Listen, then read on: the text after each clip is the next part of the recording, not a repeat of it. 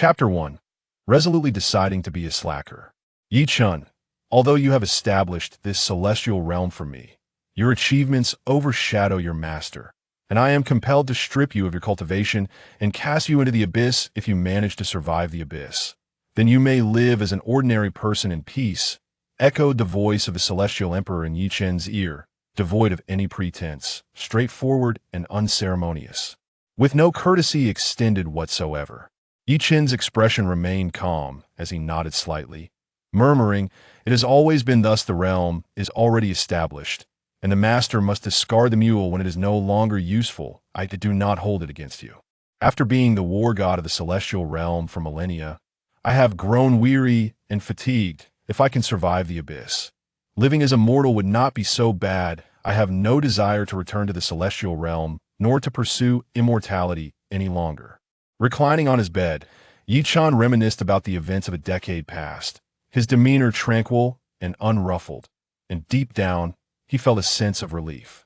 Emerging from the abyss, despite having lost all his cultivation and becoming an ordinary mortal, his memories of cultivation had nearly vanished, and even his perception of spiritual energy had been obscured, rendering him entirely mortal.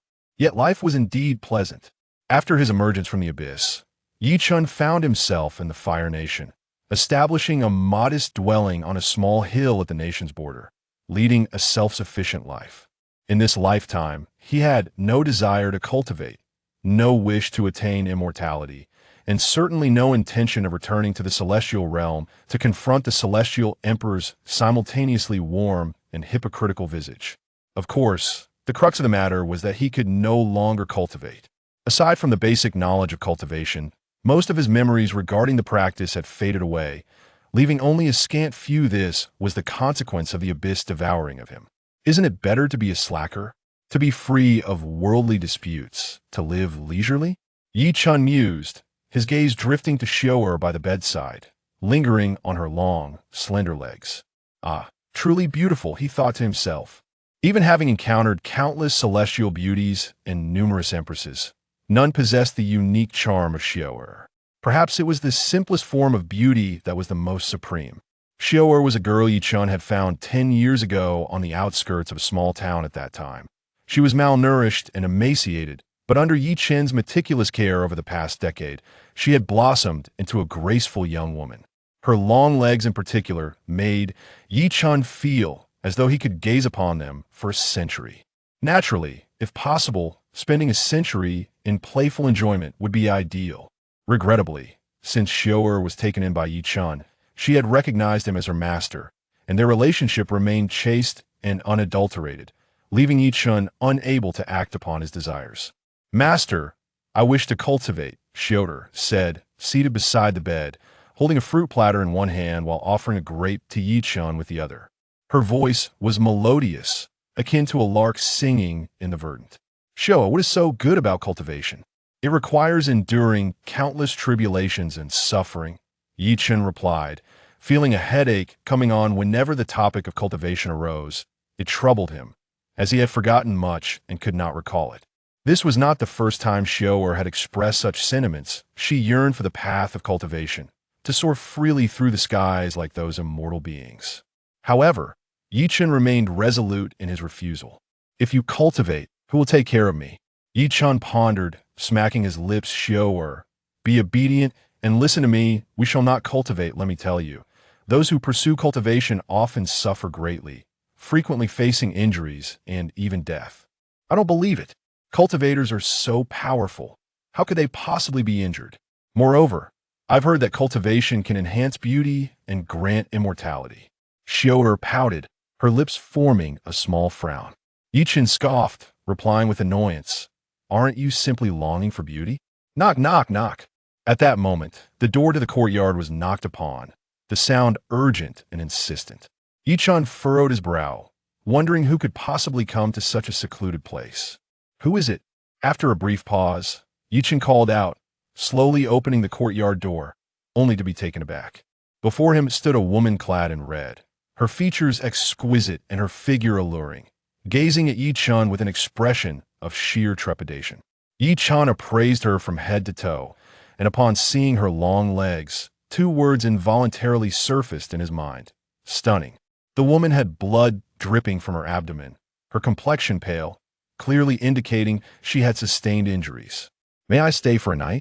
Upon uttering this, she tossed a piece of spiritual stone to Yi Chen, not waiting for his response before rushing into the courtyard. Yi Chen's expression darkened. He could discern that this woman was a cultivator. Though his perception of spiritual energy had largely dissipated, he was neither blind nor foolish and could read the situation. In this desolate wilderness, is she injured and panicking because someone is pursuing her? Yi Chen thought, alarm bells ringing in his mind. He certainly did not wish to provoke any cultivators. Even if she possessed long legs, principles must not be compromised. Moreover, while he had once been the foremost war god of the celestial realm, that was a thing of the past. Now, he had truly become an ordinary person, more ordinary than any mortal. In this life, he aspired to be a slacker who joyfully fixated on long legs. Once high and mighty, always mindful of his image, but now he could not care less. This young lady, I do not accommodate cultivators here. Yi Chen pursued her, blocking her path. Returning the spiritual stone, you should leave. How dare you? A mere mortal. Chase me away. The woman in red exclaimed angrily were it not for her good upbringing. She would have barged into the small courtyard without exchanging a word with Yi Chen. Yet here she was, this mortal whom she viewed as nothing more than an ant, daring to dismiss her. What audacity! Master, what seems to be the matter with this young lady? At that moment, Shower emerged from the room, and upon seeing the bloodied woman in red, hastened over. This girl is a cultivator. I do not accommodate cultivators here, Yi Chen said, but inwardly he was filled with dread. After all, he was now a mortal. How could he possibly contend with a cultivator? Even the weakest cultivator could extinguish him with a mere finger. However, the woman in red stood frozen in place, her eyes filled with panic. She stared at Shower, her eyes widening, and suddenly knelt down with a thud, exclaiming, I beg your forgiveness for my earlier rudeness. I humbly request your pardon. At this, both Yi Chen and Shower were left bewildered. Why would a cultivator kneel and apologize to Shower? Furthermore, after bowing before Shower, the woman in red turned to Yi Chen and knelt, repeatedly banging her head in apology. What does this mean? Do you think that by bowing a few times I'll take you in? Yi Chen responded. Unimpressed, he had firmly resolved not to entangle himself with cultivators. Yet, Shower, with her kind heart, tugged at Yi Chen's sleeve, saying she looks so pitiful, injured, and all please let her stay. You take care of her. I have no time for that. Yi Chen rolled his eyes, though internally he was extremely reluctant. He did not outright oppose. Soon after, Yi Chen seemed to be in a sulk. Though more so out of concern, he genuinely did not wish to provoke any cultivators. Thus, he retreated to the backyard. At that moment, the woman in red remained on her knees, trembling all over, fear gripping her heart. Her peripheral vision caught sight of Shower, and she thought to herself, in such a remote place, how could there be a golden core cultivator? In the realm of cultivation, there are 10 stages: foundation establishment, chi refining, spirit gathering, golden core, nascent soul, divine transformation, void refinement, integration, great ascension, and tribulation crossing. In the Fire Nation, the highest cultivation level was that of the nation's ruler, who had only just entered the golden core stage. Yet now, in the heart of the Fire Nation, on this secluded little hill, there existed a young woman whose cultivation had reached the golden core stage. What terrified the woman in red the most was that this golden core cultivator referred to that mortal as master. In that moment, the woman in red recalled many things, her eyes filled with suspicion that Yi Chen might be a hidden master, returning to simplicity, possessing at least the cultivation of the great ascension stage. Recalling her earlier disrespect towards Yi Chen, the woman in red could not help but tremble. Please, rise, I will apply some herbal medicine for you, and your injuries will heal swiftly, Shower said kindly, helping the woman in red to her feet. Do not be afraid, my master is not bad. Aside from having a bit of a foul temper and a penchant for staring at others' legs well, he has no other faults. Chapter 2. Are you trying to pull a fast one? Shower assisted the woman in red to the guest room, then fetched several jars, dipping a cotton cloth into a crystalline liquid before applying it to the woman's abdomen. That looks just like plain water. The woman in red furrowed her brows slightly, but due to the disparity in their cultivation levels, she held her tongue. In the next moment, a warm sensation radiated from her abdomen, as if she were basking in a gentle spring breeze soon. A wave of heat surged from within, and her wounds began to heal at a visibly rapid pace. "What kind of spiritual medicine is this, Senior?" the woman in red exclaimed in astonishment, tasting a drop with her fingertip after confirming it was indeed plain water. She was left bewildered. How could plain water possess such miraculous effects? As a cultivator, her injuries had been inflicted by another cultivator, and the remedies used by mortals were utterly ineffective against her wounds. Moreover, this was merely plain water. "This is water that my master fetched from a small pond in the backyard. We typically use it for cooking and meals," Shower explained innocently. "I only recently discovered that this water could heal injuries." "The water used for cooking?" The woman in red was utterly bewildered, unable to fathom such a statement. Yet, upon witnessing Shower's golden core cultivation, she pondered that perhaps true masters enjoyed masquerading miraculous elixirs as mere ordinary water. "Senior, what is your master's cultivation level?" After a brief moment, the woman in red, having fully recovered from her injuries, turned to Shower with curiosity. "Cultivation? My master is unversed in the ways of cultivation and has no desire to pursue it. He is just an exceedingly ordinary mortal," Shower responded, gesturing to herself. "I too am but a mortal. I yearn to cultivate. Yet my master forbids it. I could truly envy those who practice cultivation. They can soar through the skies and retain their youthful appearance."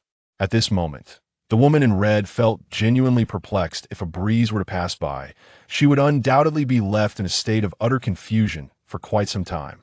What does it mean to be an ordinary mortal? A golden core expert is unaware of how to cultivate? To label oneself as a mortal? What then should those below the golden core be called? Could it be that I have truly encountered a sage? One who regards even golden core practitioners as mere mortals? That seemingly youthful individual must possess at least the power of the great ascension.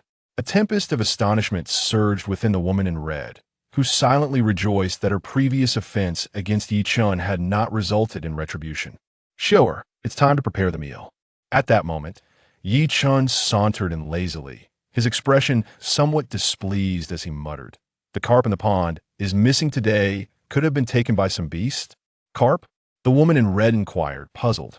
"That was a small carp my master purchased at the market in the town below the mountain, which he kept in the backyard pond. Whenever he felt bored, he enjoyed conversing with that little carp," Shower explained. Then, rising, Shower respectfully inclined her head towards Chen and asked, "What would you like to eat, master?" "The meat from our recent hunt has been finished, so today we shall have a vegetarian meal," Chen replied, frowning as he secretly lamented that while the life of a mortal was pleasant enough, with the enjoyment of looking at long legs, the culinary situation was truly lacking. Especially in this remote, mountainous region, obtaining game was exceedingly difficult. He and Shower rarely indulged in meat more than once a month.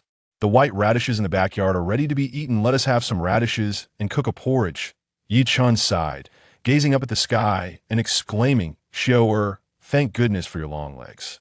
Of course, he refrained from voicing the latter part of his thought. "I have fully healed from my injuries and shall not impose upon you any longer." The woman in red hastily rose, feeling immense pressure in this environment, particularly in the presence of Chen, the unfathomable sage, her heart trembling. "Not so fast, you have only just recovered. Stay and recuperate for a few days until you are completely well," Shower said kindly, then turned to Chen, batting her watery eyes. "Master, can we keep her for a few days?" "That is permissible." Chen thought to himself that he would prefer not to agree, as he wished to avoid any association with practitioners or even immortals in this lifetime. Yet how could he refuse when Shower was so endearing? As Shower went to prepare the meal, Chen cast a sideways glance at the woman in red and remarked with irritation, "What is so admirable about cultivation? After enduring countless tribulations, one may still fail to achieve immortality. Is being an ordinary mortal not delightful enough?"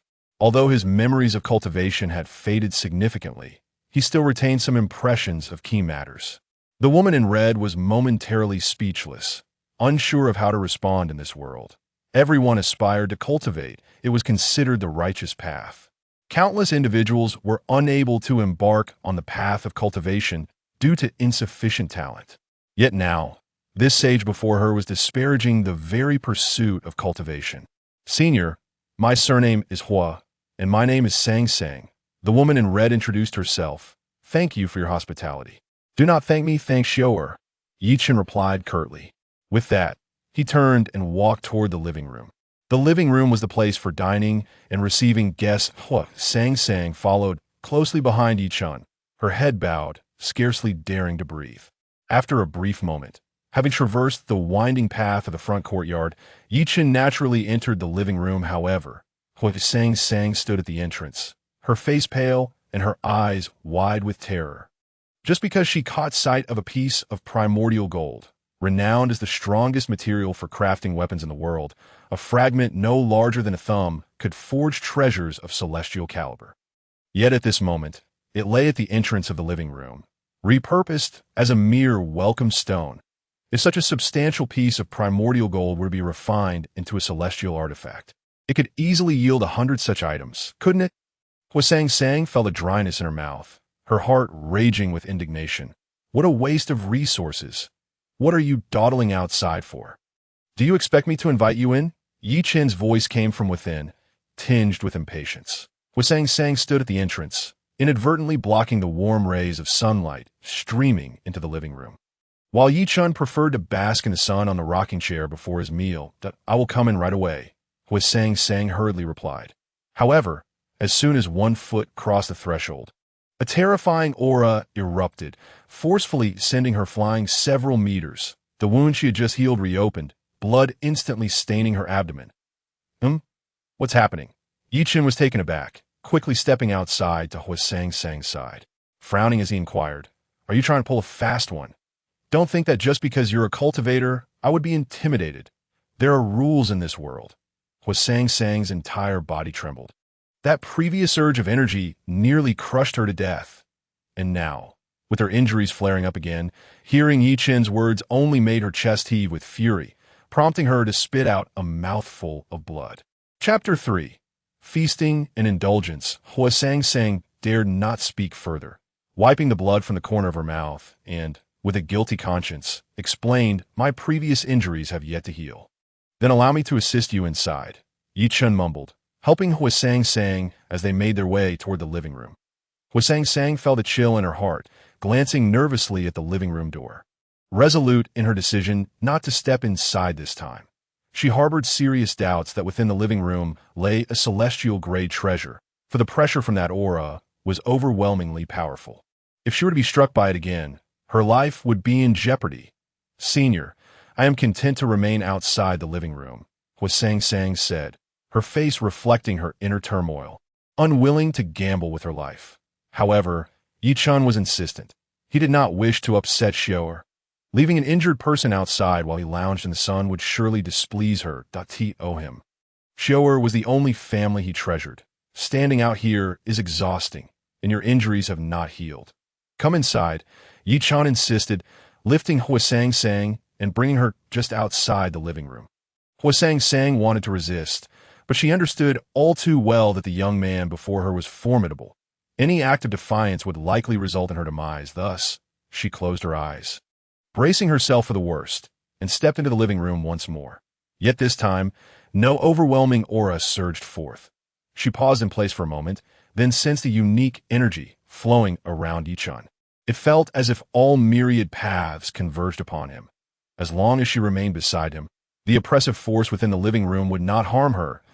Is this the dragon suppressing stone? After taking her seat in the living room, Hua Sang Sang dared not stray too far from Chen. As she glanced around, her eyes widened at the sight of a red stone supporting the table where they would dine. The dragon-suppressing stone was reputed to be the bane of all demonic creatures. Even a true dragon could be subdued by this stone. Such a treasure, not to mention in the Fire Nation, was likely scarce throughout the entire cultivation realm. What astonished Hua Sang Sang the most was that this palm-sized dragon-suppressing stone was being used as a mere table leg. once Xiaoer finishes preparing a meal. We can eat. Please wait a moment, Yi Chun said, reclining in the rocking chair, squinting against the sunlight, secretly acknowledging the comfort of mortal life. Why do so many yearn for immortality, believing the celestial realm to be a paradise? At least Yi Chun did not find it to be so. Senior, do you still appreciate calligraphy and painting? Moments later, Huasang Sang's gaze fell upon a painting. The artwork depicted mountains and rivers. Appearing rather unremarkable, even the strokes were rather crude and lacked finesse, hardly qualifying as true art. The inscription beside it was sparse, as if penned by someone just learning to write, merely a casual sketch during a moment of boredom. Yi Chun murmured, I just learned. My painting and writing leave much to be desired. Indeed, it is quite lacking, Huasang Sang thought to herself. Yet out of respect for Yi Chun's prowess, she offered a compliment. Senior's calligraphy and painting possess a unique aura, truly extraordinary. It is merely that my cultivation is too shallow to comprehend it. Buzz! No sooner had she spoken than an invisible pressure erupted from the painting, causing Huasang Sang's eyes to widen in astonishment as she witnessed a river within the artwork transform into a water dragon, seemingly leaping before her. Looking at the towering mountains, they now resembled a colossal turtle. Sprawling on the ground, exuding an unmatched majesty, Huasang Sang was moved. She rubbed her eyes, and to her disbelief, the water dragon and the giant turtle in the painting appeared to smile at her. It seemed to acknowledge her earlier praise of Yi Chun's artwork. Little girl, you truly have an eye for appreciation that I admit. It was incorrect of me to have you thrown out of the living room earlier. Please do not take offense to that moment. Two unfamiliar voices echoed in Huasang Sang's ears. Simultaneously, she saw the water dragon and the giant turtle in the painting speaking. She was stunned, quickly turning her head, only to find Yi Chun lounging in the sun, seemingly oblivious to it all. These beings from the brush. Huasang Sang's heart surged with tumultuous waves. She had heard of such techniques, said to be achievable only by true immortals. Every stroke could breathe life. Where on earth was she? The celestial realm. This young man before her was surely a true immortal. Huasang Sang dared not even breathe, fearful of provoking Yi Chun. At that moment, Xiaoer arrived, carrying 3 bowls of porridge and a plate of white radish, which comprised their meal for the day that I won't eat. You two go ahead. Yi Chun glanced at the porridge and radish. Feeling nauseated, he had not ventured down the mountain to procure supplies in quite some time, nor had he hunted recently. During this period, it had been nothing but porridge and radish, and today he had hoped to catch some carp from the pond in the backyard to make fish soup, only to discover the fish were gone. Master, you are too picky, Xiaoer murmured, placing 1 bowl of porridge and a piece of white radish before Huasang Sang, saying, a simple meal, make do with it. No worries, this is quite sumptuous. Huasang Sang would never dare to criticize the meal. Even if they served excrement today, she would endure and finish it. Lifting the bowl, she took a mouthful of porridge, secretly noting how bland it was, lacking any flavor, akin to drinking plain water. Yet as the porridge entered her stomach, a warm current surged through her body, and her internal spiritual energy became invigorated, enveloped in an ethereal mist. The spiritual energy flowed rapidly, and after a small cycle, Huasang Sang was astonished to find her injuries had healed. Could it be that the senior, seeing my grievous injuries, intentionally brewed a medicinal concoction disguised as porridge for me to consume? Huasang Sang was taken aback, feeling her speculation was likely correct. After all, every enigmatic figure from beyond the world had a peculiar temperament. The seemingly cold senior was, in fact, warm-hearted. She glanced at Yi Chun, who was still basking in the sun, and felt a warmth in her heart. Crack! She then took a bite of the white radish, and the moment her teeth met the crisp flesh, a surge of pure spiritual energy flowed into her body. She froze in place, utterly shocked. The spiritual energy coursed through her limbs and bones, and after 10 cycles, Huasang Sang felt a distinct crackling sound reverberate within her. Have I broken through? Huasang Sang was dumbfounded, utterly stunned. Previously, she was merely at the late stage of foundation building. Yet after consuming this piece of white radish, she had directly shattered her limitations and ascended to the early stage of qi cultivation. She could scarcely believe it, but upon inspecting her dantian, she indeed saw a mass of spiritual energy swirling within, radiating pure and robust vitality. A bowl of porridge healed my injuries, and a bite of white radish propelled me into the early stage of qi cultivation. Huasang paused for a moment, then, disregarding all decorum, began voraciously consuming porridge and devouring radish. Chapter 4. A condition known as golden core, Huasang was exceptionally beautiful, with a standard oval face, willow-like brows, and enchanting phoenix eyes, giving her an alluring presence at first glance that, of course, she rarely spoke and conducted herself with dignity, as befitted a member of the Fire Nation's royal family. Yet at this moment, Huasang cared little for her image. One might even describe her actions as wolfing down her food. She finished a white radish in just a few bites and consumed a bowl of porridge in 2 gulps.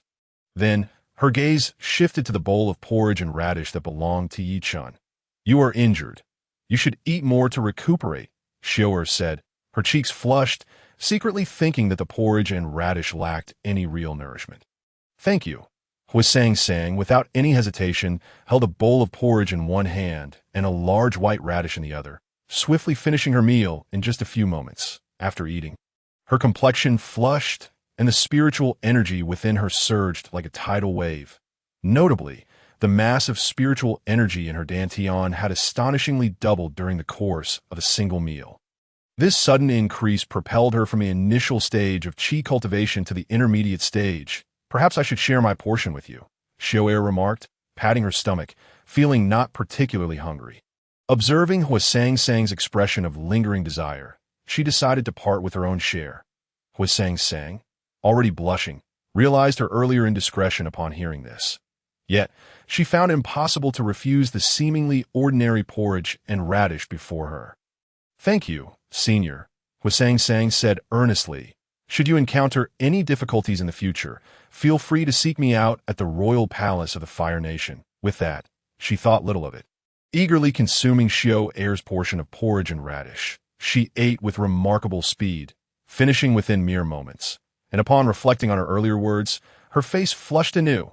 These are truly eminent individuals. What assistance can my Fire Nation offer them? Huasang pondered, concerned that she may have displeased the 2 seniors. However, Xiao paid no mind, and Chen merely squinted, appearing to be in a slumber. "I'll tidy up," Xiao said with a sweet smile, revealing her dimples as she lifted the plates and exited. As she passed by Chen, he opened his eyes, glanced at Xiao's abdomen, and said, "I'll give you a massage shortly." "Master, my abdomen has been feeling increasingly bloated. Could it be that I am indeed unwell, as you suggested?" Xiao's expression shifted slightly as she touched her dantian area, pressing down a few times, and remarked, "There seems to be something pressing against it, and it is somewhat uncomfortable. Fear not, it is merely a mass of qi. After I assist you with a massage, it should dissipate," Chen assured her, though he speculated that it was likely a golden core. Chen was puzzled, having never instructed Xiao in the ways of cultivation, especially as he himself had nearly forgotten his own knowledge of it. How had she acquired such profound cultivation? Had she perhaps stumbled upon it? Xiao felt delighted, as the bloated sensation in her dantian had troubled her for quite some time, nearly a month. Although it was warm and comfortable, even invigorating due to the presence of that mass of qi. If her master claimed it to be an ailment, it must be treated. "Senior, do you possess medical knowledge?" Huasang inquired with curiosity. What affliction has Xiao encountered? "There exists an ailment known as the golden core," Chen retorted brusquely. "What use is cultivation? I shall render her golden core ineffective shortly." Huasang was taken aback, her vision darkening as she nearly fainted. "Are you certain you aren't mistaken? Esteemed one, you intend to shatter the golden core that she has worked so hard to cultivate. Such an error could lead to dire consequences. Moreover, many cultivators halt at the golden core stage. It is indeed a significant hurdle, like Huasang's father, who took over 30 years and consumed numerous elixirs before barely breaking through to the golden core stage within the Fire Nation. Those at the golden core stage are regarded as invincible. This truly is the way of the immortal. The golden core could be discarded so casually, Huasang thought, her heart aching for Xiao. Master, shall we proceed here? After a few moments, Xiao Air returned, reclining on another chair and pointing her dantian. I actually feel warmth here. It doesn't hurt at all. Xiao Air, my dear, your master would never deceive you. You are indeed unwell, Yi Chun softly stated, placing his palm upon her dantian. Then, Yi Chen's hand began to glide slowly over Xiao Air's abdomen, resembling a graceful dragon in motion. His palm moved. Wisps of qi seemed to emanate from it. Yet upon closer inspection, there was nothing tangible to be found. However, Huasang Sang was utterly astonished. She was positioned quite far from Yi Chun, having been nearly knocked unconscious by the wave of qi moments prior. Truly, the immortal is remarkable. What appears to be an ordinary massage conceals profound truths. Huasang Sang marveled silently. Unbeknownst to her, Yi Chun was indeed a mere mortal. As for his ability to pulverize the golden core, it bore no relation to his cultivation level. In truth, the scant memories that remained in Yi Chen's mind were quite limited, and his current technique was also incomplete. Nevertheless, it was still a method of the immortals. Even a mortal could wield it without a trace of spiritual power, yet it would still embody the rhythm of the Tao, allowing for the dissolution of a golden core without issue. As the saying goes, as long as the technique is executed correctly, all else is merely a matter of precision. After several breaths, Xiao Air squinted her eyes, unable to suppress a series of soft moans. This was due to the sensation of a warm fire emanating from Yi Chen's palm, continuously cleansing her dantian, while a gentle heat enveloped her entire being, an indescribably pleasant feeling. Crack. Moments later, a sharp sound resonated from Xiao Air's dantian, followed by a powerful wave erupting from within her body. At that instant, a terrifying aura also began to emanate from her. In that moment, Huasang Sang's eyes widened in disbelief, her mouth forming an O shape. For just as the crisp sound echoed, she witnessed a little figure, no larger than a fist, poking its head out from Xiao Air's dantian. If she was not mistaken, that should be the nascent soul, right? Could it be that I misremembered the technique? I distinctly recall the method of the golden core destruction. How did it lead her to break through to the nascent soul stage? At this moment, Yi Chen began to seriously doubt the accuracy of his own memories. Surely, the consumption by the abyss had muddled his mind to such an extent. Otherwise, the technique of golden core destruction, even without spiritual power, should be able to merely pulverize the golden core, but it should not have transformed it into a nascent soul. Yi Chen stood there, dumbfounded, glancing down at his own palm before his expression darkened as he muttered. The ailment remains unresolved. The qi within has dissipated, yet another iron mass has emerged. I shall assist you in grinding this iron down in a few days. With that, Yi Chen left the room in a huff. Meanwhile, Xiao Air rose, touching her dantian and murmuring, "Iron. Can a human body really grow iron? Perhaps it can," Huasang Sang mused enviously, contemplating whether Yi Chun could offer her a massage, which might enable the qi within her dantian to transform directly into a golden core. Master's words ring true, Xiao Air said innocently, bouncing a few times, feeling no issues before taking Huasang Sang's hand. "There's nothing interesting here. Let me take you to the backyard for a stroll. The flowers and plants Master nurtures, they're truly beautiful." Chapter 5. The words become law currently. Yi Chun had little interest beyond spending time with Xiao Air, tending to flowers and plants, or practicing calligraphy. As for anything else, aside from sleeping and eating, he merely observed Xiao Air's legs. In the backyard, Yi Chun had planted numerous flowers and plants, the species of which he was unaware, having collected them from the mountains, selecting only those that were visually appealing. Xiao Air held great admiration for this, as the flowers and plants tended by Yi Chun were not only stunning, but also remarkably healthy, never wilting. Even a half-dead cart bought from a small town downstream had been nourished to a robust state under Yi Chen's care. Flowers and plants cultivated by an immortal must surely be celestial herbs. Huasang Sang thought eagerly, wishing she could take even one home. However, upon entering the backyard with Xiao Air, Huasang Sang's excitement faded. The backyard was expansive, featuring a pond, a pavilion, and a small garden. Yet, the pond was choked with unknown aquatic plants, appearing lifeless, not a single bubble surfacing. The pavilion was quite rudimentary, with even a hole in it. It was certainly not a suitable refuge during rain. And as for the small garden, is this chives? Hwasang Sang stared blankly at the plants in the garden, doubting her eyesight. The lush green patches of grass could only be chives, could they not? Master said these are not chives, but rather celestial herbs gifted by an old friend, Xiao Er explained, though they do resemble chives. What exactly are they then? Hwasang Sang inquired with curiosity. I'm not entirely sure either. Master said these plants are remarkable and can grant immortality. Xiao Er replied, of course. Xiao Er was oblivious to the fact that Yi Chen was merely speaking nonsense. At his current state, could he truly possess celestial herbs? Immortality? Upon hearing this, Hwasang Sang naturally did not believe I in this world.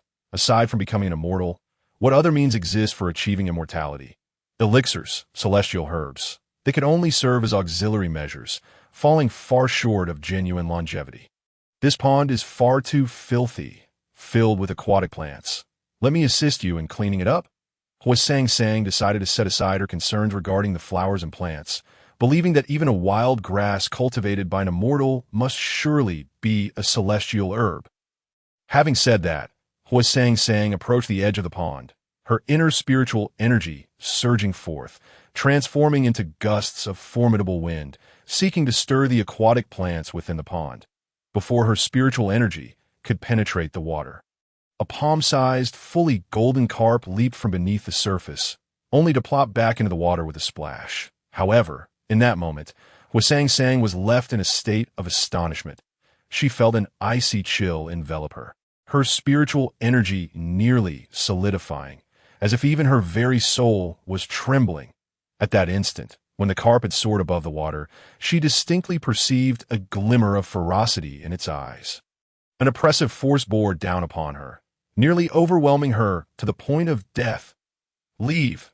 Do not bother this one. Just then, a voice of formidable authority echoed in Hwasang Sang's ears, regaining her composure. She gazed at the surface of the pond, her heart racing with dread. I at the elder carp. Hwasang Sang's face was etched with shock, her mind buzzing to, oh, this little carp is still here. Yi Chen approached, having witnessed the earlier scene as well. However, he did not sense the oppressive aura emanating from the little carp. Little carp, come here. I will take you to a wonderful place. Yi Chen squatted by the pond, producing some fish feed, seemingly tempting the little carp. This carp has become sentient. Can it still be lured by your fish feed? Hwasang Sang thought to herself, yet she soon saw the little carp surface. Swaying its tail as it approached Yi Chen's side, it obediently consumed the scattered fish feed before playfully splashing the water with its tail. Indeed, the realm of immortals is beyond my comprehension as a mere mortal. Hwasang Sang had been disheartened numerous times, and at this moment, her astonishment had somewhat waned. Yet, in the next instant, Hwasang Sang was once again taken aback. For, as Yi Chen seized the little carp while it was eating, he suddenly exclaimed, "Show her! Start a fire! We shall have boiled fish for dinner." Hwasang Sang was utterly flustered, thinking to herself, this is a sentient carp, and you simply decide to eat it? Master, it is still small. It is only enough for one person. Xiao Er frowned and remarked, shall we wait a few more days? No. I have been starving for days, living solely on porridge and radishes. I cannot endure it any longer. Yi Chen clamored, patting his stomach, having not eaten lunch yet. Elder, it is indeed quite small. Perhaps we should let it grow a bit more. Hwasang Sang timidly suggested. What does it matter to you? It is my fish. I will eat it whenever I wished. Why, Yi Chen replied with a scowl. Once my injuries are healed, I will leave. I do not harbor any cultivators here. As they spoke, Xiao Er had already brought over a small black pot.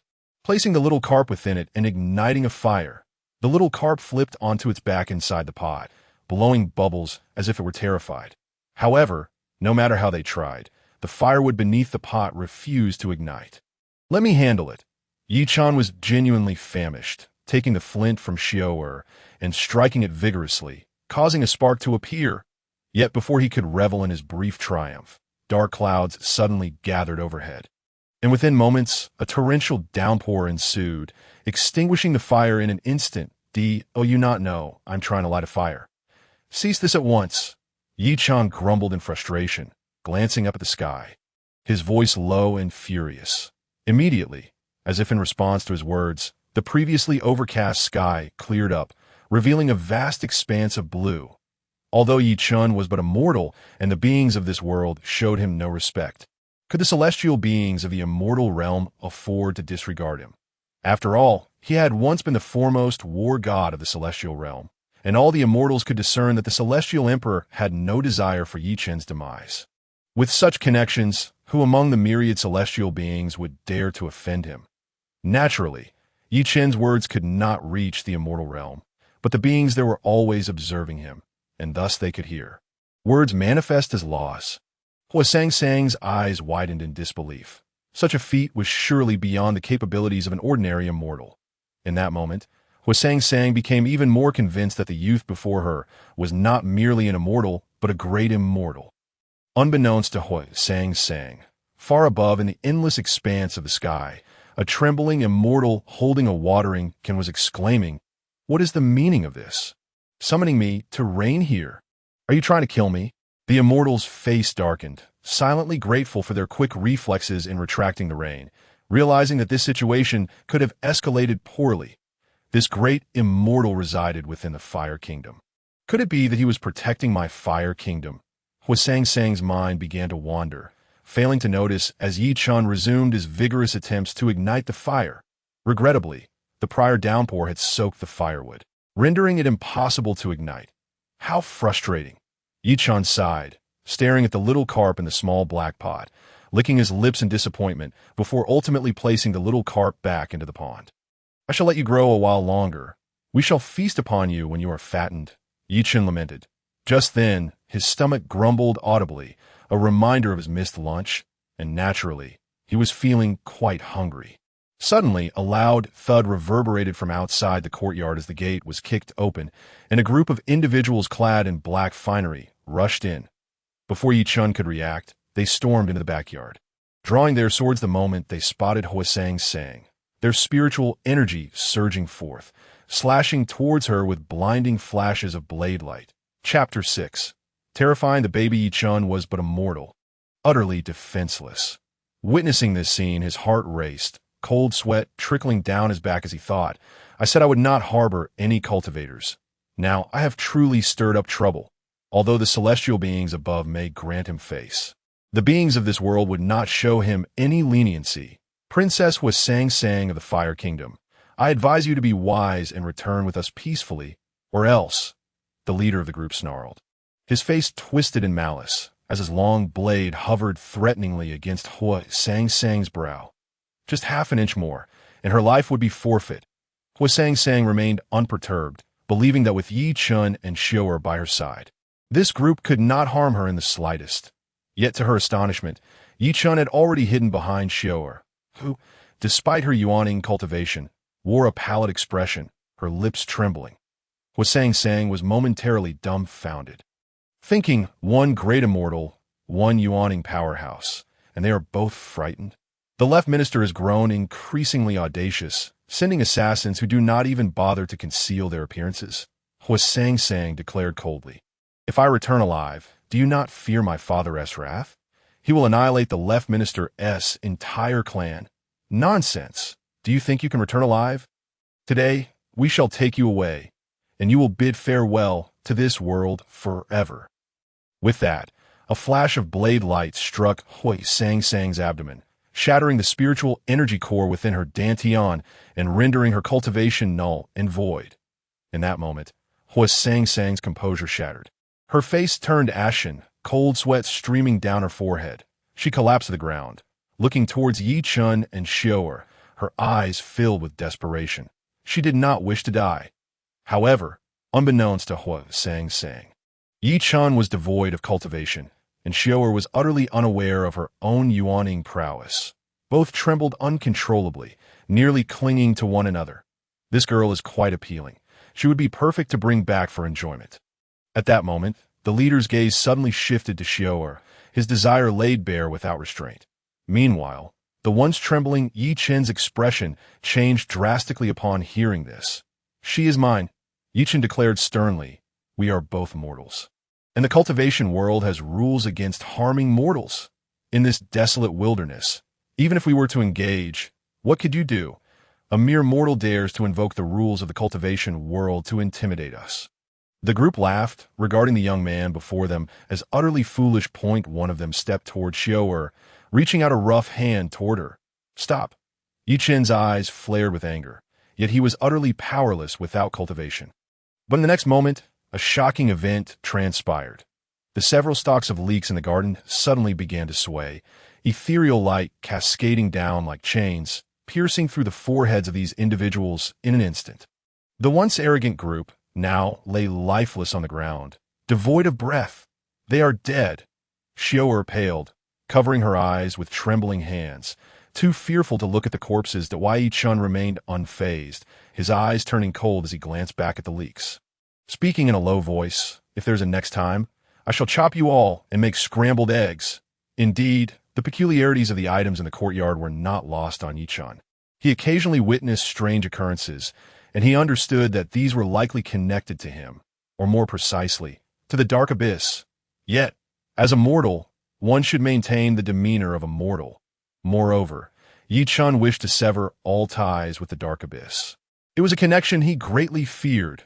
Upon uttering these words, the ethereal light enveloping the leeks vanished in an instant, some wilting and appearing on the verge of dying. Meanwhile, the little carp in the pond blew a bubble, seemingly mocking the leeks. Hurry and leave. I do not wish to have any connection with cultivators. Yi Chen cast a cold gaze at Huasang and said, By the way, see to it that these corpses are also disposed of. I am grateful for your assistance, Senior. Huasang, coming to her senses, felt a lingering dread.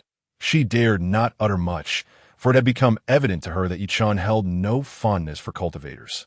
Subsequently, she removed the corpses from Yi Chen's courtyard, and before she could return to bid farewell, Yi Chen promptly shut the door behind her. After completing these tasks, Yi Chen sought out Xiao, noticing her still pale complexion.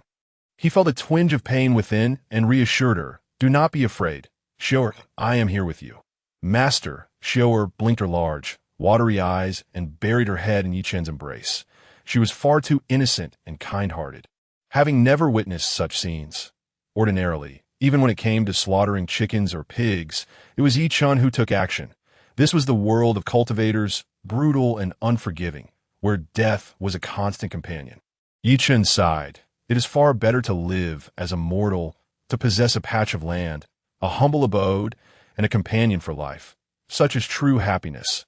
Indeed, Master speaks wisely, Xiao nodded, adding, Fortunately, I cannot cultivate. Otherwise, would you come to resent me? Yi Chen was momentarily at a loss for words. He found it perplexing that he had imparted nothing to Xiao, yet her cultivation had risen dramatically, now reaching the Yuan-Ing stage. Moreover, the little koi in the pond. Yi Chen was fully aware that it had surely become sentient and transformed into a dragon. One stormy night, he had witnessed the koi morph into a true dragon. It was precisely because of this sight that Yi Chen had longed to stew it. After all, as a mere mortal, he could not hope to control a dragon. It was better to resolve the matter while the koi was still obedient. And those several stalks of chives, if released, each would become a formidable entity, a great figure among monsters. How strange it was that, despite having done nothing, the beings around him had evolved in such extraordinary ways. Yi Chen felt a headache coming on. After comforting Xiao, Yi Chen wandered to the backyard, squinting at the flowers and plants. In that instant, the backyard fell into silence. Not even a whisper of wind could be heard. I shall live as a mortal. Let anyone who dares link me with the realm of cultivation beware. Yi Chen declared coldly, I do not mind having your names on my menu. The reason Yi Chen felt emboldened was that he was certain if he were to take action. Although he might not prevail, there would undoubtedly be allies to assist him. At the very least, the denizens of the celestial realm owed him numerous favors. Could they truly turn a blind eye? As these thoughts escaped his lips, the flowers and plants swayed, as if nodding in agreement. The little koi, too, leapt and splashed in the water, seemingly agitated. And those up in the sky? Do not look. I shall not return to the celestial realm. Yi Chen raised his gaze to the clear blue sky. Although he lacked cultivation, he could still sense that someone in the celestial realm was watching him. Had he been discovered? Without cultivation, he still possessed such awareness. Truly, he was a figure even the celestial kings would regard with trepidation. Do not overthink.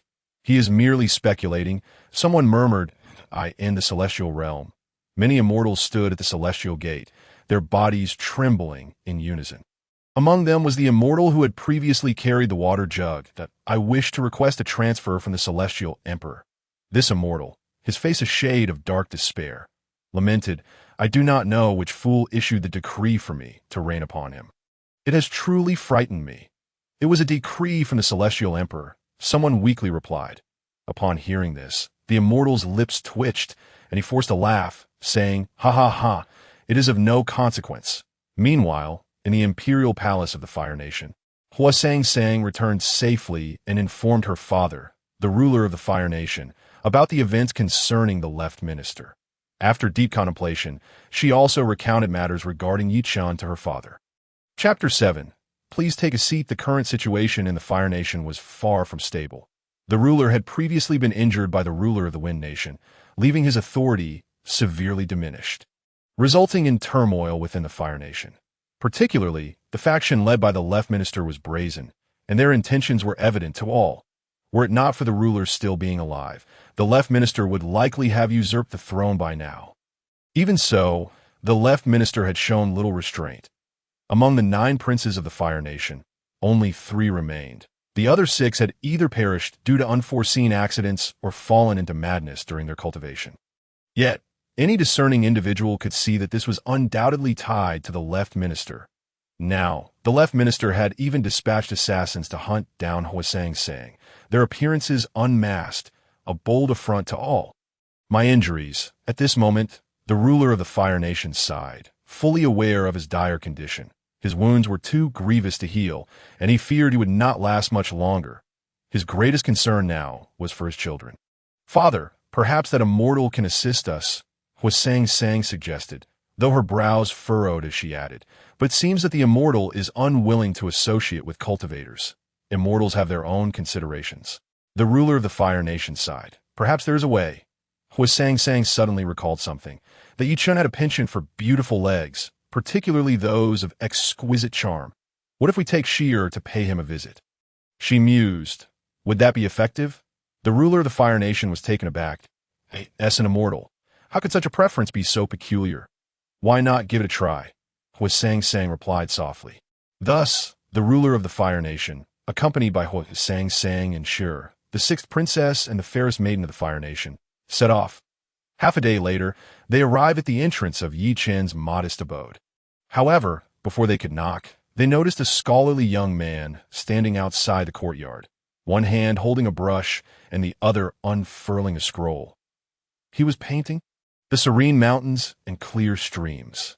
Encountering a quaint dwelling, deep within the human realm, this young man contemplated. He had been in front of this courtyard for quite some time, but had yet to put brush to paper. It was only because he felt something was amiss with his vision, unable to see the courtyard clearly. The courtyard was clearly before him, yet it felt as though it were 1,000 miles away. How strange it was to find such a wondrous scene amid the mountains, the young man murmured, putting away his brush and ink, adjusting his attire before approaching the courtyard, gently knocking on the door. I am Li Ran Mo, passing by this place, and I have come to. Before he could finish his sentence, the courtyard door swung open, revealing Yi Chen, who emerged with a furrowed brow. Upon seeing Li Ran Mo, Yi Chen could not help but smile.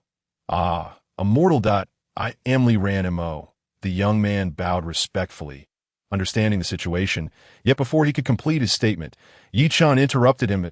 It is rare to encounter a normal person in these mountains. Do come in and sit for a while. Why? Yi Chen gestured for Li Ran Mo to enter. I ran Mo, the very embodiment of a scholar, fond of painting, felt somewhat restrained entering another's courtyard. However, under Yi Chen's warm invitation, he stepped inside. I reside in these mountains and have not encountered a normal person for quite some time. Today's chance meeting is fortuitous, perfect for a chat to relieve the tedium. Yi Chen remarked, leading Li Ran Mo into the parlor. I ran Mo seemed unharmed by the mortal realm's limitations as he entered the parlor. Upon his entrance, he noticed a traditional ink wash painting hanging above. As a lover of painting, he could not help but move closer, examining the piece. After a few glances, he shook his head. This painting is lacking.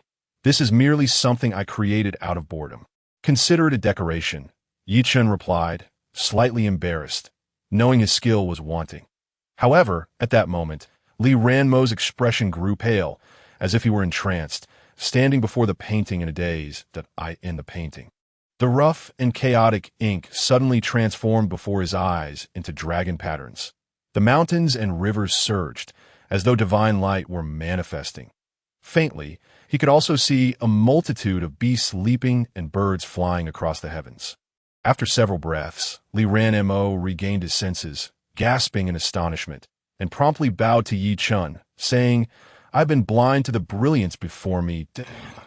Chen was taken aback, asking, "Blind? The artistic inception in your painting encompasses all things, capturing both birds and beasts. Its profundity far exceeds my capabilities," Li Ranmo generously praised, still keeping his head bowed. After a few moments, he tentatively inquired, "Might you take me as a disciple?" "Take a disciple? I have no interest in that," Chen muttered. He was content to remain in these mountains, living a leisurely life, with no desire to take on a disciple. Li Ranmo, undeterred by Chen's rejection, pointed to the painting and said, "I apologize for my rudeness. May I request this scroll as a gift?" As the painting was an offhand creation, Chen had no qualms about it. Without a second thought, he agreed and personally removed it from its place, handing it to Li Ranmo. Then, Chen waved his hand, saying, "It is just about time for a meal. Let us share some food together." "Thank you," Li Ranmo replied. Li Ranmo possessed an air of scholarly elegance. After bowing his head once more in greeting, he took a seat at the corner of the table with utmost propriety. Before long, Shior arrived, bringing forth several vegetarian dishes and bowls of congee. Upon noticing the presence of a guest, Shior awkwardly remarked, "It's merely humble fare. I hope you won't mind." Chen, already quite famished, lifted a bowl of congee and began to eat, accompanied by some vegetables. After a few mouthfuls, he noticed Li Ranmo's chopsticks remained unmoved and couldn't help but shake his head, muttering, "What a bookish fellow, indeed a rather dull person." Li Ranmo offered an awkward smile. Hailing from scholarly family, he adhered strictly to etiquette and, naturally, refrained from eating. Just then, a knock echoed at the courtyard door, and Sang pushed it open, peering in with a playful grin. "Is it convenient for me to enter?"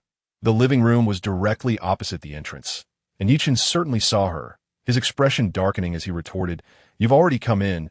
Would I still send you back out?" "Oh, you're back again?" Shior appeared quite pleased, waving a Sang. "Dinner's just starting. Come in and have some. How is your injury?"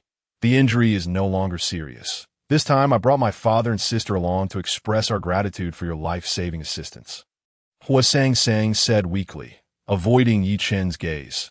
She was well aware that Chen had disdain for cultivators, and with two accompanying her this time, she feared inciting his ire. Upon hearing that Sang had brought her father, Chen's heart tightened immediately. Sang's father was none other than the ruler of a nation. With this thought, Chen hurriedly rose, forcing a smile onto his face as he clasped his hands in greeting. "Speaking humbly, it is an honor to meet the sovereign. Dinner is being served. Why not join us? Though celestial beings might assist him, it would be inappropriate to have them deal with mundane matters." Upon learning of Chen's identity and strength from Sang, the ruler of the Fire Nation felt an unsettling anxiety. How could an immortal show such courtesy to him? Had he unwittingly offended the celestial being? And was this an intentional act? "May I enter, then?" the ruler of the Fire Nation asked tentatively, not daring to breathe too loudly. Chen, all smiles and politeness, replied, "Sovereign, please come in." As they spoke, Chen caught sight of Shior's long, elegant legs, and a genuine smile broke across his face as he invited, "Please, take a seat." Chapter 8. No thunder here. Shior appeared to be around 17 or 18 years of age, standing gracefully, particularly highlighted by her remarkably straight, long legs. Chen, now no longer cultivating, had few interests, with an appreciation for long legs being his singular delight. This seemed to be his only passion since becoming immortal. "Old lecher!" At that moment, Shior noticed Chen's gaze fixed upon her legs and spat in disdain. Such a remark, however, left with Sang Sang and her father pale with shock. How dare you speak so to an immortal? Not only should they not merely gaze upon your long legs, but you cannot refuse even a glance at your entire self. The ruler of the Fire Nation quickly interjected, I am Hua Xianhai, the sovereign of the Fire Nation. Please forgive my daughter's thoughtlessness. I hope the immortal will not take offense at and no trouble at all. Yi Chun hastily shook his head, chuckling awkwardly as he rubbed his nose. Do sit down. Hua Sang Sang, having visited before, was not unfamiliar with the surroundings and quickly stepped into the living room. Yet the moment she entered, her expression changed dramatically as she turned to Hua Xianhai and Shi, exclaiming, Be careful. However, Hua Sang Sang was too late. Hua Xianhai and Shi'er had already crossed the threshold into the living room when, suddenly, Hua Xianhai was sent flying, blood splattering along the way. Already injured, he fell to the ground. Violently coughing, blood streaming from 3 of his 7 orifices. To Hua Sang Sang's astonishment, Shi'er remained completely unscathed. At this moment, Shi'er looked at Hua Xianhai in shock, her face pale with fear. Father, cough, please come in. Yi Chun frowned, surveying the living room, and muttered softly, One must not stare at legs. One cannot show favoritism. Yi Chun understood full well that the items in the room possessed their own spirits. Likely linked to the dark abyss, of course, he had never considered that perhaps the consciousness of these items was related to him. The reason Shi'er was unharmed was that these entities sought to please Yi Chun. Yuri, gravely wounded. Let me fetch some medicine, Shi'er said, moving to assist Hua Xianhai, but was momentarily at a loss as to what to do. Hua Xianhai was severely injured, and Shi'er was unsure which medicine would suffice. Yi Chun sighed internally. The injury occurred here. He then pointed towards the backyard, instructing Shi'er, just fetch a leaf of chives to give to him. Chives? Can that heal wounds? Yi Chun wasn't entirely certain, but he believed the chives were extraordinary and should be of some use. Hua Sang Sang and the others looked on in bewilderment. It was their first time hearing that chives could heal wounds. Fortunately, Hua Sang Sang reacted quickly, remembering that Yi Chun's courtyard was filled with treasures, and even a bowl of congee was far from ordinary. Perhaps the chives truly could heal. Soon, Shi'er returned with a leaf of chives. And despite Hua Xianhai's bemused expression, she placed it in his mouth. The moment the chive leaf entered, a refreshing current coursed through Hua Xianhai's body, circulating through his limbs and invigorating his spirit, revitalizing him to the pinnacle of health. After just a few moments, not only had the recent injuries healed, but even the wounds inflicted by the ruler of the Wind Nation had completely mended. Truly a celestial being, Hua Xianhai exclaimed in astonishment as he hastily rose, bending his knees in a gesture of profound respect. However, before he could kneel, the stone slab beneath him trembled, a gentle force propelling him into the living room. Please sit and enjoy the meal, Yi Chun said courteously, with the sovereign's esteemed presence. I humbly invite you to dine with us. The fare is simple and modest. Hua Xianhai dared not say much. He found Yi Chun's excessive politeness increasingly peculiar, and thus complied, signaling Shi'er and the others to take their seats as well. They then began to eat. Yi Chun preferred silence during meals, quietly consuming his food while pondering when he might finally indulge in meat again. It had been quite some time since he had last savored it. He thought of the koi fish in the pond. Should he perhaps seek refuge for a few days? That creature was certainly keeping an eye on him. The koi shivered, questioning if it had truly become too plump. You are quite fortunate. Look at me, I've done nothing, yet someone has already taken one of my arms, a chive plant in the garden murmured, lamenting its fate. What is this? My cultivation? Meanwhile, at the dining table, Yi Chun smiled amiably, reminding himself not to provoke the sovereign, for in the mortal realm, one must adhere to mortal customs. Nevertheless, the hearts of the others were already in turmoil. Hua Sang Sang, on her second visit to the dining hall, felt her cultivation surge dramatically after a single bowl of congee, achieving a breakthrough, with a golden core forming in her dantian. As for Shi, her face flushed, head bowed in concentrated eating, her aura growing stronger, and upon finishing her meal, her cultivation also reached the golden core stage. I've broken through to the nascent soul? Hua Xianhai suddenly exclaimed. As the last morsel of kanji entered his mouth, his previously stagnant cultivation skyrocketing, his golden core transcending, and his nascent soul consolidating. Everything unfolded effortlessly. Oh no! The nascent soul tribulation. Huo Xuanhai's complexion paled as his body trembled.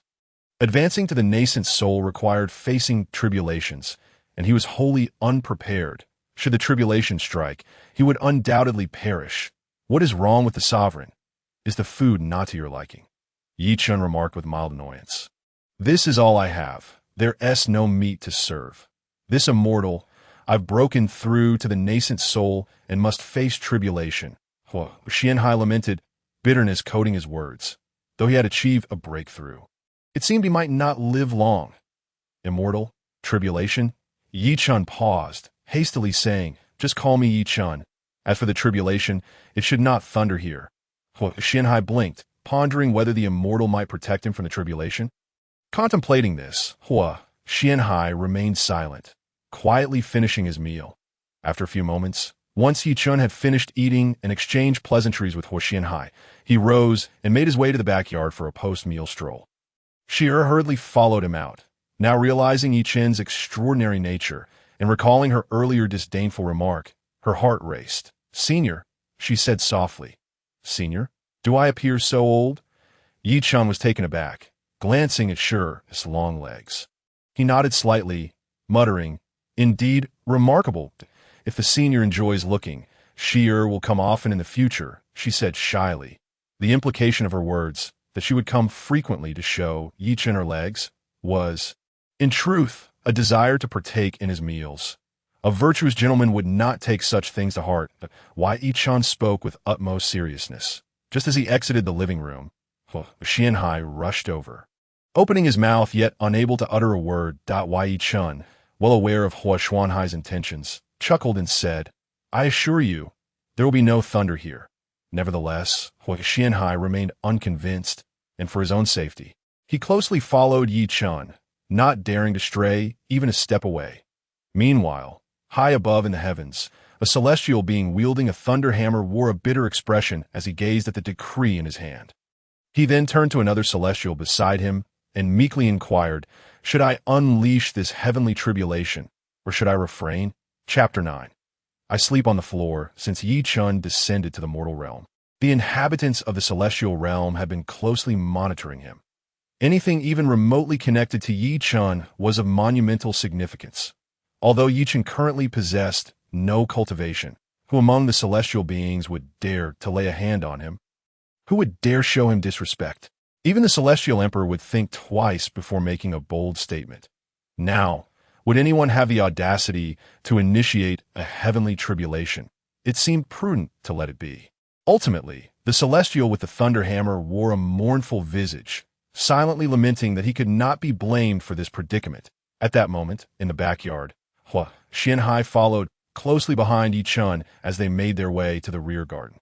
Yi Chen cast a glance at the flowers and plants in the yard before approaching the pond, playfully teasing the koi fish. I see you've grown fatter. Perhaps it's time for a meal? Yi Chen muttered, having not indulged in meat for some time, his palate yearning for flavor. Upon hearing this, the koi fish immediately leaped into the water, vanishing into the depths of the pond, too frightened to surface again. The master's gaze feels ominously unsettling. If this continues, I shall surely be devoured. The koi fish trembled within the depths, not daring to surface for long while the IT deemed it necessary to improve Yi Chen's diet. Otherwise, who knew when it might end up in a pot? Why hasn't the heavenly tribulation descended? Huo Xianhai, trailing closely behind Yi Chen, was too apprehensive to even glance at the sky. However, it had been a considerable time since his breakthrough. And indeed, the heavenly tribulation had yet to manifest. After a moment's contemplation, Huo Xuanhai's eyes sparkled with enlightenment, realizing that a celestial being was indeed a celestial being. What they said would come to pass. Thank you, celestial being. Huo Xianhai believed he had comprehended everything and bowed deeply to Yi Chen. This. Yi Chen's expression turned icy, his pupils narrowing slightly as he spoke in a low tone. Celestial being? Do you not know that I detest cultivation? Were it not for Xiaoer's kindness, would I have allowed you through this gate? Furthermore, whether intentional or not, it is best that you refrain from visiting me in the future unless absolutely necessary. I have no desire to be entangled with cultivators. However, as soon as he finished speaking, Chen caught a glimpse of Xiao'er from the corner of his eye, cleared his throat, and added, "She may visit as often as she likes." I understand. Hua Xianhai nodded eagerly, his heart brimming with joy. Xiao'er was also his daughter, the princess of the Fire Nation. If Xiao'er were be in close proximity to Yi Chen, would that not make him the father-in-law of a celestial being? Who in the world would dare oppose him then? Hua Xianhai was elated, though he maintained a calm demeanor, seemingly concerned that Yi Chen might take offense. Hua Xianhai soon departed with Hua Sang. As for Xiao'er, under Hua Xuanhai's suggestive gaze, she ultimately remained behind. What about that bookworm? After a while, Yi Chen suddenly recalled Li Ranmo's absence. This fellow had been silent during meals and had not spoken a word since. Had he left? He seems to be outside. Painting, Xiao'er remarked, pointing toward the main gate of the courtyard. It's peculiar. He carries a unique aura that I cannot comprehend. Yi Chen paused for a moment, then approached the courtyard gate. Just in time to see Li Ranmo, standing before the gate, one hand gripping a brush and the other holding a scroll. Around him, the essence of the Tao transformed into a shimmering halo, flickering like divine light, radiating outwards like ripples that in his eyes, the sun, moon, mountains, and rivers reflected vividly, while beneath his feet, the stars revolved, and upon his brush, starlight flowed. Comprehending the Tao through painting, Yi Chen sighed, shaking his head. Since you have become a cultivator, you are no longer welcome here. When you awaken, you may take your leave. With that, Yi Chen closed the door, returning to the rocking chair in the living room with a sullen expression. Since descending from the celestial realm and facing punishment in the abyss, Yi Chen had felt a transformation within himself. Though he lacked the ability to cultivate, the beings and items around him were experiencing meteoric rises in their cultivation levels. For instance, Xiao'er, Yi Chen had never imparted a shred of cultivation knowledge to her, yet this young lady had already reached the yuaning stage. As for the chives and koi fish in the backyard, they had indeed been the most ordinary of beings when he first acquired them. Yet now, the chives had become miraculous herbs capable of saving lives. The koi had transformed into a golden dragon, and even the seemingly withered willow trees had attained sentience. The root of the matter surely lay within the abyss. Yi Chen mused. However, he was disinclined to dwell on such thoughts. Currently, he was living quite well, content to lounge about like a salted fish, having no need to trouble himself with these matters. Oh no, the ruler of the Fire Nation, Hua Xianhai, has actually broken through a Yuan-Ing powerhouse. The Fire Nation is on the verge of rising. On that very day, a groundbreaking announcement spread throughout the Fire Nation. Hua Xianhai had achieved a breakthrough. The entire nation rejoiced, with even neighboring countries sending congratulatory messages, and the ruler himself personally visiting to commend Hua Xianhai. Thanks to the immortal, my injuries have not only healed, but even my cultivation has ascended. Hua Xianhai sat upon the imperial throne, speaking softly to Hua Sang beside him. Remember, do not disclose anything about the immortal. The immortal dislikes being disturbed. Understood, Hua Sang nodded, her brows knitting as she murmured, What about Xiao? That is her fortuitous destiny. Hua Xianhai replied earnestly, If she truly becomes involved with the immortal, how difficult would it be for my Fire Nation to become the preeminent nation in the world? However, Xianhai was unaware that at that very moment, Xiao'er was busy washing dishes and sweeping the floor alongside Xiao'er. For a pampered royal princess, such labor was utterly foreign to her. Yet, Xiao'er dared not utter a word of complaint. In her eyes, the gentle and virtuous Xiao'er was, after all, a Yuaning elder. Such a presence could easily cause her soul to scatter in a fit of rage. By the way, we have no spare rooms. If you wish to stay, you will have to build a small house in the courtyard, Xiao'er remarked. Build a house. Xiao'er felt utterly bewildered. Was washing dishes and sweeping not enough? Now she was expected to construct a place to live. Can I stay with you? She timidly asked. Since we are both women, it should be fine to share a space, Xiao'er replied, shaking her head. I share a room with the master. He sleeps in the bed, while I sleep on the floor. Xiao'er was rendered speechless. Although he was an immortal, How could such a distinguished man allow Xiao to sleep on the floor? Then I can sleep on the floor, too. Xiao thought to herself, realizing that asking her to build a house was utterly absurd. Who knew if the result would be a drafty structure with no roof? The master's room may not suit your sleeping habits. Xiao said with an odd expression. You can try sleeping there for one night. If you find it comfortable, you may stay together in the future. Chapter 10. Entering the earth to become a saint is sleeping even something one can become accustomed to. Though Xiao had been raised in luxury and had never shared a bed with any other man, sleeping alongside an immortal, especially on the floor, could hardly be a concern. Perhaps it might even come with its own benefits. Of course, this was merely Xiao's own speculation. Nighttime, Chen maintained a regular sleeping schedule, retreating to his room as the moon rose, and soon fell asleep. After Xiao tidied up the household chores, she led Xiao into the room. The room was silent, the window ajar, a gentle breeze wafting through, and a beam of moonlight spilled across the floor, rendering everything seemingly normal. However, the moment Xiao stepped into the room, her body trembled, her pupils dilating as she fixated on Chen in bed, as if witnessing something dreadful. Do not look at the master. Xiao hurriedly covered Xiao's eyes, whispering urgently, the master sleeps very quietly, but you must not gaze upon him. Xiao's face turned pale, her feet rooted to the ground. Nearly losing her soul just moments ago, she had seen dark mists swirling around Chen, within which a deep abyss emerged, revealing countless spirits gazing up at the moon. Moreover, there were a pair of crimson eyes, greedily surveying all existence. Those eyes held no emotion, only the essence of slaughter and bloodshed. Nothing more. What was that? After a few moments, Xiao regained her composure and, trembling with fear, asked, what was that? I am unsure. As long as you do not touch or look at the master, everything should be fine, Xiao replied. As for the specifics, Xiao had no clarity. It was even possible that Chen himself remained oblivious. By the way, the master snores when he sleeps. If you cannot endure it, you may sleep in the living room, Xiao added. That is fine. I can seal my senses with spiritual power, Xiao stated. Sheer spoke. Subsequently, the two spread out the blankets and prepared to sleep. Xiao quickly fell asleep, while Sheer had no worries, drifting into slumber as well. However, at that moment, Chen's snoring erupted. Instantly, Sheer's expression changed, for she had been prepared. She used her spiritual energy to close off her senses. Not only could she not hear the snoring, but even the thunder rumbling nearby was inaudible. Yet now, what was this snoring? Sheer felt alarmed. At first hearing the snoring, it evoked a sense of irritation and made it difficult to fall asleep. But as time passed, Sheer discovered a fluctuation within her spiritual energy, rising and falling in tandem with the snoring. Her cultivation gradually improving. As time went on, Sheer seemed to acclimate to the snoring, slowly drifting off to sleep, until the next day, when Sheer felt someone kick her a few times in the waist. Upon opening her eyes, she found Chen glaring at her with a dark expression.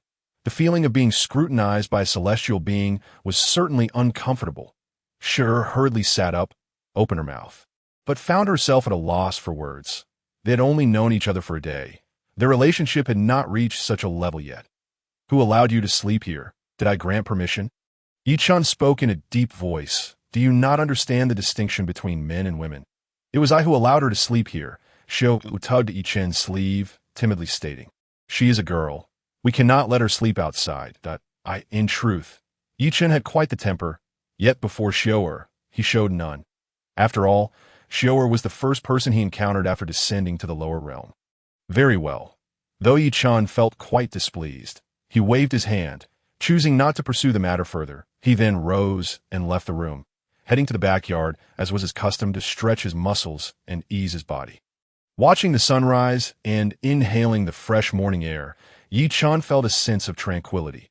However, in the next moment, dark clouds suddenly gathered and a fierce wind began to howl around him. The sun vanished, and thunder erupted. Chen furrowed his brow and looked toward the sky, inwardly lamenting how inconsiderate the celestial beings were, daring to disturb his peace.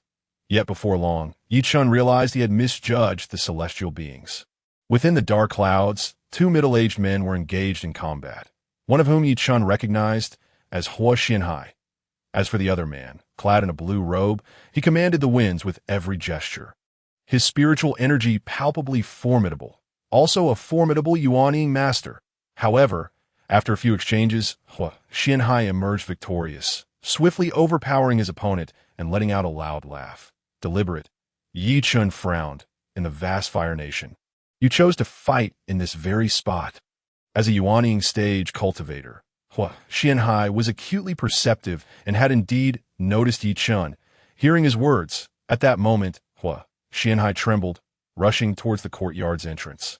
Hastily bowing, Senior, However, before Hua Xianhai could finish his sentence, Li Ranmo slowly rose at the entrance, stating, "The master of this courtyard prefers not to engage with cultivators.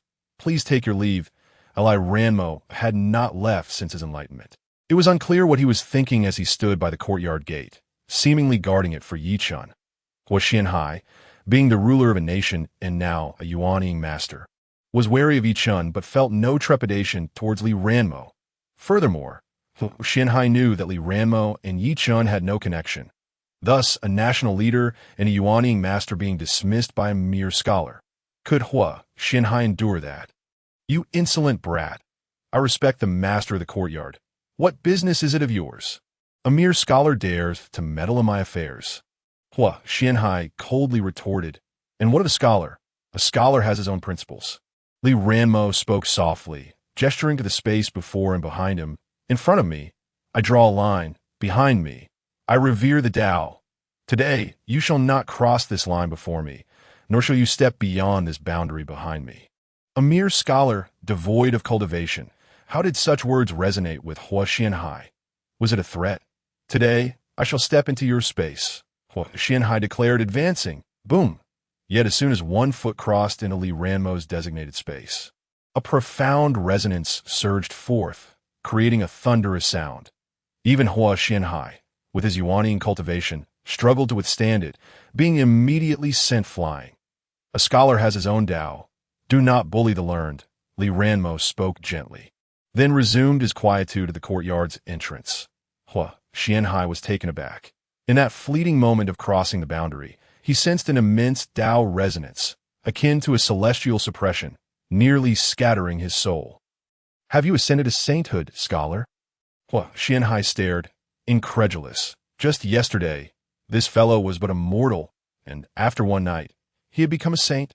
Could it be because of the celestial being? Chapter 11. The unassuming villagers in an instant. He had attained sainthood. Such occurrences were exceedingly rare throughout history. Yet this event unfolded right before Hua Xianhai's eyes. How could he remain unmoved? Celestial beings are indeed celestial. Hua Xianhai sighed inwardly, speaking softly across the 6-foot distance.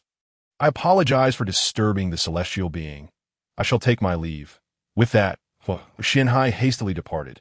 However, as he turned, he inquired whether Li Ranmo was from the Fire Nation. I Ranmo nodded, in that instant. Hua Xianhai felt a wave of relief. The Fire Nation now had a celestial being to watch over it, and with the addition of a saint, its power had surged significantly, henceforth in the southern region. Which nation could the Fire Nation fear? "Why are you still here? Do you not have a home?" After a while, Yi Chun emerged with Xiao'er and Shi, upon seeing Li Ranmo at the entrance. Yi Chun paused momentarily. "The world is my home. Wherever my seniors are, that is home," Li Ranmo replied, bowing in respect, adhering to decorum. "You're a cultivator," Yi Chun murmured, harboring an aversion to any association with cultivators. "Of course, except for the long-legged beauty. I possess no cultivation. I do not count as a cultivator," Li Ranmo stated. "Perhaps to others, I seem to have attained sainthood, but I truly lack any cultivation. Since I have no cultivation, I cannot be considered a cultivator." Why Yi Chun shook his head, feeling somewhat troubled. What reasoning could he engage with a scholar? There is nothing to discuss. I will head down to the village to exchange for some meat. It has been ages since I last had meat. The carp in the pond have vanished. Yi Chun disregarded Li Ranmo and grabbed basket, making his way downhill. Just that morning, Yi Chun had glanced at the pond and discovered the carp were indeed missing. This incited his ire. After all, he had raised them. "Master, can we exchange chives, willow branches, and cabbage leaves for meat?" Shearer inquired, now addressing Yi Chun as master just like Shearer. The villagers down below love our produce. We will surely be able to exchange. Shearer chimed in cheerfully. They say our vegetables are delicious. Following the mountain path down, it took them a full incense stick's worth of time to reach the village at the foot of the mountain. As they entered the village, a crowd gathered around them, all greeting Yi Chun with great enthusiasm. Master Yi, thanks to you last time, I don't know what we would have done without your help for my son's illness. Master Yi, the fishing techniques you taught me last time have allowed me to catch plenty of fish every day.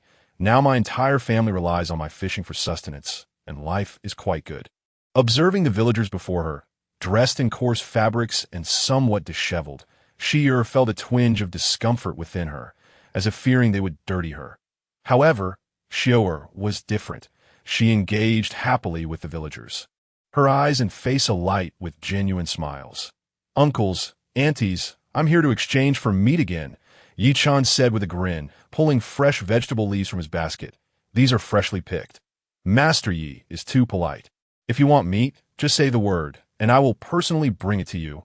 A burly man, covered in flesh and sporting a scar across his face, laughed heartily. He was the village butcher and a hunter, providing all the meat for the village from his hunts in the mountains. Oh, is your injury healed? Yi Chun asked. The first time he met the butcher, the man had been injured by a wild beast while hunting. Yi Chun had later fed him some herbs, saving his life. Now, seeing the butcher's robust state, Yi Chun felt quite pleased. It's all healed, thanks to Master Yi. The butcher replied with a smile. His home was not far, and he soon returned with several pieces of beast meat, saying, I haven't caught much game these past few days. Please accept this for now. Master Yi, I won't be polite then. Yi Chun chuckled, swallowing hard, inwardly lamenting that his palate had grown quite bland during this period. Thankfully, after today, he would be able to enjoy a few meals of meat. After handing over a few chive leaves to the butcher, Yi Chun distributed the remaining vegetables to the villagers. Master Yi, do come by more often. Indeed, residing atop the mountains can become rather monotonous. However, Yi Chun found amusement in conversing with a group of villagers. Yet, mere moments later, the tranquility was shattered by the sound of slicing air from the distant sky, revealing several sword cultivators soaring towards the village on their flying swords. The Qingshan sect intends to establish a branch here. Gather your belongings and vacate immediately. Depart, you rustic peasants. 3 formidable figures approached, each exuding an imposing presence, their cultivation levels having reached the late golden core stage. Upon their arrival, they unleashed a torrent of ire upon the surrounding villagers, displaying a decidedly contemptuous demeanor. Cultivators must not bully mortals. This is the rule. Yi Chun interjected, frowning. What concern is it of yours? A mere mortal dares to meddle in the affairs of the Qingshan sect. Seeking death are we? The leader bellowed, drawing his long sword with lethal intent. Regarding human life as trivial as grass, a streak of sword light surged forth, akin to a dragon in flight, hurtling towards Yi Chun in an instant. Yi Chun was momentarily bewildered. Bereft of any cultivation, he could only think to himself that it was the end. However, in the next moment, a robust figure interposed himself before Yi Chun, and the menacing sword light clashed against this fleshly barrier, producing a sound reminiscent of steel meeting steel. That if you desire this village, we would have yielded it to you. Why resort to violence? The figure exclaimed, his expression darkening as he clutched at a crimson mark on his chest, an injury inflicted by the earlier sword light. This village belongs to you. Your ancestors have dwelled here for generations. Why should we cede it to them? We shall not.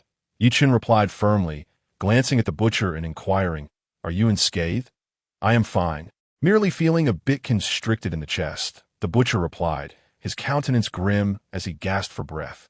Meanwhile, Shearer stood wide-eyed in disbelief. A mere butcher had withstood a strike from a golden core sword cultivator? Surely, even a nascent soul master would not dare to do such a thing. And most crucially, these villagers possessed no cultivation whatsoever. What could possibly explain this? Shearer pondered, just as an elderly woman approached, grasping the sword cultivator's ear and unleashing a tirade of invectives.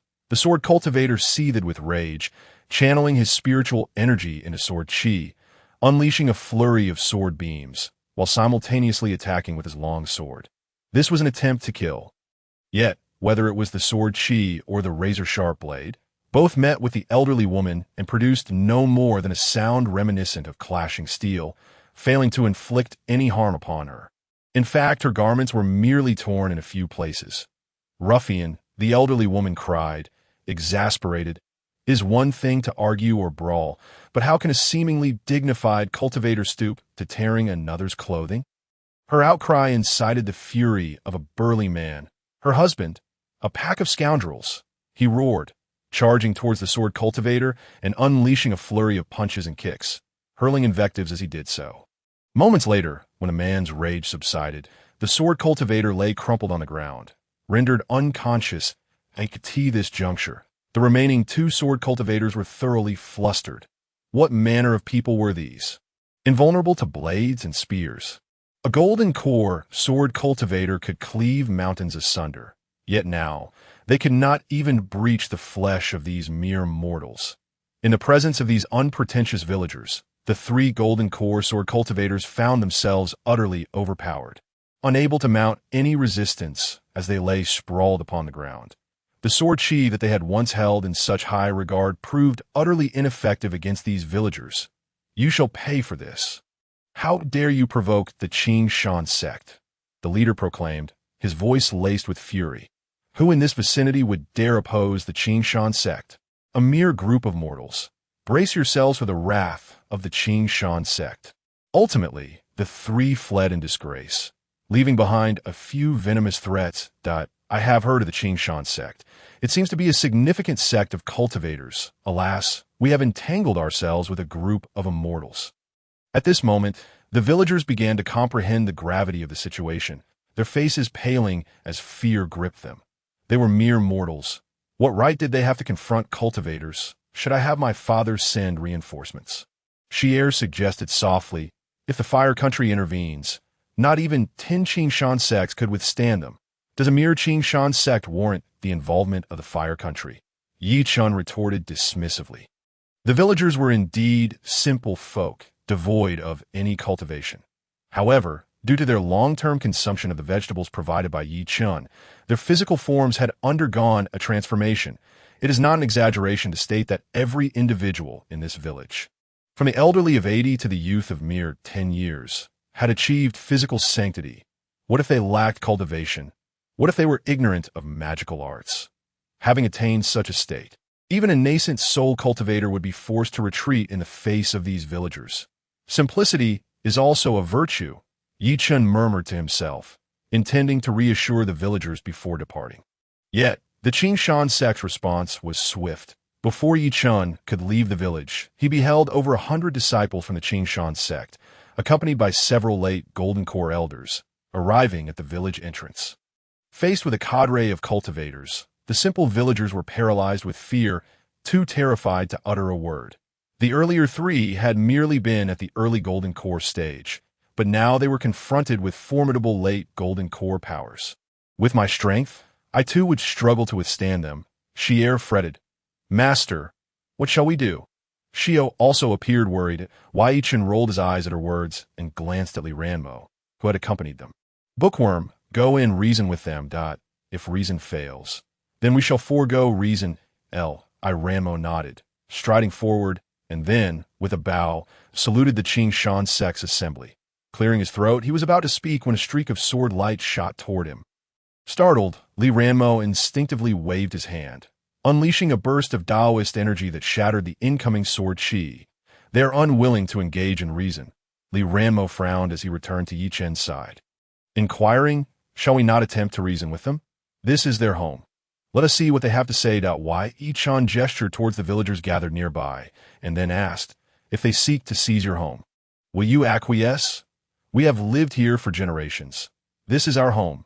What right do they have to take it from us? Had they approached us amicably and sought discussion, we might have considered yielding this place to them. But they," a group of villagers huddled together, deliberating, until a venerable elder, white-haired and using a cane, stepped forward to confront the Qing Shan sect members. "I am the village chief. After our discussions, you filthy old man, what right do you have to speak to us? A mere mortal, a wretched creature. Begone. Today, not only this village, but your very lives are ours. We shall make you understand that cultivators must not be insulted." The Qing Shan sect members roared in anger, their leader glaring fiercely as the aura of the late Golden Core stage erupted, causing his sword to hum ominously. Swoosh! Without uttering a word, he raised his hand, unsheathing his sword, which transformed into a dragon of energy as a beam of sword light shot straight for the village chief. "Village chief! Grandfather!"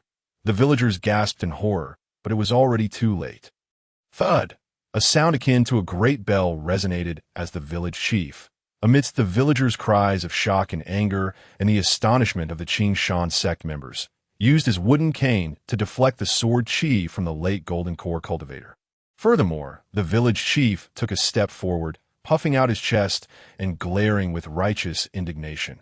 "Indeed, we are mere mortals, and you are cultivators, but let it be known, from the very beginning, you too were once mortals. What gives cultivators the right to elevate themselves above others? Why are we deemed wretched beings? Must cultivators be revered while we are to be insulted?" Facing the village chief's impassioned inquiry, the expressions of the Qing Shan sect members grew quite grim. Yet, since they had come in force, they would not easily retreat, nor could they be deterred by a few words from the village chief. "Kill them," the leader commanded icily, waving his sword, as over 100 cultivators surged forward. "Although we mortals may be weak and inferior to your immortals, we too possess our pride. Fight back." The village chief's ire flared, and with a swing of his cane, the villagers surged forward as well. In the next moment, a chaotic melee erupted between the bare-handed villagers and the sword-wielding cultivators. Under normal circumstances, such a battle would be devoid of suspense, with the cultivators assured of victory. Indeed, a single cultivator could easily annihilate these villagers. Yet, the tides had turned dramatically. The village chief brandished his cane, dispatching one after another, and not only could he withstand the cultivators' physical forms, but he also shattered their spirit swords with ease in just over 30 breaths. Every last one of the over 100 Qing Shan sect cultivators, along with the late Golden Core elders, lay defeated upon the ground. The village chief, that elderly gentleman, is anything but unassuming. Shear was left utterly astounded. With every utterance, he referred to himself as weak and merely immortal. Yet what transpired? He knocked out a late-stage Jindan sword cultivator with a single blow. And what of these villagers? Are they still human amidst their ferocity? How audacious! Suddenly, from afar, clouds billowed in the sky, and a phantom materialized. It was an elder with flowing black hair, exuding an extraordinary authority. To his thunderous rebuke, the villagers turned pale, their blood surging within them. And some even fainted from the shock.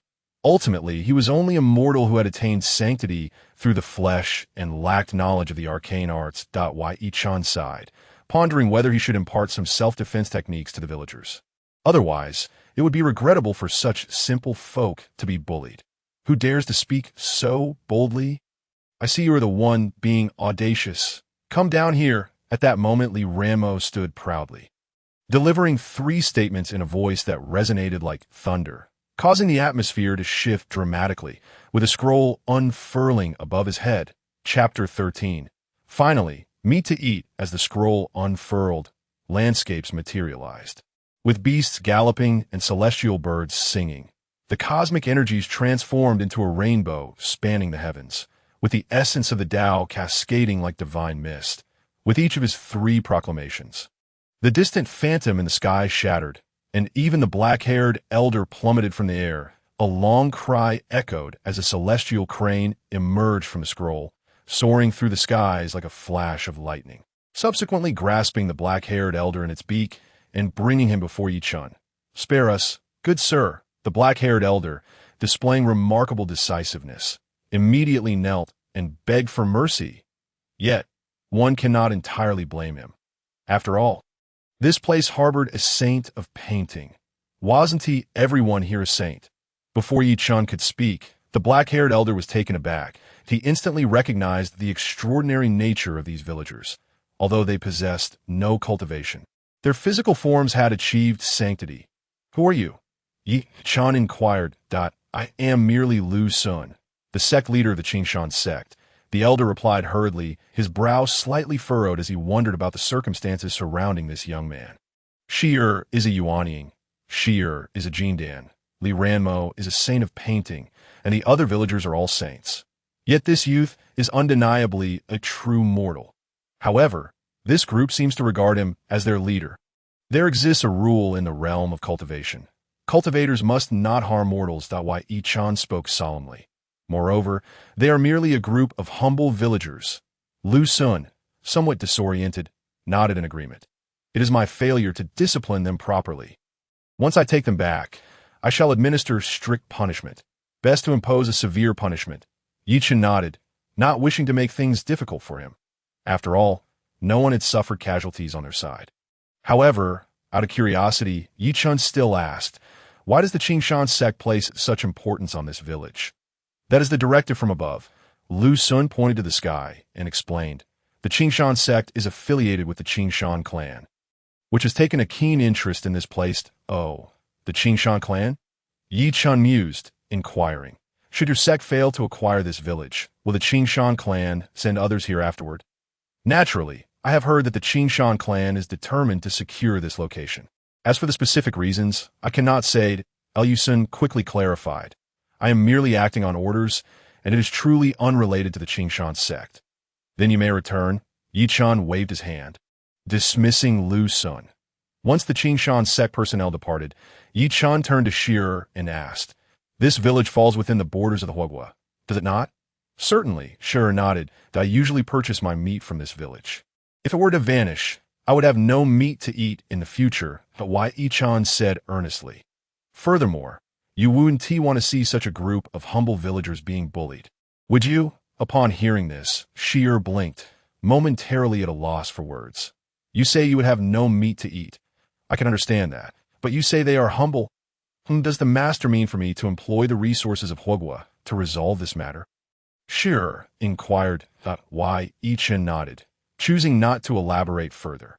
After descending to the lower realm, the first place he arrived at upon emerging from the black abyss was this village, before eventually ascending the mountain to reside there. This place could be considered his first home in the lower realm. Although Yi Chen preferred not to meddle in others' affairs, he was unwilling to relinquish his home so easily. Most importantly, he truly had no meat to eat. Rest assured, master, I shall attend to it immediately. Shi promptly agreed, then hurriedly departed. After conversing with the villagers for a while, Yi Chen returned to the courtyard with some meat. Meanwhile, within the royal palace of Huogua. How outrageous! In the realm of Huogua, how dare a cultivator bully mortals? Hua Xianhai was furious. The act of cultivators bullying mortals is a grave offense. Should the Cultivation Alliance learn of this, Huogua would surely face repercussions. Yet what infuriated Hua Xianhai the most was that this group had dared to provoke Yi Chen. They even laid hands on him. He could tolerate many things, but this was utterly intolerable. Father, this is a fortuitous event. The immortal has spoken for the first time, requesting us to assist him. If we manage this well, Hua Sang remarked. Naturally, this matter must not only be handled well, but executed splendidly. We must demonstrate to the immortal our stance. Hua Xianhai replied solemnly that on that very day, a multitude of inner palace cultivators from Huogua mobilized, led personally by Hua Xianhai, a dark mass descending upon the Qingshan sect. That evening, news spread throughout Huogua. The Qingshan sect was annihilated. Furthermore, Hua Xianhai issued a decree prohibiting cultivators from bullying mortals, warning that should this occur again, they would meet the same fate as the Qingshan sect. We are indeed fortunate amidst misfortune. Lu Sun learned of this matter at the earliest opportunity. Feeling a chill run down his spine, had they truly succeeded in seizing that village, they would now be the ones facing death. Who exactly is that young man? Accompanied by Jindan and Yuanying powerhouses, a saint of painting, and a host of beings with sanctified bodies, Lu Sun murmured, increasingly convinced of Yi Chen's extraordinary nature. Dispatch someone to investigate that young man's identity and residence at all costs. We must win his favor, Lu Sun ordered without hesitation. Meanwhile, residing atop the mountain, nearly isolated from the world, Yi Chen remained blissfully unaware. He could tea that moment. He sat at a table, heartily devouring his meal, beads of sweat trickling down his forehead. How long has it been since I finally had meat to eat? Chen reflected that in the past, he believed that breaking through realms was the most joyous experience. Now, simply being able to enjoy a piece of meat felt like the pinnacle of life. What a scare this has been. After this meal, perhaps the master will finally have some peace for a while. In the pond, a carp sighed in relief, finally able to enjoy a period of stability without the constant anxiety. Old boss, we just sprouted a few shoots of chives. A few chives lamented. Previously, when they rescued Huaxianhai, they had already been cut down. And now, it seems, Chen has taken them to exchange for meat. The holy medicine of saving lives, made of bones and flesh, was used simply to trade for a few pieces of mortal meat. You all are fortunate. My newly sprouted head has also been plucked away. Nearby, a withered yellow willow tree grumbled. After years of struggle, he finally managed to grow his first willow branch, only to have it taken by Chen. That was his head. When will this ever end? Every time I crave meat, we are the ones who suffer. In the backyard, a group of spiritual beings sighed and lamented. If they were to leave this place, they would rather die than do so. For remaining here, they had reaped immeasurable benefits. Chapter 14. That night. After Chen had his fill, he reclined leisurely in a rocking chair in the backyard, while Sheer peeled fruit to feed him, living a most comfortable life. Master, the weeds in the courtyard are too abundant. Shouldn't we clear them out? Sheer inquired. The backyard was not large but not small either. It was seldom maintained, and the plants there had largely been left to fend for themselves. Now, the yard was overrun with weeds, to the point that there was scarcely any ground left to stand on. Indeed, it is time for a cleanup. Some weeds are obstructing the way. Chen nodded. Squinting at the sea of weeds, a hint of mischief dancing on his lips, a gentle breeze suddenly swept through, providing Chen with a sense of comfort as the patch of weeds swayed gently. What are you trembling for? The master will not harm you. Do not fear. Steady yourself. A group of chives and carp offered their reassurances as the patch of weeds, having only recently become sentient, was now utterly terrified upon hearing Chen and Sheer's words. What esteemed being is our master? The weeds queried. That we do not know. We dare not gaze upon him. That we do not know. We dare not speculate. The spiritual beings reflected, filled with trepidation. They only knew that Chen was extraordinary. Despite lacking any cultivation, they sensed an immensely terrifying and obscure force within him. It was precisely that power that had granted life to the flora and fauna in the backyard. Sometimes, when I gaze at the master for too long, it feels akin to staring into the abyss, as though I were to be devoured whole. The carp spoke in a low voice. Among these beings, he was the strongest. However, he dared not gaze too long at Chen. Could it be related to the black abyss? A willow tree inquired. This willow tree had a mysterious origin, being the first to settle in this courtyard.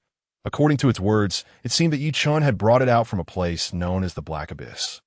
Yet, the willow tree was quite damaged with fragmented memories, even a newly sprouted top having been plucked away by Chen for sustenance. It could not recall what the black abyss truly was, nor where it lay. However, each time it thought of the black abyss, a deep-seated fear would arise within the willow. Silence! A guest has arrived. Suddenly, the carp exclaimed, communicating through mental energy, undetectable to Chen and Sheer. Just as the carp's words fell, a beam of white light descended into the backyard, revealing a man with hair and beard as white as snow before Chen. This man was strikingly handsome. Holding a sword in one hand and a wine jug in the other, I have met Mr. Li. Sheer hurriedly bowed. She had encountered him several times and knew that he had a good relationship with Chen. Visiting him periodically. Why Chen despised cultivators. Yet he held a fondness for this Li and did not resent him. Old Li, what brings you here today? Chen asked, reclining in a rocking chair, squinting his eyes. I simply missed you, Mr. Li replied with a smile, offering the wine jug. Care for a drink? No, if you have something to say, just say it. Chen retorted, not in the best of moods at a renowned sword immortal. Yet you spend all day indulging in wine. Does the Celestial Emperor not reprimand you? He is now just like me. Ever since you descended to the mortal realm, he has also taken to drinking daily. I said, but was interrupted by Yi Chen that why Yi Chen wished to sever ties with the celestial emperor. The reason I came is that someone in the celestial realm has foreseen a matter. Mr. I continued. The reincarnation of the god of literature will occur in the Fire Nation, and we hope you can take him in and guide his cultivation. As celestial beings, we are not permitted to interfere with mortal affairs. However, this god of literature has reincarnated over 100 times, each time meeting an untimely end. We cannot bear to watch any longer and wish to lend him a hand, allowing him to return to the celestial realm in this life. I explained. Upon hearing this, Yi Chen burst into laughter. The god of literature, a significant figure in the celestial realm, had fallen from grace due to a mistake and was banished to reincarnation by the celestial emperor. The emperor originally intended for him to reincarnate 3 times as a minor punishment, yet who could have known that the god of literature's fate was so tragic? Since entering reincarnation, he had experienced over 800 cycles, each ending in premature death. The longest he had lived was merely 20 years. The god of literature and I once shared a good rapport. Assisting him will be worthwhile. Yi Chen nodded. Where is he now? What is his name? Mr. Li's expression grew peculiar upon hearing this. You just saw him, Mr. Li mumbled. He is in the small village at the foot of the mountain, and others now call him a butcher. At that moment, Yi Chen nearly spat out a mouthful of blood. The god of literature, who had once ascended through literary mastery, had now become a butcher in this life. Moreover, he bore a brutish appearance, with scars and a face devoid of any elegance. Could there be a mistake? Yi Chen inquired. There is no mistake. We too did not anticipate the god of literature's current incarnation would take such a form. Mr. I said with a bitter smile. He resides at the foot of the mountain. I shall find a moment to bring him up. Yi Chen sighed. Once a dashing and suave figure, the god of literature had now transformed into such a state. He could only wonder how the god of literature would react upon awakening. By the way, the matchmaker has been drinking heavily lately. It seems he may have mismatched some threads. Mr. Li's expression grew odd again. Oh, Yi Chen inquired curiously. How so? That's difficult to explain, and I dare not say, Mr. Li replied weakly. Then, seemingly fearing further questioning, he transformed into a beam of white light and departed. I could see that moment. Yi Chen furrowed his brow. Realizing that Mr. I would not have mentioned this without reason, that if he had brought it up in his presence. Did it mean this matter was somehow related to him? Matchmaker, if you dare to meddle with my fate, I shall not spare you, Yi Chen thought in indignation. Master, I have returned. Late at night, as Yi Chen enjoyed the coolness of the backyard, Shi'er returned and recounted the events concerning the Qingshan sect. Expecting praise from Yi Chen, she was taken aback when his expression suddenly darkened. I sent you to resolve this matter, not to take lives. Don't you think it too cruel to annihilate an entire sect?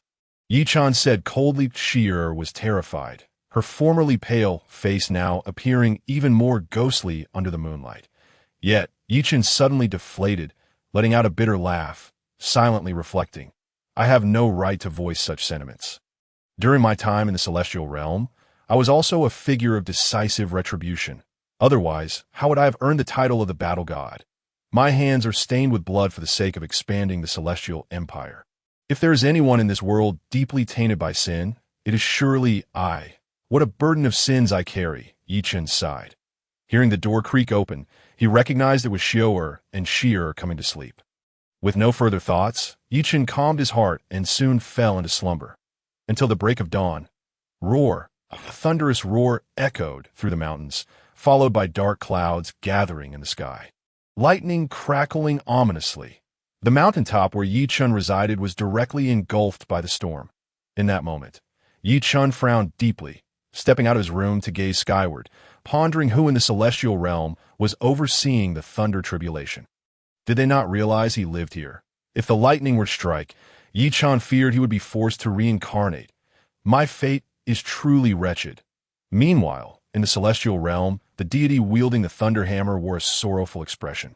His hands trembling, he had received a divine command to set down a heavenly tribulation due to a demon attempting to undergo a trial. But who could have anticipated that the site of the tribulation would be where Yi Chen resided? This heavenly tribulation had been brewing for a long time. Should it descend, or should it not? I want to change positions. I no longer wish to be the Thunder Officer. The deity scowled, wondering if the Celestial Emperor was unaware that this was where Yi Chen dwelled. The first time could be excused, but a second time? Did the Celestial Emperor truly desire Yi Chen's demise? However, if the Emperor truly wished to kill Yi Chen, he would have done so long ago. Why let him descend to the mortal realm? This time, the heavenly tribulation was for a demon. It must descend. Regardless of personal will, a nearby deity holding a divine edict sighed. There is no choice. A demon undergoing tribulation cannot go against heavenly will. You speak so lightly of it. How can I descend? The Thunder Officer retorted that if this tribulation falls, the mountaintop will be obliterated. What will become of the battle god Yi? That is no concern of mine. I am not the Thunder Officer. The one holding the divine edict scoffed.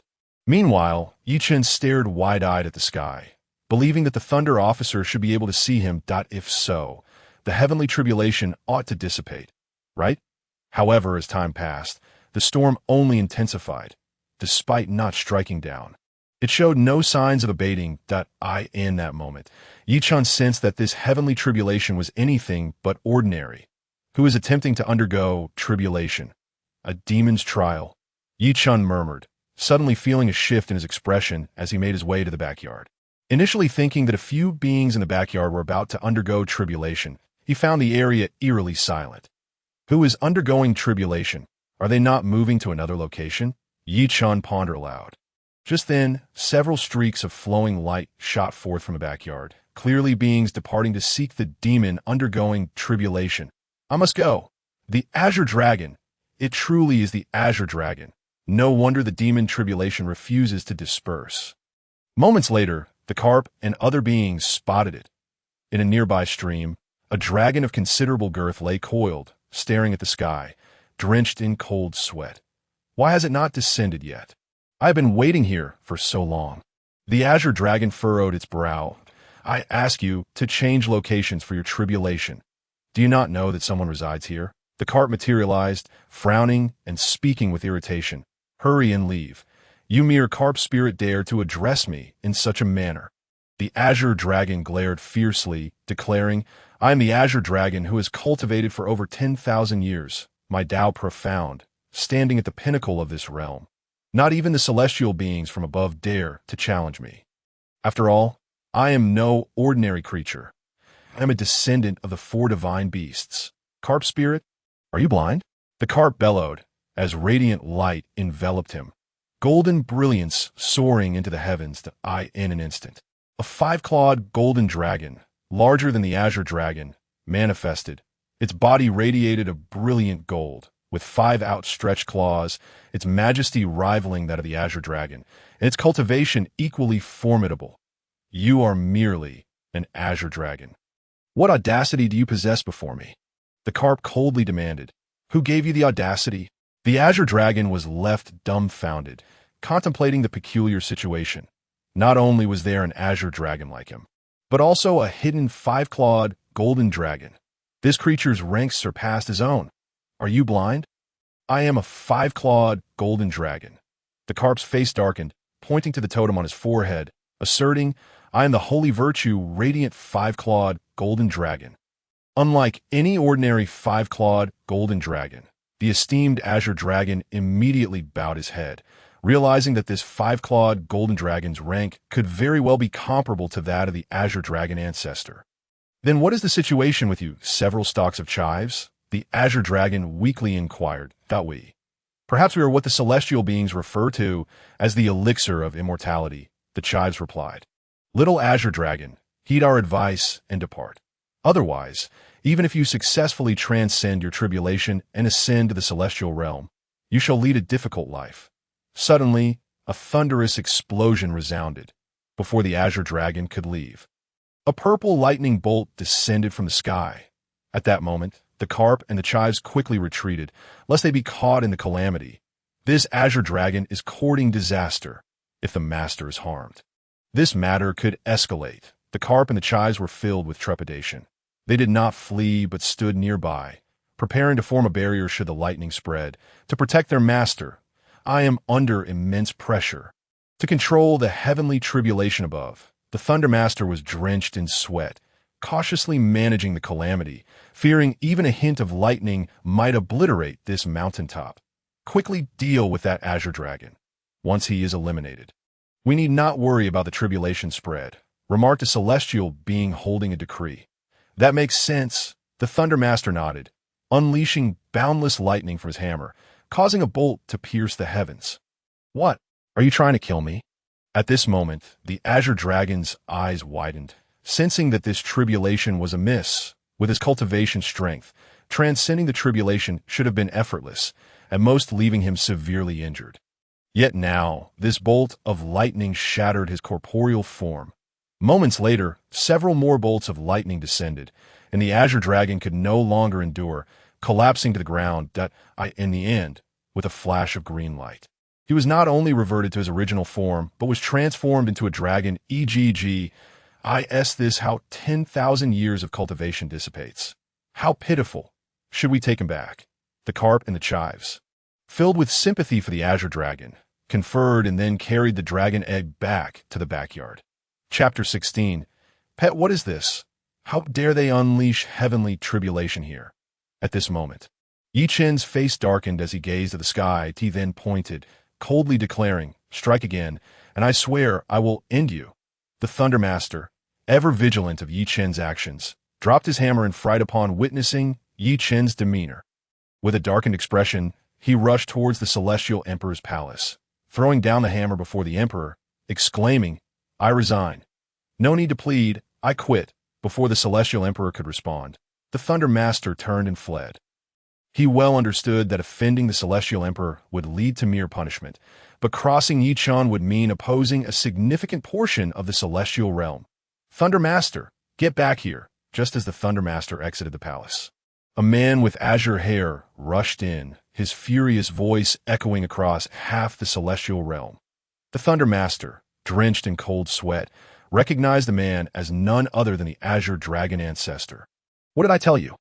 To be gentle with your strikes. That is my descendant. Look at what you have done to him." His 10,000 years of cultivation scattered, reverted to his original form, and now reduced to a dragon egg.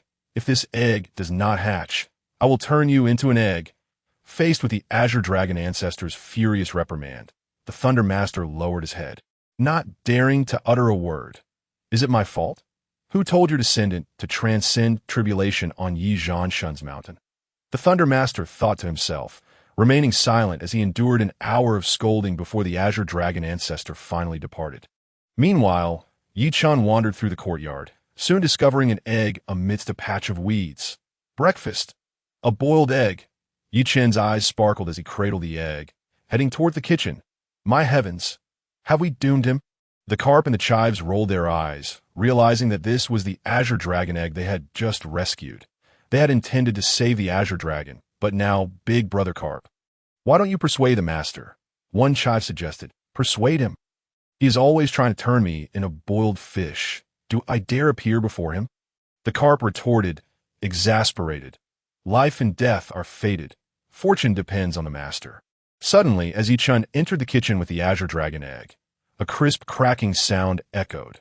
The eggshell shattered, and a small azure dragon peeked out. Groggy-eyed, Yi Chen was taken aback, tilting his head as he contemplated before his eyes lit up. "Perhaps I cannot have a boiled egg.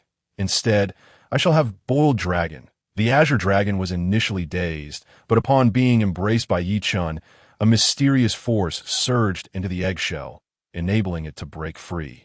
Restoring some of its cultivation, it expected to escape calamity and enjoy fortune, only to find itself facing the pot. "I am the azure dragon. You mere mortal," the azure dragon roared in anger, regaining some of its power and unleashing a shockwave that sent Yi Chen tumbling to the ground. "Ouch, that hurts." Yi Chen grimaced, feeling genuine pain as his internal organs ached from the impact. Furious at the small azure dragon before him, he rose and calmly declared, "Little one, you lack manners. You must be taught how to behave as a dragon." With that, Yi Chen stood up and closed the door behind him. Sounds of clattering pots and breaking dishes soon filled the kitchen. After a while, the the anguished cries of the azure dragon could be heard. What is this? Do pots and pans possess sentience? Hey, be gentle. I was wrong. I was wrong. About half a stick of incense later, Chen opened the kitchen door to find a small azure dragon nearly flattened, barely clinging to life on the ground. Chen approached, lifting the azure dragon with 2 fingers, and solemnly stated, feigning before others is one thing, but to act before me. Do you believe I will not stew you, along with your ancestors, in the celestial realm? I was wrong. I was wrong. The azure dragon, terrified, recalled the relentless punishment from the kitchen items, especially the knife that resembled a mountain cleaver, nearly cleaving him in 2. So tragic, this young one lacks understanding, daring to lay a hand on the master. After a few moments, Chen tossed the azure dragon into the backyard and called for Xiaoer to prepare breakfast. The carp and the others looked at the battered azure dragon, amused. Who is this young master? The azure dragon inquired curiously. Unknown, dare not speculate. Unclear, dare not ask. The carp and others shook their heads. That be why the way. If you wish to stay here, it would be best to demonstrate your usefulness. Otherwise, given the master's temperament, you may truly end up in the pot, the carp warned. Usefulness? The azure dragon was taken aback. Then humbly sought advice. After hearing the carp and others' words, the azure dragon was thoroughly perplexed.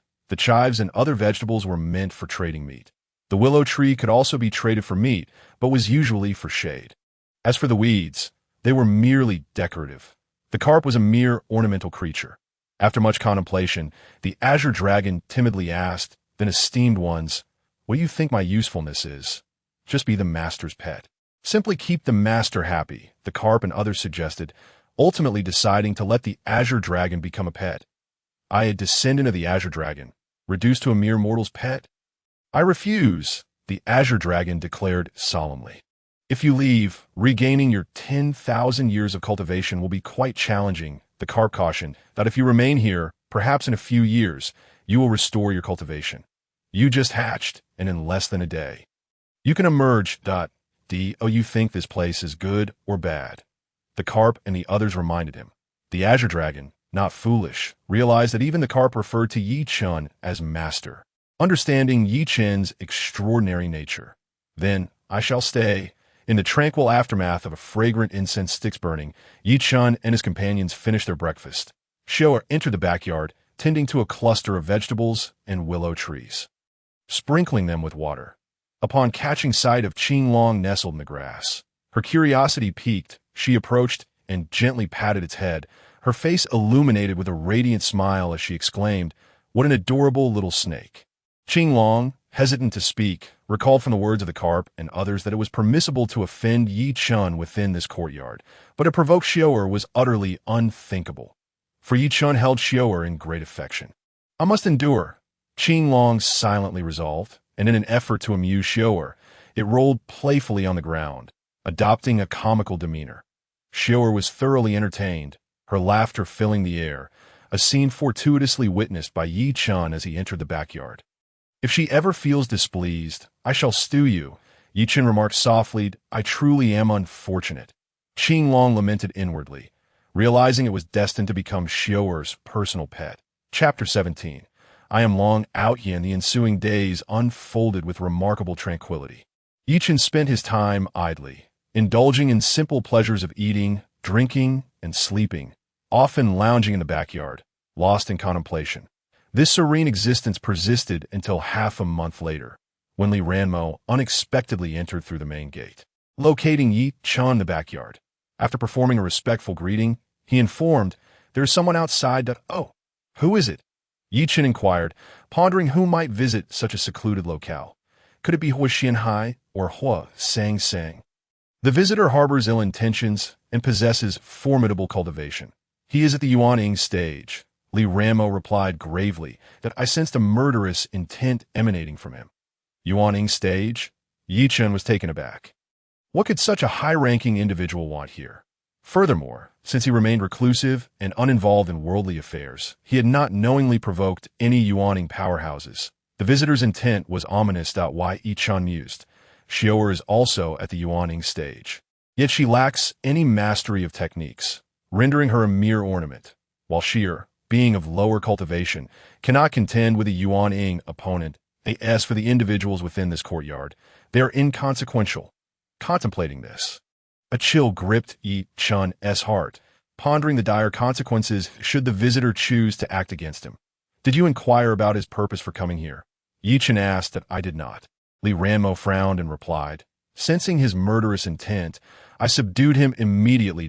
Why Yi Chen fell at a loss for words. He had fretted for so long, only to discover that the Yuan-ing individual had already been subdued by Li Ranmo. What a needless worry!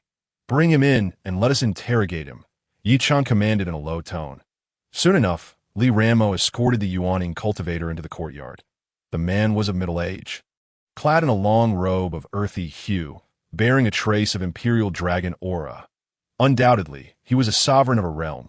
Otherwise, he would not possess such a regal presence. I bear no grudge against you. Why then do you arrive with murderous intent? Yi Chen queried directly, his expression slightly darkened. Moreover, a cultivator must not harm mortals. As a Yuan-ing powerhouse, are you not aware of this rule?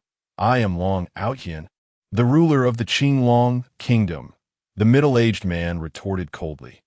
Not long ago, I sensed that a dragon of my kin was undergoing tribulation in this vicinity, only for it to vanish thereafter. I suspect foul play is afoot. Oh, so you suspect me? Yi Chen was taken aback, incredulous that such matters could lead back to him. I do not merely suspect. I am certain it is you. Long Outyan declared, his tone resolute. I have received a decree from the ancestral spirits of the celestial realm, instructing me to retrieve my kin. Though subdued, Long Outyan remained arrogant, brimming with pride, for he hailed from the Qinglong clan, whose progenitor was none other than the celestial realm's Qinglong ancestor. With such a lineage, he felt untouchable in this mortal realm. No matter how strong the opposition, a mere introduction would compel respect. Yet, he remained oblivious to the fact that the young man before him was far from ordinary. Unbeknownst to him, the Qinglong ancestor in the celestial realm was anxiously on edge. He had indeed issued a decree for Long Outyan to retrieve the Qinglong residing in Yi Chun's courtyard. However, he had not commanded forceful measures. Are my descendants truly so dim-witted, subdued, and yet unable to discern the situation? The Qinglong ancestor fumed internally, his heart heavy with dread, should Yi Chen become enraged and attribute this incident to him. His days of comfort in the celestial realm would come to an abrupt end. I advise you to release me at once and hand over my kin, or else when the ancestral spirits of the celestial realm become enraged, they shall obliterate this humble hill and annihilate you. Long Outyan proclaimed haughtily, lifting his chin defiantly, regarding Yi Chen as though he were beneath him. Why Yi Chen chuckled softly, gazing skyward, a smirk gracing his lips as he remarked, You intend to level this place? You dare threaten me? This is troublesome. A dire situation has arisen. The Qinglong ancestor felt a chill run down his spine and hastily made his way toward the Li Manor in the celestial realm. Upon arriving, he found Mr. Li and, without a moment's hesitation, prostrated himself before him. Mr. Li was utterly bewildered, questioning, the esteemed Qinglong ancestor kneels before me. Mr. Li, you must descend to the mortal realm at once. The war god is furious. My descendants have caused a calamity, the Qinglong ancestor implored, tears streaming down his face. Typically, the Qinglong ancestor held considerable renown in the mortal realm, exuding an air of authority, never having begged anyone before. Just prior, he had fiercely reprimanded Lei Si. Oh, you too have moments of fear? Mr. Li teased, then rose, declaring, Then I shall descend to see for myself.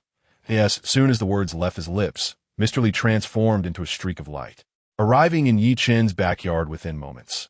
Upon his arrival, Yi Chen felt no surprise, for he understood that the celestial realm refrained from interfering in mortal affairs, and only 2 celestial beings were permitted to enter the mortal realm. One of them was Mr. Li. Did that old dragon send you? Yi Chen cast a glance at Mr. Li and remarked, You are too late. What do you mean? Mr. Li queried, perplexed, only to notice a large Qinglong egg at Yi Chen's feet.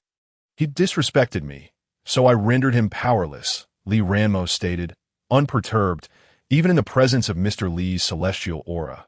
for Li Ranmo. The countless mortals in the realm and the myriad celestial beings above mattered little compared to the righteous spirit that resided within him. This is a misunderstanding. The old dragon never intended to kill you, Mr. Li clarified. However, the situation is now manageable. He has merely lost his cultivation. Upon saying this, Mr. Li's expression shifted to one of curiosity as he scrutinized Li Ranmo closely. Have we met before? Mr. Li inquired. Never, but if you have lived for many years, I might be your descendant, Li Ranmo replied candidly, as both sensed a bloodline connection between them. Indeed, Mr. Li smiled. I didn't expect to have descendants in this realm. It seems the young me was quite capable, spreading the Li family legacy. Was that charm, or mere irresponsibility? Yi Chen retorted. Continuity of lineage, Mr. Li asserted with righteous fervor. Subsequently, Mr. Li picked up the Qinglong egg, stating, this little one is destined for such trials. I shall take him back to the celestial realm, so he may ascend swiftly, if I am not mistaken. Long Out Yin was one of my former subordinates, correct? Yi Chen mused, though devoid of cultivation. Yi Chen's perceptive abilities remained intact. Upon spotting Long Out Yin, he immediately recognized him as the once second-in-command of the celestial realm, Long Zhan. In the final battle of the celestial realm, he had perished, later reincarnating in the mortal realm. Indeed, he has faced trials and tribulations. It is time to escort him back, Mr. Li affirmed. Afterward, Mr. Li gently caressed the dragon egg, murmuring, when you awaken, should you remember your bold claim to slay the war god of the celestial realm? I wonder how you will feel. Chapter 18. A New Arrival. The matter concerning Long Out Yin was but a minor interlude for Yi Chen, yet what transpired next left him thoroughly displeased. Shortly after Mr. Li's departure, a group of individuals approached the courtyard. The esteemed elder of the Qingshan sect has come to pay respects to the senior. Senior, might you step out for a moment?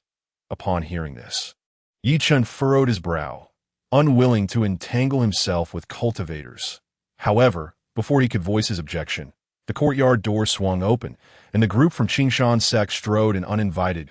I did not consent to your entry, Yi Chen declared in a deep tone, reclining in his chair, his expression darkening. That I represent the Qingshan sect and wish to extend an invitation for you to visit our sect, the leader stated.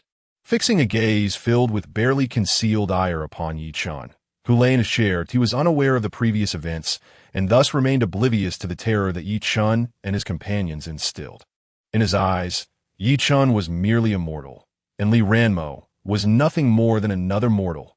Yet, when his gaze fell upon Xiao and Sheer, a glimmer of avarice flickered in his eyes.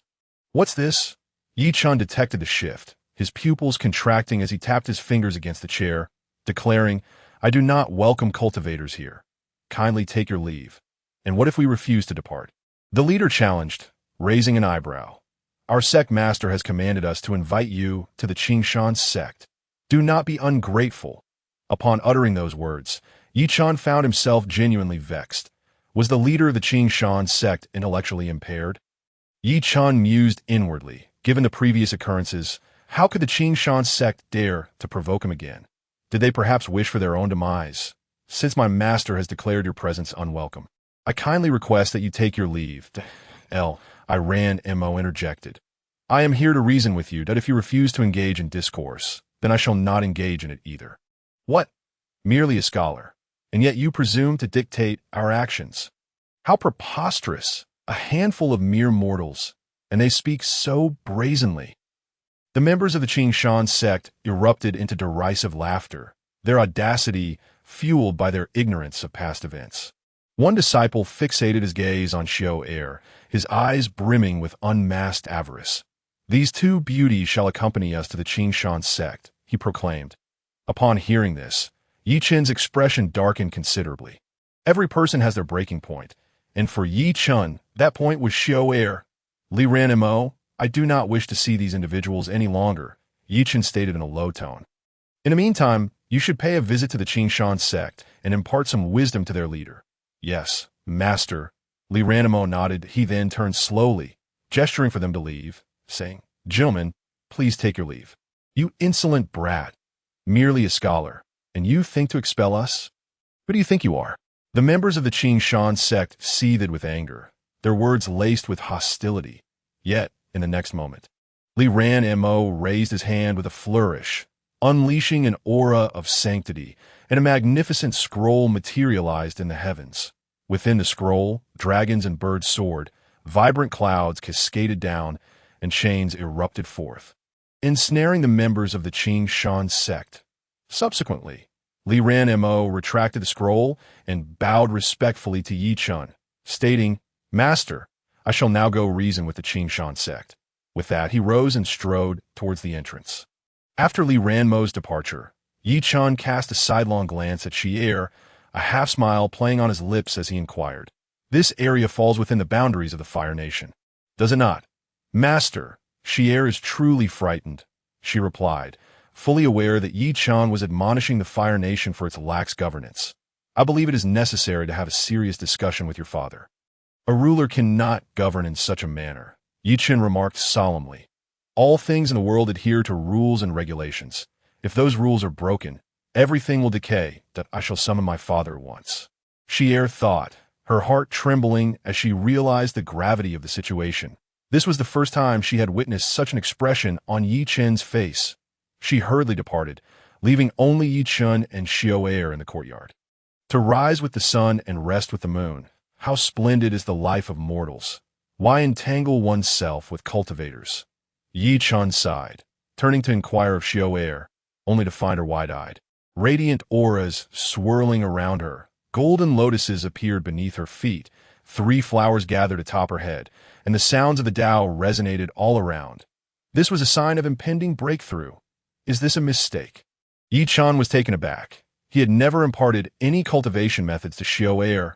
Moreover, she had only recently advanced to the nascent soul stage. How could she be on the verge of another breakthrough so soon? Look, establishing a good relationship with the master brings such benefits. Sister Xiao is about to break through again. She is on the cusp of reaching the transformation stage. In the courtyard, a group of beings exchanged glances, each filled with envy. Especially the newly arrived little azure dragon, who blinked its eyes and quietly nestled against Yi Chun's thigh. All matters are destined. Yi Chun sighed. Boom! At that moment, ominous dark clouds materialized in the sky, heralding Xiao's tribulation for breaking through to the transformation stage. Thunderlord? Yi Chun was bewildered, pondering the nature of this Thunderlord who dared to summon a heavenly tribulation here. Unbeknownst to him, the Thunderlord of the celestial realm had changed hands. The newly appointed Thunderlord was unaware that Yi Chun resided in this place. Within a few breaths, the storm clouds thickened and thunder rumbled, followed by torrents of lightning cascading down, enveloping the entire mountaintop. Strangely, at the moment the lightning struck, a fiery figure dashed in, diverting the deluge of thunder away. "Spare me, Celestial One. I acknowledge my errors." Amidst the clamor of thunder, the anguished cries of Hua Xianhai echoed. Why, Yi Chun, upon witnessing this, couldn't help but chuckled. It seemed that Hua Xianhai had rushed in without realizing the heavenly tribulation was in effect, inadvertently drawing it upon himself. How could a newly ascended nascent soul cultivator withstand the tribulation meant for the transformation stage? Within mere moments, Hua Xianhai was left charred and smoldering, crashing to the ground, barely clinging to life. "Celestial One, save me!" Hua Xianhai gasped, struggling to call out with the last of his strength. My name is Yi Chun." At that moment, Yi Chun rose, gazing skyward, and declared loudly, "Cease this at once." The Thunderlord, who was currently orchestrating the tribulation in the celestial realm, instinctively froze upon hearing those words. Why Yi Chun? Why does that name sound so familiar? Just then, the previous Thunderlord happened to pass by, and upon seeing the new Thunderlord daring to summon a tribulation atop Yi Chun's mountain, he was left utterly dumbfounded. "I say, my friend, you must be new here, unaware of who resides atop this mountain." "Correct?" The former Thunderlord chuckled. "Yi Chun, the god of war, dwells right there." Chapter 19. A Sword. Yi Chun. Upon hearing this name, the newly appointed Thunderlord's hand trembled, and he hurriedly retracted the heavenly tribulation.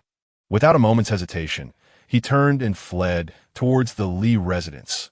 It must be noted that only 2 celestial beings are permitted to descend to the mortal realm, and one of them is indeed Mr. Li. Today, the newly appointed Thunder Lord found himself in such a predicament, and was in a state of sheer panic. Thus he sought to implore I to descend and clarify matters with Yi Chun. Words have the power to manifest. At this moment, Xianhai lay upon the mountaintop, his body reeking, yet his eyes sparkled with terror. He has returned. Words have the power to manifest, struggling to rise. Xianhai stumbled towards Yi Chen's courtyard. Celestial One, I know my wrongs. I beseech you to spare my life. Xianhai fell to his knees at the courtyard entrance, his back chilled, his soul hanging by a thread.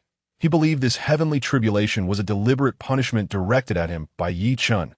Now, Xianhai was terrified, fearing Yi Chen's wrath. That Yi Chun furrowed his brow. Addressing Xianhai, though his mind remained focused on Xiao this moment, Xiao had successfully broken through to the transformation stage, advancing directly to the latter phase of that realm. Such a pace of cultivation is unparalleled across the land. How utterly perplexing. What could be the cause? Yi Chen contemplated considering a visit to the Black Abyss. Perhaps the answers lie within. Celestial One. Xianhai reached Yi Chen. Kneeling once more, his mouth opening to speak, yet the words eluded him, or rather, he was too fearful to utter them. How vast is the Fire Nation? Yi Chen snapped back to reality and inquired. From a northern Black River to the southern mountains? Xianhai replied honestly. The Fire Nation is not particularly large. If it is not large, then why is it so difficult to govern? Such a small area seemingly lacks any rules, Yi Chen remarked sternly. Members of the Qingshan sect have come, seeking to invite me to their sect while attempting to take Xiao with them. What? Xianhai's heart raced. Although Xiao had previously informed him of this, hearing Yi Chen articulate it sent a shiver down his spine. The Qingshan sect had been obliterated, and Xianhai had once proclaimed to the world that the rules must not be disrupted. Little did he expect, having just eradicated the Qingshan sect, that another faction bearing the same name would emerge. I have no desire to entangle myself with cultivators. You ought to understand this, Yi Chen stated coldly. However, if cultivators insist on involving themselves with me, I shall not shy away from my tea. As he spoke, Yi Chen kicked the little azure dragon beside him. The little azure dragon, having been present for several days, had gleaned some understanding of Yi Chen's character from the elder fish and others. Thus, upon receiving a kick from Yi Chen, the little azure dragon immediately comprehended. Roar! At that moment, a thunderous dragon's roar erupted, and the little azure dragon transformed into its true form. The massive azure dragon loomed over the courtyard, its presence overwhelming, exhaling dragon breaths without end. Mortal! The little azure dragon bellowed. Should there be a next time, you need not trouble the master. I shall be more than capable of sweeping the Fire Nation aside myself. Azure Dragon! Xianhai's eyes widened in disbelief. Such a legendary beast had appeared before him, and it referred to Yi Chen as its master. Mighty Azure Dragon, please quell your anger. I, Xianhai, assure you there shall be no next time. Xianhai was drenched in cold sweat, his respect for Yi Chen deepening. If the Azure Dragon regarded Yi Chen as its master, then Yi Chen's status must be truly formidable. You seem injured. Go and pluck some chives to aid your recovery, Yi Chen suggested, his mood easing as he pointed to a patch of chives not far away. Upon hearing this, Xianhai's eyes lit up. Chives? I have heard they are a sacred herb. In the courtyard, the chives, upon hearing this, felt their hearts sink. Goodness gracious! The leaves we last harvested have yet to regrow, and now you wish to pluck them again. Why not pluck a weed? That could suffice. Yi Chen suddenly changed his tune, for he had a thought. While chives and willow branches could be exchanged for meat, surely weeds would not suffice for such a bargain. He pondered this for the sake of his own sustenance. Indeed, whatever the immortal says shall be. In Xianhai's eyes, there was no trace of disappointment, for in his heart, he believed that whatever Yi Chen provided would undoubtedly be of great value. It mattered not if it was merely a weed. Even a splinter of wood would suffice. In no time, Xianhai plucked a weed, but hesitated to consume it, for he was reluctant to part with it. Everything here was extraordinary, and he intended to cherish it like a treasure. If there is nothing else, I shall take my leave, Huo Xuanhai murmured weakly. Go on. Yi Chun waved his hand, closing his eyes, seemingly troubled. Half a day later, Huo Xuanhai returned to the palace. Yet he did not consume the weed. He preferred to endure his injuries longer, even resorting to copious amounts of elixirs rather than using that weed. He personally planted the weed in the back garden, nurturing it with care. Have you heard? Huo Xuanhai has been injured. Many witnessed his condition. He was charred and appeared to have faced a calamity. What an opportunity. Let us slay him now and seize the Fire Nation. Several nations near the Fire Nation were well informed and acted swiftly upon receiving the news. On that day, the ruler of the Water Nation personally descended. A torrent of mist swirling above the Fire Nation's palace. Huo Xuanhai, I have come to see you.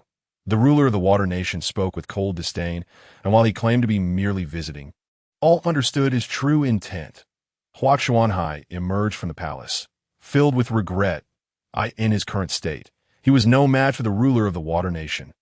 Had he known, he would have consumed that weed. But now, it was too late for such thoughts. Suddenly, as Huo Xuanhai lamented, a streak of azure sword light shot skyward from the back garden. The brilliance of the sword illuminated the sky, cleaving the clouds apart. In an instant, the ruler of the Water Nation was split in two, blood cascading down as his body plummeted from the heavens. What? A powerful swordsman concealed within the Fire Nation's palace. With a single strike, the ruler of the Water Nation was vanquished. At that moment, those surrounding were struck with awe, filled with trepidation. That single sword strike was unparalleled. Even a deity of transformation would struggle to withstand it. Was this the power of that weed? Huo Xuanhai's expression turned peculiar as he rushed to the back garden. Witnessing the weed swaying gently, a wisp of azure sword aura lingered in the air. Thank you, esteemed grass. Huo Xuanhai, capable of both humility and resilience, knelt before the weed, bowing deeply. Chapter 20. Starlight Academy. The revelation of a powerful swordsman hidden within the Fire Nation's palace spread throughout the realm that very day. The following day, neighboring nations learned of this, particularly upon hearing of the ruler of the Water Nation's demise at the hands of a single sword strike, leading many to feel apprehensive. Huo Xuanhai was already a top-tier cultivator at the nascent soul stage in this region. Now, with another swordsman emerging from the Fire Nation, who could stand against them if they united? The Fire Nation was formidable. It was only a matter of time before they engulfed us all. It was indeed peculiar. How could Huo Xuanhai, once unable to contend with the ruler of the Wind Nation, experience such rapid advancement in power? And who was that swordsman? Discussions erupted among neighboring nations, all pondering the enigma. Ultimately, they dispatched envoys to the Fire Nation to uncover the truth. Meanwhile, in Yi Chen's courtyard, Li Ranmo returned, a frown etched upon her brow. I went to the Qing Shan sect to reason with them, but they would not listen. And then, Yi Chen inquired. That was all, Li Ranmo replied softly. That was all. What do you mean by that? Were they all killed? Yi Chen's eyes widened in astonishment that I disbanded them. Li Ranmo stated and brought someone back. With that, Li Ranmo gestured outside the courtyard, and in walked Lu Sun, the leader of the Qing Shan sect. Why bring him here? Yi Chun questioned, his annoyance palpable. He preferred to distance himself from cultivators. Yet their presence around him was growing increasingly burdensome. Now, there was yet another Lu Sun that he has nowhere to go, and I thought it best to bring him here, Li Ranmo explained. His Qing Shan sect is disbanded, and he is left with nothing. It seems rather pitiable. As soon as Li Ranmo finished speaking, Lu Sun approached Yi Chun and timidly said, Esteemed guest, I did indeed send someone to inquire about you. But I did not intend for them to disrespect you. This matter has nothing to do with me. Yi Chun could hardly be bothered to engage further, narrowing his eyes and nodding before furrowing his brow once more. This courtyard was not large, and with both Xiao and Shi residing there, they were already cramped, he on the bed while they slept on the floor. Even Li Ranmo had no place to stay, having been sleeping outside the main door. Now, with Lu Sun's arrival, Yi Chen truly could not fathom where to accommodate him. If you have nowhere to stay, you may reside in the village at the foot of the mountain. I do not offer shelter to cultivators. Yi Chen stated that it was fortuitous that the reincarnation of the One Chong star resided in the village below, allowing Lu Xun to keep an eye on him, providing some peace of mind. Lu Xun readily agreed, for his purpose in coming here was not merely to seek refuge, but to foster a good relationship with Yi Chen. He had discerned that associating with Yi Chen would greatly ease his path ahead. Of course, if he could stay, that would be ideal. The Starlight Academy's representatives are in the village below, reportedly to recruit students, Lu Xun mentioned. Starlight Academy? Yi Chen mused, pondering before stating, recruiting students is acceptable, but the butcher cannot be taken away. What a jest! The reincarnation of the Wenchang star could not be whisked away. Yi Chen had promised I to look after the butcher. The butcher had reincarnated over 100 times. If anything were to happen this time, it would indeed be tragic. The butcher, the one with the scarred face? Lu Xun blinked in surprise, then managed a wry smile. When we ascended the mountain, we happened to see that he was presumably accepted by the Starlight Academy. What? Yi Chen's expression turned grave. The butcher's presence in the village below allowed him to keep a watchful eye. Should he be taken away? What could Yi Chen do to assist him? With that thought, Yi Chen stood and addressed Li Ranmo and the others. Let us head down the mountain. Understood, they replied in unison, and as they descended, Lu Xun turned to Li Ranmo and asked, Who is this butcher that warrants the master's personal descent? I do not know. Do not inquire further, Li Ranmo advised, shaking his head. Not prying the master's affairs. Previously, when Li Ranmo ascended to sainthood, he had indeed wished to uncover Yi Chen's secrets, even resorting to the saintly eye to peer into Yi Chen.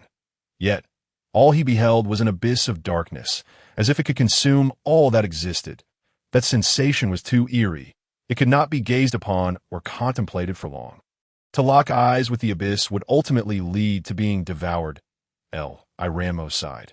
Soon, they arrived at the foot of the mountain, and upon entering the village, they encountered a group of youths gathered together.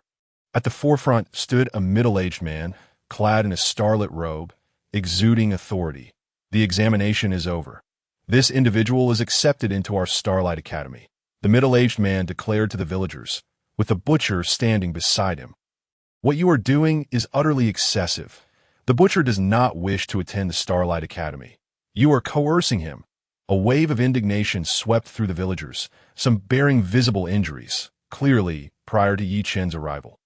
A conflict had erupted between the villagers and the representatives of the Starlight Academy. His joining the Starlight Academy is a blessing, the middle-aged man asserted. My attention upon him is a fortune he has accrued over countless lifetimes. Nonsense, the butcher does not wish to leave. You are being unreasonable. The elderly village chief stepped forward, staff in hand, attempting to block the middle-aged man. However, the middle-aged man possessed formidable power and mastery of techniques. Even with the village chief's saintly physique, he was no match for him. With a mere wave of his hand, a fierce wind swept through, leaving blood streaks upon the village chief's body and sending him hurtling away. You barbaric lot, while I know not the nature of your physical forms, to me, those who lack mastery of techniques are not truly cultivators, the middle-aged man stated coldly, then seized the butcher's shoulder, declaring, Come with me to the Starlight Academy. Since he does not wish to leave, why must you force him? At that moment, Yi Chen approached, his expression darkened. Release him. A mere mortal. The middle-aged man paused, taken aback that a mortal dared to address him in such a manner. However, upon noticing Xiao and Lu Xun behind Yi Chen, a flicker of wariness crossed his eyes. I am Lin Mu, the 9th elder of the Starlight Academy. The middle-aged man introduced himself, glancing at Xiao and Lu Xun, and inquired, And who might the two of you be? In the eyes of Lin Mu, the only individuals among the group that posed a threat to him were Xiao and Lu Xun. As for Li Ranmo, he was completely unaware that Li Ranmo was the saint of painting. Moreover, Sierra's cultivation was far too weak. I am called Xiao, and he is my master. Xiao, being quite innocent, felt compelled to answer when questioned. However, Lu Xun was not so straightforward. Eager to make a good impression on his first outing with Yi Chen, he pondered for a moment before declaring, I am Lu Xun, and he is also my master. Whatever my master says today shall be deemed law. Chapter 21. The whooshing star had his fervent desire to follow Yi Chen. Lu Xun had disbanded his sect. To him, Yi Chen was everything. Now that he was under Yi Chen's tutelage, how could he not strive to make a favorable impression? Furthermore, he had discerned that Yi Chen held a significant regard for the butcher, in such circumstances. Performing well could lead to a more comfortable future. To his knowledge, every disciple admitted into the Xingyao Academy in recent years was a master of physical prowess, yet none had been spared from inexplicable disappearances. Lu Sun spoke coldly. What schemes are afoot at Xingyao Academy? You know in your hearts. Upon hearing this, Lin Mu's expression darkened abruptly, his eyes twitching, clearly struck by the truth of the words. Master, I have also heard of the happenings at Xingyao Academy. Sierra said, knitting her brows. Father has already dispatched someone to investigate. What troubles have befallen Xingyao Academy? Yi Chen inquired. There seems to be someone performing soul-snatching within the academy. Sierra spoke softly, though she could not be certain. Yet the facts aligned with Lu Sun's claims. All those physically powerful disciples who entered Xingyao Academy had vanished without exception. Now, coincidentally, the academy was recruiting right here, and it had managed to draw in the butcher. This person, you shall not take away today. Yi Chen felt a sense of urgency. If the butcher were to be taken and truly soul-snatched, it would be a dreadful fate. After 800 cycles of reincarnation. If another mishap were to occur this time, his life would be utterly tragic. Just a few of you. Lin Mu sneered, his body trembling as a tremendous aura erupted forth. Around him, the symbols of the great path manifested, and a multitude of magical runes coalesced. With every gesture, the very fabric of the world shifted. Clearly, Lin Mu was extraordinarily powerful. Once he revealed his might, 3 streaks of light shot in from a distance, landing beside Lin Mu in the blink of an eye. These 3 were also elders of Xingyao Academy, their strength not inferior to Lin Mu's. Is the business of Xingyao Academy something you can meddle in? Seeking death. In that instant, Lin Mu and the others sprang into action, unleashing a tempest of spiritual energy akin to a raging storm, crashing down toward Yi Chen. Sierra was horrified, her face turning pale as she trembled. Clutching the hem of Yi Chen's garment, Da Xiao'er was not in a much better state, frozen in place, momentarily at a loss for words. What the hell? 1 yuaning and 3 huashun. Lu Sun felt a chill in his heart. He had initially intended to impress Yi Chen, but had not anticipated encountering such formidable opponents right away. With his strength, he could not possibly withstand the 4. I'll fight. If I survive, my master will surely not treat me poorly. At this life-and-death juncture, Lu Sun made his choice. He stepped forward, positioning himself in front of Yi Chen, his spiritual energy surging forth as he shouted, Who dares harm my master? Boom! Boom! In the next moment, Lin Mu and the others' attacks descended, a series of explosive sounds erupting, and the spiritual energy surged wildly, clouds of dust swirling, transforming the very sky, with a resolve to face death. Lu Sun had already closed his eyes, fully aware that he could not withstand this onslaught.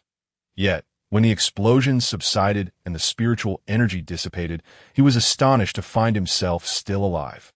Moreover, he was completely unharmed.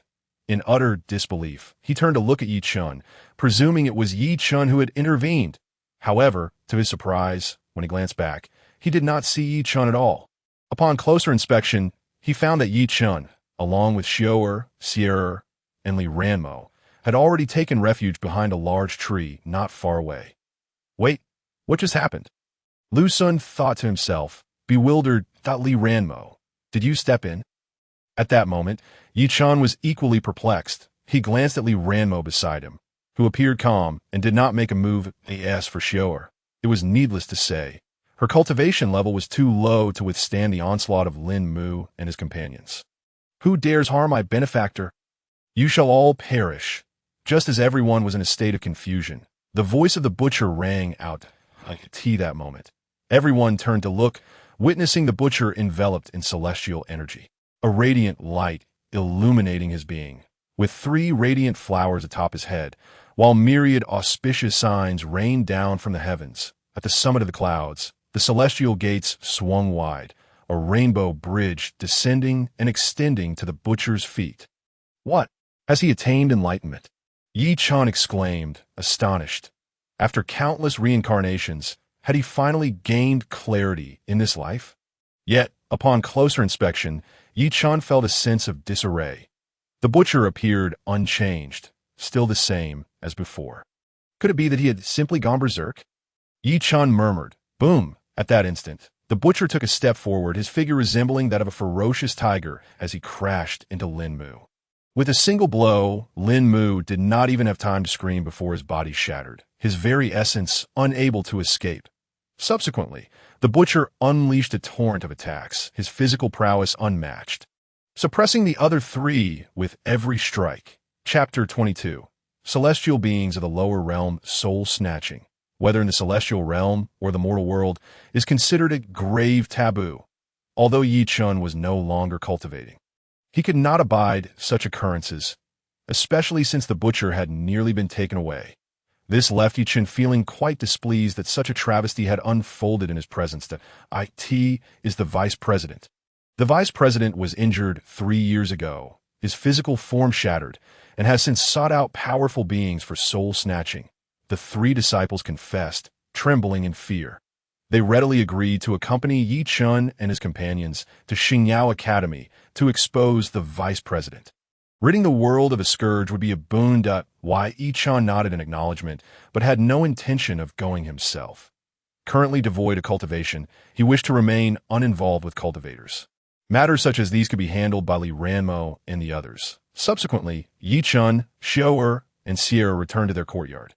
Meanwhile, Li Ranmo, the butcher, and Lu Sun set off for Xingyao Academy. Half a day later, Yi Chen lay in the courtyard, squinting, an unsettling feeling gnawing at him. Was something dire about to occur? Yi Chen mused. Suddenly, his expression shifted as he recalled something. In this mortal realm, what calamity could befall him? Celestial beings were watching over him. Even the strongest mortal could not hope to harm him. Thus, the only potential source of trouble lay with those around him. Xiao, Yi Chen shouted urgently, and the two hurried over. Upon seeing that both women were unharmed, Yi Chen's brow furrowed even deeper. Could it be that Li Ranmo and the others were in danger? Alarmed, Yi Chen quickly rose, asking, "Where is Xingyao Academy located?" "It is quite distant, on the border of the Fire Kingdom," Sierra replied. "What is the matter? Something has gone awry," Yi Chen replied gravely. "You must swiftly inform Hua Xianhai to send someone to Xingyao Academy."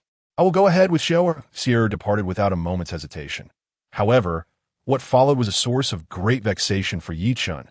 The distance from here to Xingyao Academy was considerable, should one be unable to traverse the skies. It would take several days to walk there. Lacking any cultivation, Yi Chen was naturally incapable of flight. Meanwhile, the only one with cultivation here, Xiao, was unfamiliar with magical techniques and equally unable to soar through the air.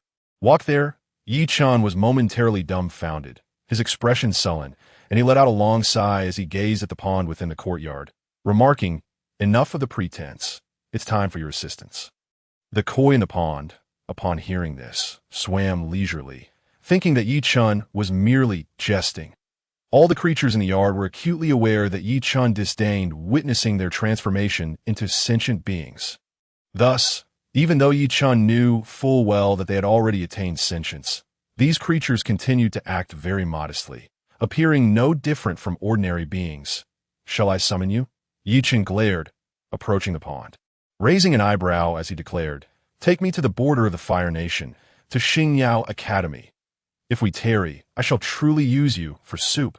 The koi, observing Yi Chen's demeanor, understood that he was not jesting. A tremor coursed through its heart, and it immediately leapt into the air, transforming into a colossal 5-clawed golden dragon. "Hurry," Yi Chen commanded in a solemn tone, a sense of foreboding intensifying within him. "We shall arrive within 10 breaths," the koi hastily replied, using its dragon whiskers to lift Yi Chen and Xiao onto its head before soaring into the sky like a streak of light. Racing towards Xingyao Academy. Just as the koi had said, it indeed took merely 10 breaths from the moment it ascended to reach Xingyao Academy. In the blink of an eye, a golden radiance pierced the clouds. Landing upon Xingyao Academy. What is that? A dragon?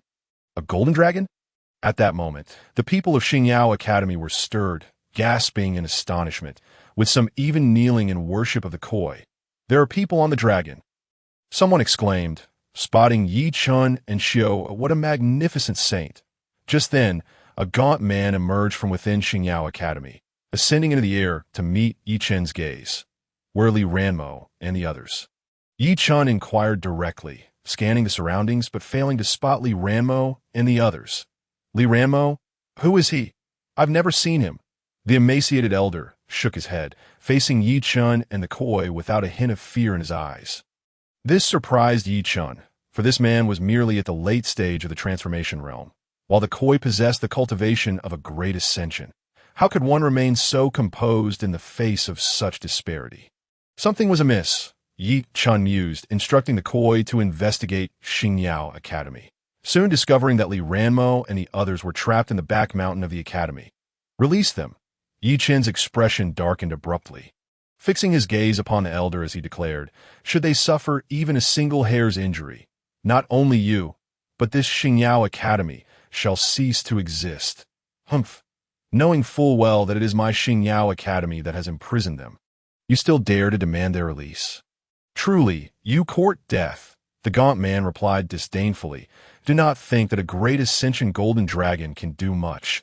Even a transcendent being would find no purchase here in the territory of Xingyao Academy. Yi Chun was taken aback by the audacity of the man's words. This transformation realm individual was far too brazen. In this mortal realm, great ascension cultivators were indeed the pinnacle of existence, while transcendent beings were as rare as phoenix feathers. Could it be that there were immortals within Xingyao Academy? I shall ask you one last time. Will you release them or not? Yi Chun spoke coldly. We will not release them. The gaunt man raised an eyebrow and retorted, Begone! At that moment, before Yi Chun could respond, the Koi could no longer bear to listen. It unleashed a breath of dragon fire. And in an instant, the gaunt man was reduced to ashes. Following this, the Koi roared, darkening the heavens, causing all within Xingyao Academy to faint. Master, let us keep it simple, the Koi remarked. You are already a great ascension, nearing transcendence. Do you not fear that further acts of slaughter will exacerbate the heavenly tribulation? Yi Chun inquired. However, as soon as the words left his mouth, he realized the futility of his question. Would the heavenly tribulation descend just because the Koi remained in the courtyard? What a bold dragon, daring to wreak havoc in Xingyao Academy. Suddenly, a thunderous sound reverberated from within Xingyao Academy. Shortly thereafter, a celestial aura surged from the back courtyard, and a man wielding a pristine white sword descended from the sky. With each step he took, golden lotus flowers sprouted beneath his feet, and profound runes shimmered behind him, emanating a powerful celestial energy. This man was indeed an immortal. An immortal? Yi Chun was stunned. There truly existed immortals in this mortal realm? Did the celestial realm not intervene? Nevertheless, Yi Chun remained composed. How many immortals in this world did not recognize him? He could not believe that once the other party recognized him, they would dare to maintain such an attitude. Chapter 23. Caught between light and darkness, it was no wonder the gaunt man had spoken so boldly earlier. Xingyao Academy indeed housed an immortal. Yet, Yi Chun remained unfazed. Whether here or in the celestial realm, none would dare to lay a hand upon him. However, as the immortal approached, he raised a finger without uttering a word. Aiming it at the Koi, the celestial energy coalesced, forming a sword that pierced through the Koi's chest. Puffed. Accompanied by a dull thud, the Koi tumbled through the air, ultimately crashing to the ground. Why Yi Chun and Xiao fared no better, falling and landing in a cloud of dust. Oh, you not recognize me? Yi Chun exclaimed in astonishment, fixing his gaze upon the immortal. I am Yi Chun, merely an ant. The immortal replied disdainfully, daring to cause a ruckus at Xingyao Academy. At this moment, Yi Chun was utterly bewildered, pondering which immortal in this world did not recognize him. But he quickly regained his composure. This immortal was likely newly ascended and had yet to transcend. It seemed he had encountered a simpleton. Why Yi Chun muttered, though a chill ran down his spine. Faced with an immortal, what could Yi Chun do? He could only stare helplessly, awaiting his demise. Xiao had long since turned pale with fright, tugging at Yi Chun's garment, her eyes reddening as tears threatened to spill. Master, Xiao'er whispered timidly, unsure of what to say. Observing Xiao'er's state, Yi Chen's heart ached, and he looked up at the sky, beckoning, "Will you not descend? Child, today, no matter who comes, you shall die," the immortal declared coldly, raising his hand once more, the sword light quivering at his fingertip. Yet before he could strike, a beam of light descended from the heavens, and Mr. Li appeared on the scene. Without any hesitation, Mr. Li raised his hand and delivered a sword strike. At the moment the sword was unsheathed, it seemed as though the very winds and clouds of the world had come to a standstill. Under this sword, this realm was rendered solely to this blade. What? The immortal was horrified, having his physical form severed by Mr. Li's sword, with his primordial spirit fleeing to a distance. He did not retreat, but instead scrutinized MRL in his heart. He mused, aside from himself, how many immortals existed in this mortal realm. He was invincible, yet who was this white-clad man holding a wine jug in one hand and a sword in the other? "You dare to act against me, a fellow immortal?" questioned the immortal. "You seem to be quite knowledgeable about the celestial realm." Mr. Li raised an eyebrow, his expression darkening as he admonished, "Since you are aware of the celestial realm's rules, why have you not ascended after transcending? Are you not aware that immortals must not act against mortals? As I have yet to ascend, I am naturally not bound by the celestial realm's rules." The immortal replied, "But you, who are you?" I am Mr. Li," he stated, pointing to the sky. Tai bai, tai bai, tai bai." The immortal's brow furrowed before he exclaimed in astonishment, "Li, tai bai? Is this not the legendary great immortal? You hail from the celestial realm?" The immortal gasped, having assumed that I was just another terrestrial immortal like himself, yet was taken aback by the magnitude of Mr. Li's presence. "How dare you descend from the heavens?" To the immortal's surprise, he quickly turned the question back on Mr. Li. This nearly caused to burst into laughter, and even Yi Chen couldn't help but chuckle. While immortals were generally forbidden from descending to the mortal realm, there were two exceptions. One was naturally the Celestial Emperor, while the second was Mr. Li. He could descend at will and even strike in a mortal realm without issue. As for the reason behind this, it would take quite a lengthy explanation. "What do you think we should do?" Mr. Li could hardly be bothered with the immortal and turned to Yi Chen, his eyes displaying a mix of caution and respect. Cultivating immortality was no easy feat, and becoming an immortal was even more challenging. A small punishment serves as a great lesson. Why Yi Chen sighed, pondering whether he had accumulated too much bloodshed in the celestial realm or if his mindset had shifted since descending to the mortal realm. In any case, he no longer relished the sight of blood or the act of killing. However, as soon as he finished speaking, the immortal suddenly appeared beside Yi Chen. A beam of sword light erupted, aimed at Xiao'er before I could even react.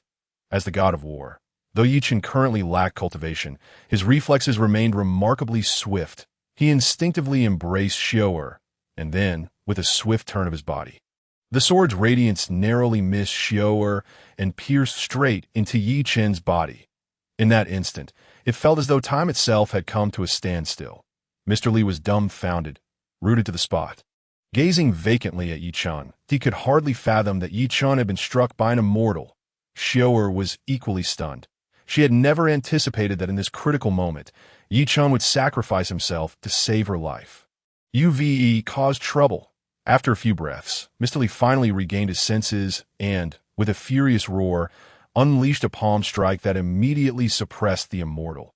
He then rushed to Yi Chen's side, intending to assess his injuries, only to be repelled by a terrifying force. At that moment, Yi Chen's body began to levitate, suspended in the air, surrounded by swirling black mist, and beneath him, an abyss faintly materialized from the depths of the abyss. The anguished cries of 100 ghosts echoed, mingled with the solemn chants of celestial beings. Above him was light, below him was darkness, as he stood caught between the two realms. "What is happening?" Mr. Li exclaimed in shock. The aura emanating from Yi Chen was too bizarre. Was it demonic energy? Was it celestial energy? Just as I was bewildered, Yi Chen's wounds rapidly healed. In mere moments, his injuries were completely mended, and he fell from the air. Suddenly, Yi Chen awakened bewildered and touched his chest, murmuring, "What is going on? Am I dead or alive?" "Master," Xiaoer, disregarding everything else, dove into Yi Chun's embrace, weeping uncontrollably, feeling the warmth radiating from her. Yi Chen finally came to the realization that he was still alive. How could a mere mortal like him survive after being struck by an immortal's sword? Confusion clouded Yi Chun's mind as he turned to Mr. Li and asked, "Did you save me?"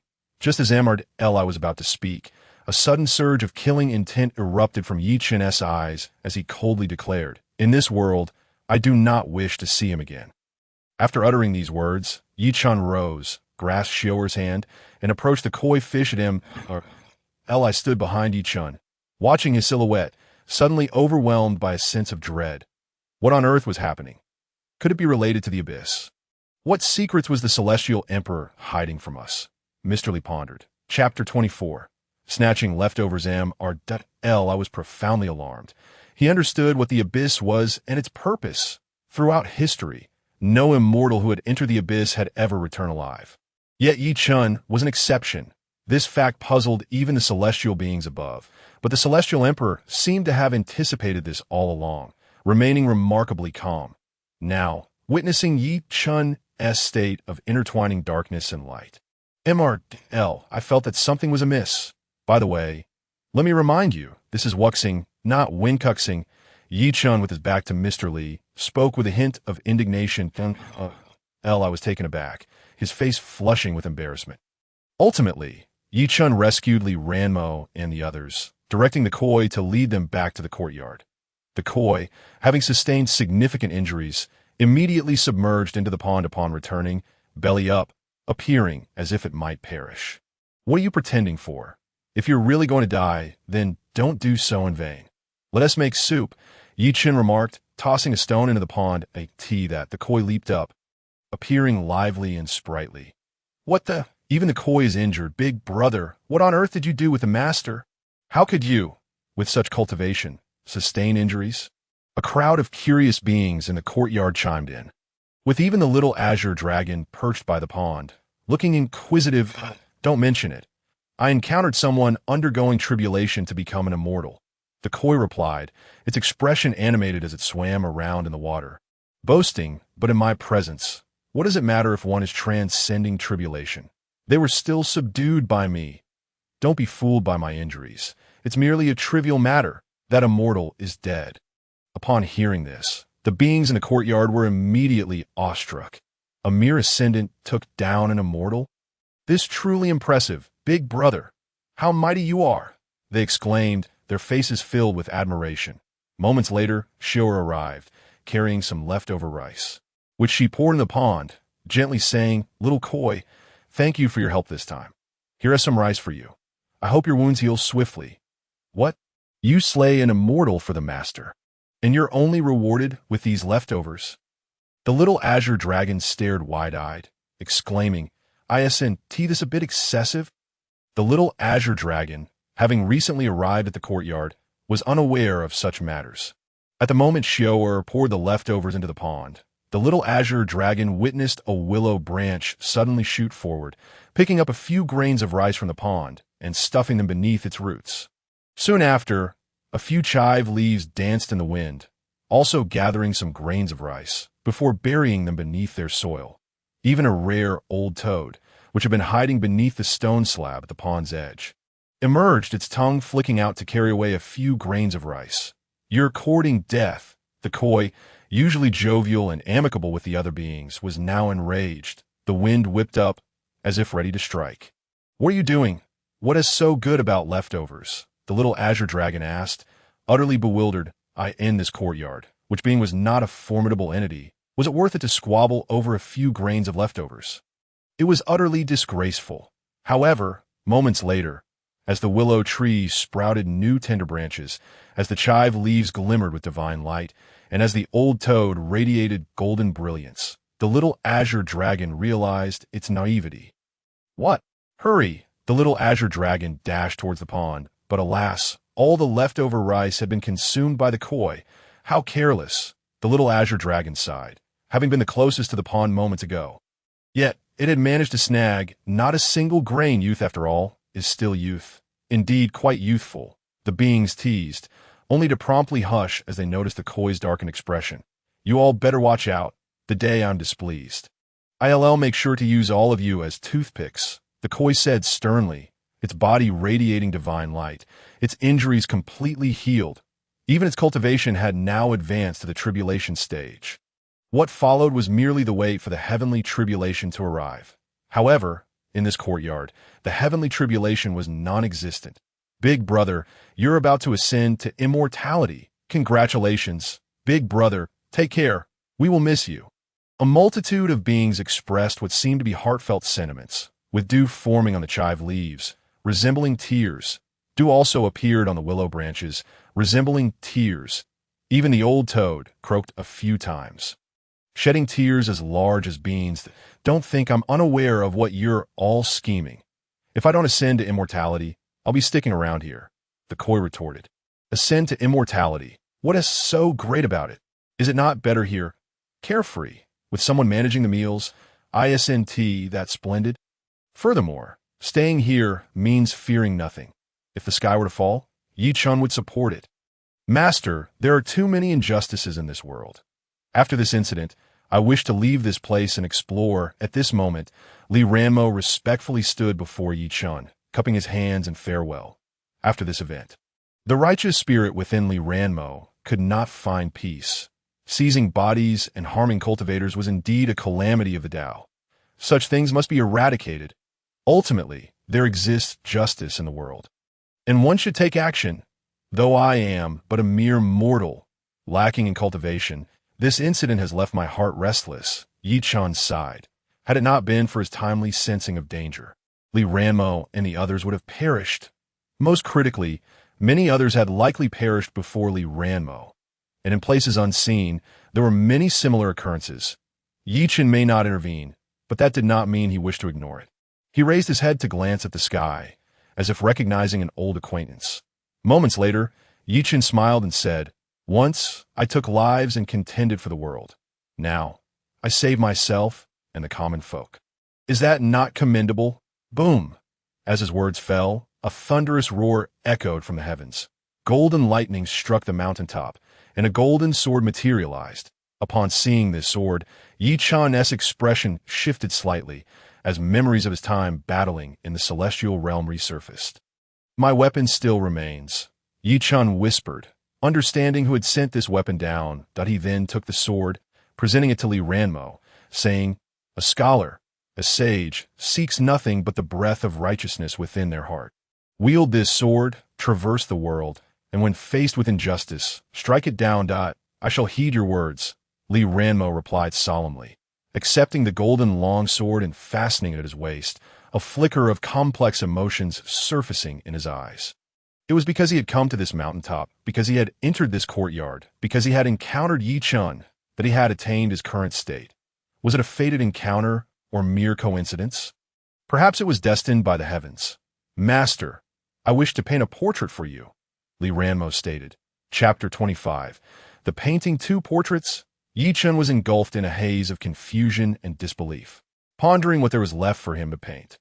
Moreover, in the days of yore, he had traversed countless worlds, his illustrious name echoing through the ears of countless beings across the three realms. Who did not know him? Who did not recognize him? As the original guardian deity, his visage had adorned the doorways of many households, embodying the most fundamental wishes of mortals, safeguarding their homes during that time. It was not only the common spirits and malevolent ghosts that trembled in his presence. Even the most notorious of demons would recoil in terror at the sight of his likeness, abandoning their sinister intentions. Thus, he felt no aversion towards Li Ranmo's desire to paint his portrait. Yet now, he had been reduced to mere mortal status. Not only had he lost his cultivation, but his divine name had also been stripped away. What utility could a portrait of such a diminished self possibly hold? It was unlikely that even the most ordinary of demons would still remember him. He spoke earnestly. I am but a mere mortal. What significance does your painting of me hold? Li Ranmo, with utmost reverence, bowed deeply, his face alight with admiration for the great being who had guided him and bestowed upon him opportunities. His heart brimmed with profound respect. equating this figure to his own parents and the heavens. "Master, I implore you, grant me this opportunity." With a solemn demeanor, Li Ranmo bowed once more, his expression earnest, as if he would remain in that position indefinitely should Yi Chen decline. "I am about to embark on a long journey. Fearing that I may not meet you for an extended period, I can only channel my sentiments into the painting, opening it whenever I yearn for you. To ease my melancholy." Yi Chen sighed, gazing at his disciple, feeling his resolve waver. After all, as long as he was disinterested, no amount of effort from Li Ranmo would sway him. Yet, considering Li Ranmo's pure-hearted intentions, he decided to make an exception today. With a deep look, he waved his hand, signaling Li Ranmo to follow him, while Shoer quietly tidied the furniture, preparing a final farewell meal for him. "Thank you. Master, I shall not let your expectations down," Li Ranmo exclaimed, his heart swelling with joy, a smile illuminating his face as he hurried to keep pace with Yi Chen towards the small courtyard. As they traversed the wide corridor and the exquisitely adorned main house, he cast several lingering glances, etching the scenes into his memory. His departure was not solely for the journey ahead, but for his aspirations and the advancement of his path. Should he fail to carve out his own unique path and reshape himself anew, he would find it utterly shameful to return to his master. In a few short steps, they arrived at the garden in the backyard. Yi Chen casually gestured, and Shoer, understanding his intent, approached to move a wooden chair to the riverbank. While Yi Chen surveyed the chair's placement, his dissatisfaction evident. Frowning slightly, Shoer, with her long legs, relocated the chair several times. Then gazed at Yi Chen with an inquisitive look. "This long stretch is indeed a harmonious scene," she remarked. "Let us settle here." Yi Chen nodded in satisfaction, slowly taking a seat. Adjusting his posture, he felt too small, soft hands supporting the chair. Intrigued, he turned to look up, startled to find Shoer's face obscured from view. He smacked his lips, feeling slightly regretful, and instructed Shoer, "All right, you should assist Shoer for now. We need to prepare for Li Ranmo's farewell." Shoer, her heart fluttering, quickly withdrew her hand and stepped aside. "Master, I shall prepare your meal in the kitchen, that if you require anything, please do not hesitate to command me," with a graceful twist of her slender waist. She bowed, her eyes shimmering with an enigmatic glimmer, hinting at some unspoken secret. Yi Chen's lips twitched, yet in an effort to maintain his composure, he stifled his reaction to go ahead. With a casual dismissal, he settled into a comfortable position, observing Li Ranmo as he meticulously arranged his painting supplies. "You have 1 hour to complete 2 paintings, regardless of the outcome. When the time is up, we shall conclude." Upon hearing this, Li Ranmo immediately paused his preparations. Bowing lightly, "An hour is ample time. I humbly request your indulgence." He was determined not to squander a moment, hastening his actions to gather his artistic tools, various pigments, brushes, specially prepared paper, and a simple easel. These items had been generously provided by Yi Chen, who had previously recognized Li Ranmo's talent and gifted him from his own stock. Li Ranmo had a penchant for creating calligraphy and paintings, and rather than expend great effort seeking rare materials, he had chosen to prepare a vast quantity of supplies at once. The storeroom still brimmed with enough materials to last him decades. He was, after all, a man of considerable means. Parting with a few items was of little consequence. Watching Li Ranmo set up the easel and arrange the paper, Yi Chen maintained his original posture. Remaining still, Li Ranmo inhaled deeply, feeling a surge of exhilaration as his thoughts and skills sharpened significantly. He focused intently on the canvas, gently applying his first brushstroke. Thus, the creation of his artwork commenced. A gentle breeze wafted through, and a willow branch brushed past, as if timidly fearing it might disturb Yi Chen, who was lost in memories. The willow seemed to possess an innate sensitivity, aware that Li Ranmo was painting for his master.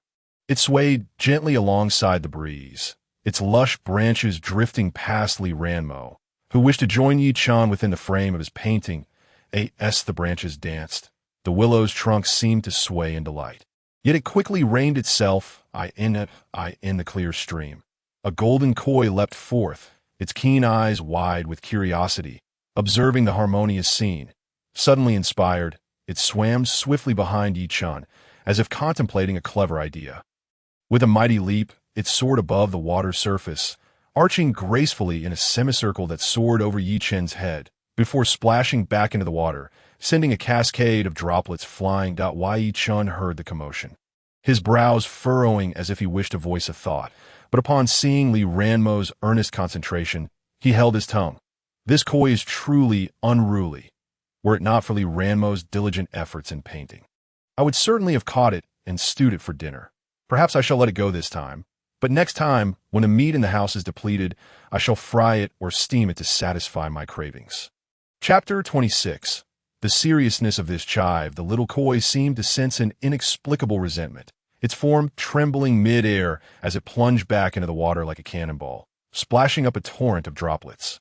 What was happening? The little koi shook its head in confusion, propelling itself through the water, retracing its path, anxious that Li Ranmo might not include it in the painting to be safe. It leapt up once more, following its previous trajectory, this time without obstruction, flawlessly diving back into the water. Captivated by the sound of splashing, Li Ranmo turned his curiosity towards the source, witnessing the scene of the koi leaping over the dragon gate. His heart stirred, and he dipped his brush into the paint, capturing the moment on paper. "Look at that grand willow," one chive whispered to its companion, using spiritual energy to communicate. "How shameless it is, flaunting that long branch before the master. It must sway in front of him for attention." With Chen present, the chive dared not speak loudly, aware that he had little tolerance for such beings with cultivation. Should he take offense, it would be a swift end for them, leaving not even a single leaf behind. What a dire fate that would be! Indeed, just because it is larger than us does not mean it harbors fewer ill intentions. Another chive, dissatisfied, remarked, "If it weren't for the fact that I, along with others, am firmly rooted in the ground and unable to move—" "Oh, wait a moment, I actually can move." Suddenly, this chive shook itself vigorously, as if realizing this fact for the first time. Its heart brimming with excitement, it quietly glanced at its several companions, on the verge of offering a reminder, but abruptly halted. Indeed, why should it remind them? There's only one grand willow tree, and that little carp is also unique, being the sole inhabitant of the entire small pond. Meanwhile, it is surrounded by numerous companions. Observing the other curious chives nearby, it suddenly sealed its lips, no longer inclined to offer a warning. Silently, it began to gently pull up its roots, cautiously inching backward. And that mischievous carp, usually fussed over by its owner, was now attempting to gain favor for its own benefit. It seemed that it had been a while since it felt any movement from its companions, and the initially irate chive communicated its frustration. Alas, it could not move. Feeling a sense of dejection, it bent its body, the leaves atop its head drooping straight down to the ground. Yes, that detestable carp. Hearing the voice of a companion nearby, it nodded in agreement, swaying its body as the tips of its leaves brushed against the soil. Something felt slightly off. The companion that usually joined in its complaints was suddenly silent. Moreover, the minimal words spoken were uncharacteristic of her usual demeanor. Where was its fellow chive?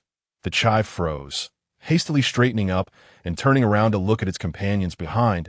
It did not actually need to turn, for it lacked eyes, nose, and ears. Communication and sensation were conveyed through its spiritual consciousness. Thus, what it referred to as turning was merely the release of its spiritual awareness. The consciousness swiftly extended backward, sending forth an invisible ripple through the air, carefully avoiding the direction of the leaf dust, lest it cause displeasure. After a moment, it glared in irritation at its companion, extending several leaves while raising its roots. Hopping a little closer to the leaf dust, just as it was about to arrive in front of the leaf dust, its expression changed abruptly. This fellow was also neglecting to offer a reminder. Selfishly preoccupied, it was even worse than the carp. It trembled in annoyance, the leaves atop its head fluttering swiftly.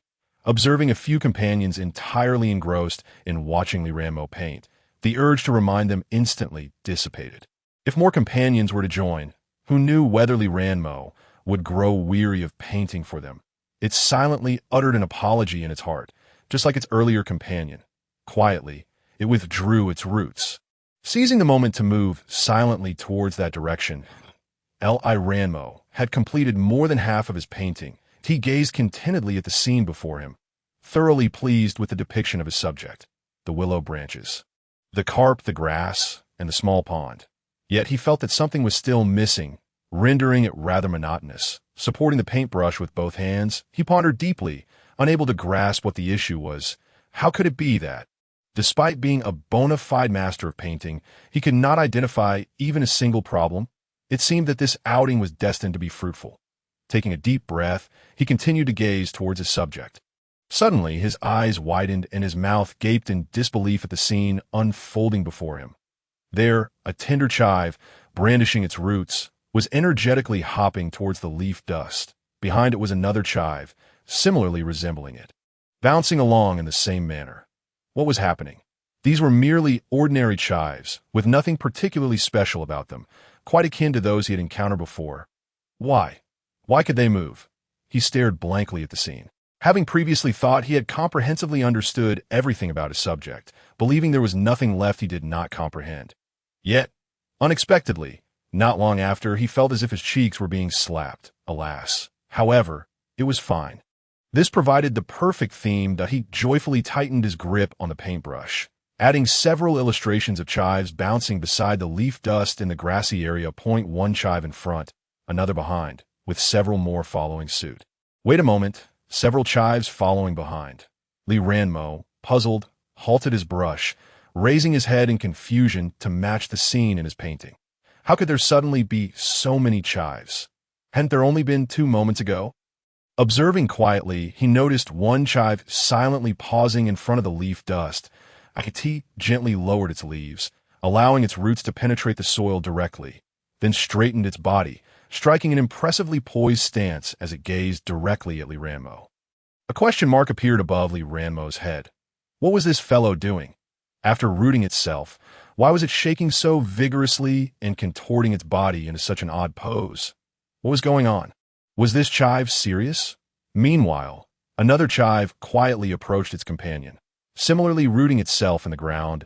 It glanced at its companion's peculiar posture, hesitated for a moment, and then attempted to strike a pose of its own.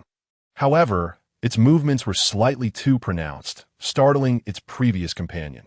Chapter 27. The Birth of the Heavenly Spirit Treasures. The earlier chive abruptly halted its rigid stance. Maintaining its bizarre posture, its upright leaves remained still as if time had frozen, not moving an inch. This was not particularly unusual. However, with a gentle breeze swaying the surroundings, the grass and branches began to tremble. Just then, Li Ranmo entertained the notion that something was indeed different. He noticed that the owner also sensed something amiss, and together, they shifted their gazes downward. They beheld the first chive, keeping its lower half immobile while the upper half spun around. A faint wave of spiritual consciousness reached out behind. The second chive, having maintained the same position, sensed this wave of consciousness. The Akateen nervously shook its leaves, noticing its companion turning to face it. The situation grew quite awkward. The first chive remained still, staring at it, while the second swayed from side to side, seemingly bashful. That weren't you the one who claimed to be embarrassed to associate with the grand willow tree? The first chive's leaves expressed discontent, casting a glare at the second chive that had stolen its spotlight. Feeling quite miffed. And yet, you still dare to criticize the little carp. Although the second chive felt a twinge of guilt, it maintained its argumentative stance. In summary, you are utterly shameless. The first chive's leaves fluttered in agitation, producing a rustling sound. You are the one who is shameless. I merely followed you here. The second stalk of chives felt a tumult of unease within, yet its tone remained defiantly unyielding. The 2 stalks stood in stark opposition, each propping up their leaves, neither willing to concede. Chen let out a faint hum, then shifted its focus once more. Both stalks of chives were akin to statues, rooted in place, too apprehensive to make a move. After a brief pause, they cautiously raised their leaves to survey their surroundings, their consciousness stirring as they etched the scene into their minds. Before them, the master remained serenely seated in his chair, a few willow leaves drifting past overhead. Opposite him, Li Ranmo wore a faint smile as he dabbed and brushed his canvas. Behind him, the koi in the stream energetically leapt about. As their gaze fell closer, they noticed a group of chives distinct from the ordinary grass, each flaunting their alluring postures, vying for attention like a cluster of blooming flowers, eager to outshine one another. At the center of it all stood the two chives. Locked in confrontation, in unison, they halted their actions, seemingly aware of the underlying issue, and with a tacit understanding, turned to glance behind them. Instantly, they spotted the other chives that had been detected by their spiritual senses. Their expressions shifted abruptly, as if a realization dawned upon them, leaving them momentarily frozen in shock. How disappointing it was! What they had envisioned as becoming the singularly unique chive had devolved into this. They shot each other a fierce glance, hearts heavy with frustration. Well then, since it had come to this, they resolved to stand out even more, to better showcase themselves within the painting. Thus, they twisted their bodies even more grotesquely, exuding an air of peculiar oddity that evoked an inexplicable sense of strangeness. Just as Li Ranmo completed his final stroke and raised his head, he was met with this bizarre spectacle. Feeling somewhat perplexed, he shook his head, applying the finishing touches of color to the painting. Before long, as he set down his brush, a wave of soft golden radiance surged forth, emanating from the canvas. Sensing something, Li Ranmo instinctively stepped back a few paces, his eyes widening in astonishment as he beheld the unfolding scene, utterly incredulous. The golden light, magnificent in its expanse, radiated outward from the painting in rippling circles, casting a resplendent golden hue over the entire courtyard, the stream, and the distant mountains and forests. Even the pale blue sky transformed into a dazzling spectacle, no longer ordinary, but infused with the essence of a treasured artifact, radiating boundless brilliance. In a fleeting moment, the light spread from the small patch of gold facing the sky to envelop the entirety of the heavens and earth. From afar, the cries of various strange beasts echoed, as if they had encountered something extraordinary. Accompanied by a cacophony of thrumming and rushing sounds, a mournful wolf howl pierced the air, followed by the escalating chorus of a pack of wolves, each voice contributing to a terrifying symphony of howls that resonated throughout the mountain range, overshadowing even the roars of tigers and lions, all manner of mystical beasts and cultivators. Upon witnessing the spectacle, instinctively rushed toward the source. The golden radiance in the sky continued to surge and swell, its reach far surpassing the territory of the Fire Nation, rapidly extending into the neighboring Wind Nation, Gene Nation, and even the distant realms beyond. This was a celestial treasure. Confounded, Yi Chen gazed upon the scene before him, struggling to believe that this seemingly ordinary painting had been crafted by his half-apprentice, Li Ranmo. Even if he had attained the status of a painting sage and utilized the finest materials at his disposal, he could never have produced such a masterpiece. The only explanation for the upheaval it provoked in the world was that it was indeed a celestial treasure. This was too surreal. How could this be possible? Even Li Ranmo, the creator of this work, was equally perplexed, completely unaware of how it had come to be. He had merely employed his lifelong skills, combined with the master's striking presence, and those clever little demons as well. Yet, none of this could adequately explain the phenomenon. Did I really paint this? Li Ranmo mused, bewildered, running a hand through his hair, inadvertently pulling a handful free in his astonishment. Wincing in pain, he furrowed his brow, momentarily distracted from the unfolding marvel. Despite this, his mind raced with confusion that why Yi Chen rose early, his expression grave as he surveyed the magnificent scene. To him, the immense spiritual resonance born from this unparalleled treasure was not a rare opportunity, but rather a troublesome predicament he had long sought to evade. Such a powerful treasure inevitably attracted fierce competition and bloodshed, memories he had no desire to revisit. He was no longer the invincible warrior who could venture wherever he pleased, easily repelling great demons with merely a painting. Now, he was but an ordinary mortal. Yet, reality often unfolds in contrary ways. Though Yi Chen thought thus, the spectacle on the horizon bore the promise of impending eruption, as if the earlier grand display was merely a precursor to something far more tumultuous. This was troubling indeed. Yi Chen closed his eyes, sensing the agitation in the air, growing increasingly restless as he felt deeply dissatisfied with this sudden disruption to his life. Li Ranmo watched his master cautiously, standing silently by, Afraid to utter a word lest he incite Yi Chen's displeasure, he did not even dare to approach the ever-shifting painting before him, fearful that even the slightest movement might amplify the already vast spectacle. His master loathed interruptions, particularly from cultivators, though he did not know the precise reasons. Li Ranmo understood this well enough. It was a taboo for his master. He kept repeating to himself, "What is this?" With a heart tinged with anxiety, he was no longer the epitome of calmness and tranquility. His face was already etched with tension and unease. I could see that moment as he gazed upon his painting. A sudden transformation occurred. The willow branches depicted within the artwork began to sway oddly, as if some wondrous change had taken place within what was once a still image. He could hardly believe his eyes. His hands slick with sweat. After all, this was a piece he had personally created. Upon closer inspection, he noticed that the clusters of grass and flowers above were gently swaying, as though an invisible breeze was sweeping through. Furthermore, even the golden koi fish intricately carved behind the leaves appeared to come to life, leaping from the left side of the stream and vaulting over to the other side. Unlike any koi he had encountered in reality, this one exuded an aura of unknown majesty, reminiscent of a formidable five-clawed golden dragon, radiating an overwhelming presence that was impossible to rival. Li Ranmo was taken aback, staring at the scene before him. He could no longer discern whether the spectacle was real or merely an illusion. Wondering if the ordinary koi indeed possessed the might of a legendary dragon, he hurriedly quelled his thoughts. As something seemed to draw his gaze, without a moment's hesitation, he looked down, only to behold a strikingly handsome young man clad in white, seated gracefully upon a chair, his expression serene and composed. This young man exuded an extraordinary aura, emanating an indescribable sensation that was both elusive and intangible. This was his master. Seeing his master unscathed, Li Ranmo exhaled a sigh of relief. As long as the painting was intact, all was well. As he reached to wipe the sweat from his brow, the dashing young man blinked softly, a smile gracing his lips as he gradually rose from his seat.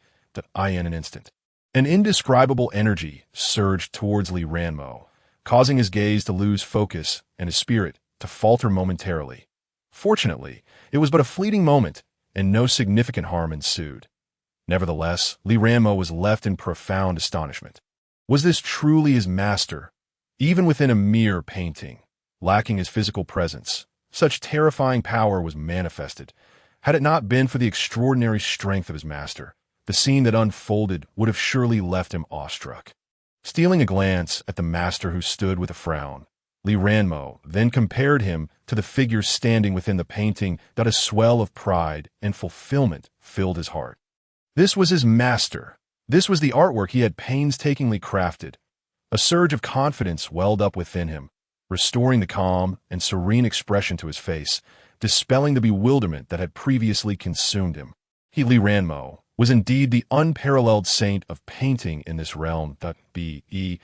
Celestial beings or deities, even if they descended from the heavens, he knew he could not match their powers. However, when it came to the art of painting, none could rival his skill. He reveled in this thought, though a furtive glance strayed towards the area where his master's own creations lay. In that moment, a sense of insecurity washed over him. The very thought of those incomprehensible paintings filled him with an exhilarating thirst for knowledge, alongside an awe and reverence for his master's formidable abilities. Only as a fellow saint of painting, rare in their time, could he truly attest to the extraordinary prowess of his master, a force so unparalleled it was beyond compare. As he contemplated this, his attention returned to the painting. Suddenly, a deep, dark vortex materialized before him, swirling with layers of black mist that surged forth from the canvas.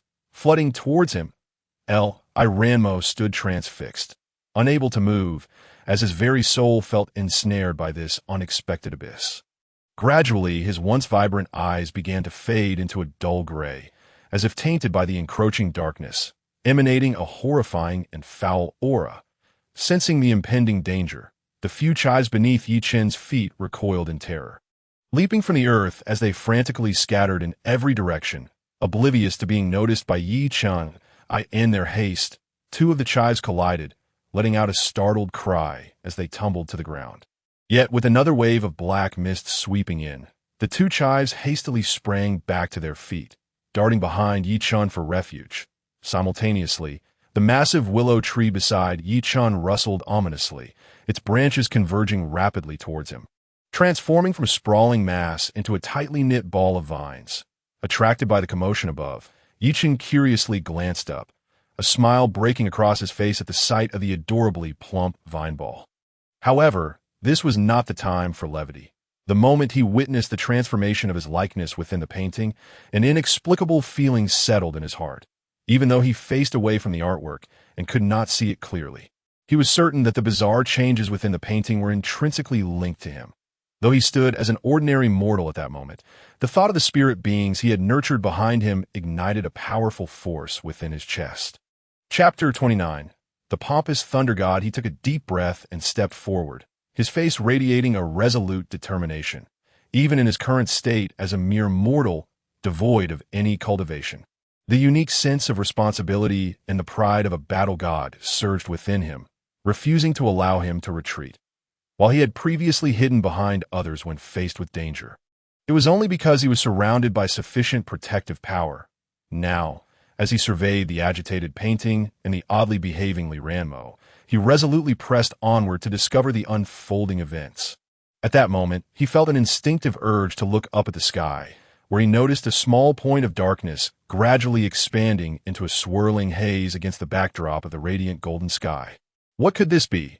Unlike the earlier subtle occurrences, this anomaly manifested in the high heavens with tangible changes that, while Yi Chen's expression turned grave as he fixated on the peculiar transformation above, a mix of shock and confusion flooding his mind.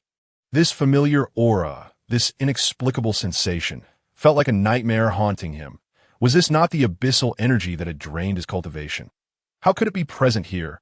Anxiety and confusion gripped his heart as he studied the peculiar scene above, observing the surrounding spirit creatures retreating in fear. Any being with awareness capable of sensing danger was instinctively distancing itself. Calm and collected, Yi Chen's gaze hardened, his spirit fierce and unyielding in that moment. He was no longer the ordinary mortal he had been. He had transformed into the battle god of Ur, the strongest being who dared to contend against heaven and earth, commanding respect throughout the celestial realms and the mortal world alike. The many spirit creatures and entities in the courtyard were left in awe, seemingly subdued by his overwhelming presence. The koi fish swimming freely in the water keenly observed this transformation, recognizing the unparalleled aura emanating from their master. Yet at this moment, those thoughts were trivial. Its gaze remained fixed upon the painting, filled with an indescribable dread, as if it too feared the approaching tribulations. Boom! With a thunderous roar, dark clouds swiftly gathered in the heavens above, cloaking the sky in mere breaths. Above these unseen clouds stood a celestial being, filled with trepidation, gazing helplessly into the distance. This was none other than the Thunder God. He had received a direct command from the Jade Emperor himself, mandating that he utterly eradicate the source of the recent disturbances. Even if it required unleashing the mightiest heavenly tribulation, he was determined to obliterate this entity or being, to prevent any future calamities and avert greater dangers. The solemn voice of the Jade Emperor echoed persistently in his mind, and the Thunder God felt that the moment to showcase his prowess had arrived, his heart brimming with anxiety and exhilaration. This was the first time the Jade Emperor had addressed him in such a manner. The gravity and urgency of the Emperor's tone had profoundly moved him. He contemplated the potential rewards awaiting him upon the successful completion of his task. Perhaps he would return with the favor of a stunningly beautiful celestial maiden. Despite the disheveled state of his hair, a result of his divine duties, he too yearned for love. After countless years in the celestial realm, having witnessed numerous passionate romances among deities, even a heart as resolute as his could not help but desire sweet, romantic encounter.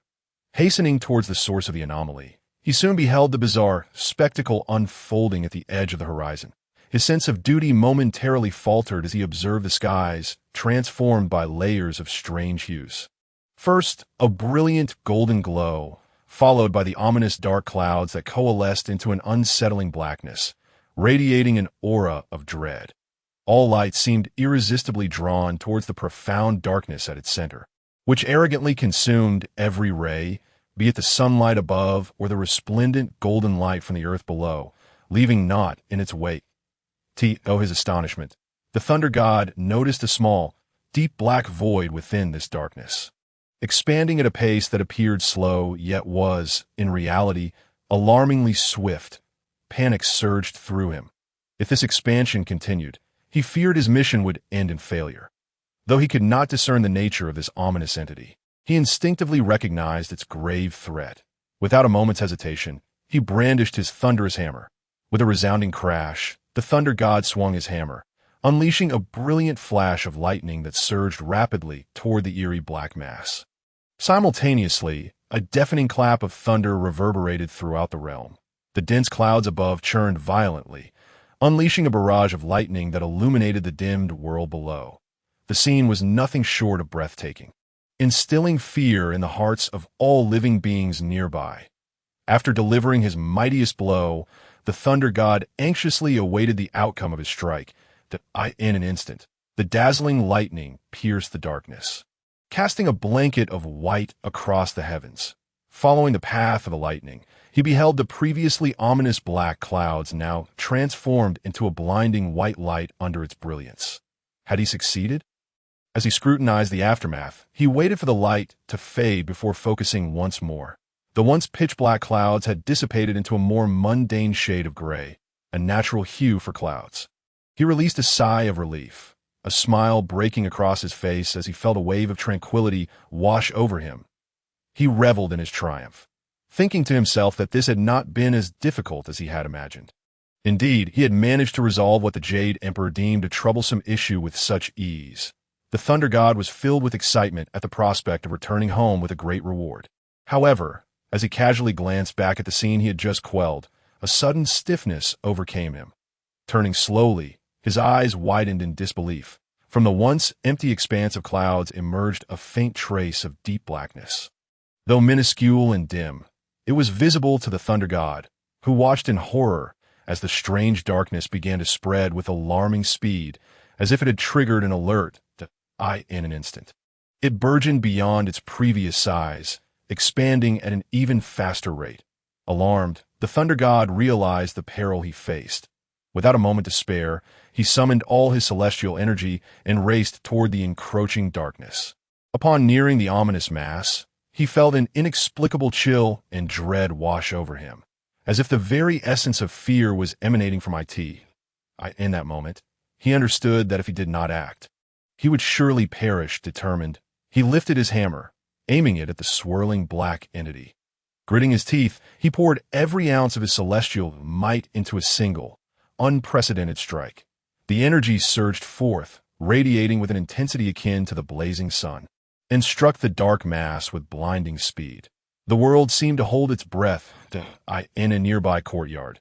Chen glanced up at the tumultuous sky, captivated by the dramatic shifts above, despite the ominous aura still lingering before him. The sight struck fear into the hearts of all who witnessed it, both mortals and cultivators alike. As the Thunder God unleashed his attack, the constraints that had bound him loosened, and he felt a wave of relief wash over him. Watching the energy envelop the dark fog, he exhaled deeply, taking a few steps back. Suddenly, a hand grasped his arm, halting his retreat. He turned to see a familiar figure. Chen, the sword immortal that I see you are here.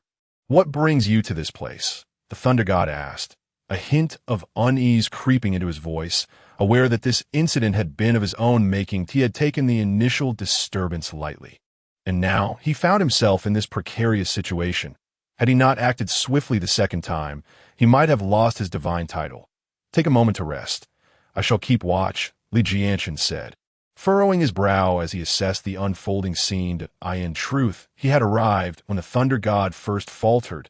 Witnessing the attack consumed by the enigmatic black fog, a flicker of recognition stirred within him as he observed the ominous entity expand with increasing velocity.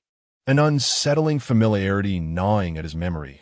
I have seen this before, he thought, as the Thunder God prepared for a more ferocious assault. Suddenly, it dawned on him. This was the very same dark mist he had encountered in Chen's presence.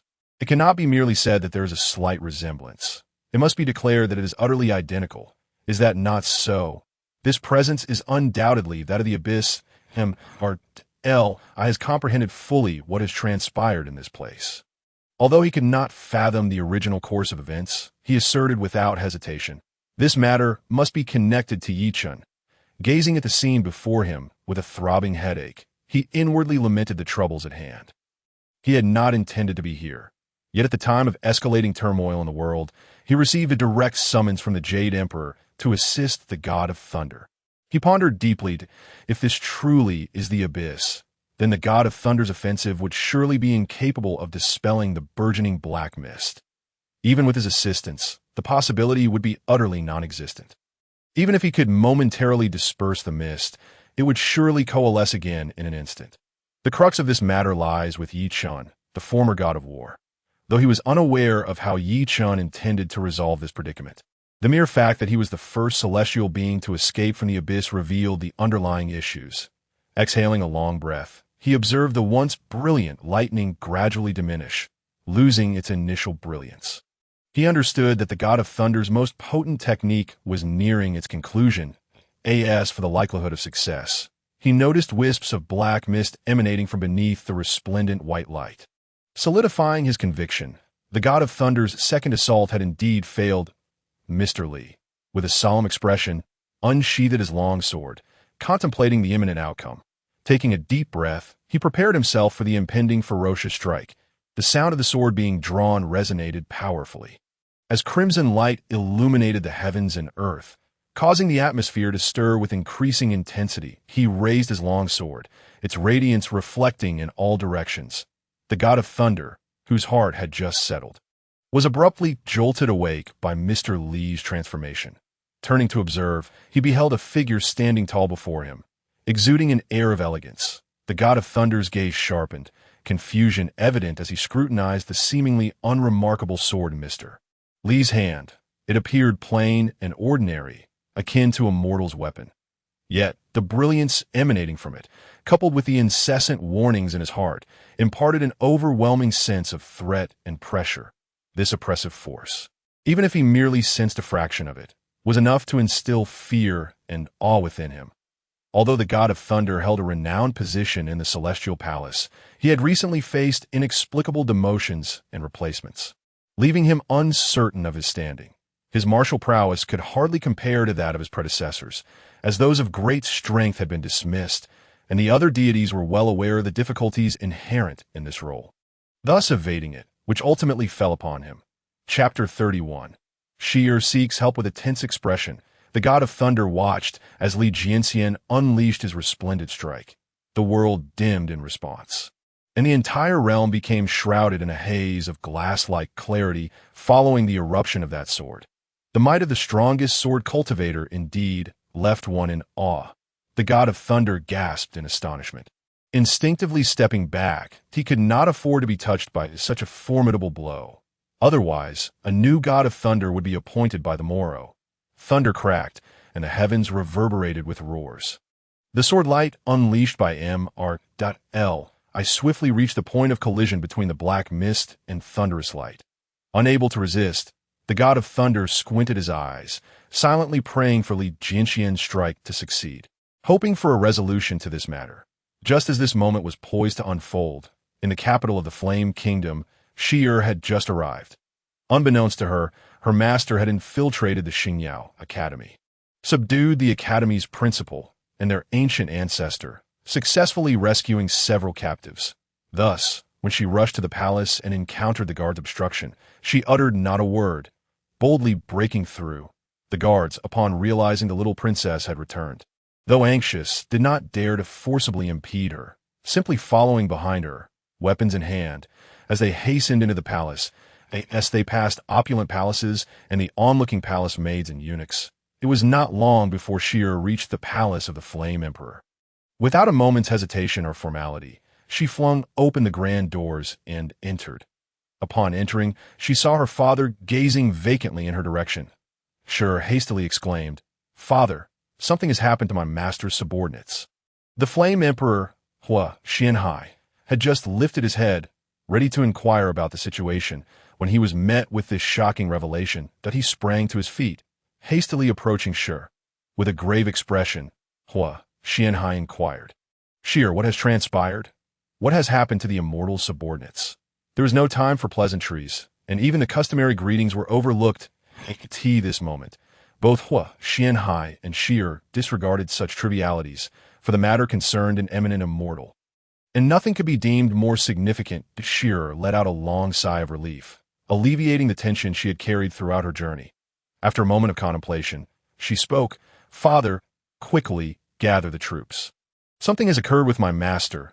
A few instructors from Xingyao Academy wish to recruit disciples in the village at the foot of my master's mountain, and they have set their sights on a butcher, intending to forcibly conscript him. Xianhai listened intently, a hint of confusion crossing his face upon hearing this. He could not restrain his curiosity, asking, "Isn't that a good thing? A mere butcher being sought after by a distinguished academy would surely benefit his future immensely. Is there a deeper issue at play?" This indeed warranted reflection. After all, it was far better to be associated with an esteemed academy than to remain a common butcher for life. There was no ambiguity. It was undoubtedly a favorable opportunity. Yet, since Shi had returned seeking assistance, there must be some underlying problem. Could it be that these academy instructors intended to recruit students not with genuine offers of gold and silver, but through coercive means? If that were the case, he would need to teach them a lesson. Shi stamped her foot in frustration, her long legs straight and adorned in a luxurious velvet gown, rendering her particularly eye-catching. She anxiously replied, "Father, it is not as you think. Those individuals have ulterior motives. They are forcibly abducting people." Upon hearing this, Xianhai's eyes widened in anger, and he waved his hands dramatically, shouting towards the door, "Summon the Imperial Guard. Mobilize all forces to eradicate these vile pests for the Flame Kingdom." Afterward, he cast a solemn glance at Shi, his expression softening slightly as he spoke in a more relaxed tone. "Shi, come with me to confront the enemy. By the way, do elaborate on the specifics of the situation." Together, they exited the palace, and as Shi observed her father's serious demeanor, she felt a sense of reassurance. She anticipated that her master would triumph over the adversary, and her worries were not for his predicament. Instead, her concerns revolved around the issues unveiled by this incident, such as the chaotic state of affairs within the Flame Kingdom. Contemplating this, she continued, "Father, the Xingyao Academy is truly a nest of villains. There is not a single good person among them. They recruit various cultivators, not to educate them in their craft, but to achieve some malevolent goal that forsakes both gods and men." Xianhai, taken aback, gazed at Shi's indignant visage with curiosity, asking what goal could possibly be so vile as to incite the wrath of both gods and men. By this time, they had exited the palace. Witnessing the Imperial Guard, fierce and resolute, rushing to their aid, a sense of satisfaction welled up within them as they prepared to charge towards Xingyao Academy.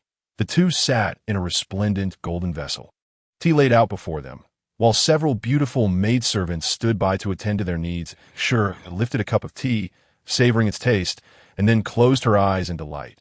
This flavor was indeed her favorite, an exquisite green tea. A single cup was sufficient to alleviate the fatigue of her urgent journey.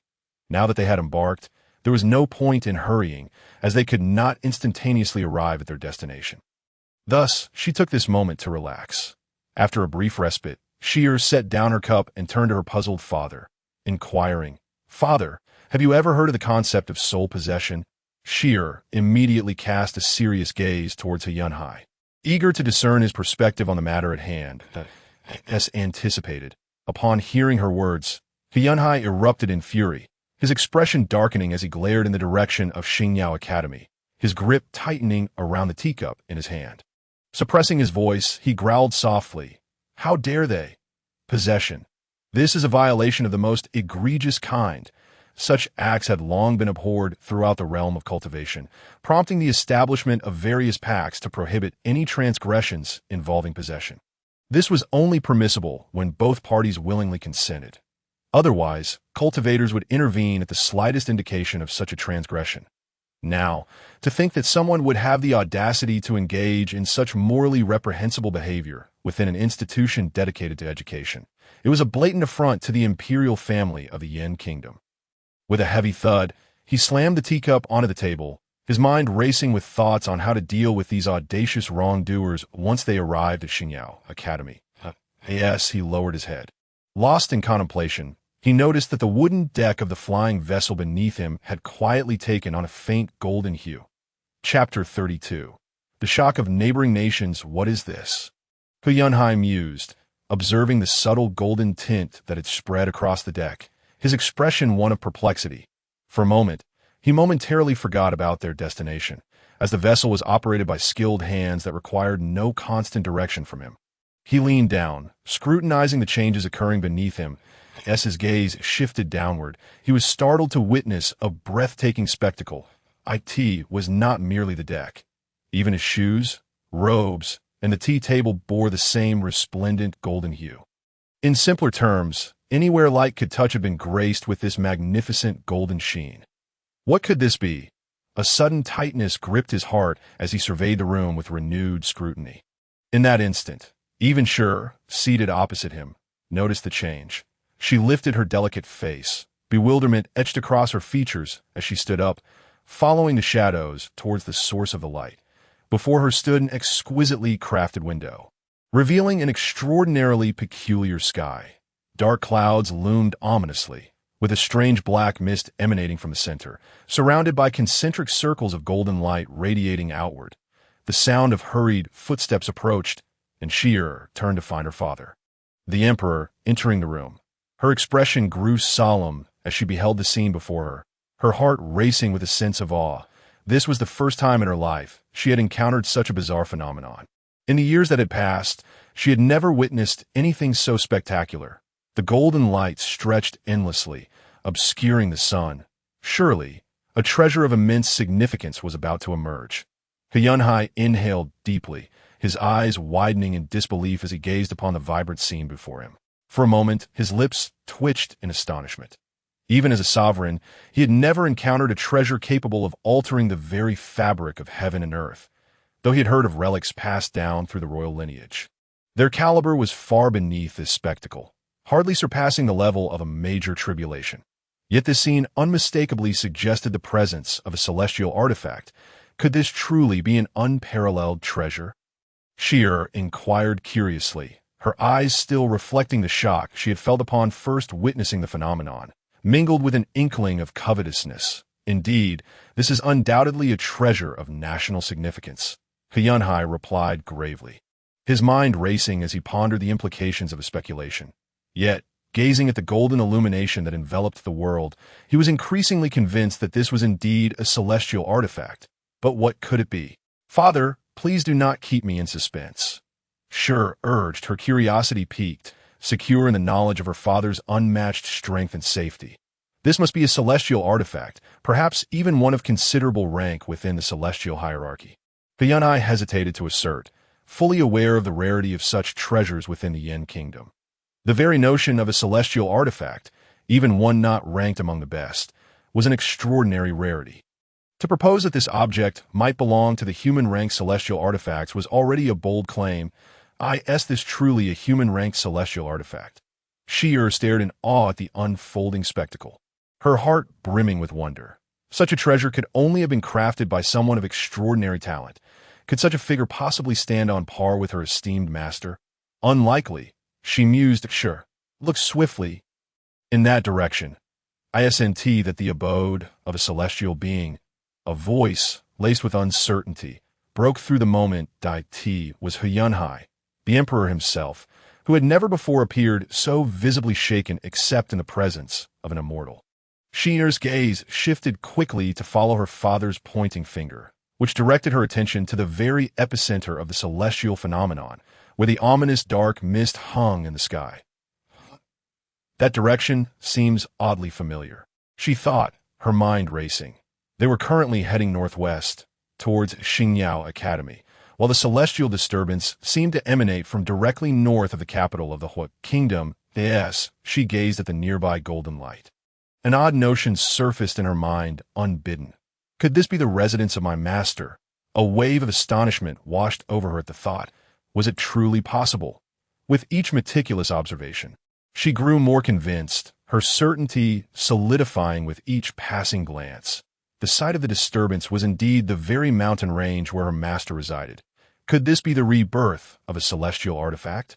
She pondered, her heart racing with excitement and an unprecedented sense of pride swelling within her. After all, this was her master. His eyes sparkled with exhilaration as she turned to her father. Her cheeks flushed with fervor. "Father, it's true. This is indeed the place where my master resides," she proclaimed proudly, her heart swelling with admiration for her master, reveling in the honor of such a connection. Only a being of such caliber could forge a treasure capable of altering the very essence of heaven and earth. Yunhai listened gravely to Shira's analysis, his demeanor gradually shifting from tense to one of relief. With such a master at her side, his daughter had secured an even more formidable ally for the whole kingdom. Although it was uncertain whether this powerful figure would heed his request to protect the kingdom, he was certain that they would safeguard Shira without question. Even in the face of crisis, the Hui kingdom now had an incredibly reliable ally. Establishing a rapport with such an exalted being, even if it meant receiving a humble token, would be a monumental boon. Boom! Just then, a thunderous clap of lightning resonated through the heavens, shaking the very foundations of the world. Preceding the sound was a blinding flash of lightning that shot towards the heart of the celestial anomaly in a serpentine trajectory. "What is happening?" The father and daughter exchanged puzzled glances. Could this be the manifestation of a thunder tribulation accompanying the birth of the celestial treasure? They shared a moment of understanding, confirming their mutual curiosity. After all, it was exceedingly rare for treasures to invoke thunder tribulations in the mortal realm. Yet, as the second, even more ferocious and startling clap of thunder echoed, they were convinced that this was indeed a thunder tribulation inherent to the artifact. Akin to the trials faced by cultivators during their ascension, this thunderstorm was, without a doubt, the universe's test of the treasure that had emerged. Chapter 33. The Stirring of the Wind Kingdom as they exchanged glances. A surge of audacious spirit welled within them. There was no doubt that the one responsible for such extraordinary changes was Shira's master, a being of unparalleled might. Yet they were left to wonder why such a profound and powerful figure chose to remain in seclusion within the mountains. Had he grown weary of the trappings of fame and fortune, seeking solace in the quietude of solitude? The thought stirred a deep empathy within Yunhai's heart for Chen, the master in question. "Father, what is this?" Shira exclaimed, her brow furrowing as she witnessed yet another transformation in the realm of lightning. Yunhai furrowed his brows, observing with a hint of confusion. Could it be that there were new developments? Before he could ponder further, he swiftly discerned a novel situation. The peculiar azure light flickered, surging towards the black mist at the center with a vigorous intensity. This pale blue radiance was extraordinarily strange, piercing through the air in a perfectly straight line without so much as a hint of deviation or energy dissipation. It seemed as though it were enveloped in an invisible membrane, firmly containing the energy within. This very moment, this beam of light behaved in precisely that manner. Such an occurrence was far from trivial. The manifestation of this phenomenon amidst such celestial anomalies prompted questions about its significance. Daring not to speculate, the two could only silently observe the transformation before them, continuing to navigate their vessel towards their destination. Whatever transpired with their senior, they trusted that when the time was right, he would surely inform them. There was no point in lingering idly. Rather, they resolved to pursue their original objective, fulfilling their senior's wishes by seeking justice against the unforgivable Starry Academy. With that thought in mind, they turned their attention away from the celestial spectacle outside the vessel and focused intently on their forthcoming actions. Such celestial changes were not only of concern to the entirety of the Fire Nation, but also drew serious attention from neighboring countries. In the capital of the Wind Nation, Yidu, atop a resplendent palace adorned with golden hues and red-tiled roofs, sat a figure clad in a light golden robe, positioned at the highest seat in the Grand Hall. Below him gathered numerous practitioners of the Wind Nation, each adorned in robes of various colors, their tables laden with exquisite delicacies and rare fruits. Within the hall, several graceful maidens in stunning pale blue gowns danced elegantly to the ancient melodies resonating from below. Their beauty captivating all. Flanking the hall, palace maids occasionally entered, bearing fresh vegetables and fruits, or fragrant dishes, to replenish each dining table. Everyone, including the ruler of the Wind Nation, smiled in appreciation of the dance unfolding before them. Your Majesty, the years of cultivation and rejuvenation have led to an abundance of talent in our Wind Nation's cultivation realm, remarked a cultivator with a top knot, surveying the harmonious atmosphere and speaking with a tone that seemed to covertly praise the ruler. Upon hearing his words, those who had been engrossed in the dance appeared to snap back to reality, their faces lighting up with expressions of admiration, echoing the sentiment. Indeed, I have been fortunate to enjoy some peace in recent years. I truly hope this situation can be sustained for several more, an elder with hair half black and half white mused, stroking his beard with a relaxed smile. Suddenly, the atmosphere in the grand hall stilled for a moment. Umph, came a cold snort. The assembly turned to see an elderly man with a disdainful expression, eliciting knowing smiles from the others. It was said that several years prior, the first elder had infiltrated the latter's sect, leading to some clandestine dealings. 3 days later, a wandering cultivator reported witnessing the elder being pursued by the sect's leader, brandishing a large sword, all the way to the ends of the earth. Rumor had it that witnesses outside the Wind Nation saw two figures in pursuit, but their speed rendered identification impossible. Nonetheless, the intrigue surrounding their enmity captivated the audience, as both men were prominent figures within the Wind Nation, one a sect leader, the other a renowned solitary cultivator. Both had attained a realm beyond the transformation of spirits, reaching the elusive void refinement stage, a rarity in the Wind Nation where active practitioners of such caliber numbered fewer than 10. Thus, their rivalry became a perennial topic of conversation, spreading throughout the Wind Nation. Now, let us discuss the resource allocation for the past decade. A voice imbued with authority broke the tension, prompting the assembly to withdraw their curious gazes and smiles. Turning their attention to the ruler at the center, they straightened themselves, regaining an air of dignity, revealing their nature as cunning old foxes. With a casual wave, the ruler signaled the musicians and dancers, who promptly ceased their performances, the dancers gathering themselves while the musicians respectfully set aside their instruments and bowed to the ruler before retreating from the hall. Lordly, regarding the resource allocation, I believe it should remain consistent with the previous decade's quota. A somewhat sycophantic voice emerged from a corner of the hall. Several gazes turned to the speaker, a rather rotund individual, prompting dismissive expressions as they averted their eyes. Oh, sect leader Chen, your suggestion is indeed commendable. The ruler's demeanor shifted, his interest piqued by the speaker's remarks, his previously authoritative visage now more intimidating. However, as soon as this voice fell, a chorus of dissenting opinions arose within the hall. I oppose this. Sect leader Chen's proposal is utterly impractical. An elderly man on the right side stood up.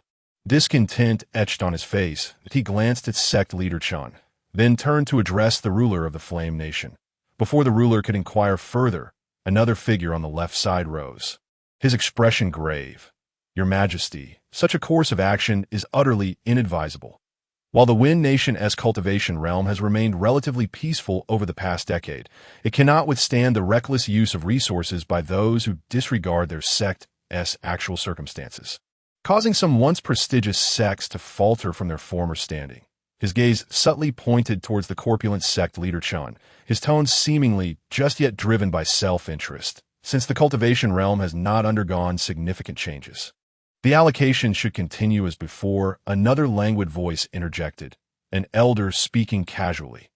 After all, as some sects rise, others must inevitably fall, and my sect has experienced a considerable setback due to an exceptionally challenging issue, resulting in the loss of several talented disciples, diminishing our future potential. Not at all. Even minor changes are still changes. If we adhere to such logic, resource allocations will remain stagnant in the years to come. Even decades or centuries hence, a resonant voice asserted that a middle-aged man with a determined expression addressed those advocating for unchanged allocations, leaving no room for doubt. Representatives from various sects within the hall began to exchange opinions and engage in spirited discussions. In no time, a myriad of differing views emerged. Regardless, They each represented their own ideas and interests. A discerning observer would note that the sentiments expressed in the hall could be broadly categorized into two factions: those advocating for unchanged allocations and those seeking alterations. Each faction had its own vested interests, with the former often comprising sects that had faced numerous crises over the past decade, causing their standings to decline. Thus, they were united in their efforts to maintain their shares. Conversely, the latter faction comprised those whose sects had progressed and thrived, eager for changes in allocation to reap greater benefits. As the hall erupted into an animated debate, the once ethereal and dignified sect leaders and elders stood, pointing fingers at one another while vociferously denouncing each other's shortcomings. The ruler of the Wind Nation watched the commotion with a smile, patiently awaiting a consensus to emerge from the tumult. Amidst the chaos, he noticed a peculiar figure, the previously assertive sect leader Chen, embroiled in the struggle for interests, surprisingly remained disengaged from the fray. He sat motionless, a wine cup poised at his lips, seemingly on the verge of drinking but frozen in place, his eyes blankly gazing outside. His somewhat rotund figure appeared oddly still, prompting questions. What could be amiss? The sovereign of the Wind Kingdom gazed at him in a moment of bewilderment, a wave of curiosity washing over him as he pondered the man's peculiar demeanor. Unable to decipher the cause of his perplexity, the sovereign redirected his attention to the pressing matters at hand within the hall. Such debates typically spanned several days, or even weeks, until the majority's interests were appeased, leaving only a small faction who could no longer afford a dissent. This spectacle was a common occurrence solely within the Wind Kingdom, a nation characterized by its uniqueness. Unlike others where cultivators clandestinely or overtly governed the state's affairs, in contrast, the Wind Kingdom was ruled by the royal family, which controlled the leisure sects of a nation and managed the distribution of resources. Thus, the scene before him unfolded. The sovereign, somewhat bored, idly toyed with the cup in his hand, awaiting a general consensus from the assembly. "Your Majesty, a grave matter has arisen." At that moment, a figure burst into the hall, disregarding the previously relaxed atmosphere, and proclaimed in a resonant voice. "What?" The sovereign of the Wind Kingdom reacted first, his expression turning grave as he rose, clenching his fists, with a casual wave of his hand. A eunuch hurried forward, escorting the agitated guard to the center of the hall. Even the previously quarrelsome assembly noted the shift in circumstances. Within moments, the chatter ceased, and the attendees donned expressions of curiosity, returning to their seats, eager to discern the nature of the significant event that warranted such a direct report from a guard. "Speak slowly. Do not panic," the sovereign calmly instructed the guard before him. In times of crisis, maintaining composure was paramount, a lesson imparted by his father, which he held dear. Observing his demeanor, the tension within the hall eased, and all awaited the guard's detailed account. "Your Majesty, an inexplicable and bizarre celestial phenomenon has manifested outside. The heavens appear to be suffused with a golden hue, leaving us in a state of astonishment, uncertain if a significant event is imminent." The guard bowed before the sovereign and, after straightening his disheveled armor, recounted the events in a single breath. "What celestial phenomenon?" The sovereign's expression momentarily faltered. He had initially speculated that it might be an invasion by a neighboring nation or perhaps a calamity befalling the realm. At the very least, it should pertain to a major sect facing an existential threat. Otherwise, such a trivial matter would hardly necessitate a formal report. The sovereign shook his head, feeling a twinge of dissatisfaction towards the guards, who were so easily rattled by minor disturbances. Having served him for so long, they should have known better than to overreact. A mere celestial phenomenon, a slight alteration, and they were thoroughly unnerved. It was a source of embarrassment. The sovereign's countenance darkened, as the earlier amusement derived from witnessing the bickering over trivial gains dissipated. Replaced by annoyance, he cast a disdainful glance at the guard, already contemplating repercussions for this individual's indiscretion. Regardless of which official backed him, such a lack of decorum would not be tolerated in the court. Regaining his composure, the sovereign addressed the assembly with a measured tone. "It is but a minor issue. Let us return to our discussions and strive for an expeditious resolution." Upon hearing this, the attendees chuckled lightly, acknowledging the sovereign's words, and then turned their attention back to their previous adversaries. Their expressions once again sharpened, as if the earlier camaraderie had been but an illusion. Meanwhile, the bewildered guard, kneeling at the hall's center, gazed around in dismay, feeling a surge of urgency. This was indeed a significant matter. Recalling the magnificent spectacle he had witnessed, he yearned to speak up again, to convey the gravity of the situation. Yet at that moment, two stern-faced eunuchs approached silently, their expressions cold, and without uttering a word. They seized him, dragging him toward the hall's exit. In that instant, clarity dawned upon him. The sovereign was indifferent to the matter. Yet this celestial phenomenon was undeniably extraordinary, and he felt a sense of frustration. He yearned to voice his concerns, fearing that this opportunity might slip away, thwarting his ambitions and aspirations. Just as he steeled himself to boldly declare the urgency of the situation, a sharp pain struck his waist, causing him to curl up in agony, his face contorted in distress. The words that had been on the tip of his tongue morphed into a muffled wail, as another hand clamped over his mouth and nose, stifling any sound that might disturb the ongoing discussions. Thus, the guard was dragged by the eunuchs toward the hall's entrance, on the verge of being ejected. Just then, a decisive voice rang out. "Wait, release him!" A seemingly languid yet earnest tone broke through, and a portly figure appeared to regain focus. This peculiar individual, known as Chen the Fat, regarded the two eunuchs with a serious demeanor, his expression grave. The eunuchs froze, caught off guard, unsure whether to proceed with their task. After all, everyone present in the hall was either affluent or noble, far beyond the reach of a mere eunuch. With their actions halted, the eunuchs exchanged uncertain glances, seeking the approval of the sovereign, who remained composed at the center of the hall. The sovereign's gaze fell upon Chen the Fat, curiosity etched on his face, as he pondered why the man, who had seemed so dazed moments ago, had now chosen to speak up. Chen the Fat, sensing the shift in attention, approached the guard, gesturing for the eunuchs to set him down. Once the guard steadied himself, Chen led him toward the assembly, taking his place in the center of the hall. Do you comprehend the magnitude of what you are about to overlook?" he declared with utmost seriousness. "What?" The assembly exchanged puzzled glances, struggling to grasp the implications of Chen's proclamation.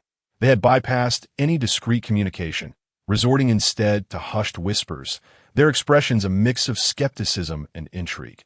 Most remained unfazed, observing Chen with calm interest, eager to witness his performance. The sovereign furrowed his brow, perplexed as to why this incident had escalated to his attention. Feeling increasingly displeased, his perception of Chen the Fat soured further. Was it not his own words that had prompted the guard's removal? Now, Chen was intent on resurrecting this matter, publicly reiterating it. What was his aim? To humiliate him. In the mind of Li Guozhu, a myriad of thoughts surged and collided, casting a shadow over his countenance. Observing the silence that enveloped the crowd, Chen Pongzi boldly strode to the center of the grand hall, his corpulent form accentuated by his squinted eyes and a specially tailored robe, lending him an air of comic absurdity. The onlookers, witnessing this spectacle, found it impossible to maintain their seriousness, instead regarding him with amused expressions, eager to uncover the motives behind his antics. Could it be that his ultimate aim was to cunningly secure a greater share of resource allocation through this elaborate ruse? Within the hall, several elder statesmen, sensing the gravity of the situation, nodded discreetly, believing they had grasped the crux of the matter. "Dear friends, did you not hear clearly what he said?" Chen Pongzi's demeanor turned grave as he surveyed the crowd, noting their bewilderment at his intentions. "If something has transpired, then simply state it without further ado. Do not keep us in suspense." A robust voice resonated through the hall, drawing the attention of the others to the speaker, a flushed elder. The assembly exchanged glances, their expressions betraying a sense of contemplation. As if anticipating a theatrical confrontation between the two, Chen Pongzi cast a calm glance at the elder, a peculiar smile gracing his lips, confident of his victory this time. However, in order to expedite the resolution of the matter at hand, he discreetly pulled aside a trembling guard who had been rendered fearful by the unfolding events. After all, previously, he could have simply resigned to a life of leisure. Now, his fate hinged on the preservation of his family, necessitating the sacrifice of his own well-being. He was acutely aware that the ruler of Fenghua was an exceedingly petty individual. Though he had been coerced into this situation, he understood that without a compelling justification afterward, he would face merciless retribution, that he realized the precariousness of his position. Reflecting on this, he gazed at the individual before him with a blend of gratitude and indignation, pondering whether their intervention was truly for his benefit or simply a consequence of his own revelations. With his back against the wall, Chen Pongzi earnestly addressed the assembly. Ladies and gentlemen, the time has come to fortify the might of our Fenghua. The crowd exchanged glances, momentarily taken aback by his proclamation, before erupting into laughter upon recalling that these words came from the unlearned fat man. Without uttering another word, Chen Pongzi approached the grand entrance of the hall and flung open the doors. Chapter 36. The shock of the Fenghua lords. The assembly within the hall regarded Chen Pongzi with puzzled expressions as he, with a stern visage, advanced to open the grand doors in silence. Moments later, he succeeded, and with a creaking sound, a soft golden light poured through the doorway, casting a warm glow within the hall. Although the chamber was adorned with various glittering gemstones, the brilliance of this new light made it seem as if the entire entrance had been gilded in gold. Could this truly signify a transformation? Li Guozhu gazed in confusion toward the source, his internal inquiries reaching a fever pitch. The other lords and senior members of various sects wore expressions of furrowed brows and blank stares, while some even exhibited glimmers of joy. After all, if what Chen Pongzi claimed were true, even if they could not secure the lion's share, obtaining a mere fraction of the benefits would suffice. Despite their vast wealth, the multitude within each sect meant that resources were perpetually insufficient.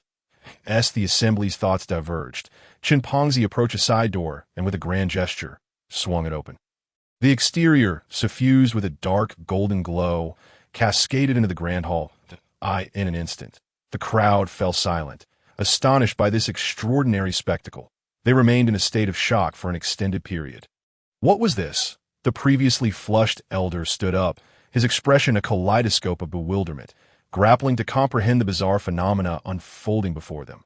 Including Li Guozhu, the assembly remained mute, their prior anticipation of witnessing Chen Pongzi's folly now replaced by a sense of embarrassment.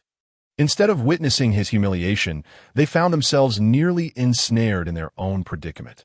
With this realization, they ceased their mockery, turning their attention to Li Guozhu, who sat poised at the center. The grand hall, now bathed in a layer of golden light, appeared increasingly magnificent, captivating the gaze of all present. Contemplating the unfolding events, Li Guozhu noted the collective attention directed toward him. With a sweeping gesture, he descended from his elevated seat and strode toward the entrance. The assembly, in silent accord, vacated their positions to follow suit. Chen Pongzi, wearing a serene smile, led the way outside. Upon stepping into the open air, the assembly was met with an even more astonishing transformation than that which had occurred within the hall. Li Guozhu at the forefront marveled at the extraordinary spectacle above them. His gaze remained fixed, a mixture of awe and disbelief washing over his features as he struggled to accept the reality of such an otherworldly phenomenon. An elder nearby hastily approached the front of the gathered crowd, his finger pointing toward the bizarre, celestial occurrences, his lips trembling as he attempted to articulate his thoughts, though his excitement rendered him momentarily speechless. He could only gesture toward the sky, his anxious demeanor suggesting he wished to share his revelations with familiar faces nearby. Observing his agitation, another elder rushed to his side, inquiring, "Surely this indicates the manifestation of a rare treasure. Given the circumstances, its quality must be unparalleled." The elder's expression turned grave as he continued to gaze skyward, seemingly reluctant to look away. "Indeed, it is so," the other elder replied, his spirits lifted by the validation of his thoughts. "Is this truly the case?" The assembly, previously rife with speculation, found their beliefs solidified by the words of these venerable leaders. After all, such esteemed figures had no need to fabricate tales. Li Guozhu found himself reassessing Chen Pongzi, surprised to discover that this seemingly inept individual, who frivolously squandered the sect's resources, possessed a degree of foresight that enabled him to seize this momentous occasion. As the crowd emerged, the celestial phenomena seemed to wane, leaving only traces of their brilliance. The soft golden light, accompanied by a brilliant flash, gradually receded, retreating from the center until, in a matter of moments, the extraordinary display vanished entirely. The assembly, still reeling from the spectacle, gazed at the now quiet scene before them, their hearts racing with excitement. Such a phenomenon, clearly emanating from a distant source, hinted at the extraordinary nature of the incident itself. Regaining their composure, the crowd exchanged glances and followed Li Guozhu back into the grand hall, where the doors remained wide open, as if eager to embrace the next unexpected event. Once seated again, the previously tumultuous hall fell into an unusual silence. Evidently, the impact of the recent events had left a profound impression on all present. Even the oldest elder, who had witnessed countless celestial phenomena throughout his life, had never encountered anything quite like this. Consequently, the assembly remained contemplative, uncertain of how to proceed. It was Li Guozhu who broke the silence, his expression one of exhilaration as he addressed the gathered practitioners. This is a fortuitous event for our Fenghua. Such treasures must belong solely to us. His tone was resolute, a fierce determination glinting in his eyes as he regarded the assembled lords and elders. I care not how you achieve it, nor the means you employ. As long as this treasure finds its way into the coffers of Fenghua, your mission will be accomplished. Observing the stirrings of ambition among the crowd, he noted their heightened emotions, yet they remained composed. He continued, any wandering cultivator or sect that dares to seize this treasure. As he spoke, he hesitated, teasing the crowd with his silence. His gaze swept over the curious onlookers. Noting their rapt attention, he continued, therefore, the distribution of resources will be entrusted to a particular sect. At this proclamation, the audience was momentarily taken aback. The leaders and elders of sects, who had initially believed their strength insufficient to engage in this matter, now hesitated, despite the treasures being invaluable and capable of enhancing their peak combat prowess. Such a grand spectacle would undoubtedly attract the attention of neighboring nations, each possessing their own formidable cultivators eager to claim a share. However, upon hearing the words of the national leader, the representatives of the sects found it difficult to refuse. Chapter 37. The secretly energized Chen, after all, should they succeed in obtaining this rare celestial treasure while simultaneously securing a significant share of resources, it would be a fortuitous double blessing. Consequently, the assembly erupted into fervent discussions. This time, their discourse shifted from mere negotiations over profit distribution to seeking alliances, hoping to band together and seize the coveted treasure. Regrettably, amidst the fervor, the one who had first detected the change, Chen, was overlooked. Whether by design or mere happenstance, he could only watch. His earlier enthusiasm completely faded, replaced by a profound sense of neglect. It seemed these individuals truly looked down upon him. Observing the grand hall filled with elegantly attired, impeccably groomed elders, Chen-Fatty's heart brimmed with unspeakable sorrow. After all, to be cast aside like this, left in solitude, was an unbearable cruelty. He cast a cold glance at the animated crowd, feeling that the revelry belonged to others while the solitude was his alone. As time ticked away, the assembly finally reached a temporary consensus. The 16 leading sects, along with the royal power, agreed to convene at a designated time the following morning to venture to the site of the anomaly. For now, their task was to return to their respective sects, organize personnel, and select the most exceptional among them to contest for the ultimate claim to the treasure. Meanwhile, Chen found himself isolated, trudging forward in silence, regardless of his desire to join or not. No one called out to him. Even those who had once stood with him in camaraderie now shunned him, wary of associating with him after securing their own share of benefits. The situation grew increasingly awkward as Chen trailed behind the others. Watching them exchange smiles and pleasantries, his discomfort palpable. Upon leaving the majestic palace, he walked in a daze, simmering with frustration. He could no longer endure this. He had invested so much, all for this endeavor. Yet the results had been elusive. Not only had he faced admonishment from his own elders, but he also had to bear the ridicule of outsiders. This time, he vowed to show them something worth noticing. Chen-Fatty's eyes glinted with determination, and he quickened his pace toward the city outskirts. A meteor streaked across the sky, startling a chorus of birds. Tiannen's sect, once a prominent and flourishing sect within the Wen Nation several decades ago, now found itself on the brink of falling from the ranks of first-tier sects. As Chen entered the sect's gates, several disciples stationed at the entrance regarded his rotund form with a veneer of respect. However, as soon as he was out of earshot, these guards, clad in azure robes and wielding their preferred weapons, exchanged knowing glances, their expressions tinged with resignation. You think we can still maintain the standards of a first-tier sect with this resource allocation? One guard, leaning on his longsword, murmured to his companions, his tone bleak. Upon hearing this, the previously calm demeanor of the others faltered, exchanging glances filled with unspoken agreement. They could all see the truth in his words, though none dared to voice it aloud. As time slipped away, one among them finally voiced his curiosity. What on earth is our sect leader doing? Why has our strength not improved, but rather declined? Why bother with such questions? All the resources are hoarded by the elders and inner disciples. You won't see a share of it, another guard replied bluntly, unflinchingly echoing the harsh reality. With a heavy sigh, he resumed his vigil over the sect, his weapon at the ready. In the Tiannan sect's treasure pavilion, a somewhat dim high-rise tower loomed atop a mountain peak, surrounded by vigilant guards and intricate formations. Anyone attempting to pry into its secrets would swiftly find themselves confronted by the guardians of the formation, who would conduct inquiries. If no significant suspicion arose, the matter would be handled lightly. However, those with grave doubts would find themselves in dire straits, subjected to relentless questioning and torment. Yet, despite the stringent security, someone managed to infiltrate the treasure pavilion.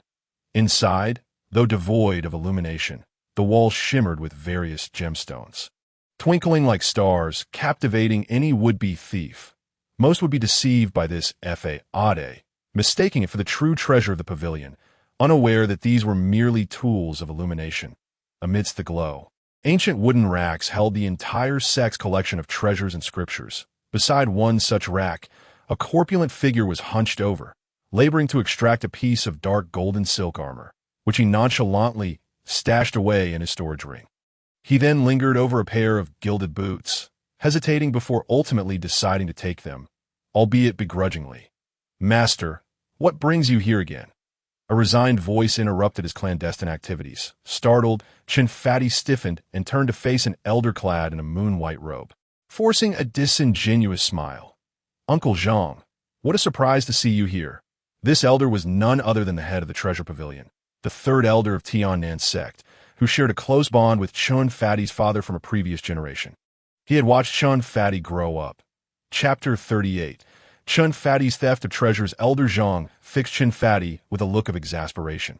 Although he witnessed the theft, he refrained from immediate intervention, torn between his affection for the young man and the absurdity of the situation. After all, the sect leader, the very master of Tiannan's sect, should not have to resort to such underhanded tactics to procure treasures from his own sect's vault. It was a far cry from the dignity expected of a sect leader, resembling more the actions of a common thief.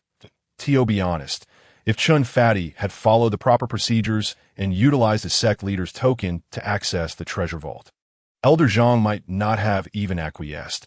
Allowing him access would be akin to inviting a wolf into the fold, a recipe for disaster. Elder Zhang pondered the bizarre antics that had led to such rumors circulating about the once magnificent sect over the years. "Uncle Zhang, I truly need your help this time." Chen stood awkwardly in place, gripping a long sword in both hands, emanating an icy aura that caused the moisture in the air to condense. As if the temperature in the entire treasure hall had dropped several degrees, but he found himself in a rather embarrassing predicament, unable to relinquish the sword in his grasp, yet too timid to sheath it. All he could do was stare vacantly at Elder Zhang. "Oh dear, what trouble have you found yourself in this time?" Elder Zhang huffed, his beard bristling, suspicion flickering in his eyes as he surveyed the treasures within the hall and noted the absence of several familiar artifacts. Based on their placement, it was evident that this prodigal sect leader had pilfered something yet again. "I'm only doing this for the sect." Chen sighed, casting a pained glance at the elder, feeling a twinge of distress over having been caught. Now he would have to endure yet another lengthy lecture. "Surely, you must have witnessed the recent phenomenon. I am merely preparing to investigate it," he added, attempting to provide an explanation to avoid the elder's reproach. Upon hearing this, the elder paused momentarily, his expression one of skepticism. He circled around Chen Pongzi, seemingly incredulous that this normally frivolous individual would genuinely undertake such a task for the sake of the sect. Elder Zhang glanced back at the spots where treasures had gone missing. Standing still to carefully recall what had been taken, he refrained from questioning Chen Pongzi, knowing that the latter would be loath to reveal anything. Fearing that the elder might confiscate his belongings, getting him to speak would be akin to extracting teeth. Despite his age, the elder's memory was prodigious, a fact that could not be disputed, given his formidable prowess. After all, one does not ascend to the position of treasure hall master with meager cultivation. Soon enough, he deduced which treasures Chen Pongzi had absconded with, and pondered whether the rotund fellow had indeed found his bearings this time. Perhaps selecting some life-preserving artifacts. Could it be that he truly intended to venture to the site of the phenomenon? The danger was not to be underestimated. Elder Zhang inquired, "Have you established an alliance with any sect for this treasure hunt? Speak up, and I shall assist you in analyzing the situation." Having spent many years in the cultivation world of the Wind Nation, his connections and knowledge of various undercurrents were beyond reproach. Although Chen Pongzi appeared portly, he was, in truth, quite naive. Otherwise, he would not have devoted so much time, energy, and resources to a venture that seemed devoid of hope. Elder Zhang had a glimmer of understanding regarding Chen Pongzi's motivations, but he had always deemed the endeavor unlikely to succeed. Yet, the stubbornness of this fellow pushed him to support him, albeit cautiously, especially concerning matters that could impact the sect's development, to prevent any major loss. However, as the elder's words reached Chen Pongzi's ears, they only served to heighten his discomfort. His gaze darted between the treasures and the elder, stammering incoherently. Unable to voice a response, it was glaringly obvious that he had no allies to speak of, not even one or two. To admit such a thing would not only provoke Elder Zhang's ire, but also leave Chen Pongzi feeling utterly humiliated. Who could be so socially inept as to lack a single ally? It was incomprehensible. These people lacked vision, unable to see past his plump exterior to grasp the depths of his aspirations. They were nothing but a cadre of hopeless old men. Chen Pongzi fumed inwardly, casting a helpless glance at Elder Zhang. "Oh, what have you done to the esteemed Tiannan sect?" Elder Zhang exclaimed in exasperation, gazing at the rotund figure before him, his right hand raised in frustration. Yet he hesitated to strike. In his youth, he could have reprimanded him. But now that Chen Pongzi had become the sect leader, such actions would only tarnish his authority. He could no longer act with reckless abandon. Not only would it be futile, but it would also incite resentment among the younger generation. Achieving nothing of worth, with a resigned sigh, he declared, "Well then, I shall leave you to your own devices." With a heavy heart, Elder Zhang approached a nearby shelf. Retrieving an unassuming box, he walked back to Chen Pongzi, his gaze filled with reluctance as he regarded the box, hesitating as if he felt it would be a waste to part with it. Observing the elder's demeanor, Chen Pongzi realized that this item was indeed a treasure. Without any reservations, he boldly reached for it. Yet, the elder's grip was unexpectedly firm, and Chen Pongzi found it difficult to wrest the box from his hands. A look of puzzlement crossed Chen Pongzi's face as he glanced at the elder, then tentatively attempted to take it again. This time, the elder relinquished his hold, for this was intended as a life-saving gift for Chen Pongzi. Regardless of its value, it would only prove its worth when utilized. Otherwise, it was no more than a piece of scrap metal. Thus, in a moment of clarity, the elder relinquished it, and Chen Pongzi, taken aback by how effortlessly it was handed over, swayed slightly as he accepted it. "Since it's being given to me, why hold back?" Chen Pongzi muttered, a faint blush creeping onto his cheeks as he felt a twinge of embarrassment. Despite his words, his hands did not linger. He swiftly placed the box, crafted from 1,000-year-old spirit wood, before him, eyes wide with curiosity as he examined it for a moment before gently opening it that a fragrant aroma wafted forth. And as Chen Pongzi opened the box, his eyes widened in disbelief at the sight within. He quickly raised his gaze to the elder, then back to the box, questioning the reality of what he beheld. After all, this pill, known as the 1,000 longevity pill, was one of the most prized treasures in the vault. Despite its name, it did not extend life but was primarily used for healing and recovery. capable of mending even the gravest of injuries, essentially a panacea for the near-dead. Having ventured into the treasure hall multiple times in pursuit of this very pill, Chen Pengzi had once managed to acquire it, only to be thwarted by Elder Zhang's vigilant oversight, forcing him to relinquish it. Now, he was baffled by the Elder's sudden willingness to part with such a valuable item when he had previously guarded it so closely. There was something amiss, and Chen Pengzi resolved to clarify the situation before proceeding any further. I want to dissuade you. I've already witnessed the recent phenomenon. Elder Zhang, aware of Chen Pengzi's curiosity, stated succinctly to spare himself further inquiries. He lowered his head in contemplation, his white hair framing a face lost in reminiscence. Chen Pengzi, not wishing to rush, allowed his gaze to wander within the treasure hall, contemplating what other artifacts he might select. As he pondered, Elder Zhang's voice broke the silence. What I've seen is unprecedented. In all my years, this phenomenon has been unique.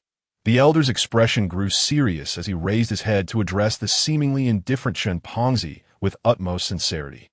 Thus, on this treasure-seeking journey, you must exercise utmost caution and vigilance. Elder Zhang, with utmost seriousness, issued his directives. Chen Pengzi felt somewhat dizzy from his words. He had initially believed that, despite the challenges, with adequate preparation, he could achieve success. However, he was taken aback, uncertain whether Elder Zhang was merely imposing pressure or genuinely concerned for him.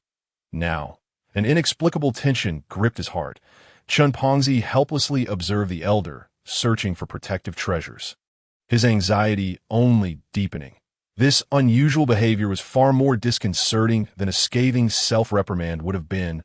Ultimately, laden with an array of treasures, he was hastily escorted to the mountain gate by Elder Zhang, who bid him farewell with an air of sorrow. Thus, in a daze, he departed from the sect, journeying toward the site of the impending anomaly. It was only after a considerable distance that he sensed something was amiss. Yet he could not articulate it. Chen Pengzi shook his head, his ability to traverse the air intensifying, and in a brief moment, he vanished beyond the horizon, back at Tiannan's sect after Chen Pengzi's departure.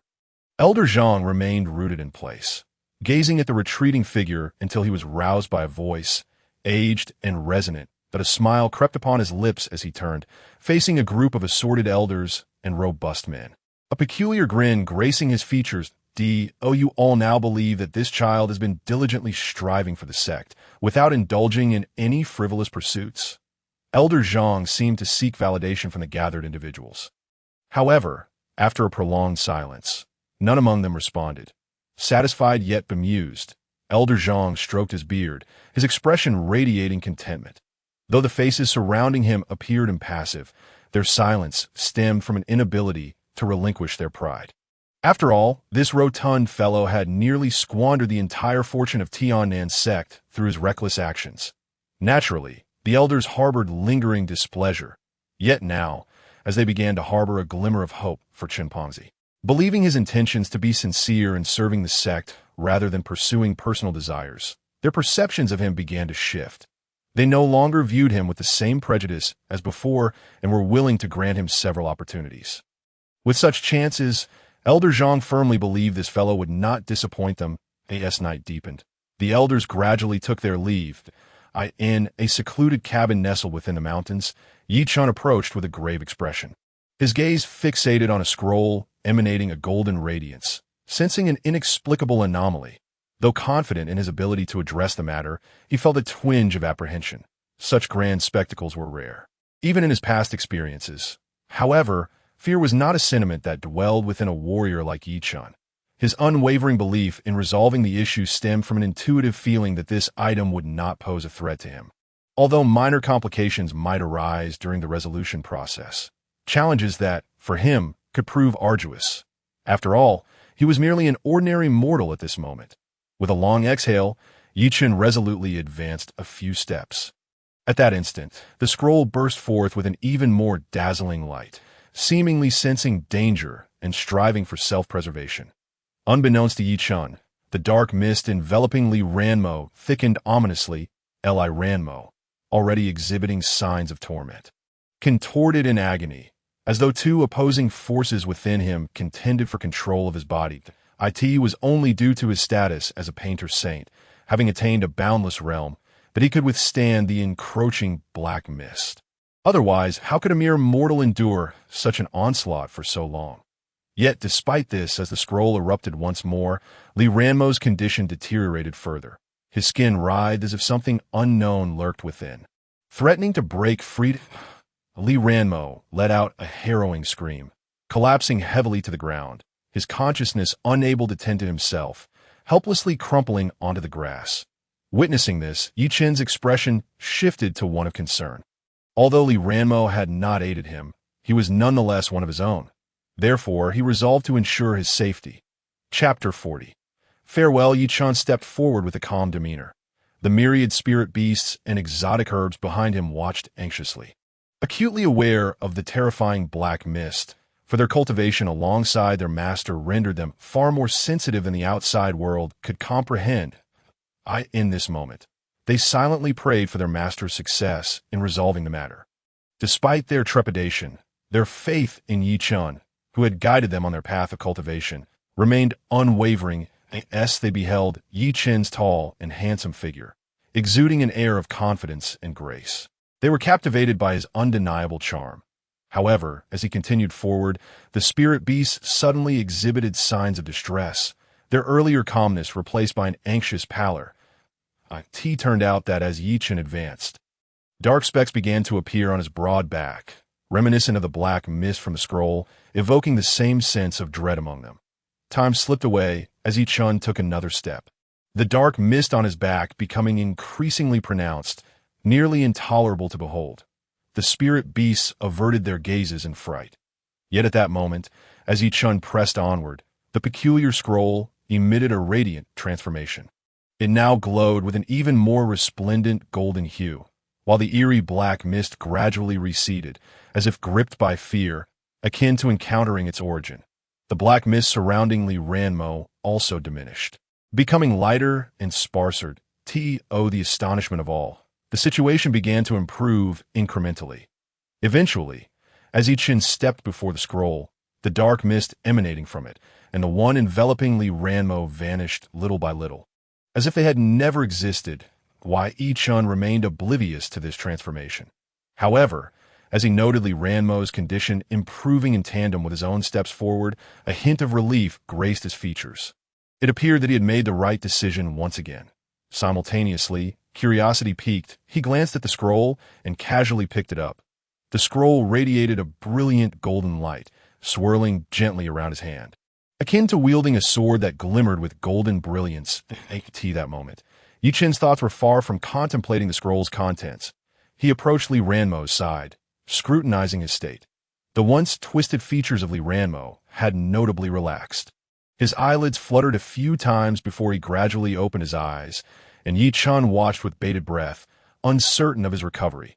"Master, what happened?" Li Ranmo inquired, shaking his head, his expression one of confusion, as though he had just emerged from a nightmare. Simultaneously, he felt an overwhelming discomfort, as if he had endured some grievous injury. "Allow me to show you this scroll," Yi Chen replied succinctly, unfurling the scroll he held. He first examined it himself, discovering a vivid portrayal of himself, as if he had stepped forth from the canvas, radiating an otherworldly aura. Above his head, several willow branches fluttered, while behind him, a small carp leaped joyfully from a pond. Puzzled, Yi Chen's gaze fell upon the peculiar plants at his feet, resembling chives, frolicking and cavorting in delight. He found it somewhat absurd that these elements had also been included in the painting.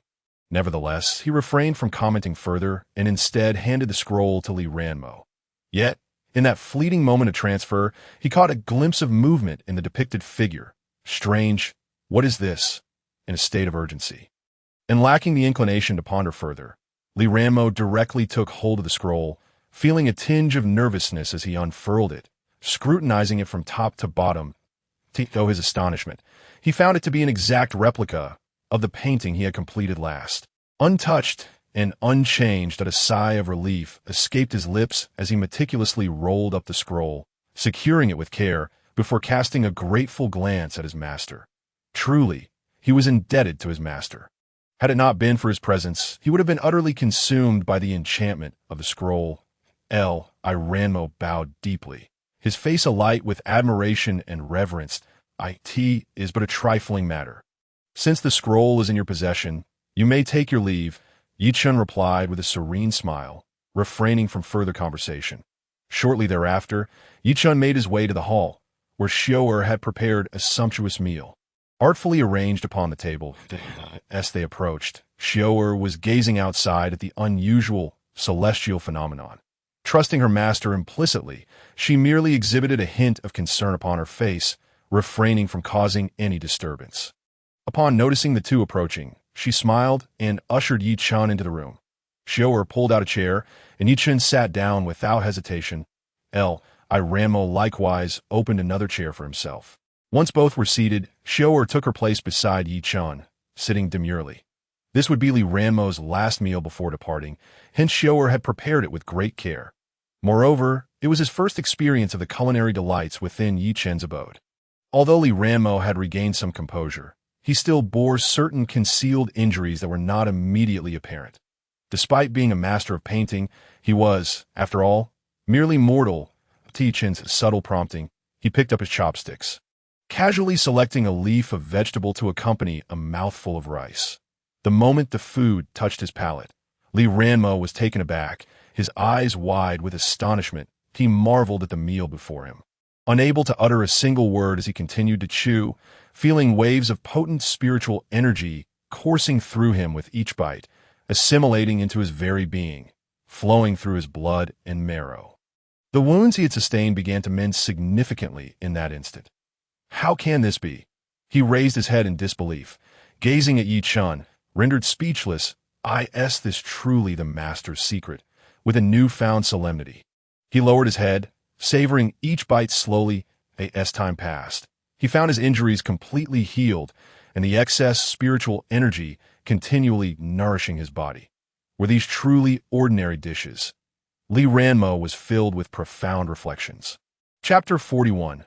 A visit from M.R.L. Once the three had finished their meal, Yi Chun led Li Ranmo to the door.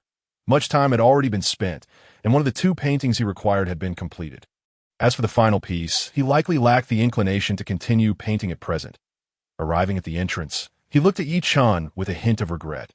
His heart still bore the lingering shock of what he had experienced. He was unaware of others' feelings, but as the subject of his own creation, he was certain of its quality. This was undoubtedly a painting that transcended realms and stirred the souls of both gods and spirits. The intensity of the creative process had already exuded such a powerful aura. One could only imagine the strength the painting would possess after a period of refinement.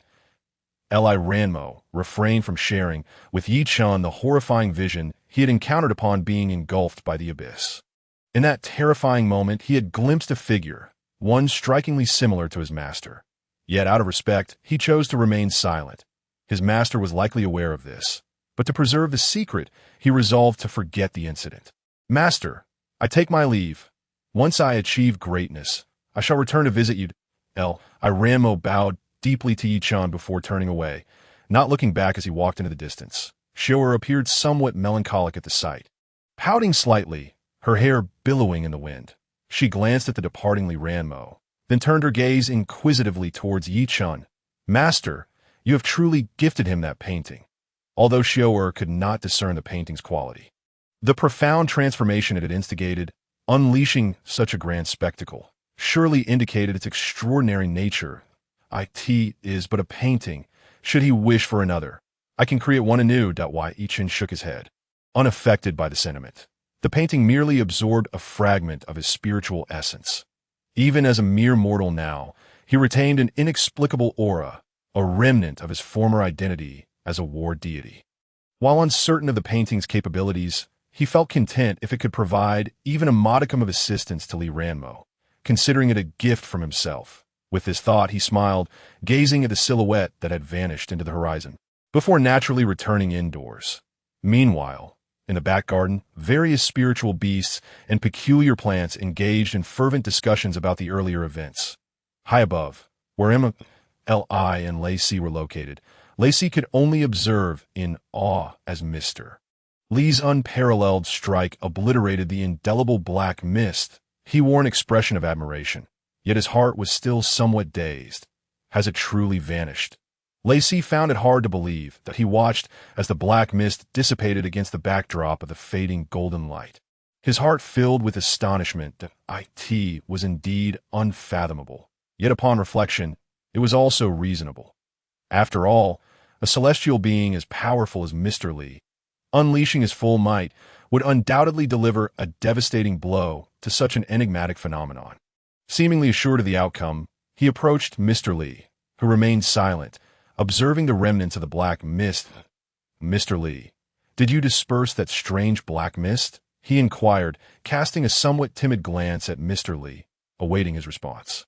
However, Mr. Li remained silent, hands clasped behind his back, gazing impassively at the area where the mist had vanished. A trace of confusion lingered in his eyes. It was clear to him that the black mist had not been eradicated by his sword light. With his mastery over the sword path, he was acutely aware that the moment his sword light confronted the black mist, it had vanished in a peculiar manner. The outside world, it appeared as though his strike had dispelled the mist. Yet that was not the case. That I found himself in a state of bewilderment. As a sword immortal, he felt an unexpected sense of fear regarding this bizarre occurrence. Was this truly the abyss?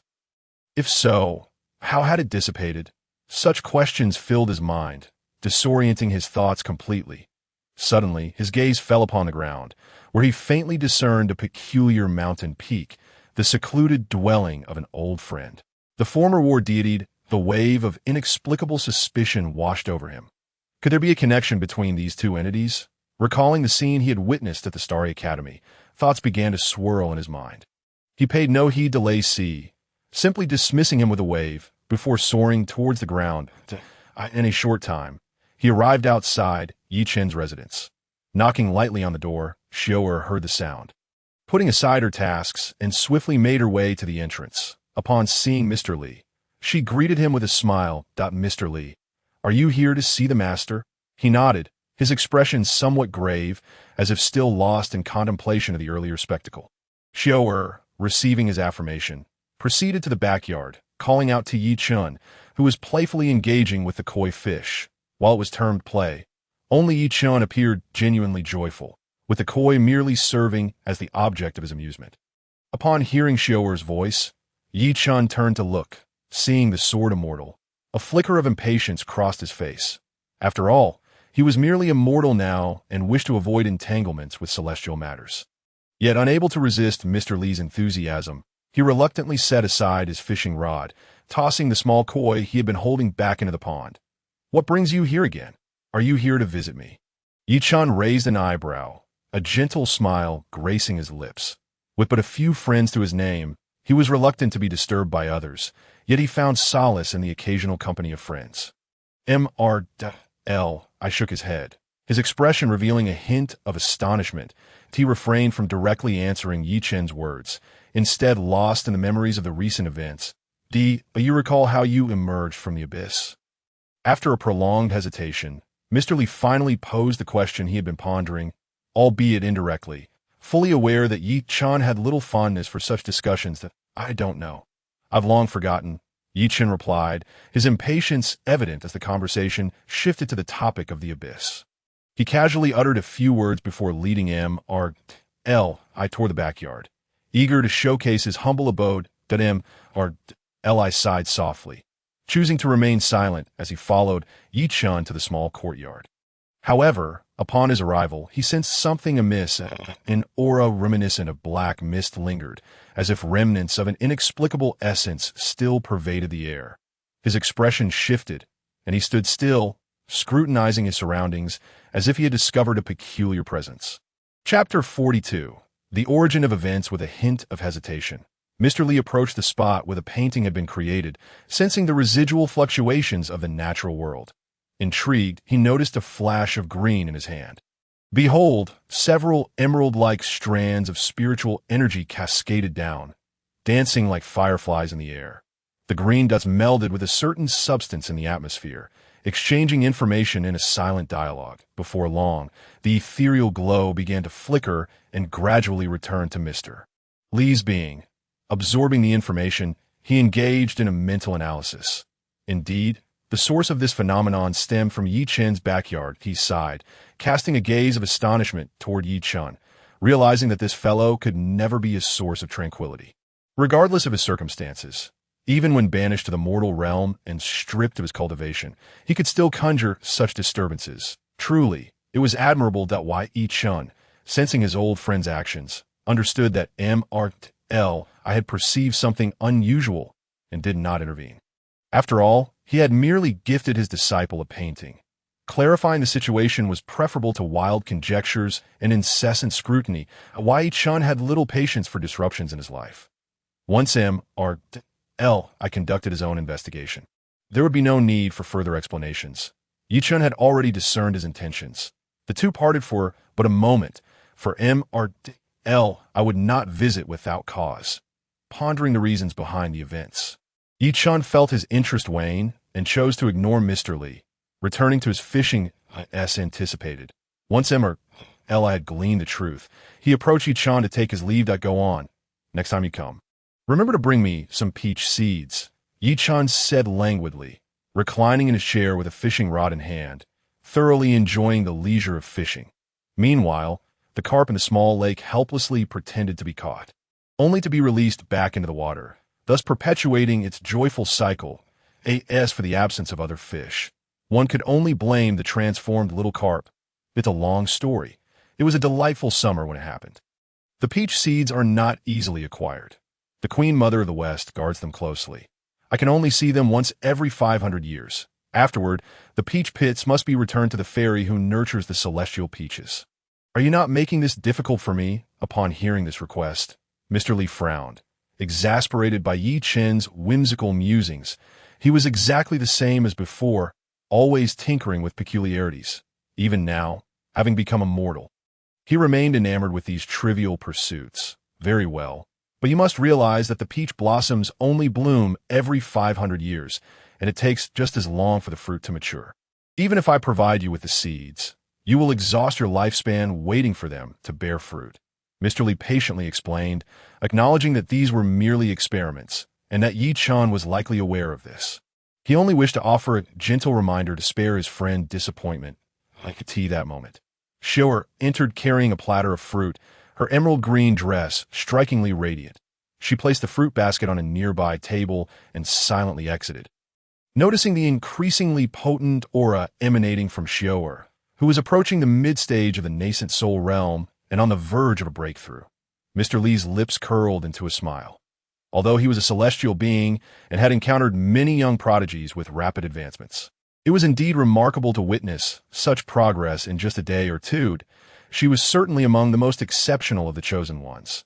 Yet, casting a glance at Xiu'er, who willingly attended to Yi Chen, he refrained from discussing the notion of accepting disciples. After all, even as a mortal, Yi Chen possessed the knowledge and insight to guide an outstanding pupil with ease. Shaking his head, he marveled at Yi Chen's extraordinary fortune. Wherever he went, he seemed to attract the best of everything. Were it not for the existence of the deity of fortune, one might even believe that Yi Chen himself was the true child of destiny. You need only bring the seeds. How to cultivate them and whether they will bear fruit is a matter I am well aware of. Yi Chen gently opened his mouth, holding the fishing rod in his hand, teasing the little carp in the water. Every word this fellow spoke rang true.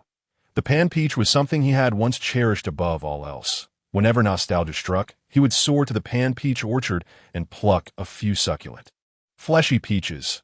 Accompanied by several jars of fine wine, personally brewed by Li Jianxian, he would prepare some delectable snacks to enjoy with his meal, savoring a bit of pan peach afterward.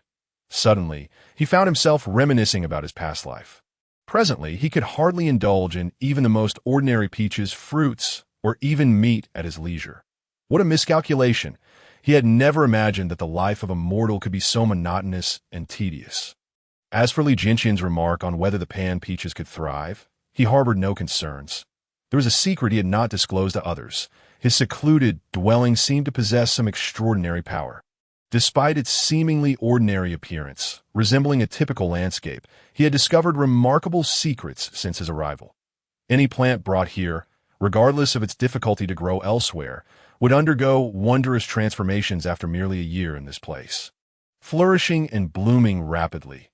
Time passed as if it were an eternity, and the mortal grasses here underwent significant changes that Chen inadvertently cast a glance at the chives swaying in the wind. Observing them bobbing their heads, as though whispering secrets, he then turned his gaze away, pondering silently. Just like these peculiar little beings, perhaps becoming sentient was not so extraordinary after all. With a resigned sigh, he waved his hand, signaling Xiao'er to see their guest off at him, I smiled wryly and shook his head, glancing at Chen, who sat fishing with his back turned, and thought to himself how little had changed. He still disliked formalities. Initially intending to reminisce, he turned and walked away upon seeing Chen's demeanor. Xiao'er, with her hair elegantly styled, glanced at her master before leading the way, escorting MRL out to the entrance of the small courtyard. MR.L. I cast a contemplative glance at the gate, pondering how to report this matter. Although it appeared complex, it was in fact quite simple. The best approach would be to directly state that this incident was related to Yizhan Shan, for he believed those fussy celestial beings would not dare inquire further. This was indeed the only way to avoid future complications. Thus, he extended his right hand, pointed with 2 fingers, and then soared upward. Stepping onto a long sword, a surge of sword qi pierced the heavens, echoing with a resounding cry as Li Jianxian departed from Chen's courtyard, leaving the mortal realm to enter the celestial realm. At that very moment, as the hidden sword qi traversed the heavens and earth towards the celestial world, the distant Xingyao Academy was facing a critical upheaval. Shadows descended from flying vessels, clad in armor and wielding sharp blades, exuding a grand aura, their faces adorned with an air of calmness. Chapter 43. Where are the immortals on the most luxurious flying vessel? Huiyunhai and his daughter descended, their faces still flushed with excitement. They discussed briefly on the vessel and confirmed that the phenomenon causing the upheaval in the heavens and earth was indeed Chen, the master of Sheer, that at this moment, they finally grasped the extent of Chen's power. Without a doubt, the combined might of the entire Huagua could not even begin to reach Chen's level. This was undoubtedly the greatest secret of Huagua, and they were determined to keep it under wraps. It was not a matter of cutting off Chen's connections to the outside world, as that was beyond their capability. After all, for someone of Chen's caliber, he could go wherever he pleased, unrestrained by their petty machinations, even with Huiyunhai as the ruler of Huagua. Thus, they had to devise alternative strategies. For instance, they aimed to minimize the interference of unknown cultivators, preventing disturbances during the elders' secluded cultivation. By doing so, it would be as if they were safeguarding the elder. Huiyunhai mused, his steps unwavering. Setting aside grander ambitions, he was determined to ensure that this event at Xingyao Academy was executed flawlessly, hoping to earn praise from the elder upon his return. Without further contemplation, he instructed his subordinates to tightly coordinate the entire academy from top to bottom. Additionally, he dispatched several adept officers skilled in interrogation to uncover the truth behind the matter. Gazing at the ancient yet majestic architecture of Xingyao Academy, Huiyunhai let out a long sigh. Such a grand institution, renowned for nurturing several tribulation-crossing cultivators, was regrettably marred by myriad issues. Many of the tribulation-crossing experts from Xingyao Academy either failed due to various reasons or missed their opportunities. Consequently, despite its formidable reputation, the Academy's disciples scattered throughout Huagua, yet its inherent strength was lacking, reliant primarily on the dedicated instructors who had taught there for years. Thus, during this expedition, he focused on finding capable individuals from the Imperial Forest Army rather than summoning elders from the royal family. Such strength was deemed sufficient. While Huiyunhai and Shearer strolled through Xingyao Academy, a hunched figure came stumbling toward them, halting abruptly before the two and kneeling deeply in greeting. Your Majesty, Your Majesty. Grave news! There exists an immortal within Xingyao Academy. The man's face was pale, clutching his weapon, trembling as he spoke. What? An immortal? Huiyunhai felt his legs weaken, as if all strength had been drained from him, and he appeared somewhat feeble. What should we do? How could there be an immortal here? The news struck them like a bolt from the blue, plunging their world into chaos. What could they do now? Not only Huiyunhai, but even Shi, who had spent considerable time with the elder, felt a surge of panic. Despite her familiarity with the elder's unfathomable strength, she remained oblivious to his true cultivation level. In everyday conversations, such topics were likely to be met with deep aversion from the elder. Were it not for her strikingly beautiful legs, she suspected she might have been kicked out the moment she entered. Never to approach again, Shear's fair face turned slightly pale, her delicate hands gripping her clothing tightly, her lips gently biting down, rendering her unexpectedly charming. Wait, something seems amiss here, Shear pondered. Grasping the situation's truth, it appeared more profound than their initial assumptions. The existence of an immortal within Xingyao Academy was a far more complex matter. If she and her father's soldiers had been searching throughout the academy for quite some time, even apprehending a significant number of students and faculty, why had this immortal not revealed themselves? Surely, prominent figures were not meant to make their entrances last. No, that couldn't be the case. For reasons unknown, Shear felt a sudden conviction. This immortal must certainly have some issue. Whether genuine or not, they would not make an appearance today. Therefore, she glanced at her panicked father and calmly stepped forward, addressing the kneeling soldier before her with a soothing demeanor. Since you have confirmed the existence of an immortal, do you know where this immortal is cultivating? The soldier, who had previously been prostrating on the ground in repeated bows, momentarily found himself in a state of bewilderment. It seemed he had not anticipated that the princess would pose such a question instead of directly ordering a retreat. Avoiding the celestial being, caught off guard by this unexpected turn of events, the soldier hesitated for an extended period, failing to provide any advantageous information. Thus, after casting a glance at his sovereign father and receiving a nod of encouragement, he proceeded towards the area where the instructors and disciples of Xingyao Academy were detained. Initially flustered and visibly anxious, Yunhai, the ruler of the Fire Nation, appeared somewhat more composed amidst the chaos instigated by his daughter. Regaining a modicum of the authority befitting a sovereign, he followed closely behind her, ready to lend his support. In that moment, the apprehensive gazes of the instructors and disciples met the approach of the elegantly attired princess, whose serene expression contrasted sharply with the tension in the air. Before long, Sierra came to a halt before them. Surveying the crowd, she noted that apart from a few instructors and disciples, the majority displayed unmistakable signs of fear upon their faces. This realization provided her with a sense of reassurance, for if they were more frightened than herself, she felt emboldened that you know where the celestial elder within the academy is? She inquired as soon as her words fell. She widened her eyes, intently scanning the crowd for any key figures whose expressions might betray a shift in emotion. After all, such esteemed beings as celestial elders were not common knowledge among ordinary students. And with the spies of the Fire Nation royal family present, it was perplexing that she had only now learned of their existence within Xingyao Academy. Suddenly, a sense of unease washed over her. She swiftly turned to the official who had spoken moments earlier, noticing him still kneeling on the ground, trembling as if he had yet to recover from the shocking news. How could this ordinary officer of the Fire Nation possess such knowledge? Clearly, there was something amiss. Realizing this, her attention sharpened as she refocused on the group of instructors and disciples bound in that place. That moment, it seemed the crowd had just registered her question. Exchanging glances that hinted at some hidden truth. Chapter 44. The misunderstanding of Yunhai Sierra's eyes gleamed with newfound insight. Her keen observation had not missed the silent exchange among the crowd. Yet, recalling the earlier scene, she felt a tremor of uncertainty about her conclusions. In that fleeting instant, apart from a few elderly instructors whose faces remained impassive and a handful of students who appeared pale, the rest of the crowd, men and women, young and old, regardless of status, suddenly erupted into animated discussion, momentarily forgetting their fear of the soldiers before them. Was this not somewhat peculiar? With little time to ponder, Sierra called forth several of the students and instructors whose expressions had shifted most dramatically. Addressing them with an air of seriousness, she demanded, "Answer me honestly, does the Academy harbor any celestial beings who have yet to depart this world?" With a heart full of trepidation, she posed the question, attempting to steady her emotions as she awaited their response.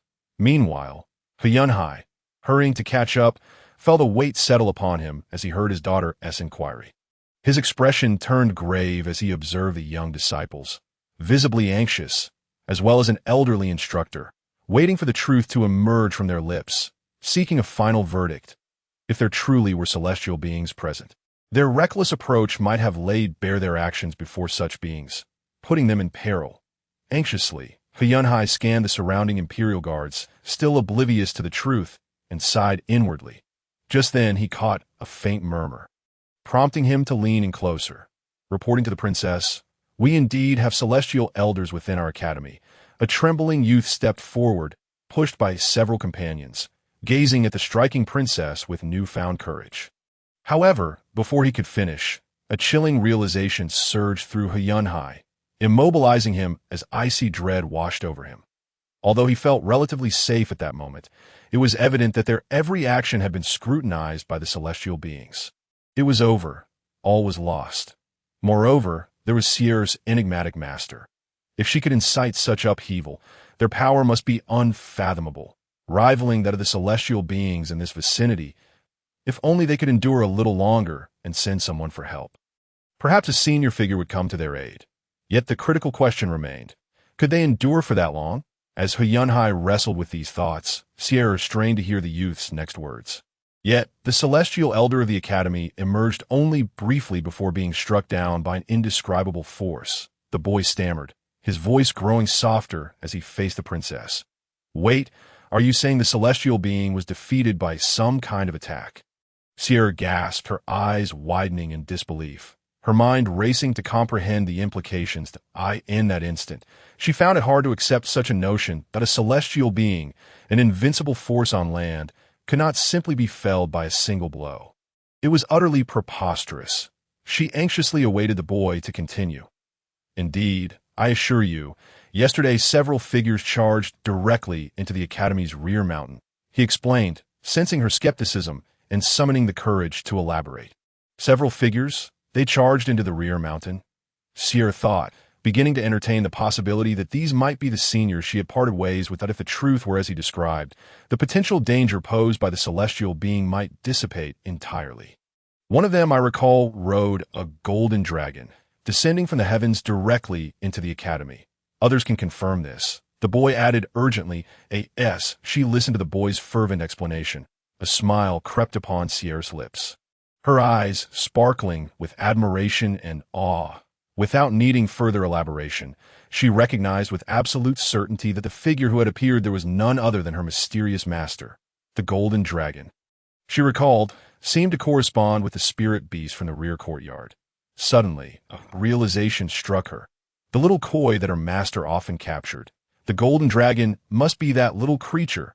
It seemed to reflect the legend of the koi leaping over the dragon gate, transforming into a five-clawed golden dragon. Sighing with relief, Sierra recognized that the greatest crisis of this journey had been averted. With a senior figure having already come to this place, it was likely that any potential threats had been neutralized. All they needed to do was resolve the subsequent details and return to report to the elder. This moment, she glanced at the youth before her, choosing not to speak further. For the boy and the multitude of disciples and instructors at the academy. Ascertaining whether any were truly in peril would require time, given the sheer number of individuals involved. While she felt sympathy for them, her heart ached even more for those innocents who had lost their lives. With this thought in mind, Sierra turned to share the good news with her father, hoping to ease his worries. But just then, an urgent voice pierced the air. "Sierra, you must flee at once. Take several of the patrol guards and board your father's vessel. Set off immediately to seek help from the elder."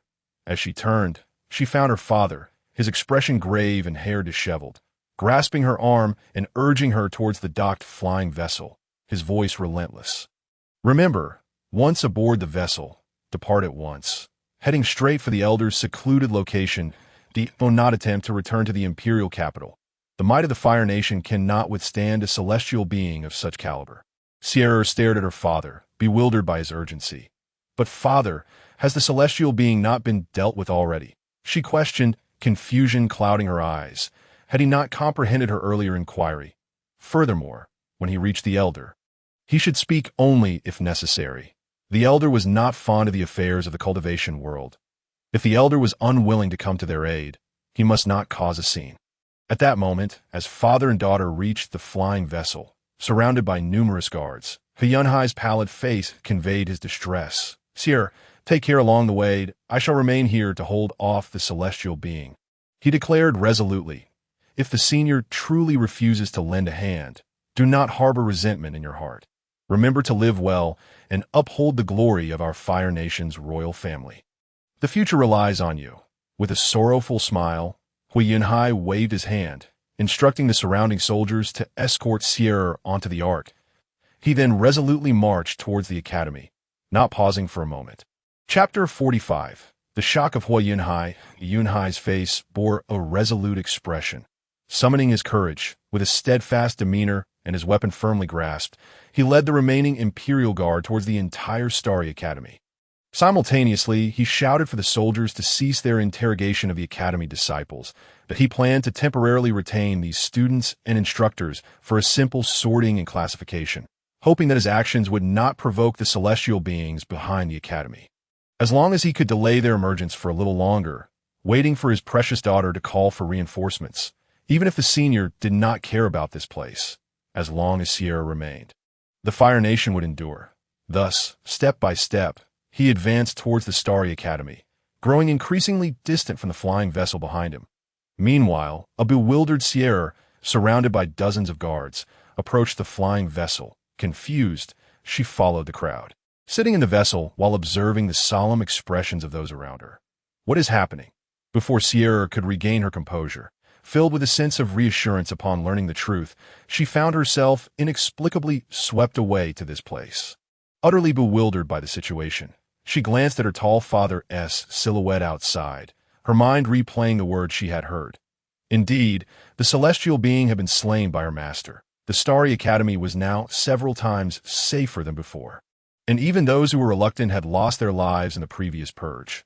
Those who survived dared not linger. The remaining individuals were merely arrogant and of little threat as the flying vessel was about to set off. Sierra finally regained her senses and approached the soldier controlling the vessel. "Wait, stop the vessel." Her tone was commanding and unequivocal. Though in the form of a daughter, she exuded a masculine authority. The soldier operating the vessel was taken aback, a hesitant look crossing his face, yet his hands did not falter and he dared not stop. The princess might simply be worried about the safety of his majesty, but if he halted without permission, he might escape danger himself while putting the princess in peril, leaving him with no chance of survival. Thus, although hesitating, he stubbornly initiated the vessel's departure. "Stop! The Starry Academy is currently devoid of danger. The celestial being has fallen." Seeing the soldier instinctively continue to operate the vessel, Sierra contemplated and chose not to directly intervene, but instead conveyed the gravity of the situation to him. Subsequently, the soldier noticed the princess approaching him. Her expression serious, he began to waver, his movements becoming less coordinated, and an awkward smile crept onto his face. Eventually, he ceased his actions, and the vessel's momentum dissipated, gently settling to the ground if what the princess said were true. Then even if they disembarked now, it would pose no significant threat. He reasoned that halting the vessel should yield no consequences. Sensing the princess's assertiveness, the soldier hesitated, ceasing his actions and standing rigidly. Sierra nodded in satisfaction, quickly descending from the vessel. The surrounding soldiers hurriedly followed her down. Yunhai continued forward, flanked by resolute guards. They sensed danger in the national leader's actions by sending Sierra away alone. He was undoubtedly facing a grave crisis. "We might have to sacrifice ourselves for the nation this time." Several of them solemnly followed Yunhai onward. Just then, the disciples and instructors on both sides began to murmur quietly, their eyes filled with questions as they exchanged whispers. Yunhai held his breath, listening intently to a flurry of fragmented conversations reach his ears. "Instructor, why did that princess leave?" A relatively young disciple inquired curiously, glancing this way before turning to his teacher with a puzzled expression, that he seemed oblivious to the panic that engulfed some, as if he had not participated in the Academy's inhumane actions, not appearing on the list of those to be held accountable. "You mean that princess? Tishi right there?" An elderly voice interjected, laced with confusion and curiosity, seemingly unaware of why the disciple asked such a question, as he did not witness the moment the princess boarded the vessel. Hui Yunhai furrowed his brow, turning to seek out the speaker. Yet upon hearing the second sentence, he looked back in confusion, his face growing anxious. The seer he had personally sent onto the vessel was now standing boldly at the front, gazing at him with a smile. How could she be so unafraid? Hui Yunhai felt his heart racing, a wave of heat washing over him, his mind clouded. If something were to happen to Sierra here, how could he explain it to the senior? If the senior were angered, not only he but the entire Fire Nation would be unable to withstand the senior's wrath. Why couldn't this child simply listen? With a sense of helplessness, he walked toward her, hoping it was not too late to return her to the vessel. Hurry, your safety is more important than that of your father. He approached Sierra, his expression grave. After speaking, he intended to once again usher her onto the vessel. However, before he could take action, Sierra directly refused. With a smile, she looked at her father and said, "Father, you need not worry. The senior visited here yesterday. You child." Hui Yunhai was about to pull Sierra onto the vessel when he heard her words and, filled with concern, spoke to her. Yet, before he could finish, he seemed to catch on to something, his words abruptly halting. Sir's master has been here." Moreover, they had just witnessed the bizarre change in the sky today, which implied that Sierra's master had indeed visited the Starry Academy and returned safely.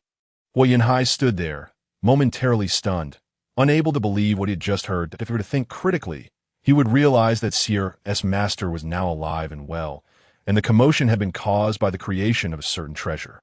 The senior who had visited would undoubtedly not overlook the celestial beings who had allowed their disciples to act with impunity. So, were they now safe? Hui Yunhai found himself in a state of utter bewilderment, seemingly unable to comprehend the astonishing turn of events. Such chaotic thoughts caused him to overlook a significant detail: the fact that Sierra's master was someone even the immortals could not contend with, having been defeated at his hands. This was indeed remarkable. After a few moments, Hui Yunhai finally regained his composure, his expression somewhat agitated, as a surge of fervor flooded his mind. Chapter 46. The Aftermath of the Ominous Phenomenon. Senior. Truly an extraordinary recluse, he mused. This matter was utterly shocking, filled with bizarre transformations. Even now, Hui Yunhai struggled to comprehend it all, continuously glancing around in search of a clue. However, after a prolonged wait, the surroundings remained unchanged. Devoid of any alteration as expected, the immortal was indeed absent at this moment. Otherwise, how could he not emerge to rescue his junior? With a sigh, Hui Yunhai turned his gaze to his daughter, his eyes brimming with inquiry, as if yearning to understand the events that transpired. Just a moment ago, he had distinctly heard the young disciple's response. "Father," the sequence of events unfolded as follows. Upon seeing his expression, Sierra understood his thoughts perfectly and began to recount the events in detail. Hui Yunhai listened, enraptured, completely unaware that the truth was so astonishing. Senior, how immensely powerful! Hui Yunhai gazed longingly towards the direction of Chen's secluded abode.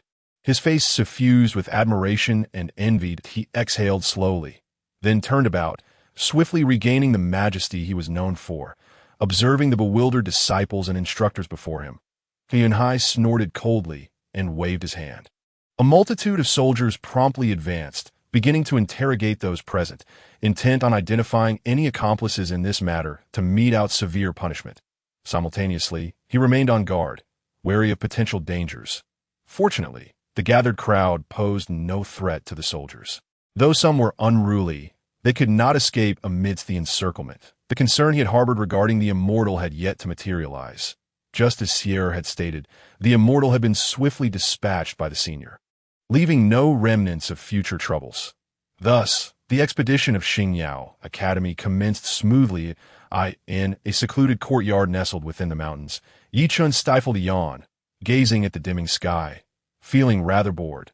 The tedious Mr. Li had already taken his leave, while Shoer busied herself tidying the house and courtyard. His dear disciple, Li Ranmo, had set off early with a portrait of himself, heading towards the horizon. The small courtyard now seemed to revert to the tranquility of days gone by, with only himself and Shoer present. A serene and leisurely atmosphere. It appeared that such days had finally returned. However, As he glanced at Xiao passing by, he noticed she was wearing embroidered shoes and a delicate, sheer skirt, carrying a platter of pastries to his side.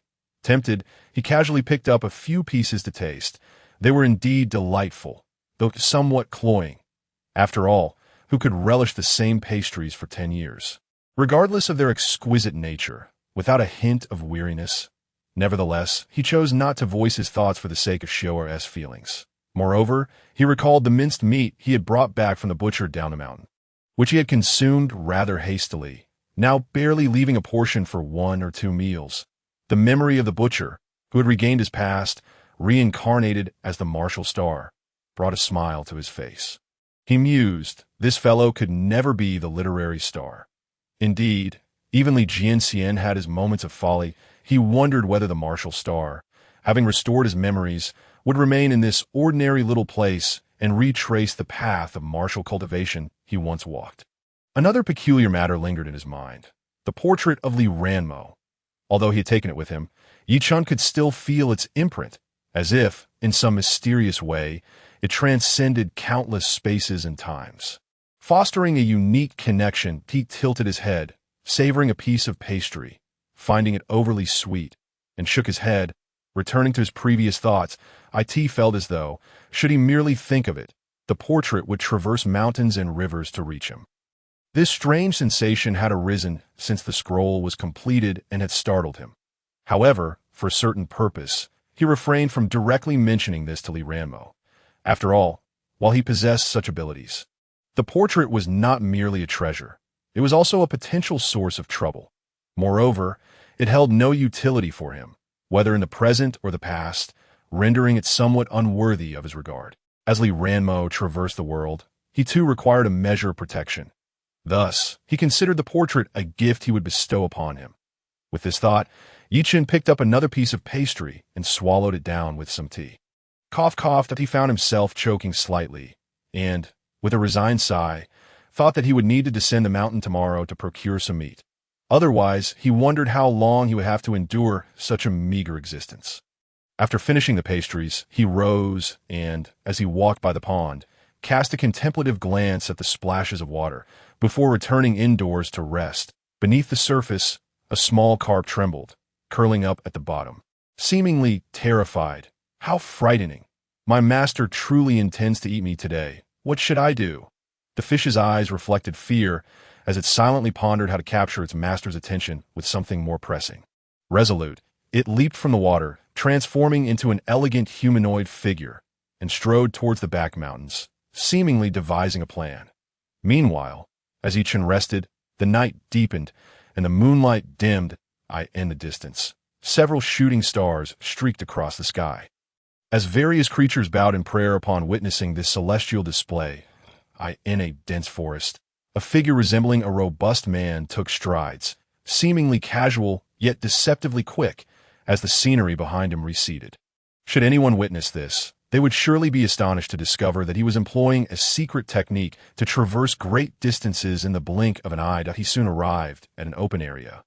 Gazing up at the stars, briefly orienting himself before continuing towards Yi Chun's location, in another direction, a group of elegantly clad Taoists, both male and female, adorned in light-colored robes and long skirts, sat upon a delicately crafted flying vessel. As night enveloped the land, they sped forth from a great distance towards a particular destination.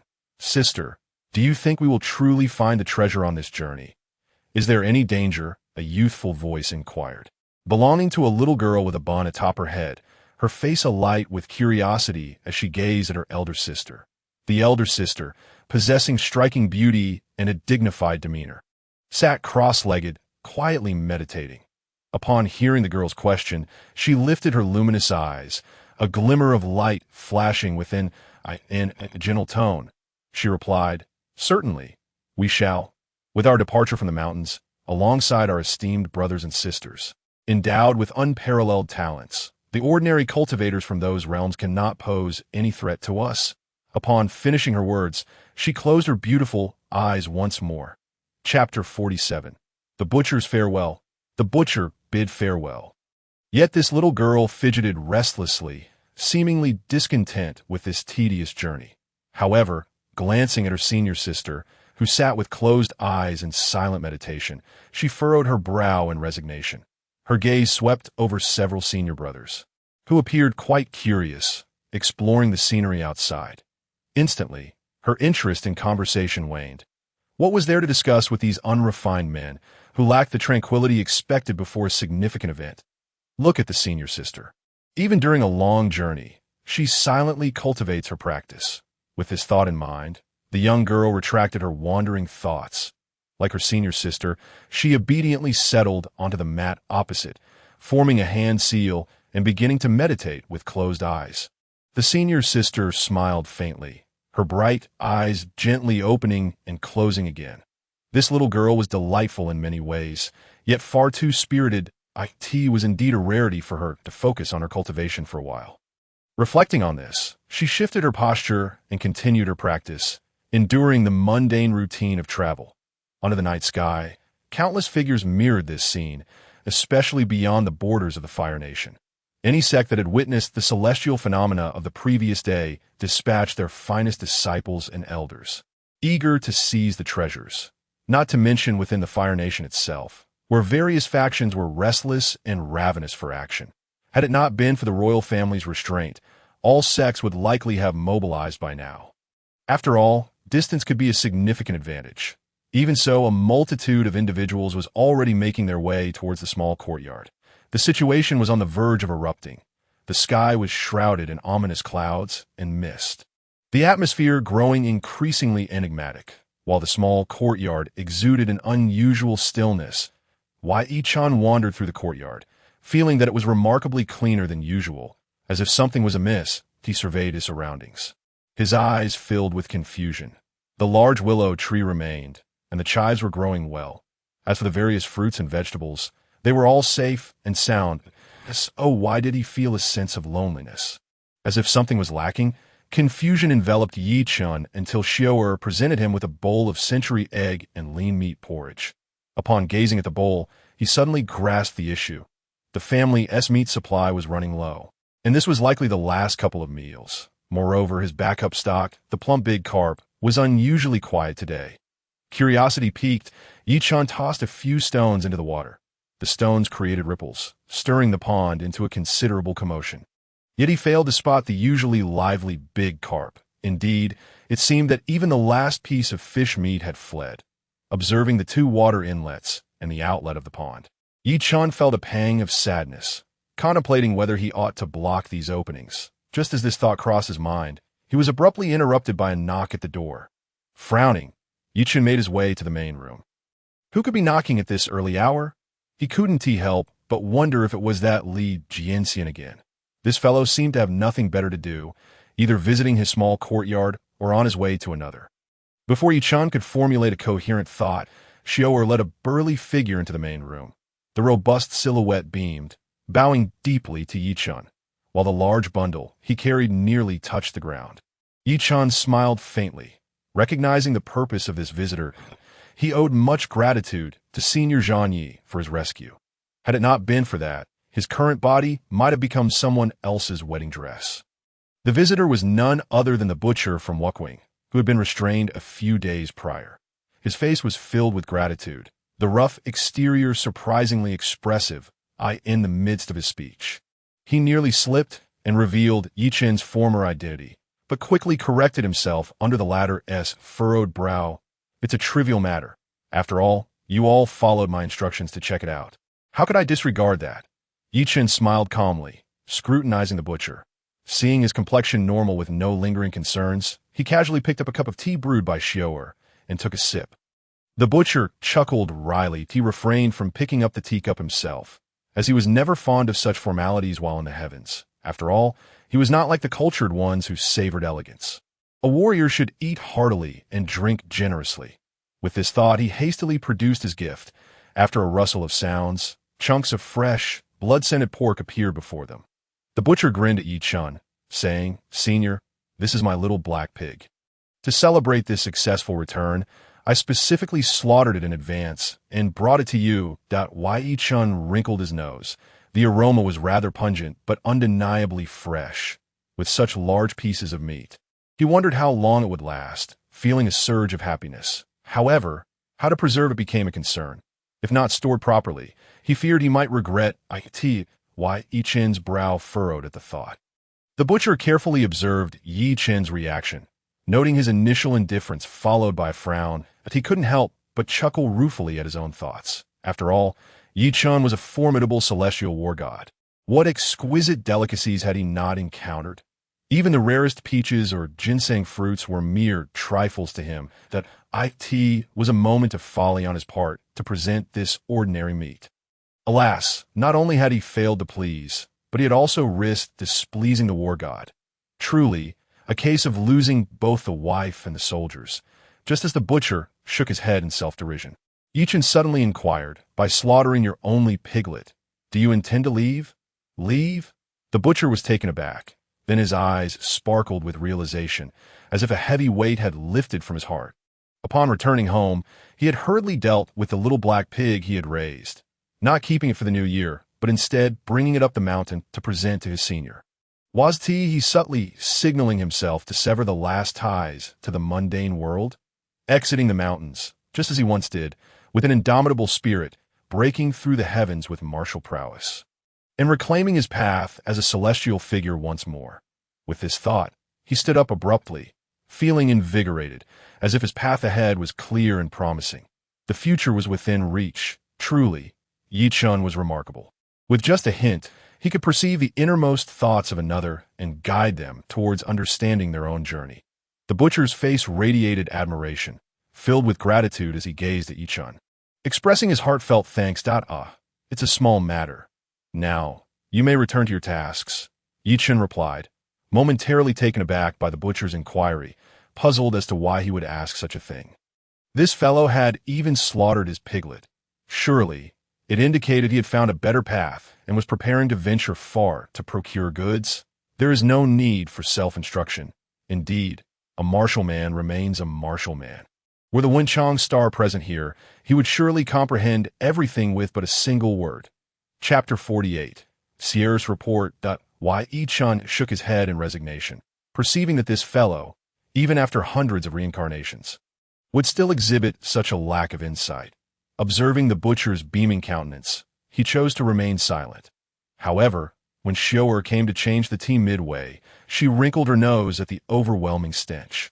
After gently admonishing the butcher a few times, she took it upon herself to drag the oversized package, which was nearly larger than she, to the kitchen, preparing to wash and store it separately. Noticing that his presence was no longer required, the butcher raised his hand in a farewell gesture towards Yi Chen. With a tinge of melancholy, Yi Chen watched him depart, escorting him to the gate of the courtyard, and only returned inside when the figure was no longer visible in the distance, feeling a sense of wistfulness. The butcher, witnessing Yi Chen's reluctance to part, felt a surge of excitement within. It was indeed rare for the war god to harbor such sentiments for him. Yet, unbeknownst to him, Yi Chen was lost in melancholy thoughts, fearing that he might truly be left without meat to eat. Despite the butcher bringing back supplies sufficient for several days, there would inevitably come a time when it would be exhausted. The butcher's departure resembled that of a fish slipping from the water. Never to return, he rose once more to glance at the pond, which remained as desolate and silent as before, sighing in resignation. He slumped onto the lounge chair, embarking on yet another monotonous and ordinary day.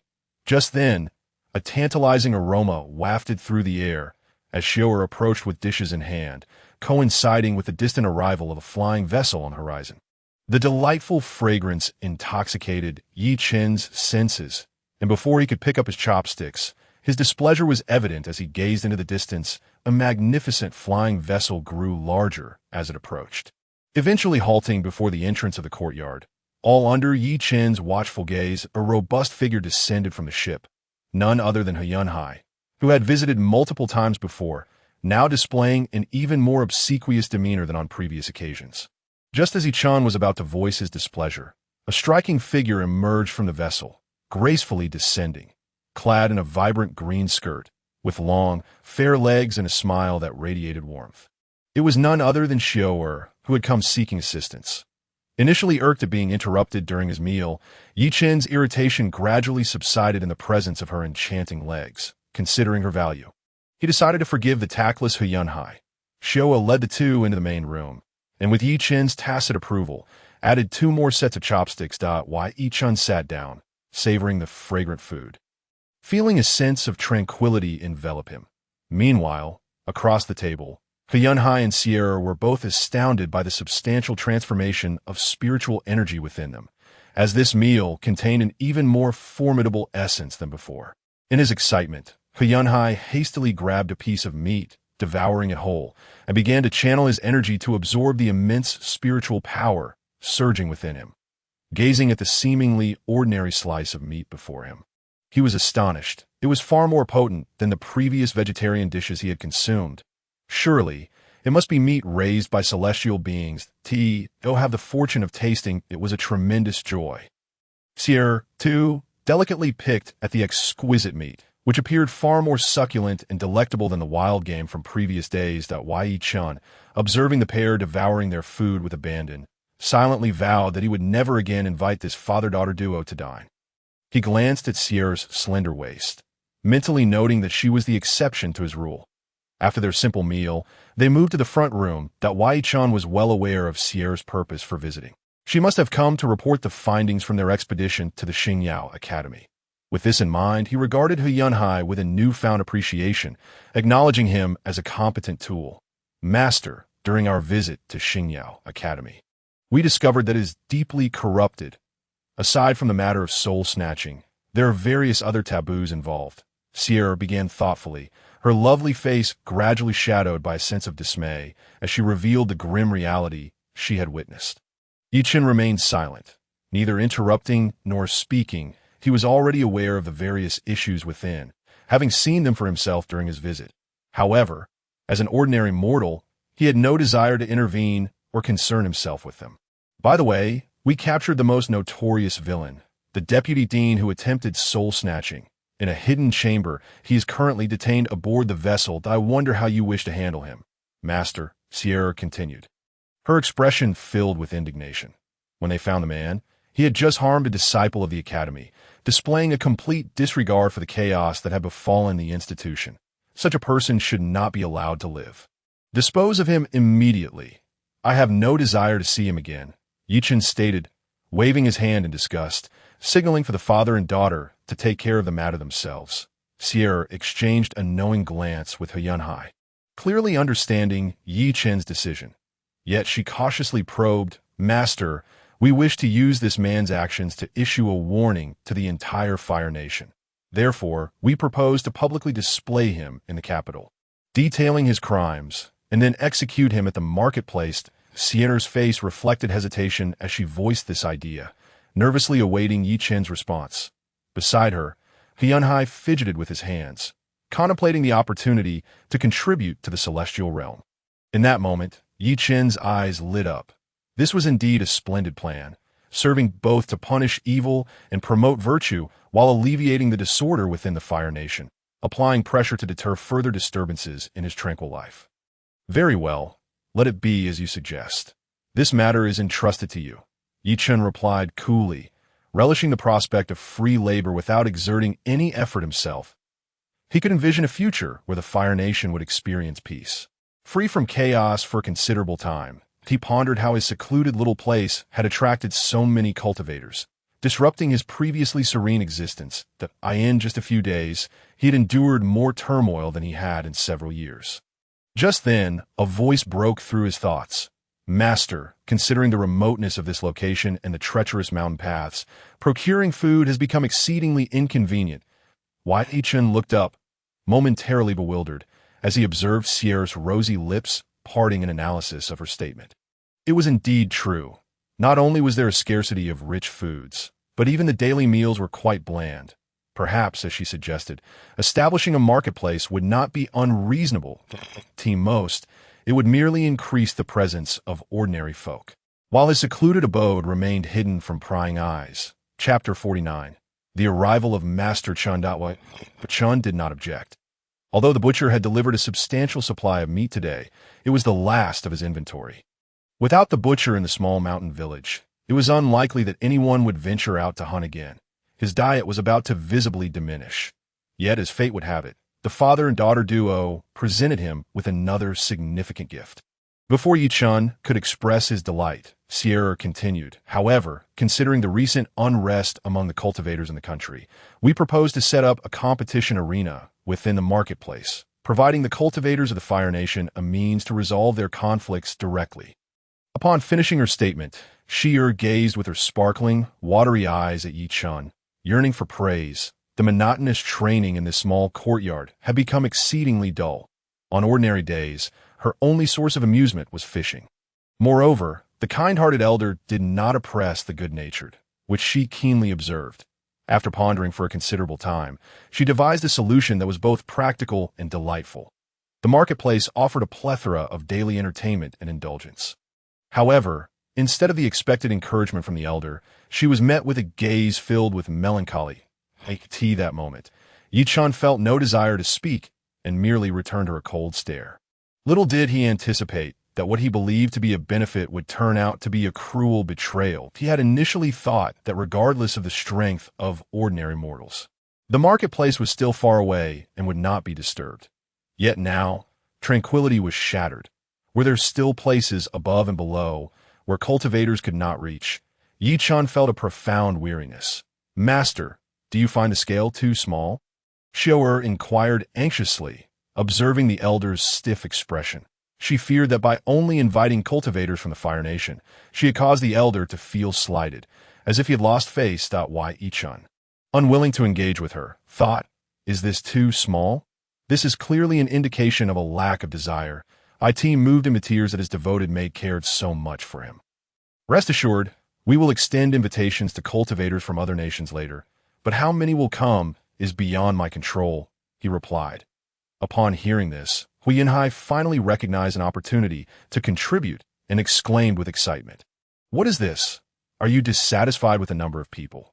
Chen, for the first time, truly fell into a state of despair. He desperately wanted to refuse, but found himself momentarily silenced by the sight of Xier's fair legs. As if the words were welded to his tongue, unable to escape. After all, he was the elder they spoke of. If he truly displayed fear, it would likely deter others from lingering.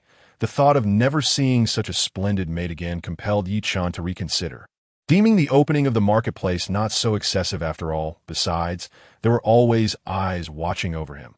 Although it felt somewhat unsafe, it was not entirely perilous. "Then let us proceed swiftly. Remember to bring more people and manage the marketplace well. Do not cause trouble in the surrounding villages." Chen acquiesced to this matter. Yet, as he contemplated the scenarios he would soon face, he unconsciously glanced at Xier, offering himself a form of comfort in advance. Huiyanhai, having received the response, did not linger but took to the skies on his flying vessel towards the capital, for he had many tasks ahead. As for sure, she chose to remain behind. Having been away from her master for several days was already quite excessive. Staying outside any longer would not be acceptable to either her master or herself. Chen observed the two busying themselves in the small cottage. His heart filled with myriad emotions. At the foot of the mountain, a plump figure huffed and puffed as he ascended. He glanced up at the increasingly scorching sun, mumbling to himself, leaning on a long sword, which emitted a chilling aura capable of warding off the summer heat. It was unexpected that such a fine weapon served as both a cane and an ice cellar. Should its creator come to life, they might be inclined to deliver a strike to this rotund individual. How on earth am I supposed to find it? The plump man, somewhat exasperated, gazed skyward. He had arrived at this location early that morning and, with no time to rest, was eager to exploit his head start in search of the treasure's hiding place. His urgency was not unfounded. He had encountered dozens of cultivators along the way. Although they were of low cultivation, merely at the golden core stage, their sheer numbers were imposing. The treasures had already been forged. If not utilized, they could be stealthily taken away without any sign of celestial disturbance. Given this, he had no choice but to hurry. He was aware that his time to search for the treasure was limited to 1 or 2 days. Soon, the sect from the Wind Nation would arrive, and their collective presence would only complicate his efforts to seek out the treasures. However, how on earth was he to find the treasure? The plump man halted, wiping the sweat from his brow, and gazed at the verdant mountain peak in the distance. "Never mind, I shall search slowly." Just as he was about to look in another direction, he noticed something peculiar. He quickly gathered his energy, widened his eyes, and focused on the oddity before him. To his astonishment, he discovered a residence atop the mountain. The courtyard was nestled there, and wisps of smoke could be seen rising from the roof, clearly indicating that the house was inhabited. With excitement, he clapped his hands together, his heart brimming with joy. Daha! It is evident that I am a person of great fortune. Even this hidden abode has been uncovered by me. The plump man swiftly made his way towards it, opting to conceal his movements by weaving through the dense woods rather than flying directly overhead.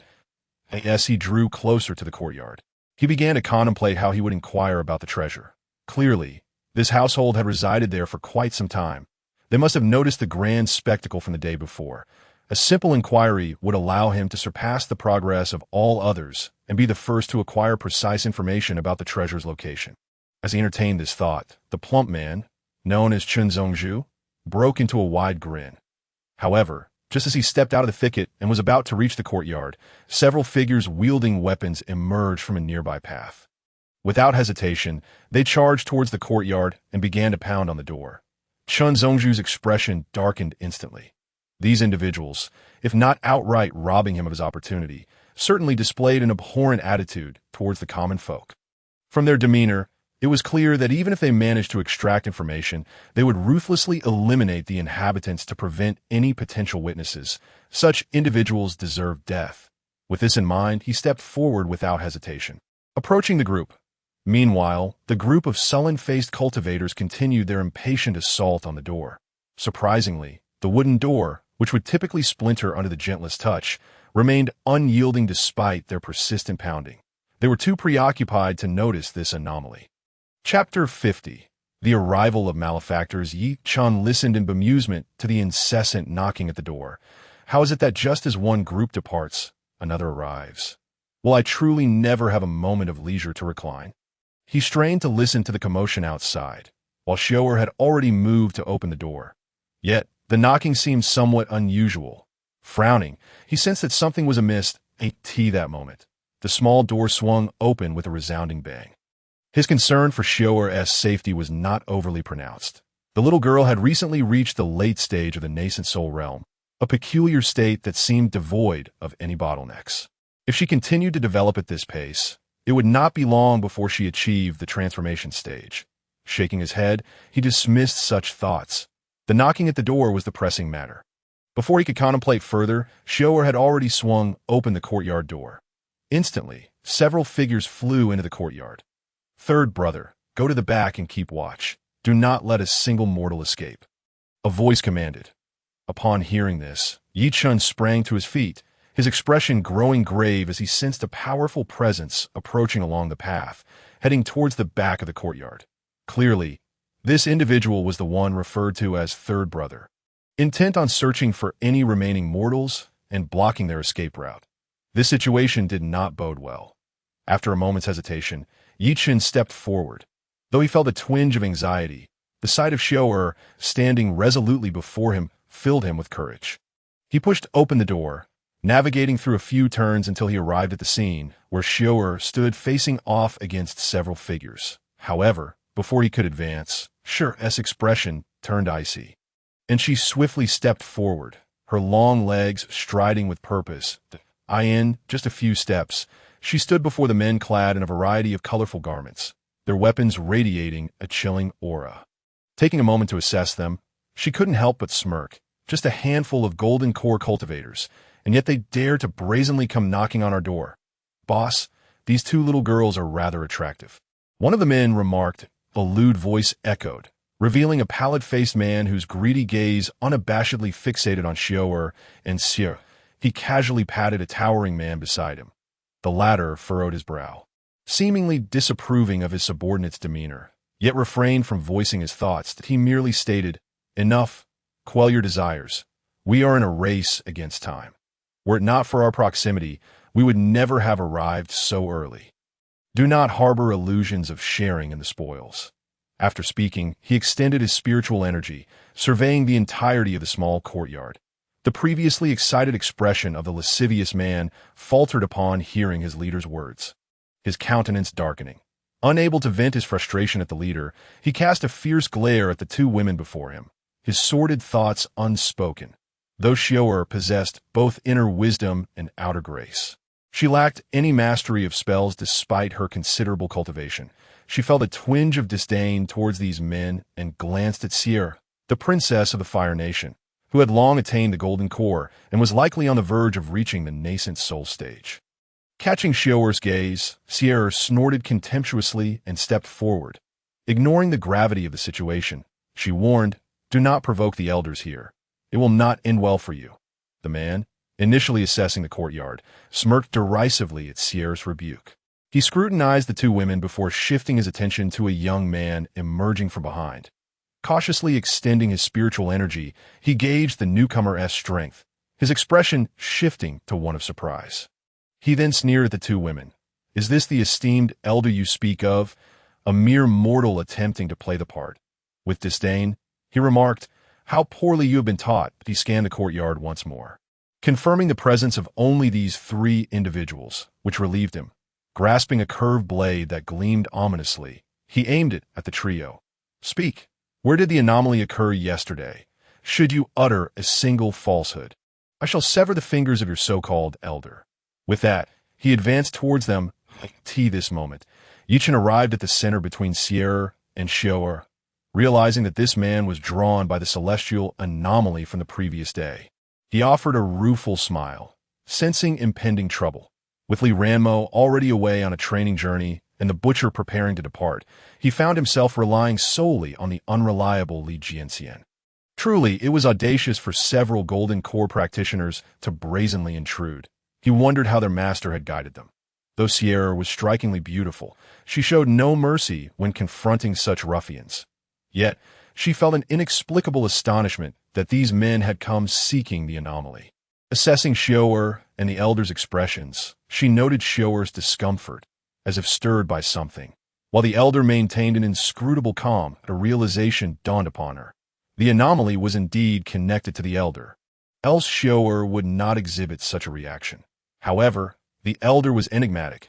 She could discern nothing that, "I know not how you were taught, but today I shall instruct you properly." The leader, incensed by the woman's brazen words, unleashed his spiritual energy. He turned to his companion, saying, "Second, this one is ungrateful. Once we obtain the information, I shall leave her to you." His anger was palpable, disregarding even his loathsome behavior. "Ah, you said it. Ha ha." The second man grinned with excitement, his eyes ablaze as he regarded Sierra. "Just don't leave her lacking limbs. That would ruin the fun." With a fierce shout, he unleashed a torrent of spiritual energy, illuminating the blade in his hand with a violet glow, and charged at Sierra. The leader ignored him, taking several quick strides before raising his shimmering blade, aiming for Sierra's vital points. Despite their words, in the heat of battle, survival and vanquishing the enemy became their utmost priority. Whether or not the second man would be left intact was of no concern to him. Xiao'er gasped, covering her mouth in anxiety as she turned to Chen, praying for Sierra to defeat these two villains. Though she possessed the cultivation of a nascent soul, she felt utterly helpless, wishing she could learn even a modicum of spells to easily overcome these Chen furrowed his brow at the scene. Casting a worried glance at Sierra, though she was stronger than her adversaries, she did not possess an overwhelming advantage. Any misstep could lead to injury or defeat that he knew he could offer no assistance. Just then, Sierra appeared confident, disdainfully eyeing her opponents. Drawing a delicate short sword from her storage ring, she faced the two men head-on. Chapter 51. The unleashing of Sierra's demeanor turned serious as she regarded her adversaries. Spiritual energy surged within her, a formidable power she had never before experienced, instilling her with confidence that she could effortlessly dispatch her foes. The attacks from her opponents arrived in an instant. Though they feigned disregard for Sierra, their assaults bore no hint of leniency, each utilizing their full strength in mere moments. The air was thick with tension as powerful strikes collided with the sword energy Sierra unleashed. The Golden Core was no trifling achievement. While it could not reshape mountains or seas, it was more than sufficient to obliterate a small courtyard with a mere flick of the wrist. The leader and his companion, witnessing their combined efforts clash against Sierra's sword intent, were convinced that the courtyard would inevitably be reduced to rubble beneath their onslaught. A surge of explosive spiritual energy erupted from the point of their collision, saturating the courtyard with its potent essence that a tempest materialized from nowhere, sweeping through the vicinity, prompting Xiao to retreat several paces and take refuge beside Yi Chun. The rampant spiritual power stirred up a cloud of dust, obscuring the men's vision and shrouding the unfolding events. Amidst the cacophony of thunderous clashes, the three combatants unleashed their respective ultimate techniques, engaging in fierce combat. Various spells manifested, with bursts of mist and flames intertwining, and gales whipping through the fray.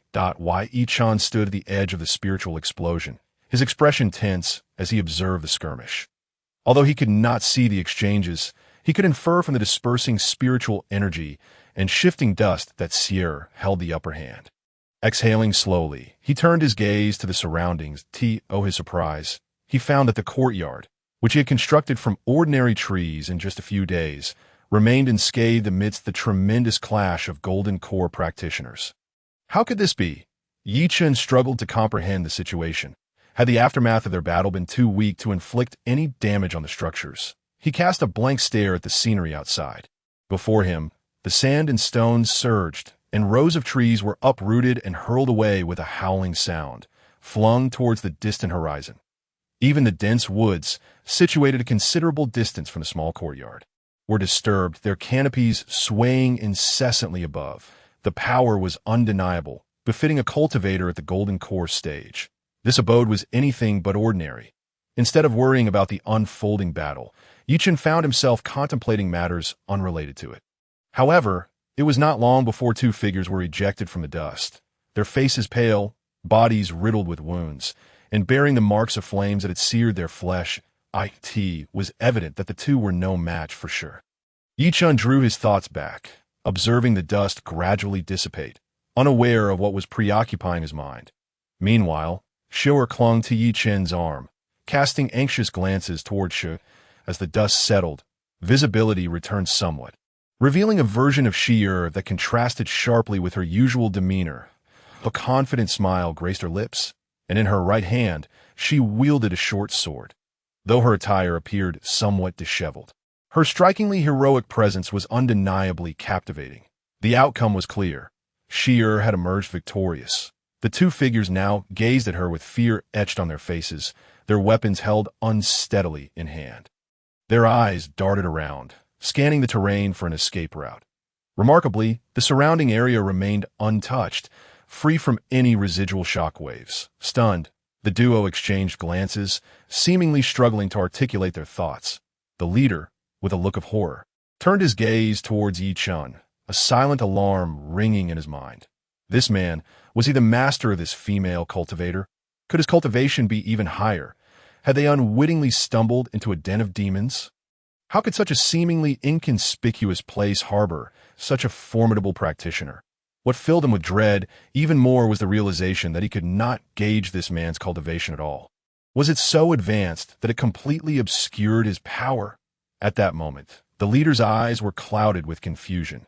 The pain from his bleeding wounds was nothing compared to the realization that, even if he were handed a celestial artifact, it would not uplift his spirits. How could they possibly save themselves? Trembling, the leader glanced at the second-in-command, whose expression was one of disbelief, unable to accept that he had been bested by a woman. A thought emerged in his mind. Old 3, hurry and assist. This woman is quite formidable. He mustered his courage and shouted towards the backyard, discreetly assessing the three figures before him, sensing their lack of intent to intervene, and allowed himself to relax slightly. Yet, the moment his voice rang out, the backyard was eerily silent, devoid of any response. What was happening? Where were Old 3 and the others? Had they seen their comrades fall and simply fled from the backyard? This Old 3 was utterly unreliable. If he managed to escape from here, he would surely face severe repercussions. But now, there was no opportunity to flee. Old 3, stop hiding and come out. The two of us are struggling against this woman. The second-in-command, still oblivious to the situation, continued to shout after the leader called out in vain. However, after several attempts, there was no reaction from the backyard. Growing frustrated, the second-in-command cursed under his breath and turned to the leader, saying, "Old boss, I think this coward has run away. It's just the two of us left. Let's recover and then confront her together." His tone brimmed with resentment and dissatisfaction at having been defeated by a woman. The leader silently chuckled bitterly, fully aware of the gravity of the situation. This fool might not have fled, but rather encountered something far more powerful in the backyard. He cast a wary glance at Chen, whose expression remained unchanged, further solidifying his suspicions.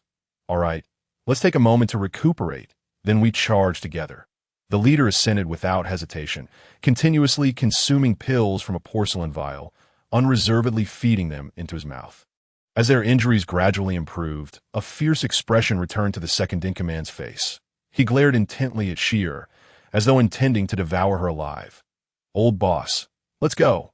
The second-in-command, growing impatient, paced anxiously, unable to contain himself, and spoke in a low voice to the leader, "Let's charge together." The leader's expression darkened, a glint of determination flashing in his eyes as he addressed the second-in-command directly. No sooner had he spoken than the two surged forward with a ferocious energy. Just as Shearer, who had been unharmed under Shearer's scrutiny, witnessed this scene, a cold smile appeared on her lips as she brandished her short sword and charged once more. Chapter 52. The leader falls. She summoned the fire attribute spiritual energy once again, enveloping her body in the sword in flames. This time, she had learned to be more astute, prioritizing protection for her vital areas with spiritual power before unleashing a fierce and relentless attack to dispatch the two assailants. Yet before she could fully process her next move, the situation before her shifted dramatically. Behind, watching the unfolding drama, Chen burst into laughter, shaking his head in resignation at the unfolding scene. Indeed, solitary cultivators remain solitary, scattering in times of peril. Sure, somewhat bewildered, slashed through an incoming attack, her sword finding the weakness in the second-in-command's defenses, and she thrust it directly into him. The short sword, imbued with Shear's fierce fire attribute spiritual energy, penetrated his body with ruthless precision, triggering explosive waves of energy within him. The second-in-command stared blankly at the sword embedded in his flesh, disbelief etched across his face. Was an old boss supposed to be guarding him? Earlier, the two had fought in tandem, and although they had been unable to defeat the female cultivator, they had managed to cover for each other, striking back and forth. This time, however, with no protection from the leader, the second-in-command had foolishly allowed Sheer to stab him in a vital area. Defeat was imminent, and yet the leader had yet to make a move. Where was he? Enduring immense pain, the second-in-command howled in anguish, struggling to turn his head to glimpse the direction from which they had come. All he saw was a silhouette darting chaotically towards the small courtyard's exit. In the time it took the leader to distract Sheer, he had already fled the small courtyard, having even gained a fair distance. "Old boss, you?" Blood frothing from his mouth, the second-in-command was stunned, his mind racing until he finally comprehended that he had been betrayed. There was no time for accusations. Overwhelmed by his severe injuries, he collapsed to the ground. Sheer, witnessing this scene, trembled slightly, but did not cower behind Chen. Instead, she bravely faced the fallen body of the second-in-command. Chen glanced indifferently, unfazed by the spectacle. Such trivial matters were all too familiar to him. He only cast a glance at Sheer, who remained unscathed. Do not let the fleeing leader escape. These individuals are privy to our secrets. If they sell that information, we shall never know a moment's peace. That if he still possesses the ability to pursue, he must not be allowed to escape. Letting a tiger return to the mountains is the gravest error. Sheer responded affirmatively, disregarding the fallen second-in-command as she held her short sword and stepped towards the house. Chen, observing this, shifted his focus. With her prowess, there was little to worry about. However, he was now quite concerned about old 3 in the backyard. The latter's unnerving silence led Chen to doubt that he had fled. After all, despite the turmoil outside, something significant had transpired in the backyard. Against such formidable subordinates, how could an individual of merely golden core cultivation fare well? Following behind Chen, Sheer made her way towards the backyard. Outside the small courtyard, Chen the fatty, who had just seen the 3 enter the mundane abode, felt a surge of urgency and hastily activated his spell. Hastening towards that direction, Before he could reach the small courtyard, he sensed a series of fierce energies erupting from within. Of course, to him, this energy posed no threat. It merely seemed quite peculiar, but he paused, intrigued, observing the situation inside, realizing that the conflict did not appear one-sided, prompting him to halt his advance. Indeed, as the energies surged a second time, it became evident that the two factions were evenly matched. Given this, he could not recklessly charge in to rescue anyone. Should he be misinterpreted by both sides, his interference would only lead to unnecessary casualties, referring to the invaded households, of course. Who among these three ruffians would care about them? Better they perish sooner rather than later. And he slowed his pace, preparing to approach cautiously to gather information. However, before he could reach the entrance of the small courtyard, a figure burst forth, directly colliding with him. "Get out of the way!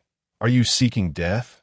Rushing at breakneck speed, the leader, seeing the portly figure blocking his path, spat out these words. "Isn't this one of the intruders who entered the small courtyard?" Chen gazed at the man before him. A look of bewilderment etched upon his face. Unsure of what to articulate, he glanced at the expansive roads flanking him and mused that although he was somewhat portly, he certainly did not obstruct the man's path. Shaking his head in confusion, he pondered the peculiarities of the situation. Why was it that where no one walked, he chose to tread? A chill swept across his countenance. If this was the case, he could not be blamed for taking action. Without the need for a weapon, he summoned a surge of spiritual energy with his bare hands and lunged towards the figure before him. Ignorant of the consequences, he thought, "Do not blame me for being ruthless." The leader, witnessing the man's refusal to yield, coldly drew his weapon and aimed a fierce strike at him. However, to his astonishment, his attack seemed to pass through the man as if it were mere air, inflicting no damage whatsoever. Conversely, the seemingly mundane assault from the portly figure struck him and caused immense harm. Before he could utter a final word, he collapsed to the ground, his eyes reflecting an unwillingness to accept his fate as he realized he had indeed come out to confront this very situation. Thus, the leader lay prostrate, devoid of life. Chen, indifferent, clapped his hands, surveying the fallen miscreant without a trace of sympathy. Suddenly, his expression shifted, and a smile blossomed as he turned towards the direction of the small courtyard. A sound of slicing air heralded the arrival of a striking figure, who landed gracefully before him. It was Xier, who had just pursued from the courtyard. She first cast a curious glance at the lifeless leader on the ground, confirming his lack of breath, before cautiously lifting her gaze to Chen and inquiring, "Did you slay this man?" Noticing she was a female cultivator, Chen did not exhibit any condescension. Instead, he respectfully nodded. "Indeed, it was I who ended his life," that he panicked while fleeing and careened directly into my path. His response was succinct and clear. Though this explanation seemed straightforward, Xier grew increasingly wary. The fallen leader undoubtedly possessed mid-golden core strength. Even for her, it would take several exchanges to subdue him. The fact that he had fallen silently before her in the blink of an eye hinted at something amiss. Either he had fallen into a trap, or the portly man before her possessed formidable strength, perhaps surpassing her own. Regardless, his presence here at this moment was suspicious. "Thank you for your assistance, fellow cultivator. This man trespassed upon my master's courtyard, and I must take his remains back for reporting," she stated, her tone slightly softened as she regarded Chen. The portly man, momentarily taken aback, then smiled. "Esteemed heroine, this man's remains serve no purpose to me. Since you require them, please take him." He chuckled as he stepped back several paces. Chapter 53. The peculiar grassland. As Xier observed his retreat, her guard lessened somewhat. She stepped forward, approaching the fallen leader, hesitating for a moment before casting a spell upon him. After closely examining him, she confirmed that he was indeed lifeless. With a sense of relief, she produced an empty storage bag and collected his body within. She expressed her gratitude to Chen, stating, "Thank you for your aid, but I must take my leave to report back." Having said that, she began to walk towards the campus with the storage bag in hand. Chen silently watched this scene unfold, finding the small courtyard quite intriguing. The master of this place possessed a servant of such beauty and capability. Truly remarkable. Originally intending to gather information, he suddenly found himself intrigued by this master. Just as the young woman was about to depart, he spoke up, "Esteemed cultivator, I have journeyed quite a distance and find myself parched. Might I trouble you for a brief respite in the courtyard to enjoy a cup of tea?" Upon hearing this, She-Air paused mid-turn and looked back at him, a hint of curiosity in her eyes as she contemplated her response. This fellow cultivator's request to stay in the courtyard is not out of the question. However, I must first seek my master's approval. Please accompany me to the courtyard entrance and wait a moment. She did not outright refuse him. After all, he had rendered assistance, and perhaps his actions were unintentional. One should not forget a kindness. While she could have declined him directly, she could not presume to make decisions on her master's behalf.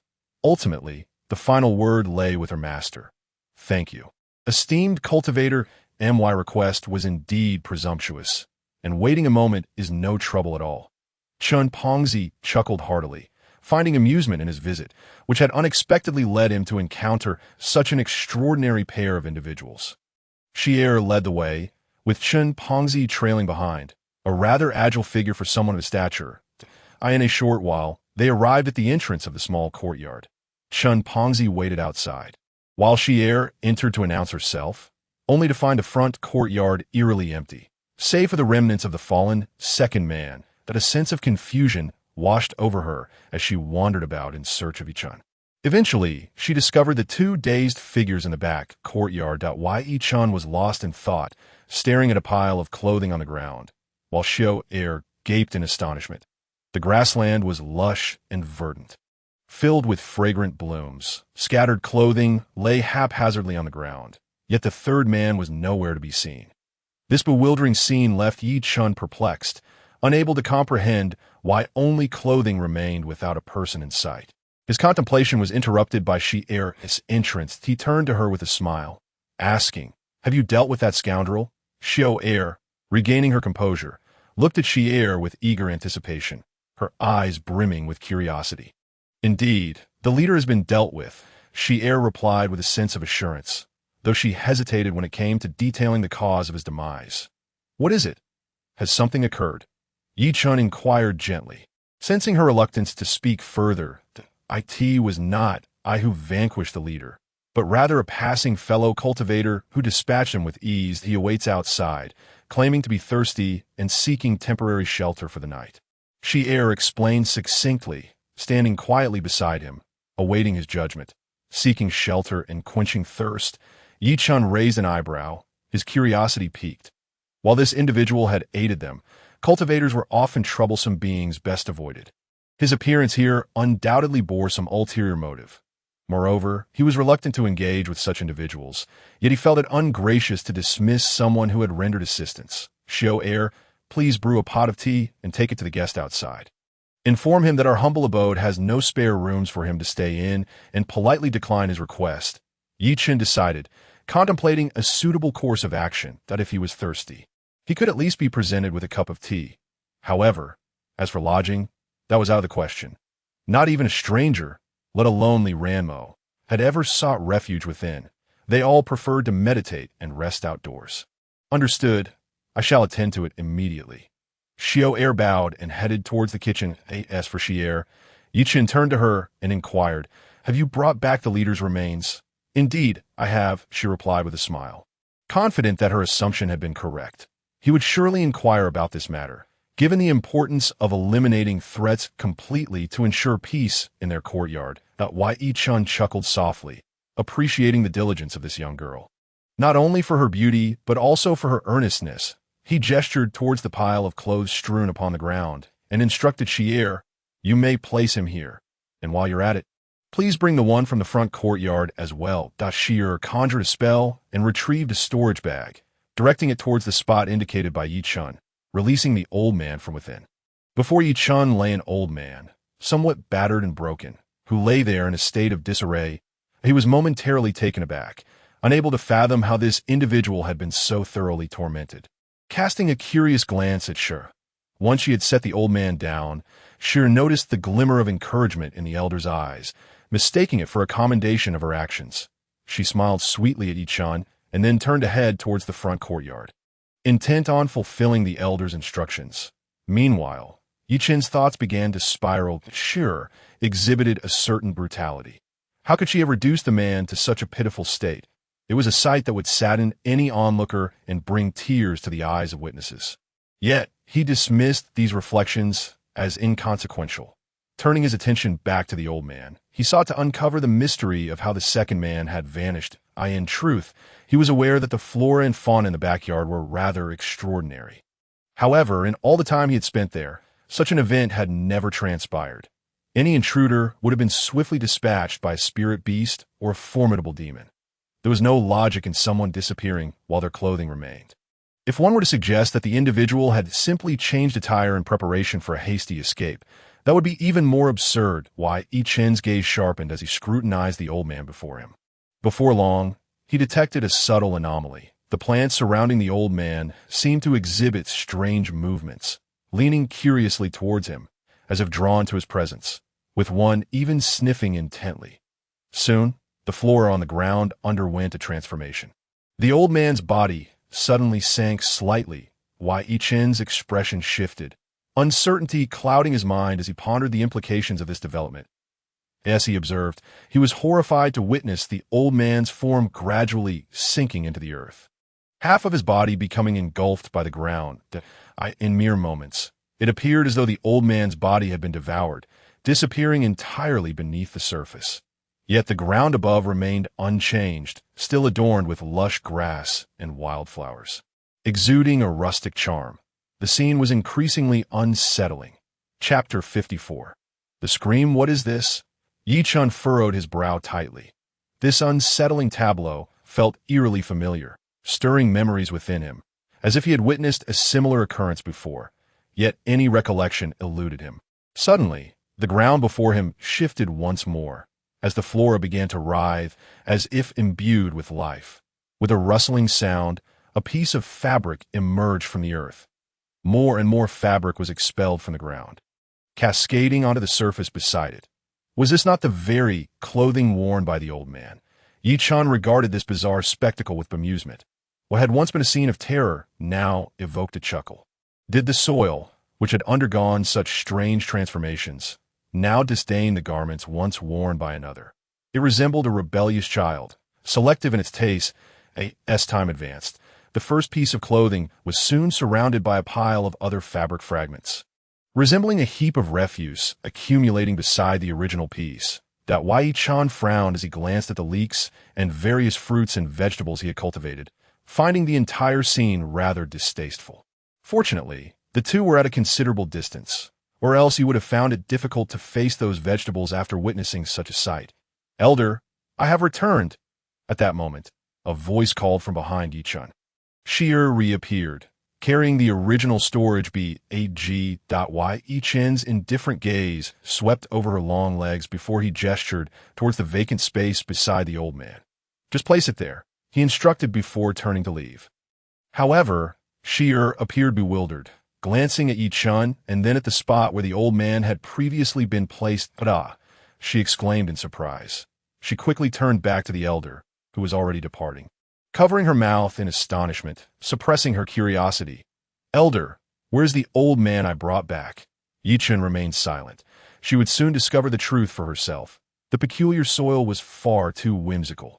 Having partially dealt with the situation yet leaving it unresolved, he cast a glance at the 2 piles of fabric remnants on the ground. "Please dispose of those 3 piles of fabric later," he remarked simply, then walked toward the main house, seeking a moment of respite. Left behind, Sheer wore a puzzled expression, glancing around in confusion, unable to comprehend the elder's words. She observed the ground, noting that there were only 2 piles of fabric, not 3. Nevertheless, she believed the elder's words must hold some deeper meaning, and she did not dwell on it further. Proceeding to carry out the elder's instructions, she retrieved the second man from the storage bag and placed him beside the first, waiting in silence.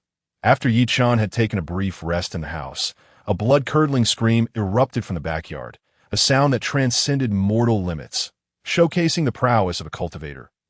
Chen silently turned in his bed, reflecting that he harbored no ill intentions. He merely wished for them to become familiar with the situation in advance. In the backyard, Sheer was gripped by a sense of dread. Even as a princess of the Fire Nation, accustomed to being showered with affection, She had never encountered a sight so terrifying. And no matter how bizarre the plants or ferocious the beasts, nothing could compare to the frightfulness of this spectacle. What was this soil, and why was it expelling clothing? If it was to consume something, why disdain the garments of others? It was utterly frightful. Flustered, she approached to retrieve the clothing, intending to find a place to burn it outside the small courtyard. She needn't even ignite a fire, as she herself was of the fire spirit lineage. Just as she was about to act, the scream resonated once more in the front courtyard. Xiao'er had just prepared the tea when she was startled by the sound, nearly spilling the cup from her hands. Worried, she glanced towards the backyard but saw no strange occurrences. She continued toward the courtyard gate, confident in the elder's presence, believing it to be the safest place. Upon opening the gate, she spotted a plump man peering curiously in the direction of the courtyard, unable to see anything but clearly intrigued by the earlier scream. She had no intention of explaining and simply extended the tray she was holding towards him. "This friend, my courtyard is rather small, and I have no spare rooms to accommodate you," Xi'er explained gently. Fat Chen, hearing this, shook his head with regret, lamenting the missed opportunity to meet such an intriguing individual. However, he was not overly disheartened, returning her greeting with a smile. "Why, dear lady, there is no need for apologies. It is merely that Chen has set his expectations too high." He chuckled amiably, accepting the refusal graciously. The powerful figure hidden within might be extraordinary. Though his sex inquiries had yielded no information about this individual, it was not particularly unusual. If a recluse's whereabouts could be so easily uncovered, it would no longer be a true retreat. Nevertheless, to express my gratitude for your assistance, please accept this cup of tea. Xi'er, finding the man agreeable, offered the tray with a sense of relief, hoping he would drink quickly so she could return to prepare dinner. The tender port delivered by the butcher had already been considerably diminished, and the thought of her master's satisfied smile urged her to hasten back. "Thank you, my lady, and please convey my gratitude to your master." Chen Pengzi could be considered a man of the martial world, known for his straightforwardness.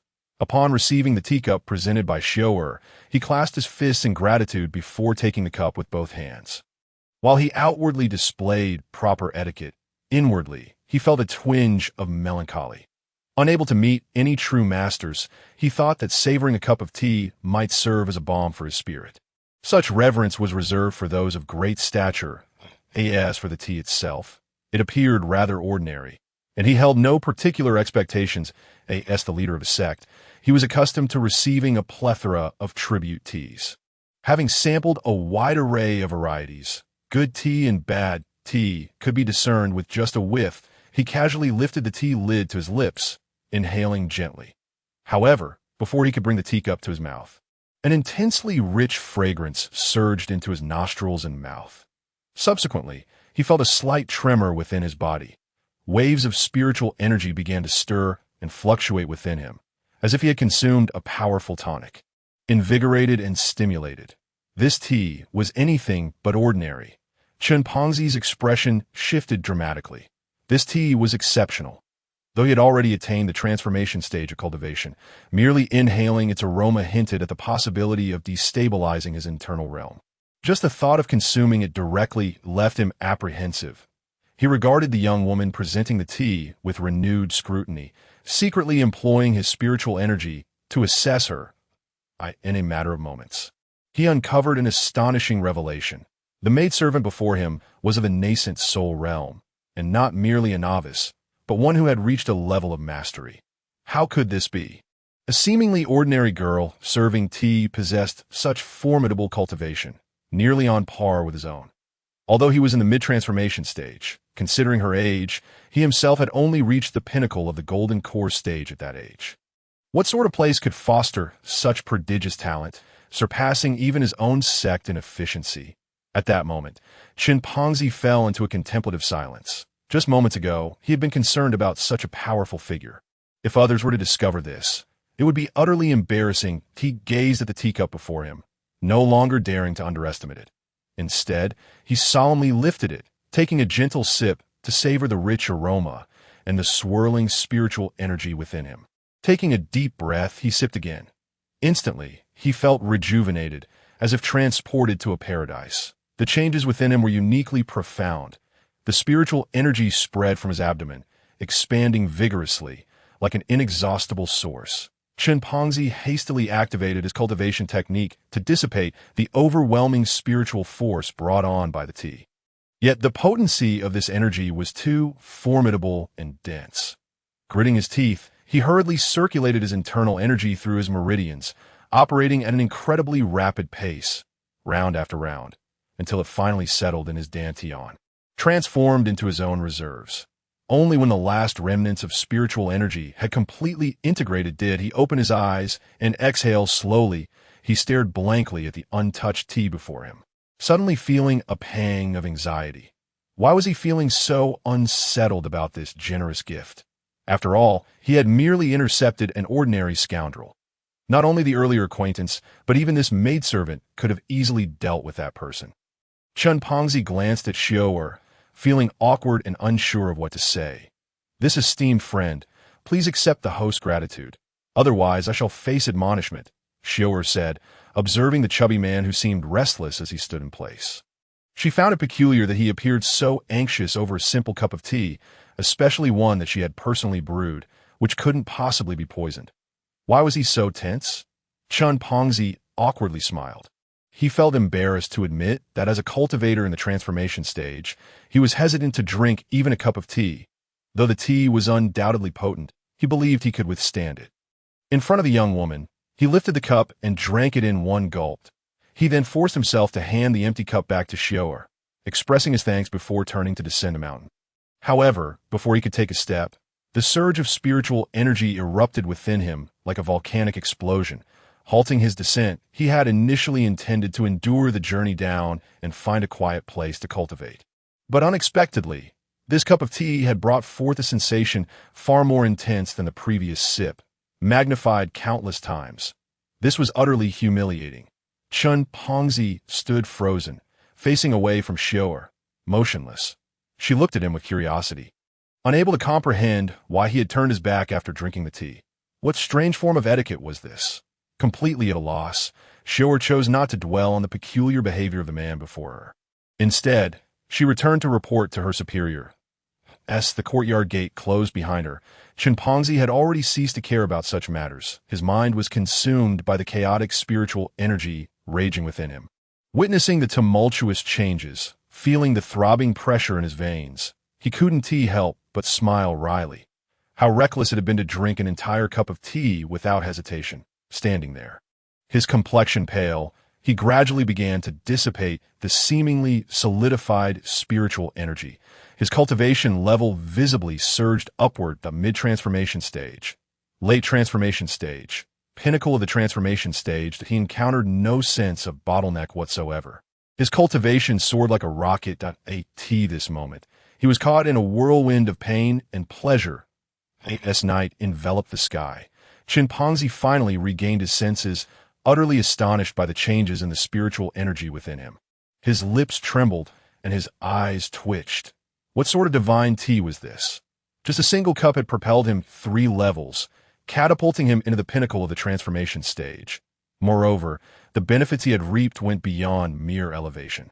As he reflected upon the spiritual sea within his mind, he felt as though, during this afternoon, the accumulated demons of his heart had melted away like snow on a mountain, vanishing entirely under the influence of a peculiar force. He felt as pure as a newborn child, clear and untainted by any demonic thoughts. How could this be? Chen Pongzi, filled with astonishment, scrutinized the scene before him repeatedly until he finally convinced himself that he had, at this very moment, truly cast aside all hidden dangers, and on the path of cultivation, there were no more obstacles. This tea. Chen Pongzi turned around, his eyes brimming with disbelief as he gazed upon the seemingly unremarkable, even somewhat ordinary courtyard. He found it difficult to comprehend the extraordinary events he had encountered today. It was akin to a tale from the Arabian Nights, something even the most fanciful novels about immortal cultivation would not dare to depict. Suddenly, Chen Pongzi felt fortunate for his actions. Thankfully, he had harbored no ill intentions and had not entered the courtyard alongside those few individuals. Otherwise, he would not be enjoying such benefits now that he feared he would have already been buried in that unknown little place. A prestigious sect like Tian Nanzong had lost its leader in such a manner. Even his relentless efforts would have come to naught, defeated on the eve of victory if that were the case. It would truly be heart-wrenching as Chen Pengzi contemplated this place. A sense of anxiety washed over him, prompting him to prepare to leave without a backward glance. Yet, at the moment of departure, he hesitated. Considering the immense benefits he had received, to leave without extending even a modicum of assistance would be akin to being an ungrateful wolf. Furthermore, he pondered whether he could forge a connection with the owner of this abode. With this thought in mind, Chen Pengzi slowed his pace. He stood in contemplation within the courtyard. Eventually, he made a decision, casually selecting a large, scenic rock, retrieving a mat, and sitting cross-legged upon it. Just moments ago, he had recalled an important notion. His purpose for this journey was to seek treasure. However, upon witnessing the prowess of the courtyard's owner, he began to understand that the treasures he sought were likely linked to this individual. There was no longer a need to search for treasures. If there were any, they would have long been taken by the master of this place. It appeared that the true treasure was the owner himself. Yes, he could not leave.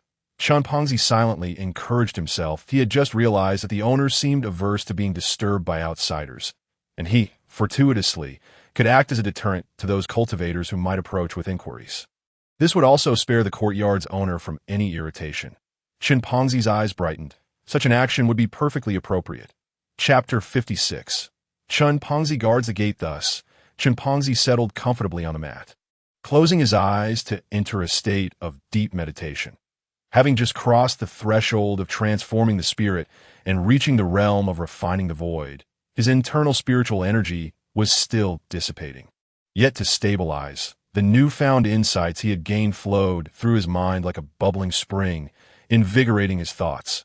Now was the opportune moment for meditation and cultivation, as for the safety of meditating outdoors. He briefly envisioned the layout of the courtyard and quickly reassured himself. He was merely 100 to 180 steps away from the courtyard, and with the presence of an elder guarding the area, who would dare to disturb him? He was not entirely immersed in his meditation. He kept some awareness attuned to the outside, remaining vigilant. With that, Chen Pengzi formed a hand seal and officially closed his eyes.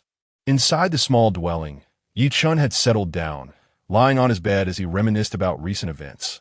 Ever since the knock on the door by Xier, one troublesome matter after another had shattered the tranquility of his days, dragging him into a web of complications that compelled him to lend assistance. He found himself unable to refuse help.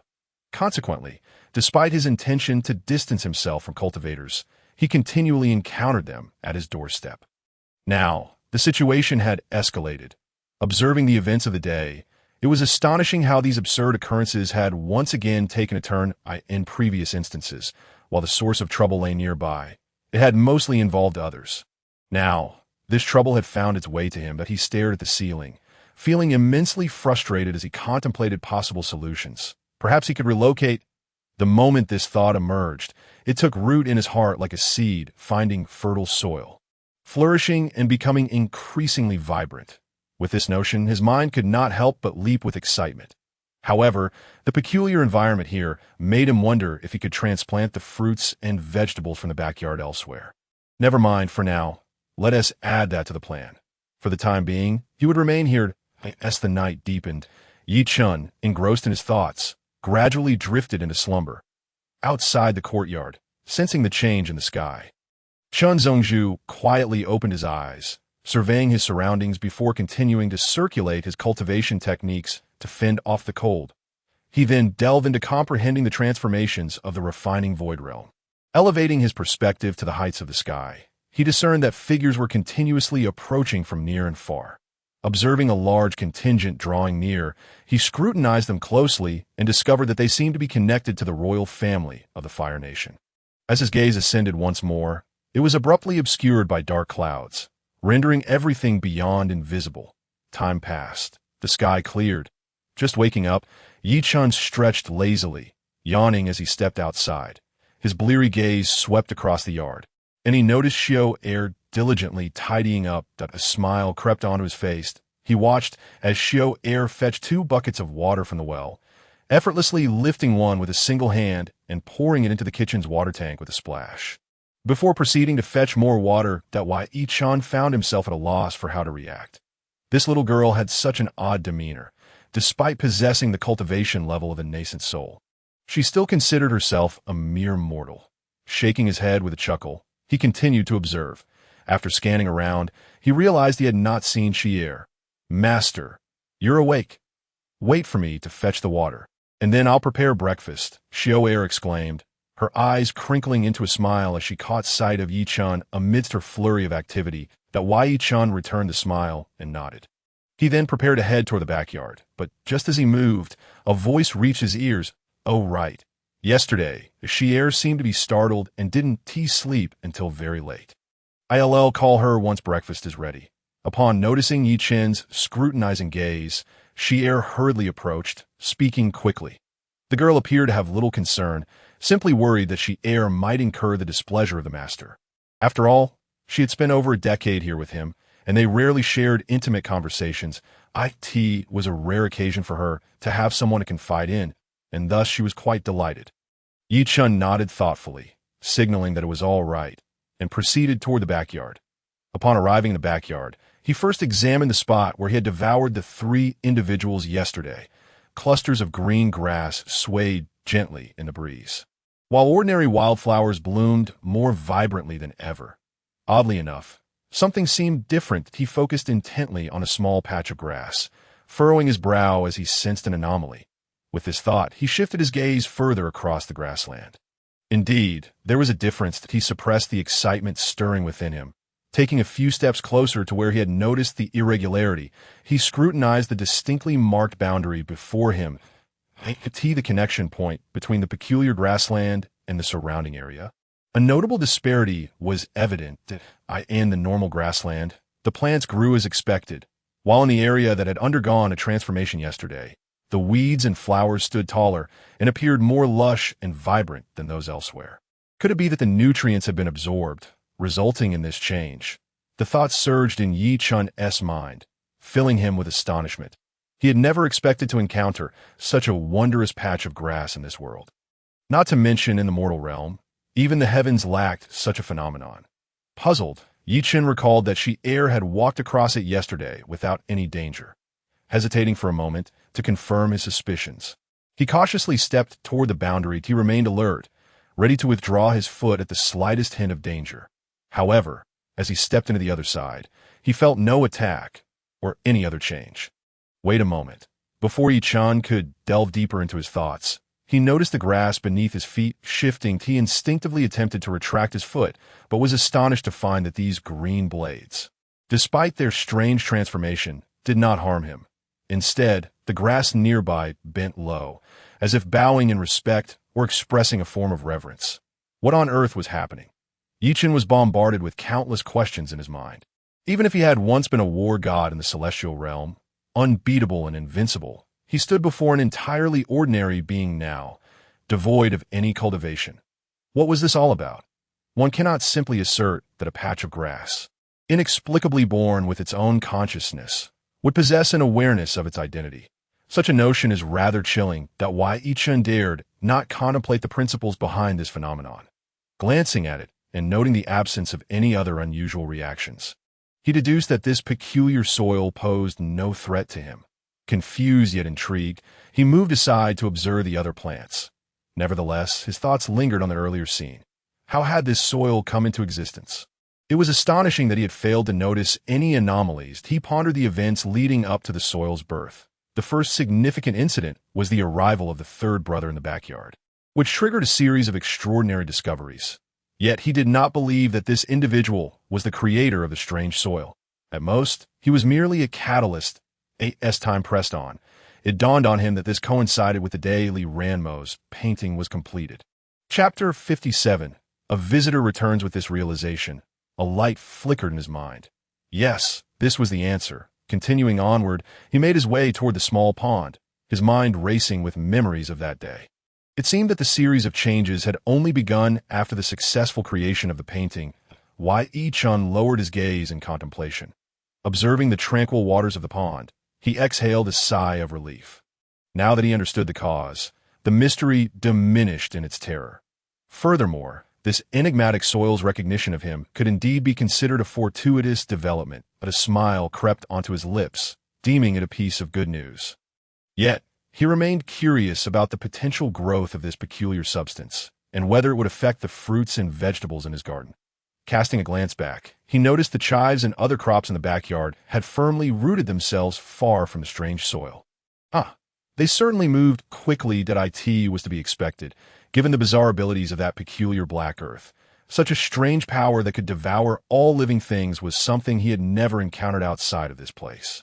It was only natural for these little creatures to fear being consumed. Thud, thud, thud. At that moment, 3 knocks echoed from outside. Chen, slightly startled, stood frozen in place. Who could it be? Someone had just visited yesterday. And now another. Feeling slightly vexed, he made his way to the front yard, stepping over a patch of grass and following the path connecting the front and backyards. He arrived at the front yard in a few strides. There he spotted Xier, who appeared with dark circles under her eyes, heading toward the door, while Xier stood beside her, dressed in a flowing white gown that contrasted sharply with Xier's black skirt. Xier's graceful figure accentuated the distinctiveness of each. Chen paused, momentarily captivated by their beauty. However, before he could contemplate further, the knocking grew louder. Xier took a step forward and opened the door. "Why didn't you just open the door earlier? I'm just here to ask a question and leave."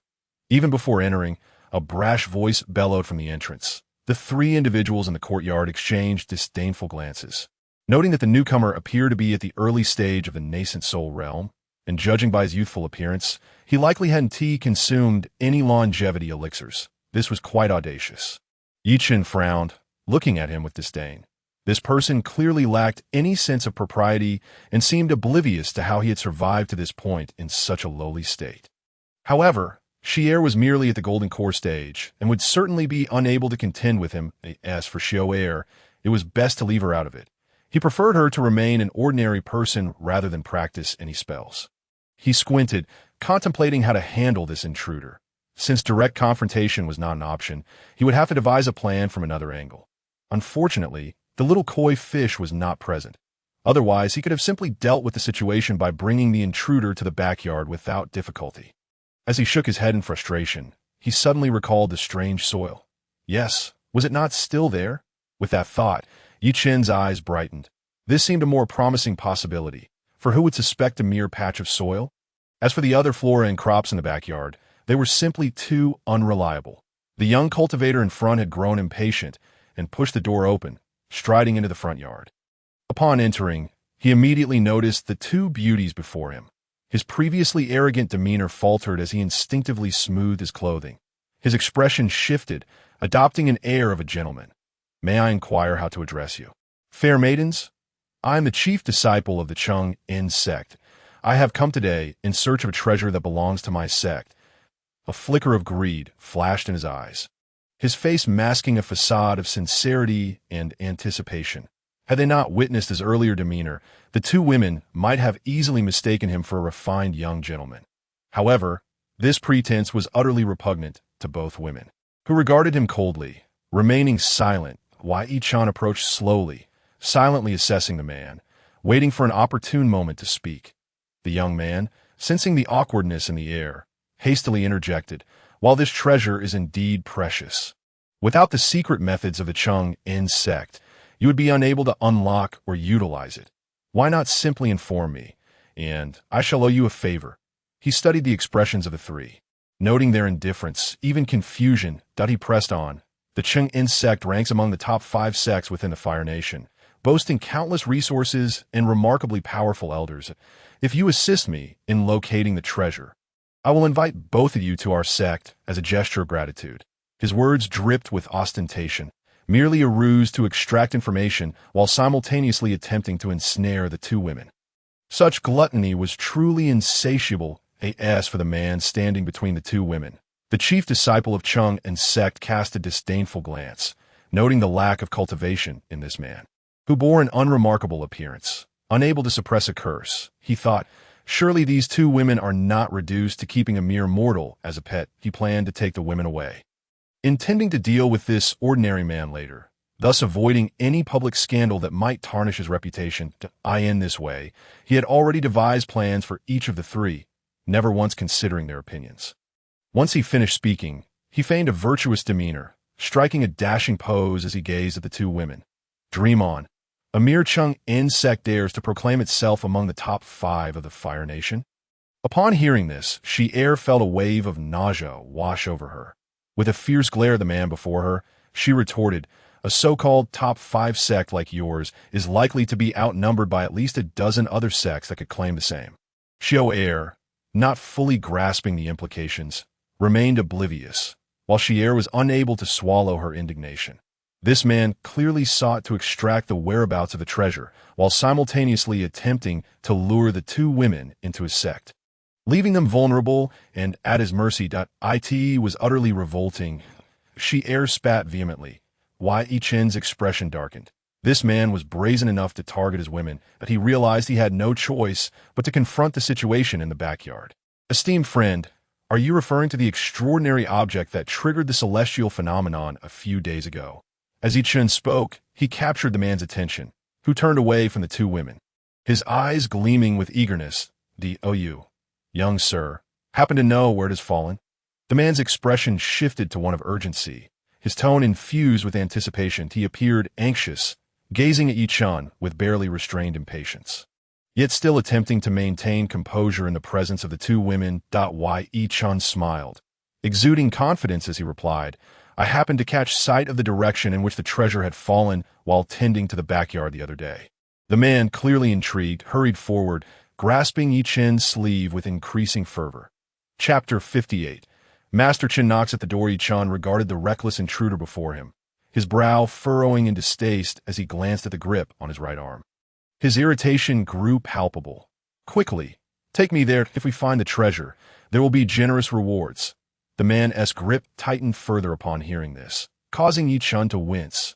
Xier, witnessing this, rushed forward to intervene. But Chen caught her eye and subtly gestured for her to step back. Confusion and concern flickered in her gaze as she retreated, unsure of his intentions. What could be the reason for her master's restraint? In the midst of Xier's bewildered gaze, she observed that her master was leading this man towards the direction of the backyard. Anxiously, she cast a glance at Xier beside her, only to be met with a peculiar sight. Xier's face was flushed with indignation as she watched their master being escorted away, yet her eyes betrayed an unusual expression, as if she were contemplating something.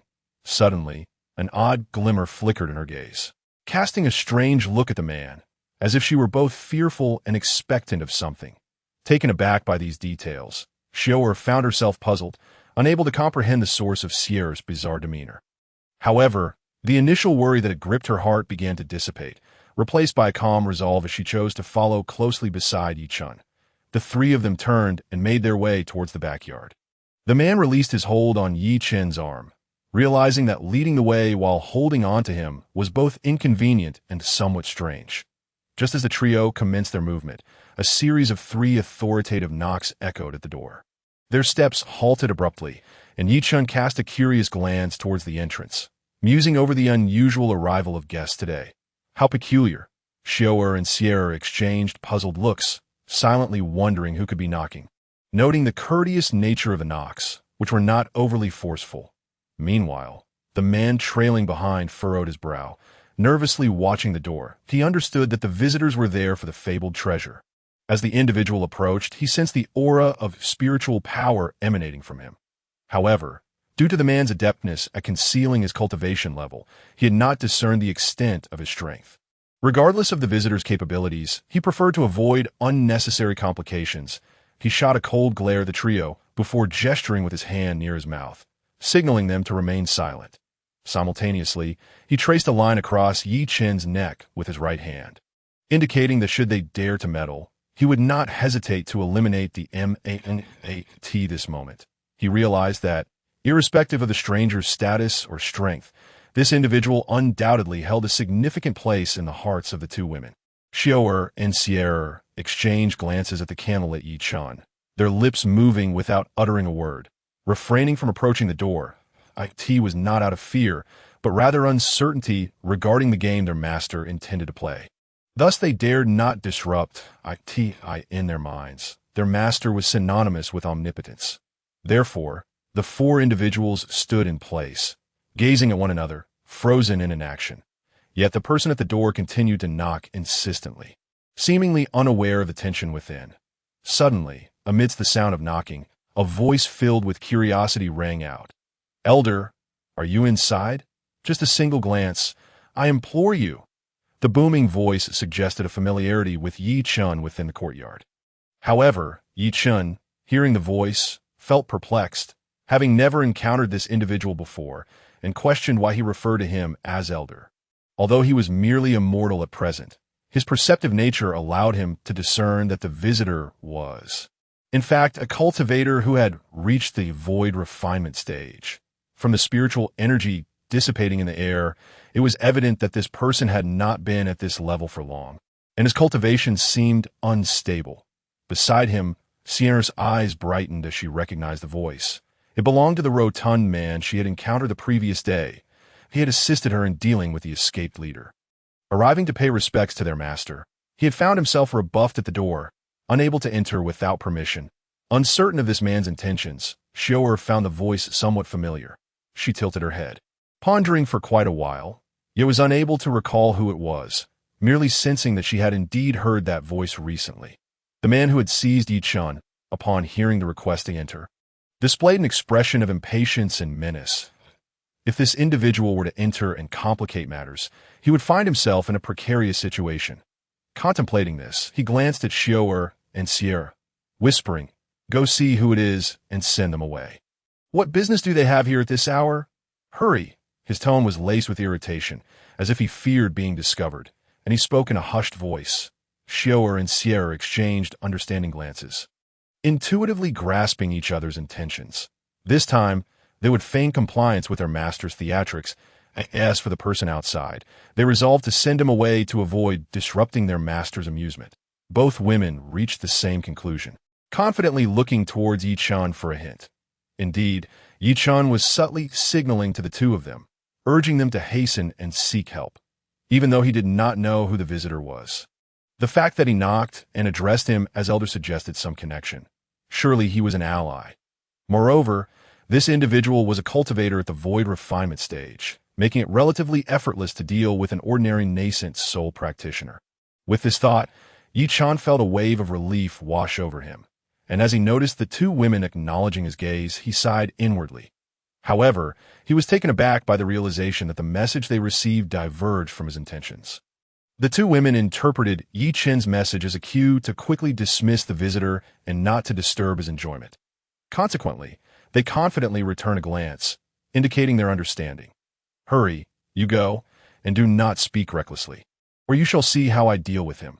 The man, observing the silent exchange among the trio, felt a surge of irritation, but he suppressed his tone and volume, pointing at Xiao'er, and directly addressed her. Upon hearing his words, Xiao'er exchanged a look with Sierra, then turned to Yi Chun, conveying a determined expression of "I shall do my utmost, elder," before striding towards the door. In just a few steps, she reached the entrance. Just as she was about to open the door, a renewed series of knocks echoed. Hesitating, she refrained from immediately opening the door, waiting for the sound to cease before gently pulling it open. However, as soon as she opened the door, she paused, recognizing the man before her. It was the very individual she had served tea to the day prior. This fellow had never met their master before. Why was he now so insistent on a meeting? Nevertheless, these musings were irrelevant, as her intention was to see him off. Chapter 59. Chen the Fatty takes action. She gazed at the man before her, ready to divulge their master's unwillingness to receive guests.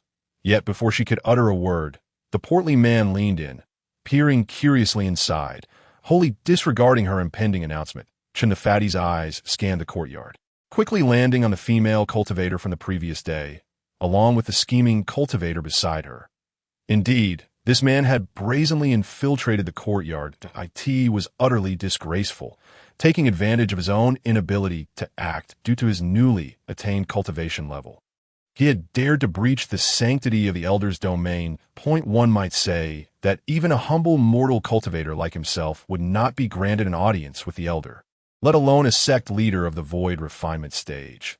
How presumptuous! Suddenly, Chen felt a twinge of jealousy. He disregarded the stone seat he had occupied, scarcely bothering to collect his favorite mat, and hastened toward Yi Chen's courtyard. With a series of restrained knocks, he finally beheld the true visage of the courtyard. His eyes swept over the elegantly decorated space. An image of an elderly man with white hair and beard materialized in his mind. Surely, some profound elder had taken refuge here. The presence of the two maidens suggested that the elder's power far surpassed his own, and he must have been of considerable age. However, Chen the Fatty hesitated. Glancing at Yi Chen, who was this individual, devoid of any spiritual energy, yet residing within the courtyard? He had stood vigil there for an entire night and day without encountering anyone. Could it be that this person had a familial bond with the elder, or perhaps was a friend entrusted with a task? In an instant, he conjured numerous thoughts as for why he did not surmise that the individual before him was the master of the small courtyard. It was simply ludicrous.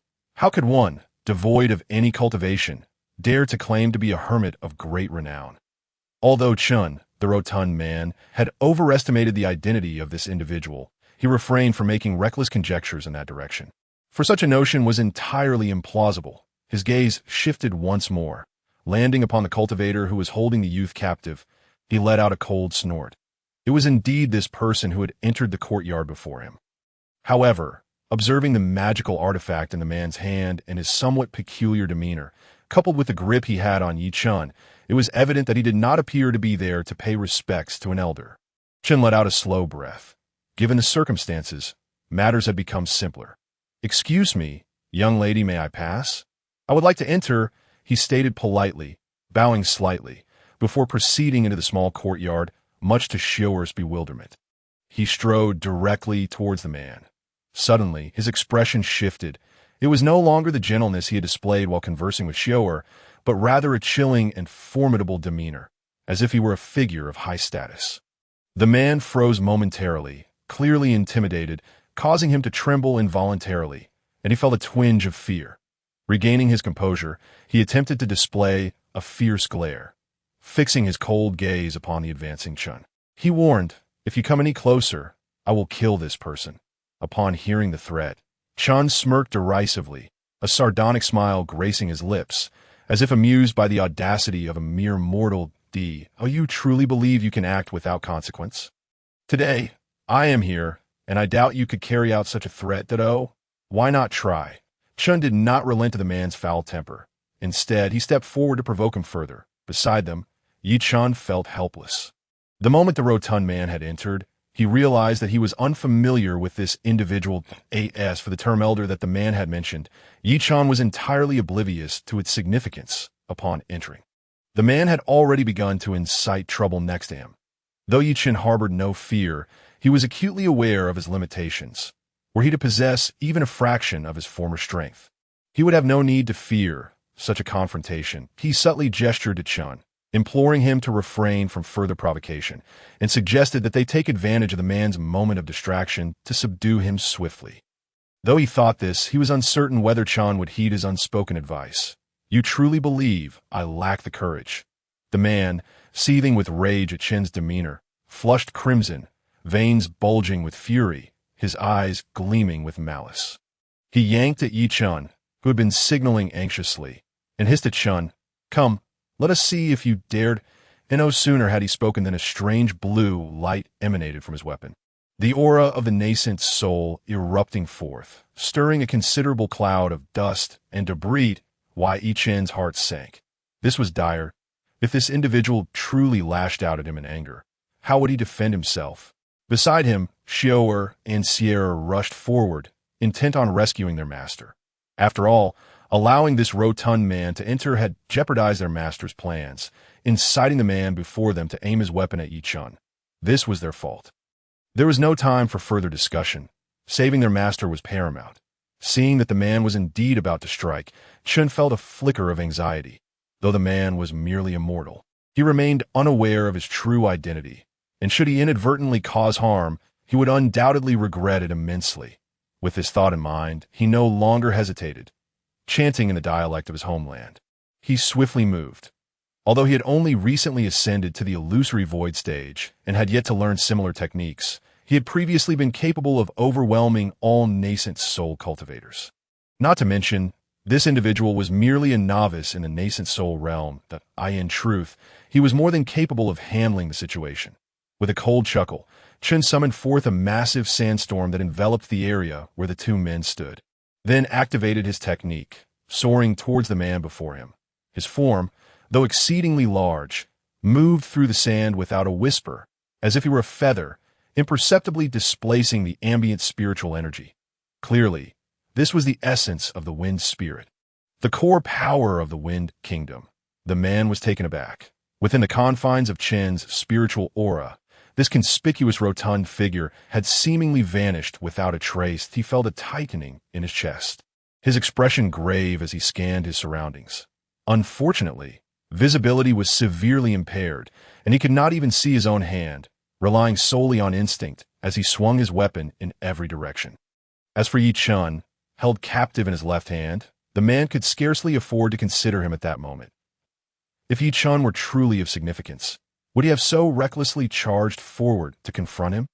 It seemed evident that the rotund man held more importance in the hearts of the two women. Suddenly, he sensed a gust of wind behind him, and a cruel smile crept upon his lips.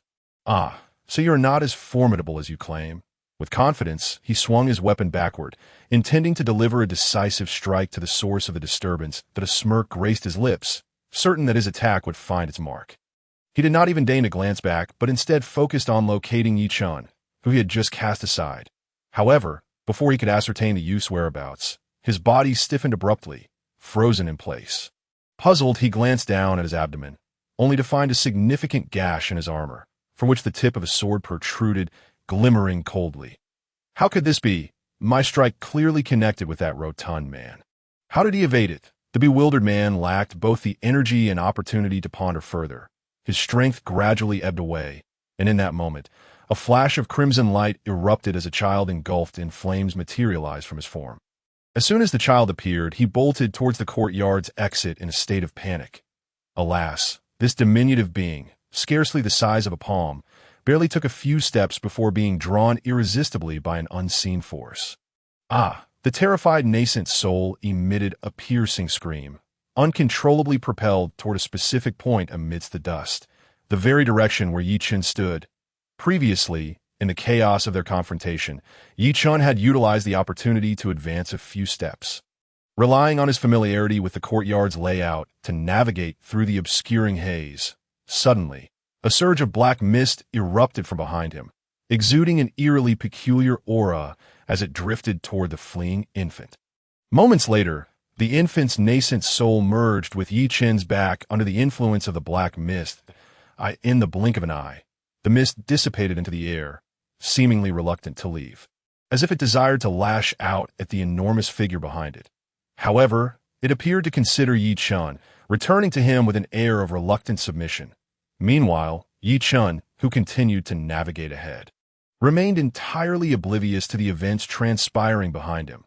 Before long, he emerged from the shroud of dust. After all, this enigmatic little spell had been cast to obscure the vision of the man before him. Chen had meticulously controlled the technique's range to safeguard the courtyard's owner, enveloping only a small section of the area, while Xiaoer and Sierra remained entirely unaffected. Soon, they spotted Yi Chun at the edge of the dust cloud.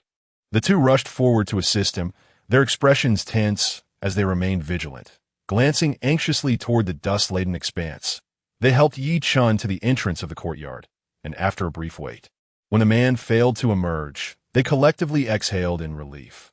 Meanwhile, within the dust, Chen felt a sense of bewilderment. He gazed at the man he had struck at his vital point. Confusion etched on his face as he sensed the direction from which the nascent soul had escaped. Being mindful of the courtyard's owner, he cautiously employed his spiritual power to probe the area. Yet he could not comprehend how it had suddenly vanished. Chen Pongzi was utterly perplexed by this situation. He could scarcely believe it, and had repeatedly scanned the area, yet he failed to discern the whereabouts of the suddenly vanished Yuan Ying. It was truly baffling. Suddenly, he froze in place, as if a thought struck him. A bead of cold sweat appeared on his forehead, and with a sense of trepidation, He gazed at the seemingly ordinary courtyard outside, feeling that this unassuming space concealed a power that was profoundly unsettling. Could it be that the owner of the courtyard had intervened? Only a being of such formidable strength could silently retrieve the escaped Yuan Ying without a trace. Chen Pongzi dared not dwell on it further and hastily removed the dust around him. Not daring to recklessly wield his spiritual energy any longer, he stepped forward to support the man who had collapsed before him, intending to make his exit, with the owner of the courtyard having shown themselves. It was time for him to leave. Lingering any longer might provoke the elder's displeasure and result in his own unfortunate demise. Exercising his discernment, Chen Pongzi assisted the breathless man as he made his way outside. In just a few short steps, he encountered Yi Chan along with two women. My apologies, my young brother.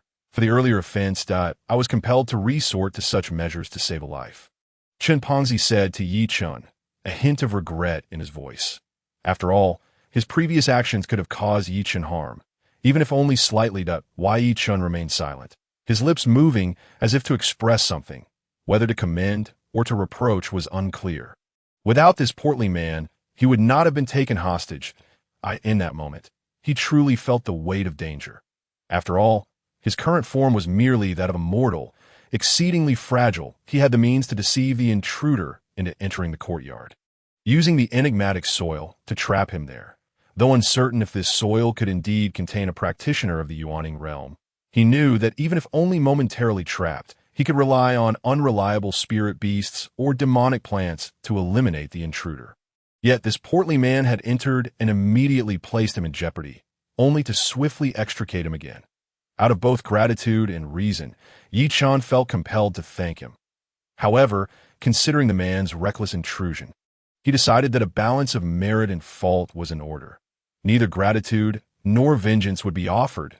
He waved his hand at Chen Pongzi and said, "It's nothing, merely a trivial matter involving a minor cultivator.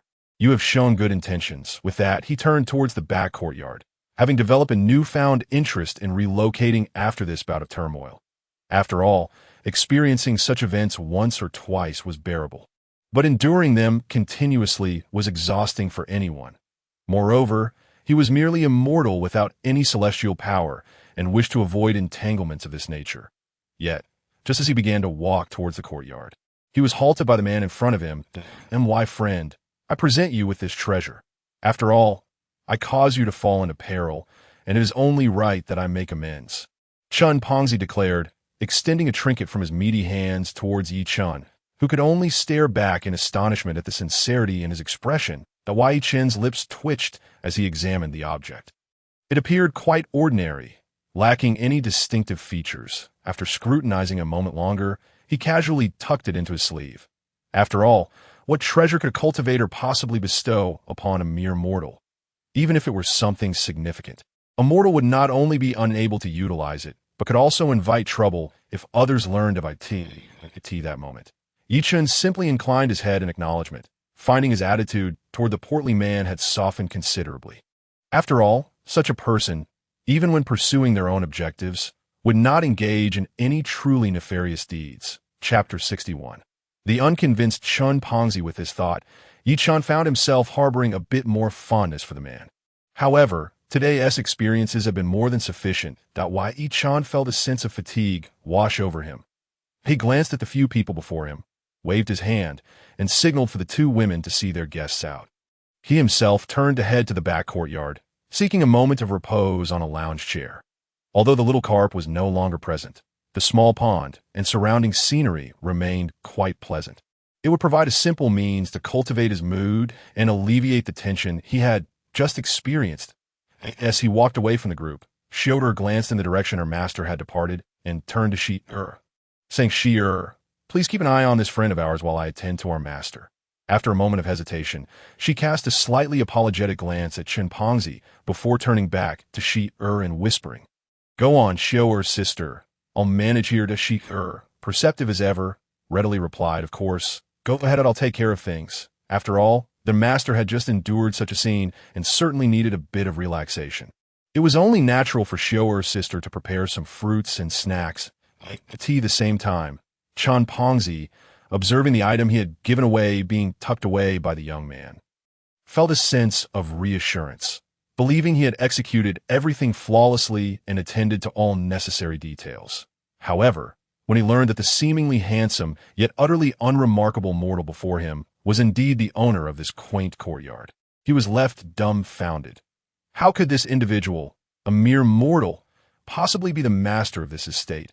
In his mind, the one who had offered such exquisite tea the day prior must be a seasoned elder, weary of conflict and retreating to the tranquility of the mountains to cultivate their spirit, savoring the mysteries of the world. Such a person would be inclined to dwell in a secluded life, nurturing rare and precious tea leaves. Yet, to his utter astonishment, the figure before him, referred to as an elder, turned out to be someone so ordinary, one could hardly call him extraordinary. After all, even the man's appearance had instilled a sense of inferiority in his already overly self-assured heart. Long after the revelation, traces of shock and confusion lingered in his eyes, but he scarcely heard Shi's words as they played on repeat in his mind. "Friend, you mean this person is your master? The owner of this courtyard?" Chen Pongzi inquired, his expression a mixture of disbelief and curiosity as he fixed his gaze on Shi, eager to glean the truth from her lips. However, despite his uncertainty, he felt increasingly convinced that this man before him was indeed the master of the courtyard. It was truly incomprehensible. Chen Pongzi recalled the tea he had consumed yesterday, its warmth now seeming scorching. "Yes, indeed. This is our master whom we serve daily. If you have anything to say, I can convey your message," Shi replied, momentarily taken aback, puzzled by his line of questioning. How could one not recognize such a remarkable individual as their master? Earlier, it was mentioned that you had assisted your master and arrived just in time. Yet now you have become rather dim-witted. Shi cast a disdainful glance at Chen Pongzi upon feeling her gaze. Chen Pongzi was momentarily taken aback, struggling to comprehend why this companion was regarding him with such an expression. He could only maintain a basic pace, following Shi as they stepped outside. However, within his heart, a sense of regret began to take root. What had transpired today? Initially, he had assumed that the individual before him was merely an ordinary mortal, or perhaps a servant of the courtyard's master, which had led him to act decisively without considering the consequences that, in the end, he had only presented a rather mundane gift. After all, prior to this, who could have known that this seemingly unremarkable person was, in fact, a true senior expert? What a disaster. What was meant to be an opportunity for him to shine had now been completely ruined. Chen Pongzi, filled with frustration, struck his thigh, his face a portrait of regret. "A golden opportunity lost, indeed, my friend. I shall take my leave here. I truly appreciate your assistance today. If you ever require anything in the future, I would be more than happy to convey your message to my senior," Shi said as she brought Chen Pongzi to the outside, cupping her fist in respect. "Thank you, brave lady. Although I lent a helping hand, it was merely a trivial matter. How could I dare take credit and cause you to laugh at me?" Chen Pongzi sighed, each word a reflection of his sincerity. After all, such a splendid event had been marred by his own blunders. If he returned to the sect and mentioned this to that old reprobate, he would surely be the subject of ridicule. However, looking at Shi before him, he felt that he had at least forged a beneficial connection, that it was not a complete failure. Chen Pongzi cupped his hands in farewell and began to retrace his steps to his previous position. Shi smiled softly and closed the courtyard gate. As for Chen Pongzi, he left empty-handed this time, that he casually unleashed a fire spell, incinerating the nearby obstacles, then returned to his original spot for meditation. Observing the large rock, situated at a considerable distance from a small courtyard, he felt a twinge of displeasure. It was this very location that had prevented him from detecting the approaching foe in time. It had caused him to recklessly intrude upon the senior's domain and subsequently commit a blunder. Truly unfortunate. He spat casually and gathered his favorite blanket, making his way toward the courtyard gate. This time, he could not afford to be careless. Even while striving to comprehend new realms, he needed to keep a sliver of his attention focused outward for vigilance. Gently placing down the blanket, he glanced at the nearby gate, chuckling to himself. Surely, this time, he would not miss the intruder entering the house. Just watch me now. Continuously encouraging himself, Chen Pongzi wore a confident expression as he plunged into a new round of enlightenment. Meanwhile, not far from the small hill, A grand entourage was making its way toward this direction. They bore the banner of the Fire Kingdom's sovereign and were accompanied by various skilled artisans. Continuously advancing in the front, a contingent was diligently surveying the surroundings of the small hill, seeking a suitable location for constructing a marketplace. Chapter 62. Constructing a marketplace is quite challenging, however. Their search yielded no fitting sites. It was, after all, a desolate wilderness, close to the border, devoid of valuable resources. Typically, marketplaces are established in prosperous areas to attract visitors. Only then can they maximize their profits. Yet, this location, one could hardly envision a marketplace, let alone a city, as it would likely end in financial ruin. How peculiar of the sovereign to choose such a forsaken place, one individual lamented. Others shared this sentiment, yet they could do little but comply with the sovereign's orders. For he was the de facto ruler of the Fire Kingdom, a leader of a nation. Even some formidable sect masters would grant him a modicum of respect. Moreover, the sovereign had recently exhibited erratic behavior. Since his ascension, he had employed increasingly ruthless measures that left many in awe. Being mere subordinates, they dared not voice their opinions and could only dutifully carry out their tasks. This time, the sovereign had taken great pains to please Chen, dispatching only his most capable confidants. However, perhaps their adeptness in handling matters was a double-edged sword, for their discerning eyes were indeed exceptional. After receiving their orders, they meticulously scoured the small hill, but could not identify a satisfactory location. It was only upon spotting an unassuming courtyard perched atop the hill that they found a glimmer of hope. The dwelling appeared unremarkable. However, unlike the surrounding dense woodlands, it was situated on relatively flat terrain, lacking steep inclines, although it still fell short compared to better-suited sites for a marketplace. One might say it was the best option available. They began to envision the bustling marketplace that could arise from this foundation, slowly extending outward. The group had already begun to fantasize about the vibrant scenes of the marketplace and the rewards they would receive upon completing their mission. As they ventured closer, they noticed wisps of smoke rising from the courtyard, immediately realizing that someone resided there. Yet, this posed no challenge for them, as they were executing their duties within the Fire Kingdom, as long as they invoked the name of the Fire Kingdom's sovereign. No entity, regardless of its nature, would dare object. They were determined to clear the occupants from the premises without delay. Meanwhile, Chen was diligently practicing at the courtyard gate. After the previous incident, he was unwilling to take any chances, thus keeping a portion of his awareness focused outside. The moment the group approached the courtyard, Chen noticed them. Although the Fire Kingdom's sovereign had only sent individuals to establish a marketplace without dispatching many experts, in light of Chen's inscrutable abilities, it was prudent to send a few competent cultivators to avoid any oversights. Chen, of course, recognized this and felt a wave of frustration wash over him. However, upon reflection, he understood the reasoning. The recent commotion surrounding the miraculous treasure had attracted considerable attention, and many were likely seeking its whereabouts.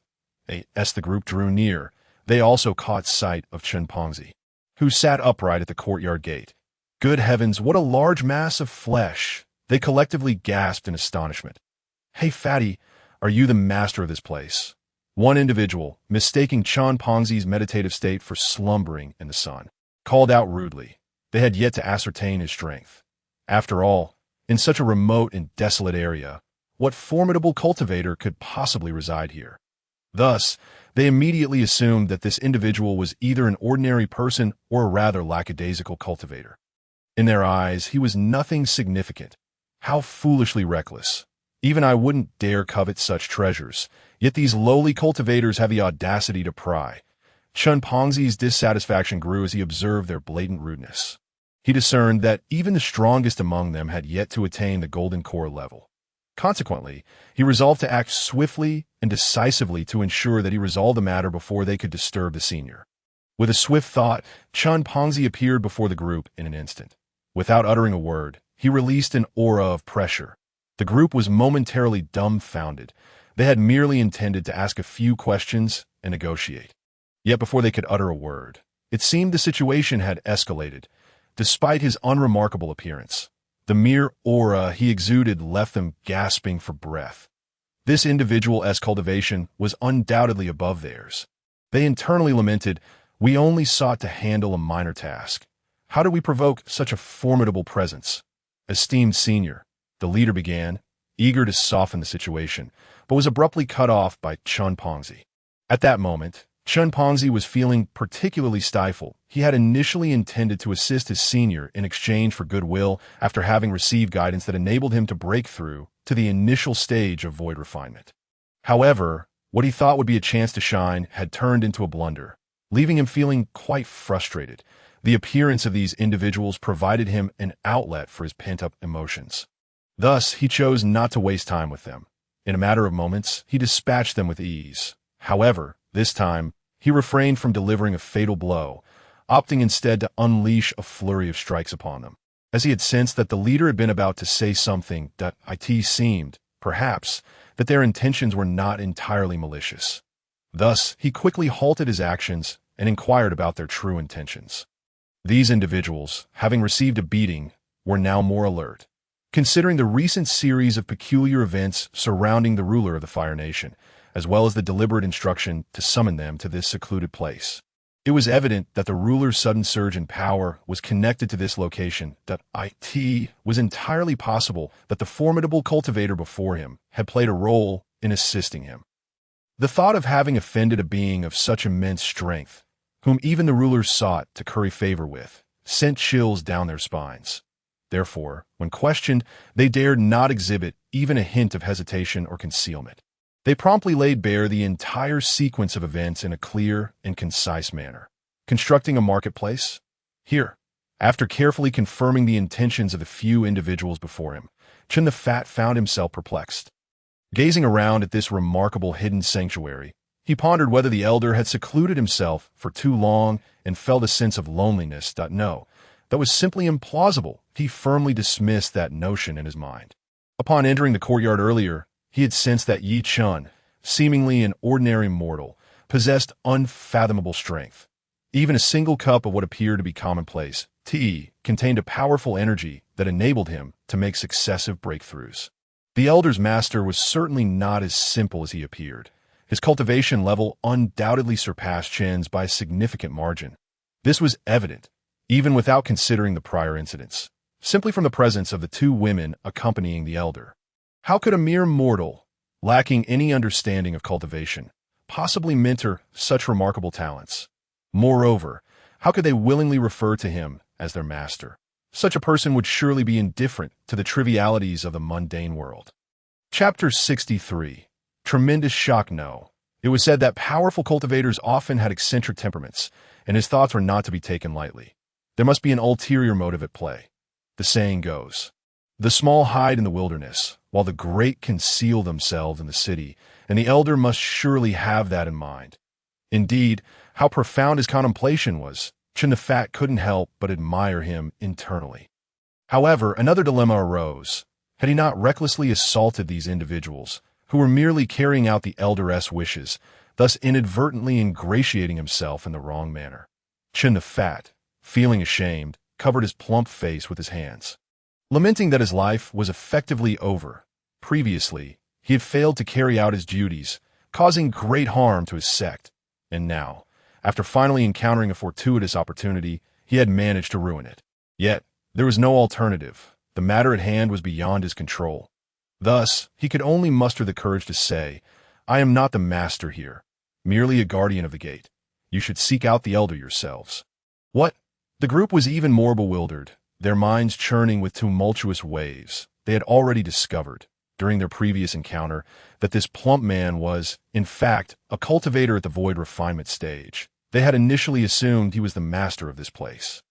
However, upon hearing him claim to be merely a gatekeeper, how could they endure such a revelation? Reflecting on their previous arrogant behavior, they felt as though they had been utterly humiliated. Now, having only received a light beating, their narrow escape left them in a state of heightened anxiety. As for the suggestion of approaching the true master of the courtyard, that was a thought they dared not entertain.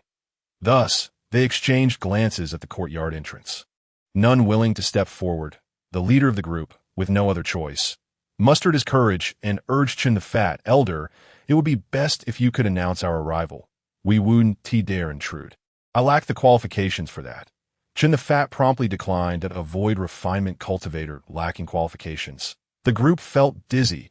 Had they known such a formidable figure was concealed here, even a thousandfold courage would not have compelled them to approach this place. Yet now, they had arrived at the threshold, caught in a dilemma. Entering was not an option, nor could they retreat. What were they to do? Fortunately, this awkward situation did not persist for long. The courtyard door suddenly swung open, and Yi Chun, along with the two women, stepped out. They had heard the commotion outside, and although it had quickly subsided, their proximity had caused some concern, prompting them to investigate. Why Yi Chun was quite vexed. He had already been overwhelmed by one wave of cultivators after another. It seemed that his plans to relocate would need to be expedited. Then he spotted the bruised individuals at the entrance. Feeling somewhat surprised, and noticed Chen the Fat standing there, still unmoved. This fellow had not left?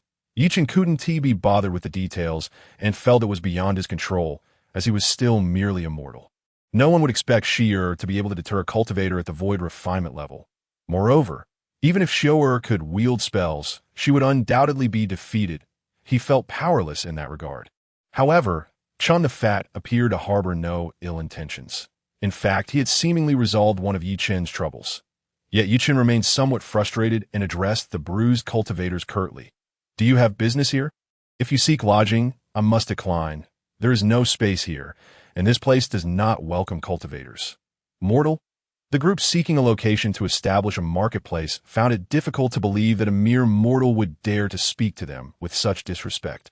One individual was about to reprimand him, but the leader swiftly intervened, having noticed that upon Yi Chen's arrival, even those cultivators with greater strength than they exhibited an attitude of utmost respect. This individual was certainly no ordinary person. The leader cautiously deliberated in his mind before detailing the entire sequence of events. It turned out they were there to establish a marketplace. Yi Chun mused that the ruler of the Fire Nation was indeed efficient in his dealings. Just recently, he had only briefly mentioned it, and now preparations were already underway. Constructing a marketplace is a simple task. One can find any location for that purpose. This place is not suitable, Yi Chen stated bluntly. Sensing the situation was turning against them, Shi'er finally spoke up. "So, you are the ones sent by my father." After all, they were her people, and she did not wish to inadvertently cause trouble. Having already suffered, she hastily added a few words, hoping the elder would overlook past grievances. Yi Chun, however, was not particularly concerned, as long as they did not intrude upon his home. For him, as long as there were long legs to admire and meat to consume, that was sufficient. The group listened to Shi'er's admonitions, and it took them a moment to realize, this the princess of the Fire Nation.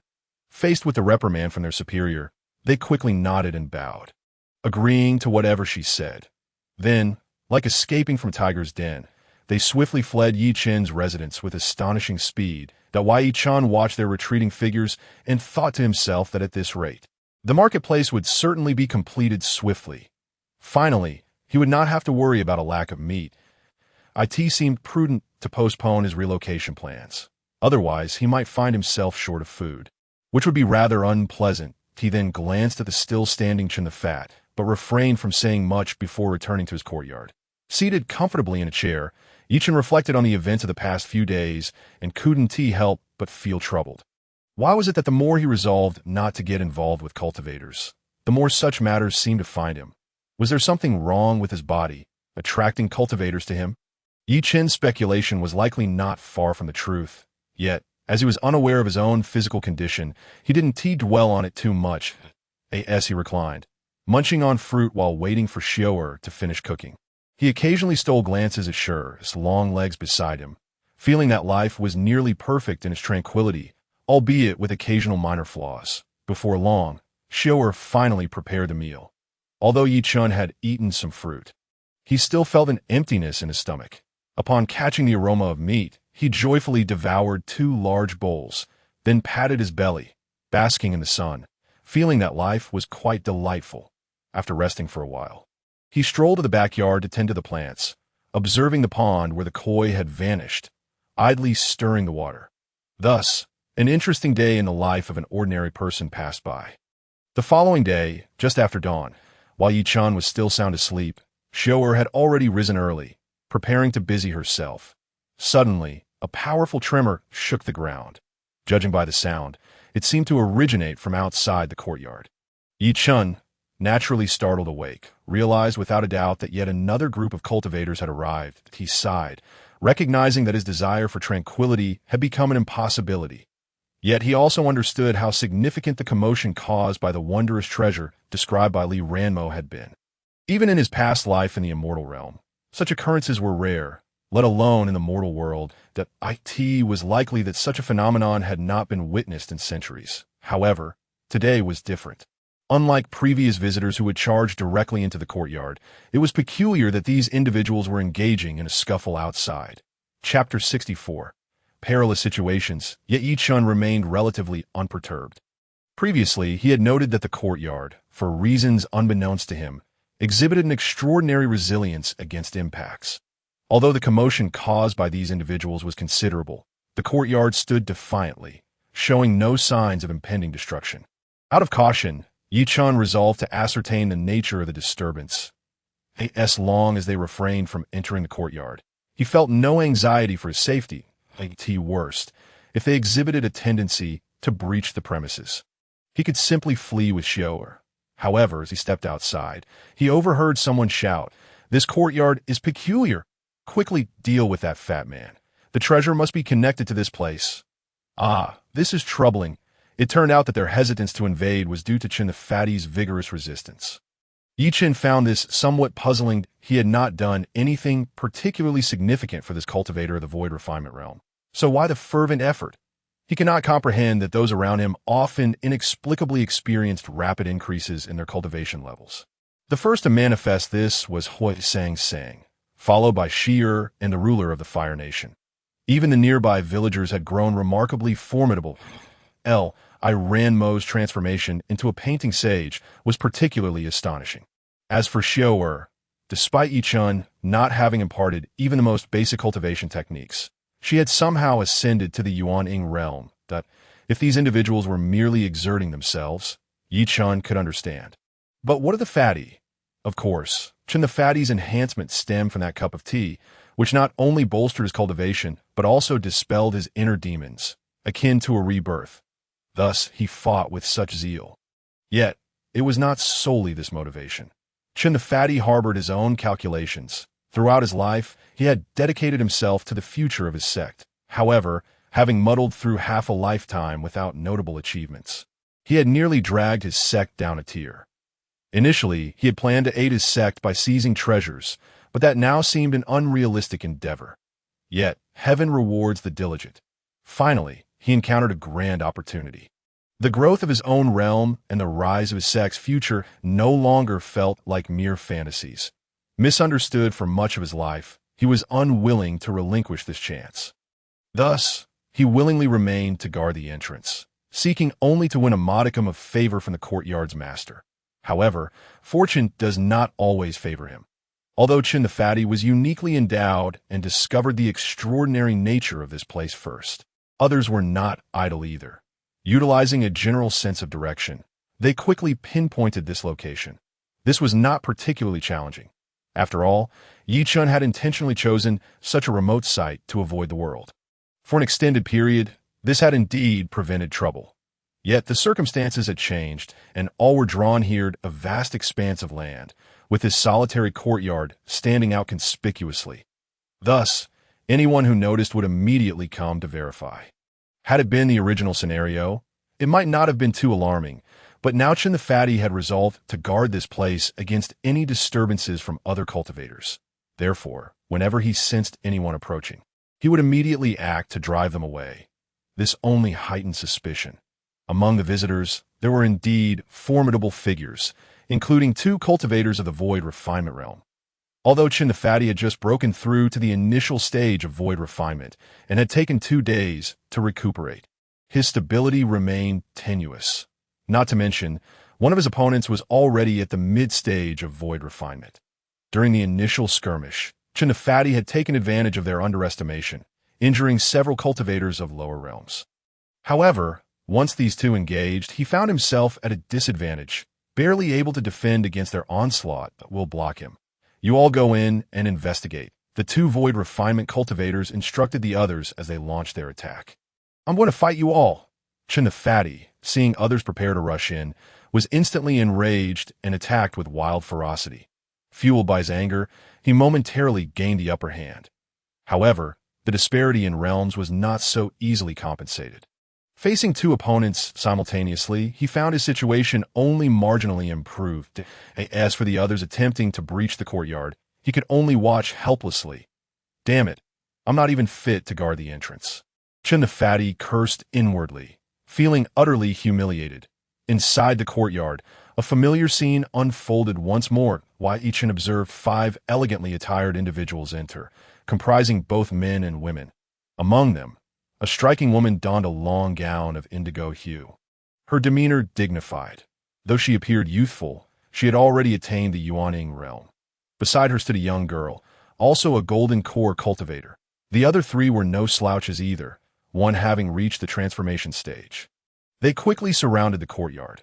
Upon seeing Yi Chun and the 2 women, they allocated personnel to encircle them as well. 1 transformation stage, 2 Yuaning, and 2 golden core cultivators.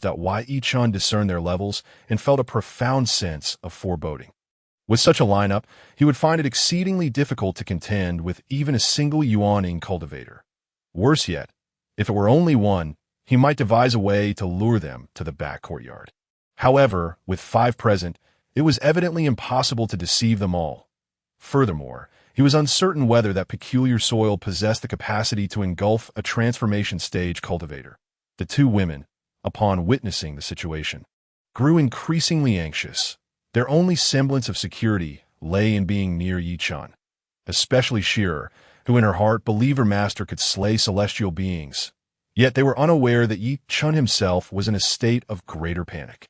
His mind raced, contemplating strategies for counteraction. He could not rely on the back courtyard. Those flowers and plants were uncertain in their efficacy. He could not place his hopes on them. Moreover, that insufferable stinking carp had fled. At this moment, Yi Chun suspected that the creature, having gained sentience, might have foreseen the impending events and escaped in advance. He regretted not having simply stewed it back then. A Yuaning cultivator? The woman in the indigo gown, after examining Xiu'er, expressed mild surprise. She then turned to Yi Chun, her astonishment deepening as she exclaimed, "A mortal? How can there be a mortal here? Senior sister, did we not just speculate that this place harbors formidable figures?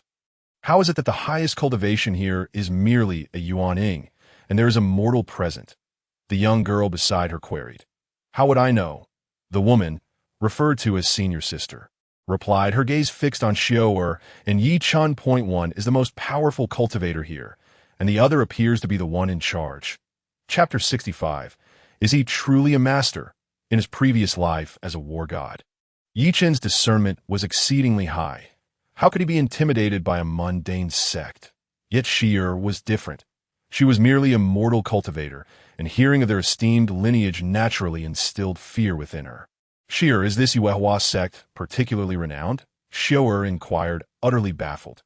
"Renowned is an understatement." Shearer responded, "That in this world, the visible powers are primarily comprised of various nations, but some formidable sects operate independently of national jurisdiction. Some can even directly intervene in a nation's affairs, standing equally with the royal family. Others, being superpowers, exist entirely apart from any faction, remaining hidden from the world, abstaining from political and martial conflicts. Yet their strength is not to be underestimated. It is said that the foremost among them can annihilate a sect with a mere thought, or topple a nation in a single night, and Yuehua sect is one of them." Once Shearer concluded her hushed explanation, Xiu'er was left utterly astonished, her mouth agape. Yi Chun too felt that the situation had escalated significantly. Curiously, if Yuehua sect truly possessed such strength, how was it that these individuals seemed lacking in prowess? When celestial treasures emerged, sects typically dispatched their core forces to ensure absolute success. Yet these individuals displayed none of the overwhelming might that Shearer had described, as if understanding Yi Chen's thoughts. Yu Xiang cleverly elucidated, "We are merely the vanguard of the sect, sent to gather intelligence." This is certainly not true. Yu Xiao, cleverly perceiving Yi Chun as an immensely skilled recluse, naturally must remain vigilant. The Yuehua sect does not lack the desire to dispatch more formidable cultivators. Rather, they are currently unable to spare any personnel. Furthermore, in their understanding, even with the present lineup, coupled with the reputation of the Yuehua sect, they could instill a measure of awe wherever they go. Yet, they did not anticipate the emergence of such an awkward situation. Nevertheless, Yi Chen is quite the seasoned individual.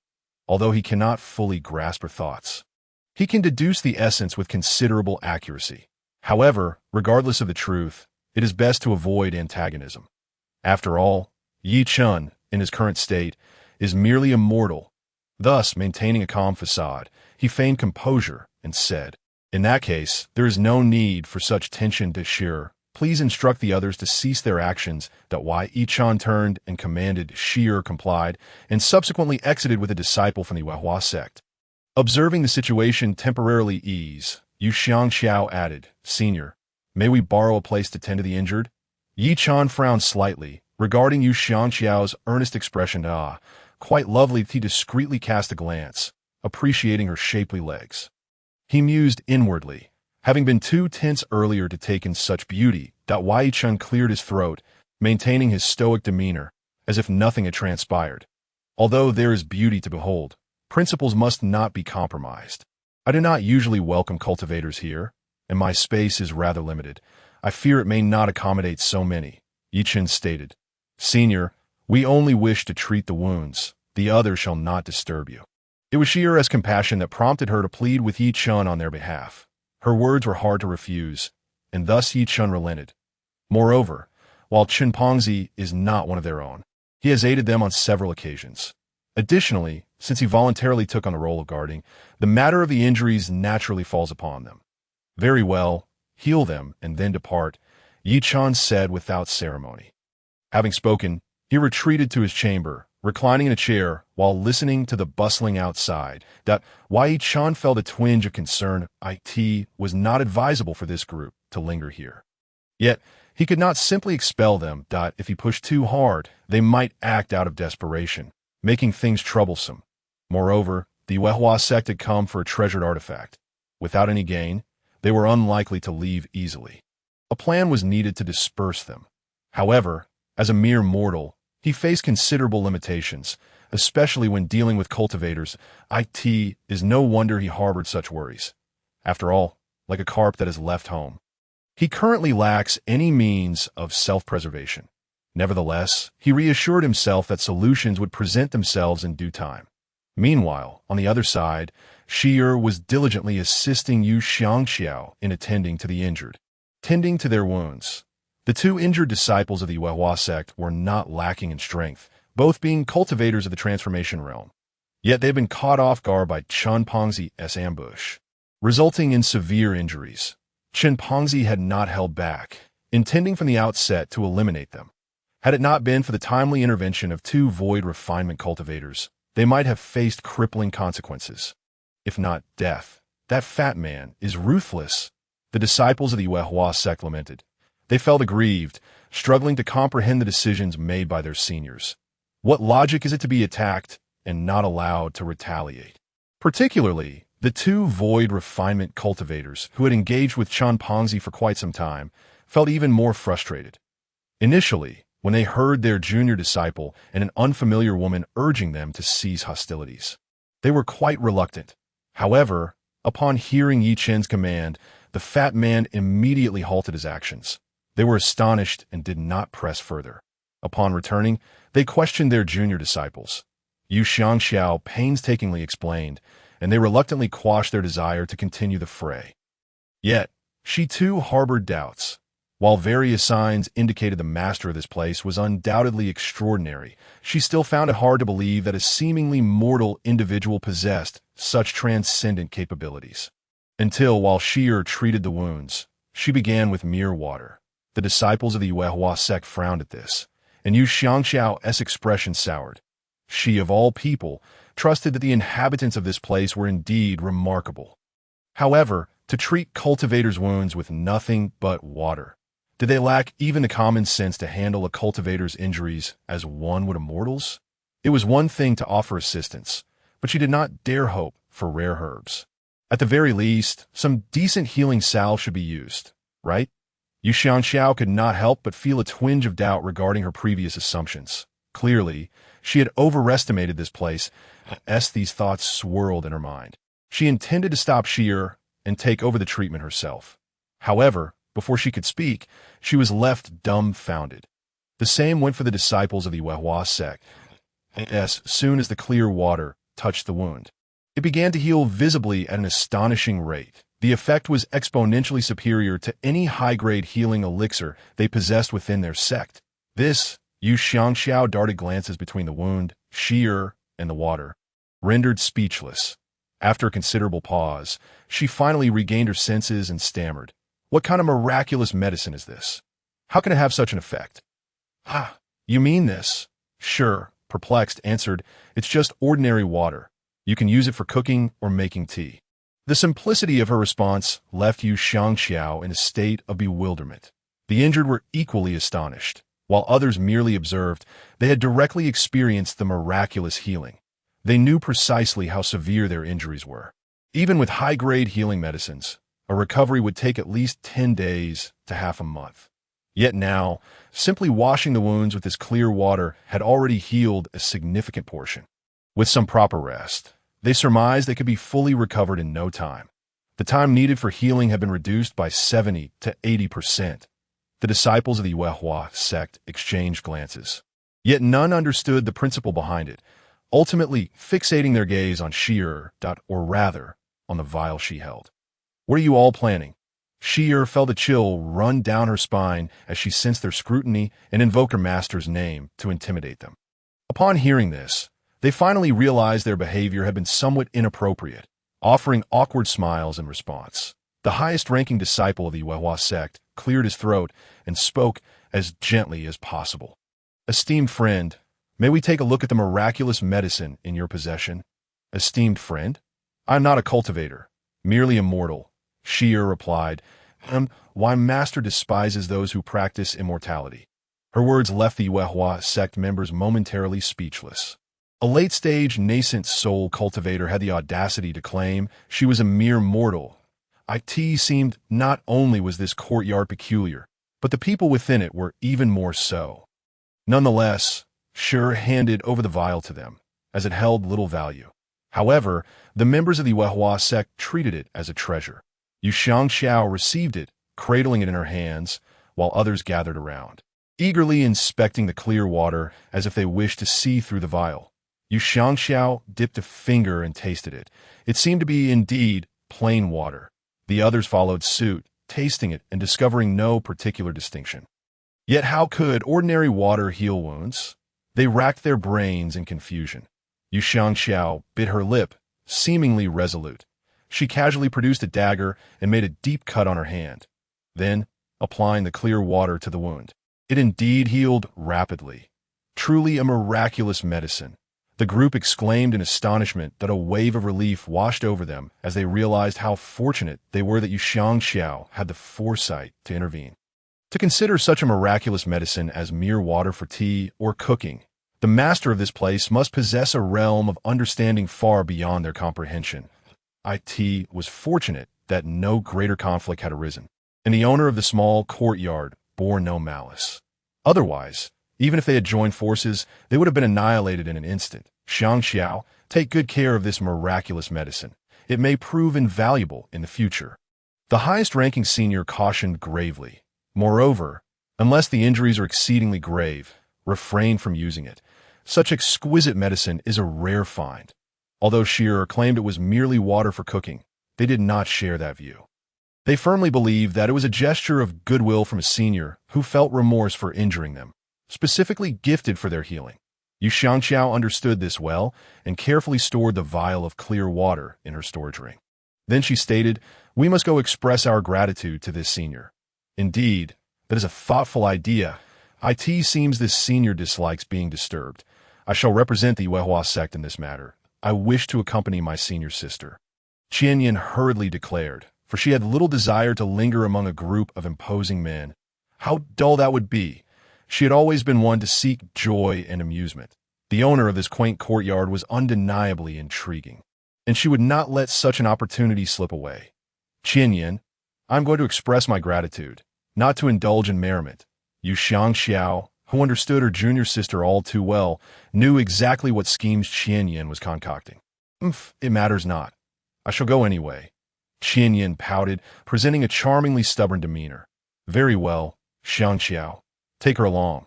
She is still quite young, and I doubt any senior would hold it against her should anything arise. Yu Xiao sighed, shaking her head in reluctant acquiescence. Subsequently, the two girls met Yi Chen through Xiao, who was busy preparing the meal. Upon hearing their repeated expressions of gratitude, Yi Chen appeared somewhat flustered, though he did not fully comprehend the situation. Nevertheless, the atmosphere seemed to have settled into a semblance of harmony. In order to maintain this calm, while Yi Chen devised a strategy, he waved his hand, refraining from creating unnecessary distance. Of course, one could not deny that his long legs contributed to this newfound ease. In short, both parties were temporarily satisfied with the current state of affairs. Xiao, observing the courteous behavior of the two ladies, noted that Yi Chen did not seem particularly displeased. Seizing the moment while she cooked, she brought forth 2 cups of fragrant tea. Yu Xiao smiled sweetly, graciously thanking Xiao. However, upon receiving the cup and glancing at the insipid liquid, Qianyan scrunched her face in distaste, exclaiming, "What sort of tea is this? It looks rather unpalatable." Qianyan, Yu Xiao softly reprimanded her junior. She then turned to Yi Chen to offer her apologies. Yet, Yi Chen was indifferent. For having descended to the mortal realm, he recognized that such offerings were not particularly refined. Even if it were for the sake of his long legs, he felt compelled to extend forgiveness. While Yu Xiao held reservations about the tea, she dared not show disrespect to her senior. To demonstrate her respect, she downed the cup in one gulp. Following her lead, Qianyan, chastised and feeling guilty, mimicked her actions. The two girls were soon left in shock. What came next filled them with profound regret. They had never anticipated that such an ostensibly ordinary tea would harbor such profound and pure spiritual energy. Within their bodies, the energy surged like a rampaging flood, wreaking havoc. If they did not refine it promptly, they risked exploding from within in mere moments. In light of this, even the most playful Qianyan dared not be negligent. Blushing, they immediately sat in meditation, employing the unique techniques of the Moonlight sect to refine the overwhelming spiritual energy at the fastest pace possible. Within mere moments, their cultivation soared. Yu Xiao, already at the late stage of the nascent soul realm, was uncertain how long it would take her to advance to the divine transformation stage. Yet, astonishingly, she effortlessly broke through to the early stage of divine transformation and did not stop there. She ascended to the late stage of divine transformation, subtly approaching its pinnacle before finally stabilizing. As for the younger girl, due to her relatively lower realm, the effects of the tea were even more pronounced. Disliking the tedium of cultivation, she had only reached the mid-stage of the golden core realm. Otherwise, with her innate talent, further advancement would not be a challenge. Now, bolstered by the tea's potency, her cultivation skyrocketed. Mid-stage golden core, late-stage golden core, and then the pinnacle of the golden core realm. With a pop, it was as though something small had hatched, and she easily broke through to the nascent soul realm. Continuing onward without pause, she progressed to the early stage of the nascent soul realm, then the mid-stage.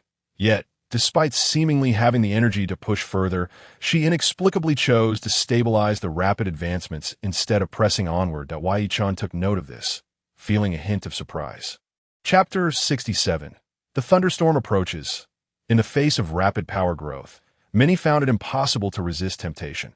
However, such haste often brought hidden dangers. First came the sense of instability.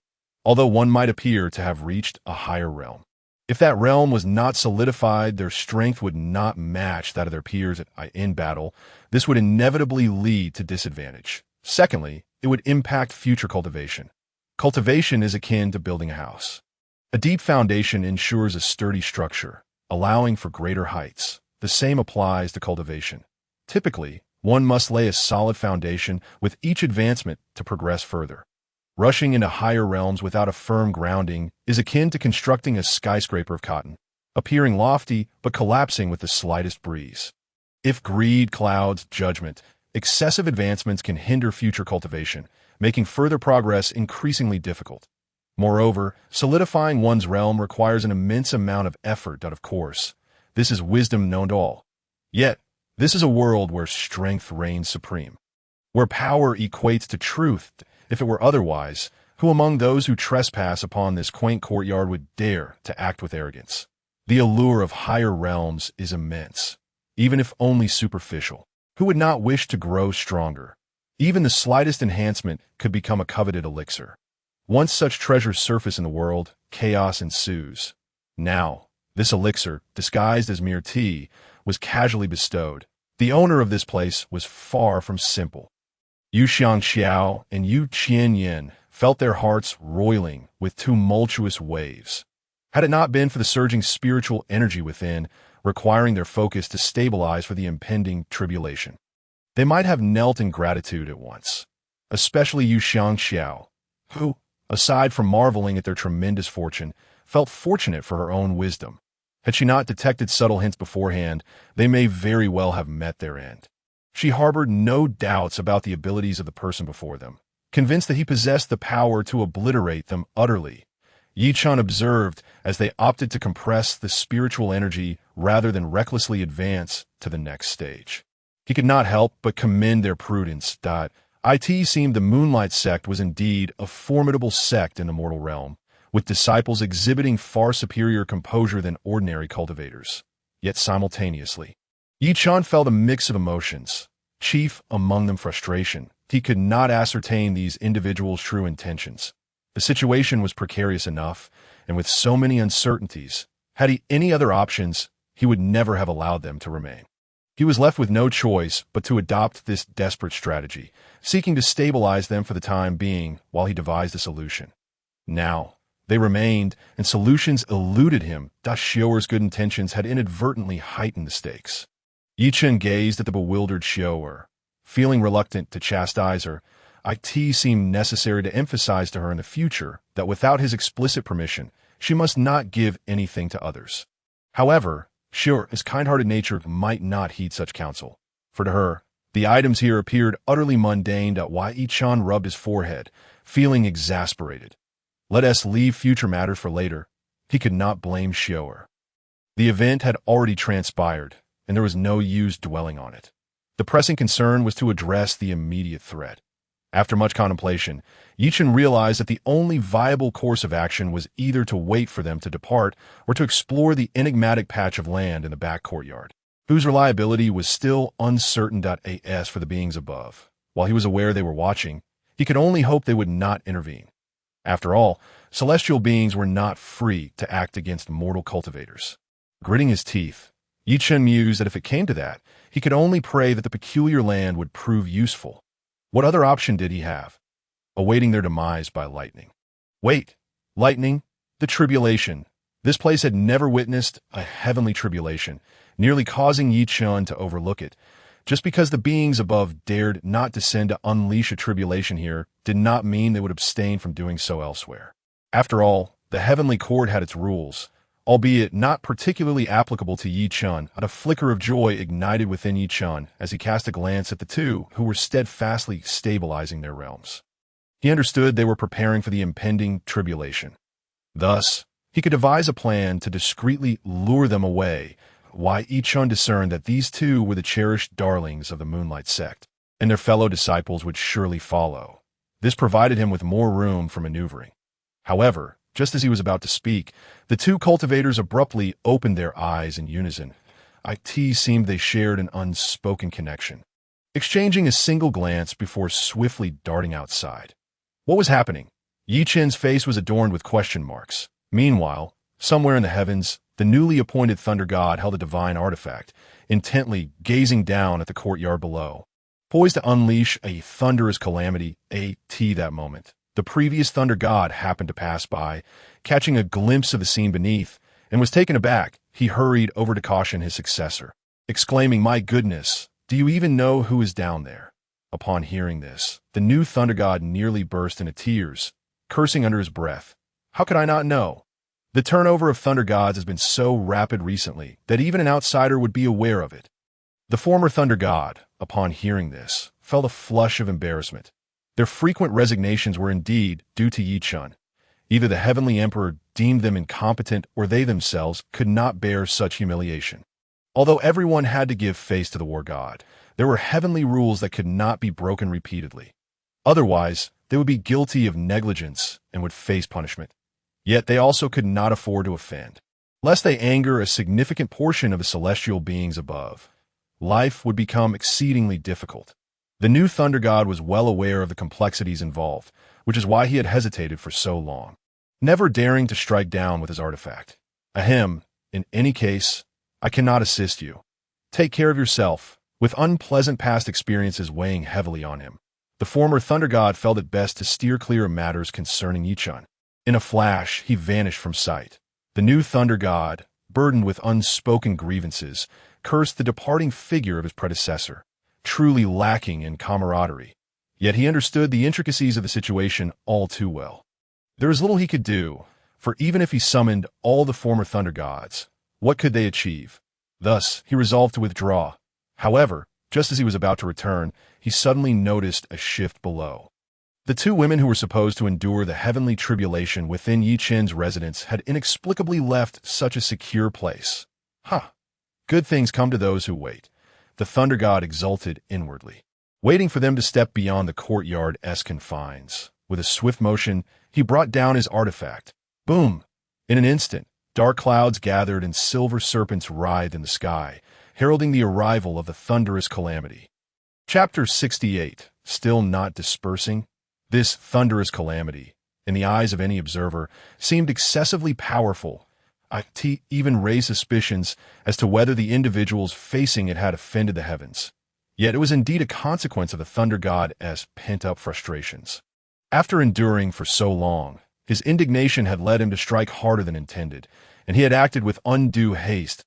Yu Xiangxiao and Yu Qianyan, despite their differing strengths, found themselves facing a tribulation that surpassed what ordinary transformation realm cultivators could withstand. They were compelled to confront the overwhelming challenge together. Both women, having ascended unexpectedly, felt a wave of anxiety wash over them. Initially preoccupied with assimilating the immense spiritual power within them, they could not spare the energy to prepare for the impending calamity. Had the thunder descended at that moment, they would have had no choice but to brace themselves and endure. And in such a scenario, the chances of their demise would have been exceedingly high. Later, when they noticed the heavenly tribulation was delayed, seemingly waiting for them to stabilize, they secretly rejoiced, believing the thunder god to possess a degree of compassion. However, they could not fathom that the delay was due to the thunder god's apprehension regarding Chen. In any case, they had time to ponder and realized they could not undergo the tribulation in such a location. Every cultivator seeking ascension typically sought a secure and secluded place, although they could generally withstand the heavenly tribulation. The process often affected the surrounding area. That moment, the disciples of Yu Huazong were nearby, including several who were severely injured. Moreover, the small courtyard was no ordinary place. They were certain Chen was no common individual. And if their tribulation were to impact those within the courtyard, they would undoubtedly face severe repercussions from their seniors. Thus, they decisively sought a safer location outside, initially thinking they had some time. They were startled when, shortly after departing, the thunderous calamity descended. Moreover, the intensity of this calamity was astonishingly extraordinary. Realizing something was amiss, Yu Xiangxiao could only muster her strength to resist and mitigate the majority of its force. However, even so, the residual power of a transformation realm cultivator's tribulation was beyond that which a nascent soul stage cultivator could withstand. Yu Qianyan, Yu Xiangxiao's junior, exerted her utmost to resist, but was immediately gravely injured. She coughed up blood, plummeting like a kite with its string severed. Qianyan, Yu Xiangxiao cried out. Yet despite her urgent concern, she found herself powerless to assist that moment. It was only the first bolt of the heavenly tribulation, and Yu Qianyan was already on the brink of unconsciousness. the subsequent tribulation, even if its power were to diminish, would surely be lethal should Yu Qinyan endure even a fraction of it. Junior sister, after their ascension, the disciples of Yu Huazong had also sensed the gravity of the situation. They were equally anxious about the impending tribulation and immediately noticed the two women flying outward in an attempt to divert the calamity. While touched, their hearts were filled with greater concern. Yet, at that moment, no amount of urgency could aid them. It is universally acknowledged that a cultivator facing tribulation must bear it alone. Any external interference would invoke divine wrath, exponentially increasing the intensity of the calamity. At that point, not only would ascension become impossible, but even those who intervened would be at grave risk, as the second bolt of the heavenly tribulation loomed. There was nothing anyone could do. Yu Xiangxiao gazed at the rolling thunderclouds above, sorrow blossoming within her. She had thought she had gained a great opportunity, only to find herself on the brink of demise. Amidst her anguish, she cast a glance at her fallen junior sister, and a new resolve ignited in her eyes. Indeed, if death were the only outcome, then she would fight with all her might to protect Qinyan. The fury of a woman is a force to be reckoned with. In such dire circumstances, Yu Xiangxiao charged toward the oncoming calamity. A fierce aura erupted from her, akin to a colossal giant. As she valiantly absorbed the second bolt of the tribulation below, Yu Qinyan, shielded by her sister's protection, miraculously remained untouched by the fallout. However, despite Yu Xiangxiao's indomitable spirit, human strength has its limits after enduring that strike. She found herself utterly spent, her body no longer under her command, and she plummeted to the ground. The thunder rumbled ominously, silver serpents flickering as the third bolt of the tribulation prepared to descend. At last, is she powerless? Yu Xiangxiao murmured to herself, tears streaming from her beautiful eyes. She felt an intense reluctance. Yet before the divine punishment, even the most bitter resentment was futile. She could only resign herself to fate. A deep sigh resonated in her ears. Yu Xiangxiao thought she had misheard and paid it little mind that, or perhaps, even if it were true, she felt no need to heed it any longer. However, the words that followed jolted her awake, as if a gentle light had pierced through a nightmare, offering an undeniable sense of peace. She turned her head to see a hazy figure approaching. And as it drew nearer, she finally recognized the familiar face of the courtyard's master. Yi Chen, too, felt a sense of helplessness. Though the actions of the two women were unexpected, their departure was precisely the outcome he had desired. If their actions could simultaneously draw away the other disciples of Yu Huazong, it would be even better. Thus, once he grasped the situation, he adopted a spectator's stance, reclining in a chair to watch the calamity unfold. My goodness, quite impressive. After witnessing the first bolt of the tribulation, he couldn't help but exclaim in admiration. Even more gratifying was that the other disciples of Yu Huazong could no longer remain idle. Concerned for the safety of the two women, they all rushed outside. Yi Chen thought to himself that time was of the essence. He needed to devise a plan, and if all else failed, he could simply make a hasty retreat. However, before he could put his plan into action, Xiao'er, witnessing the tragic plight of the two women and Yu Xiangxiao's heroic demeanor, felt both admiration and pity. She implored Yi Chen, "Master, please, you must help them." "What? Help them?" Yi Chen repeatedly shook his head. "What can I, a mere mortal, do to assist them?" No, that's how the question that in Xiao'er's eyes, this was certainly not a reasonable excuse. After all, her master was synonymous with omnipotence. Moreover, Yi Chen had previously dealt with heavenly tribulation successfully. "Master, look, they left to avoid bringing calamity upon us. They have been so kind to us. How can you not help them?" Yi Chen held a different perspective. While Xiao'er was innocent, he was no novice in the ways of the world. He was acutely aware of the intentions behind Yu Xiangxiao and Yu Qinyan's actions. However, he could not resist Xiao'er's repeated pleas, especially when he saw the look of distress and worry on her face. Thus, he reluctantly acquiesced. After all, Xiao'er was his only kin. He could not afford to let her down. What if she severed ties with him? Who would care for him then? He would lose both beauty and sustenance. Yet, most importantly, Yi Chen realized that he, too, seemed to have softened. Alas, it appeared he had become even kinder in this life than in the past. Whether this was a blessing or a curse remained uncertain. With a heavy heart, he set out, under the watchful eyes of the crowd, to the site of the two women's tribulation, raising his voice to the heavens. He commanded, "Disperse at once." Chapter 69. How does the master grill charcoal? High above in the nine heavens, the thunder god was startled by this authoritative shout, causing him to hastily gather his belongings. As he departed, he mused to himself that of late, the thunder god had been somewhat ineffective. Although he had not completed his task thoroughly, he had at least managed to quell the thunder tribulation, which he considered a passable outcome. Surely, this warranted a promotion? With that thought, he scampered away.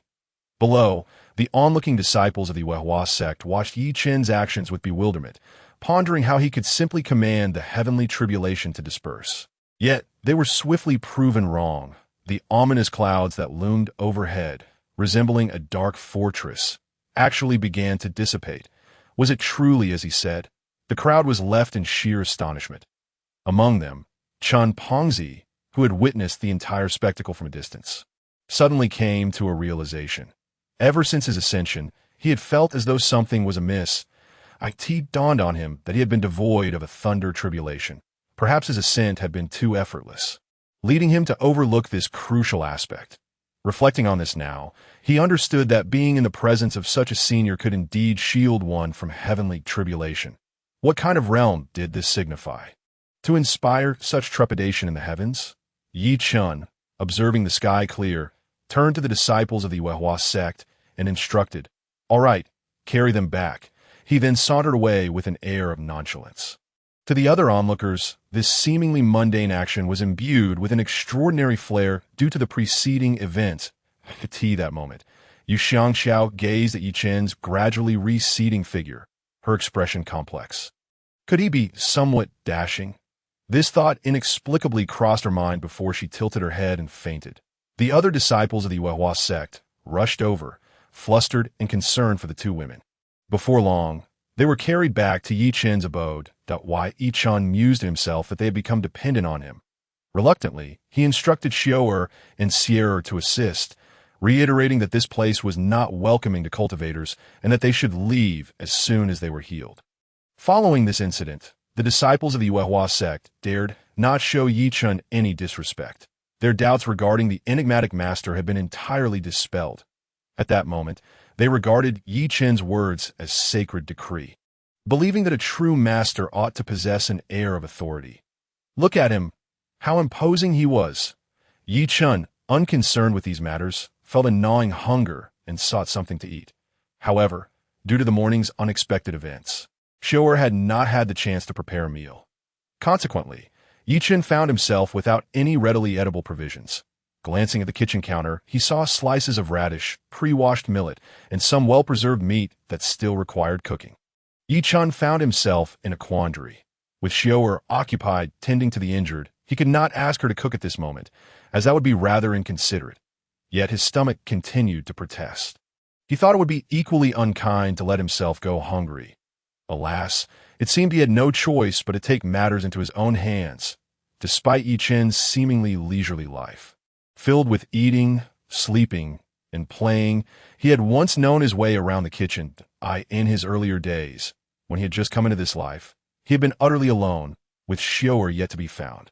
Even when Xiao'er was younger, he had solely been responsible for preparing their meals. He still had confidence in his culinary abilities. His gaze fell upon the remaining piece of meat, given his recent indulgence. It appeared that this would be his sole meal for the day. Thus, Yi Chen promptly began cutting the meat, igniting a fire, and employing the cooking techniques he recalled.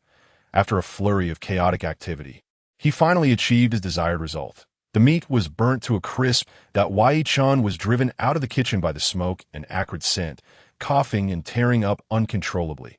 After a brief wait, he rushed back inside, only to be met with the sight of pieces of meat that resembled charcoal in the pot. Staring at them, he exclaimed, "Look at you, failing so miserably. Not a single piece is fit to eat." Of course, the meat was unable to respond. Had it possessed the ability to speak, it would likely have retorted, "Just look at your so-called culinary skills. Even a dog biting a spoon would produce a better meal than this."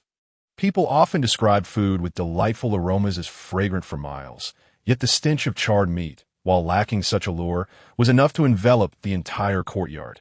Before long, Xiao'er came rushing in with her long legs. Upon seeing Yi Chun nearly lifeless in the corner of the kitchen, she was taken aback. "Master, what are you doing here?" Yi Chun gestured towards the smoke-filled kitchen. "Is there a fire?" Xiao'er exclaimed, quickly grabbing a bucket of water and dashing inside. Moments later, she called out, "There's no fire." "Huh, Master, why did you put charcoal in the pot?" Upon hearing this, Yi Chun could not help but question the absurdity of life. Alas, being immortal is no easy task. After Yi Chun recounted the events, Xiao'er declared, "Master, perhaps it would be best if you leave the cooking to me from now on." She added, "However, since you have wasted the meat, we shall have to settle for radish and porridge today." Yi Chun patted his now flat stomach. Realizing he had no grounds to complain like a tea that moment, he recalled the carp he had caught. Had it not escaped, it would have made a splendid stew today. How delightful that would have been! Lost in thought, he could not help but salivate. Seeing him like this, Xiao'er concluded that her master must be starving, even craving the radish he usually dismissed. Thus, she hurried back to the kitchen to prepare. Yi Chun returned to his room to wait. Not long after, Xiao'er emerged with a meal. Radish and plain porridge, bland and tasteless. But Yi Chun had no choice. Having brought this upon himself, he sighed and filled his belly haphazardly, silently hoping that the market would be established soon, so he would no longer have to worry about food shortages and tea. The very least, he would not have to fret too much about meat on a daily basis. However, the current situation seemed rather precarious, and he wondered if it would affect the market's progress. By the way, Master, when I assisted those guests from the Weihua sect today, they expressed a desire to thank you in person. Xiao'er mentioned while tidying up the dishes. "Oh, have they recovered?" Yi Chun inquired, showing little interest in their gratitude. "They haven't awakened yet, but they said it was nothing serious. A few days of rest should suffice." Xiao'er replied, "Oh, tell them there's no need for thanks. Just leave as soon as they are well." Yi Chun yawned, reflecting on how early he had risen today, all due to the Weihua sect's affairs. He decided he needed to catch up on some sleep. After all, a mortal's body could not be compared to his previous one as for the Weihua sect. After this encounter, they likely would not dare harbor any ill intentions. Nevertheless, Yi Chun maintained a half-awake state, ready to respond should any unforeseen events arise. Meanwhile, at the entrance, Chun Pongzi, having recovered, was releasing his divine sense to probe the surroundings. As his consciousness swept through the area, he perceived all that lay before him. Suddenly, his expression shifted, and he spat out a mouthful of blood. Chapter 70. A great enemy approaches, 10 miles away from the small courtyard, aboard a magnificent, colossal flying vessel. An elderly man with white hair and a youthful countenance sat in meditation within his chamber. As others passed by, they cast awe-filled glances at the room, refraining from any disruptive actions. Outside the chamber, in the grand hall, a gathering of individuals converged, as if something significant were unfolding. Is it true that the senior has already pinpointed the location? After the crowd had gathered, an elder with hair that was half black and half white inquired. This elder was no ordinary figure. Upon closer inspection, it became evident that he had reached the late stages of the void refinement realm.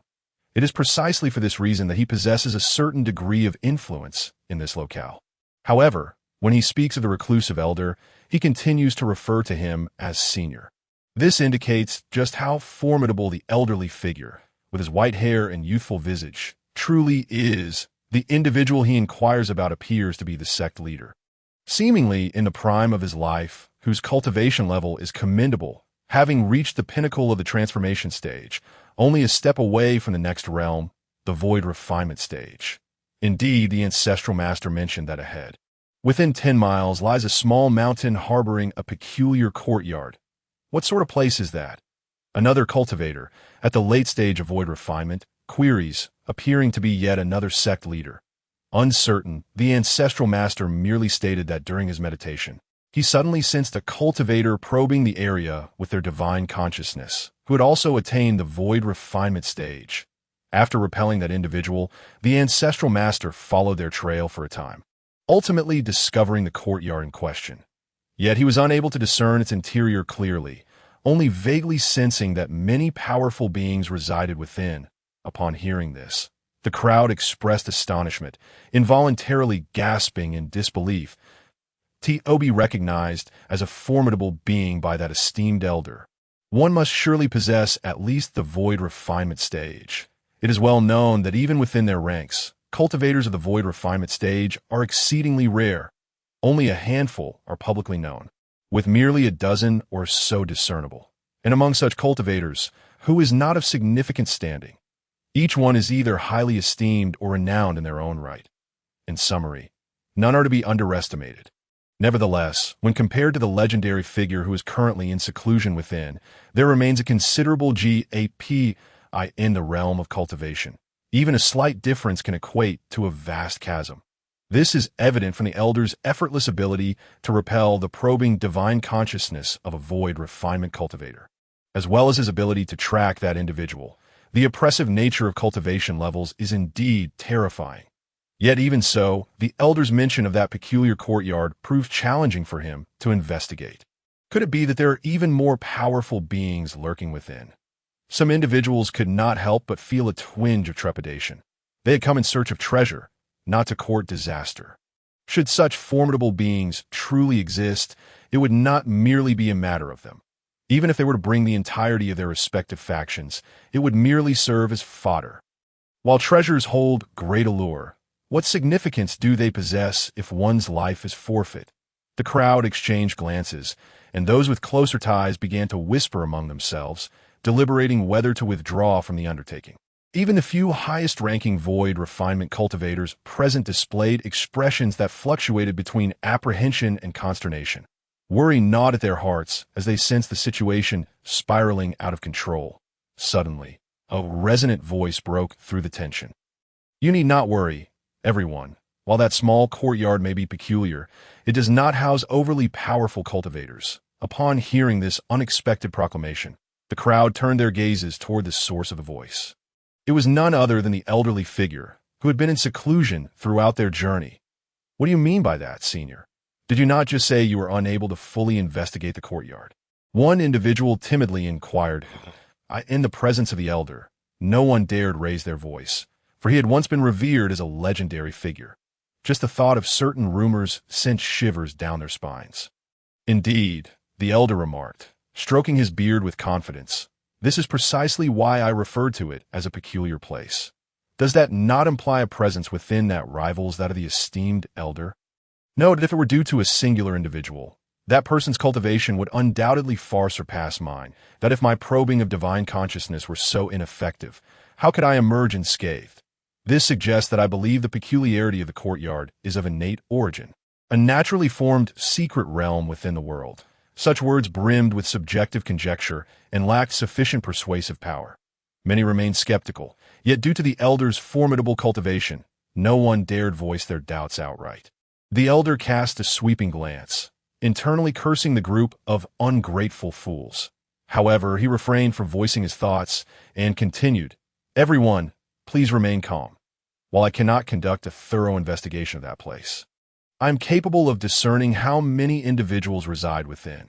Moreover, I have a clear understanding of their strengths. The most powerful among them is merely at the mid-stage of void refinement." Upon hearing this, the crowd's doubts were somewhat alleviated. However, out of caution, many still hesitated. Observing this, the elder's eyes gleamed with cunning, and he artfully coaxed, "Friends, do you truly wish to withdraw? You are all aware of the extraordinary celestial phenomena that transpired that day. Such events occur but once in a millennium.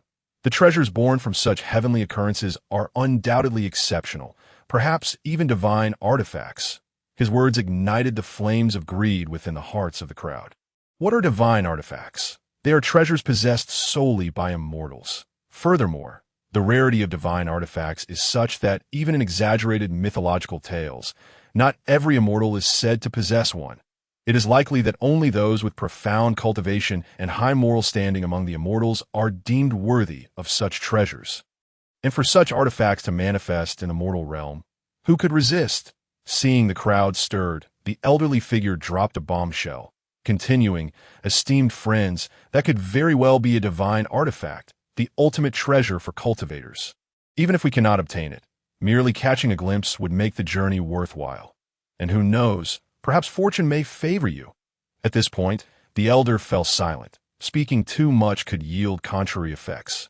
For none could ascertain the true nature of the extraordinary treasure from that day. Point 1 must know when to withdraw and allow space for imagination. Thus, he believed he had surely planted a seed of curiosity in their hearts. It is often said that curiosity killed the cat, and indeed, cats are among the most adventurous creatures in the world. However, the cunning elder understood that human curiosity surpasses that of any cat. Given enough space and time for contemplation, they would undoubtedly come to their own conclusions that, of course, the elder's efforts were not merely to invigorate their spirits. This was also a means of preserving his own escape route. Should it be true, as they speculated, that the small courtyard concealed entities beyond his capabilities to contend with, the presence of others would afford him a greater chance of escape. Most importantly, these individuals were not lacking in strength. If it came to that, their involvement could alleviate much of the pressure on him, thereby significantly enhancing his own odds of acquiring the treasure. And, as anticipated, the crowd erupted in fervor following his speech. One by one, they prepared themselves, brimming with enthusiasm, even engaging in boastful banter amongst themselves. The elder is right. If we could indeed catch a glimpse of the treasure, it would be worth the journey. Ah, fat pig, with so many present, who is inferior to you? Who do you think you are to dream such dreams? Mind your own business. The chatter was lively and diverse. In any case, the elder was quite pleased with the current atmosphere. He decisively commanded the vessel to accelerate. Delays could lead to unforeseen changes. It would be best to reach their destination sooner rather than later. Meanwhile, at the entrance to Chen's courtyard, Chen Fatty, having sustained injuries to his divine consciousness and spitting blood, hurriedly approached the door. Without a moment to recuperate, he rushed to knock on the door. Elder!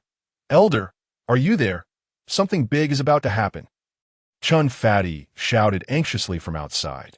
Due to his recent injuries, his breath was somewhat weak, and his voice came out muffled, as if his throat were blocked by a thick phlegm. Yi Chen, having just entered a semi-conscious state, was jolted awake by Chen Fatty's incessant banging. He gritted his teeth in frustration, unable to restrain his anger. Must you disturb me every single day? Hearing the commotion, Xiao Air sensed urgency and, viewing Chen Fatty as an ally, rushed to open the door. However, Xiao Air remained mindful of Yi Chen's preferences. After all, her master disliked being disturbed by cultivators, so she held back Chen Fatty, who was intent on barging in. Elder, please do not rush in. First, tell me what has happened. Xiao Air inquired that moment. Xiao Air also arrived, straining to listen intently. Disaster! Disaster! Someone is coming. Chen Fatty exclaimed, pointing frantically outside, his words tumbling out in a disordered frenzy. The two women exchanged bewildered glances, finding his animated gestures both perplexing and amusing. However, the conundrum was that neither understood Chen Fatty's meaning. What on earth is going on? Why all the fuss? Yi Chen lazily stretched and strolled over. Ah, Elder, you have finally arrived, Chen Pongzi remarked. For some inexplicable reason, upon witnessing Yi Chen's calm demeanor, he suddenly felt a sense of tranquility wash over him. The worries etched on his brow diminished significantly, and his speech became more coherent. Senior, you truly possess a unique charm. I have just discovered that a large group of powerful individuals is making their way here. Chen Pongzi eased up slightly before continuing. This group comprises many, possibly 2 or 3 dozen strong practitioners. From my brief probing with divine sense, even the weakest among them is at the early stage of the nascent soul realm. Moreover, I can't shake the feeling that many of them seem familiar. Upon hearing this, Yi Chen remained unfazed. He had anticipated such developments, especially considering the commotion caused by Li Ranmo on that fateful day, which could have been observed from virtually anywhere. Even the persistent knocking that resonated after the fire had long since ceased had alerted him to the unusual circumstances. As time passed, it seemed that this place was no longer a sanctuary. In this lifetime, Yi Chen yearned merely to lead an ordinary and unremarkable existence. Yet, why did this seem like an unattainable dream? Such a simple aspiration appeared to drift further away, at why Chen sighed inwardly. Maintaining an expression devoid of turmoil, he inquired softly, "And who is the most formidable among them?" Chen Pongzi regarded Yi Chen's nonchalant demeanor with growing admiration. Truly, a master is a master, though he appeared merely an ordinary mortal. This composure alone was far beyond the reach of common folk. Nevertheless, one aspect still eluded him, that he firmly believed that Yi Chen was an extraordinary figure beyond the mundane realm. Otherwise, the series of events that had transpired recently could not be explained. However, as previously mentioned, Yi Chen outwardly remained an unassuming mortal with no visible cultivation. Chen Pongzi was entirely in the dark about his true capabilities. After all, the adversary concealed a power capable of injuring him with a single strike, even as he approached the refining void realm. Thus, he deliberated for a moment before stating, "The strongest among them is at the very least a cultivator in the integration stage." Yi Chen felt a wave of dizziness wash over him, letting out a gentle sigh that he chose not to elaborate further, merely nodding toward Chen Pongzi and saying, "If there are no other matters, I shall return to my rest. Take care of yourselves." What? Chen Pongzi was taken aback. That wasn't the opponent a cultivator in the integration stage? Did he truly not care? Observing Yi Chen's retreating figure, Chen Pongzi's admiration deepened. Indeed, the senior must be an exceptionally formidable being. Otherwise, how could he remain so indifferent in the face of imminent peril? At that moment, to Chen Pongzi, Yi Chen's seemingly frail silhouette resembled that of a supreme deity, even with countless foes before him. He appeared utterly unfazed. What immense aura, what arrogance, and what grand spirit! In Yi Chen's presence, Chen Pongzi felt like a mere ant. In an instant, he too felt invigorated, as if his earlier injuries had miraculously healed. If he could truly follow the senior, he would undoubtedly reach greater heights in the future. Resolutely, he resolved to spare no effort in safeguarding this place, to earn the senior's trust and prove his worth, even if his strength was limited. With that thought, Chen Pongzi stepped outside, closed the door, and took up a position at the entrance, resembling a guardian deity. Before long, a thunderous sound of something tearing through the air echoed, and a colossal flying vessel came to a halt not far from the courtyard. Chen Pongzi fixated on it, quietly reaching for his storage bag to retrieve a formidable weapon. He understood well that these individuals were not to be underestimated, and he must give his all. Furthermore, with that terrifying presence looming, should they strike, he would likely suffer immediate defeat. Just as he prepared to summon his full strength, a mocking voice drifted down from above. "Oh, isn't this the leader of the second-rate sect, Tianan sect? When did you fall so low as to be reduced to guarding the door?" Upon hearing that familiar voice, Chen Pongzi's eyes narrowed. Gritting his teeth, he responded, "Master of Fengshi sect, I see you are well." Chapter 72. If it fails, just run. You have advanced to the refining void stage. How could that possibly happen so swiftly? Another familiar voice chimed in. Chen Pongzi looked over and realized it was Elder Ing. That it was merely a stroke of luck, he replied. Luck? The Elder, known as Ing, squinted at Chen Pongzi. He was not inclined to accept that explanation. After all, he distinctly remembered that merely days ago, Chen Pongzi was only at the mid-level of the transformation stage. Now he had leaped to the refining void stage, with evident fluctuations of spiritual energy, clearly indicating a recent breakthrough. Elder Ying's interest was piqued. This place indeed possessed extraordinary qualities. He had been worried about the white-haired, youthful strongman in their midst. With him around, others had scant chances of obtaining treasures. However, even if no treasures were found, as long as he could uncover the secret behind Chen Pongzi's sudden surge in strength, this trip would not be in vain. As for why he doubted that Chen Pongzi had acquired any treasures. Firstly, if Chen Pongzi had indeed obtained a treasure, he would not be idly waiting here, but would have long since fled.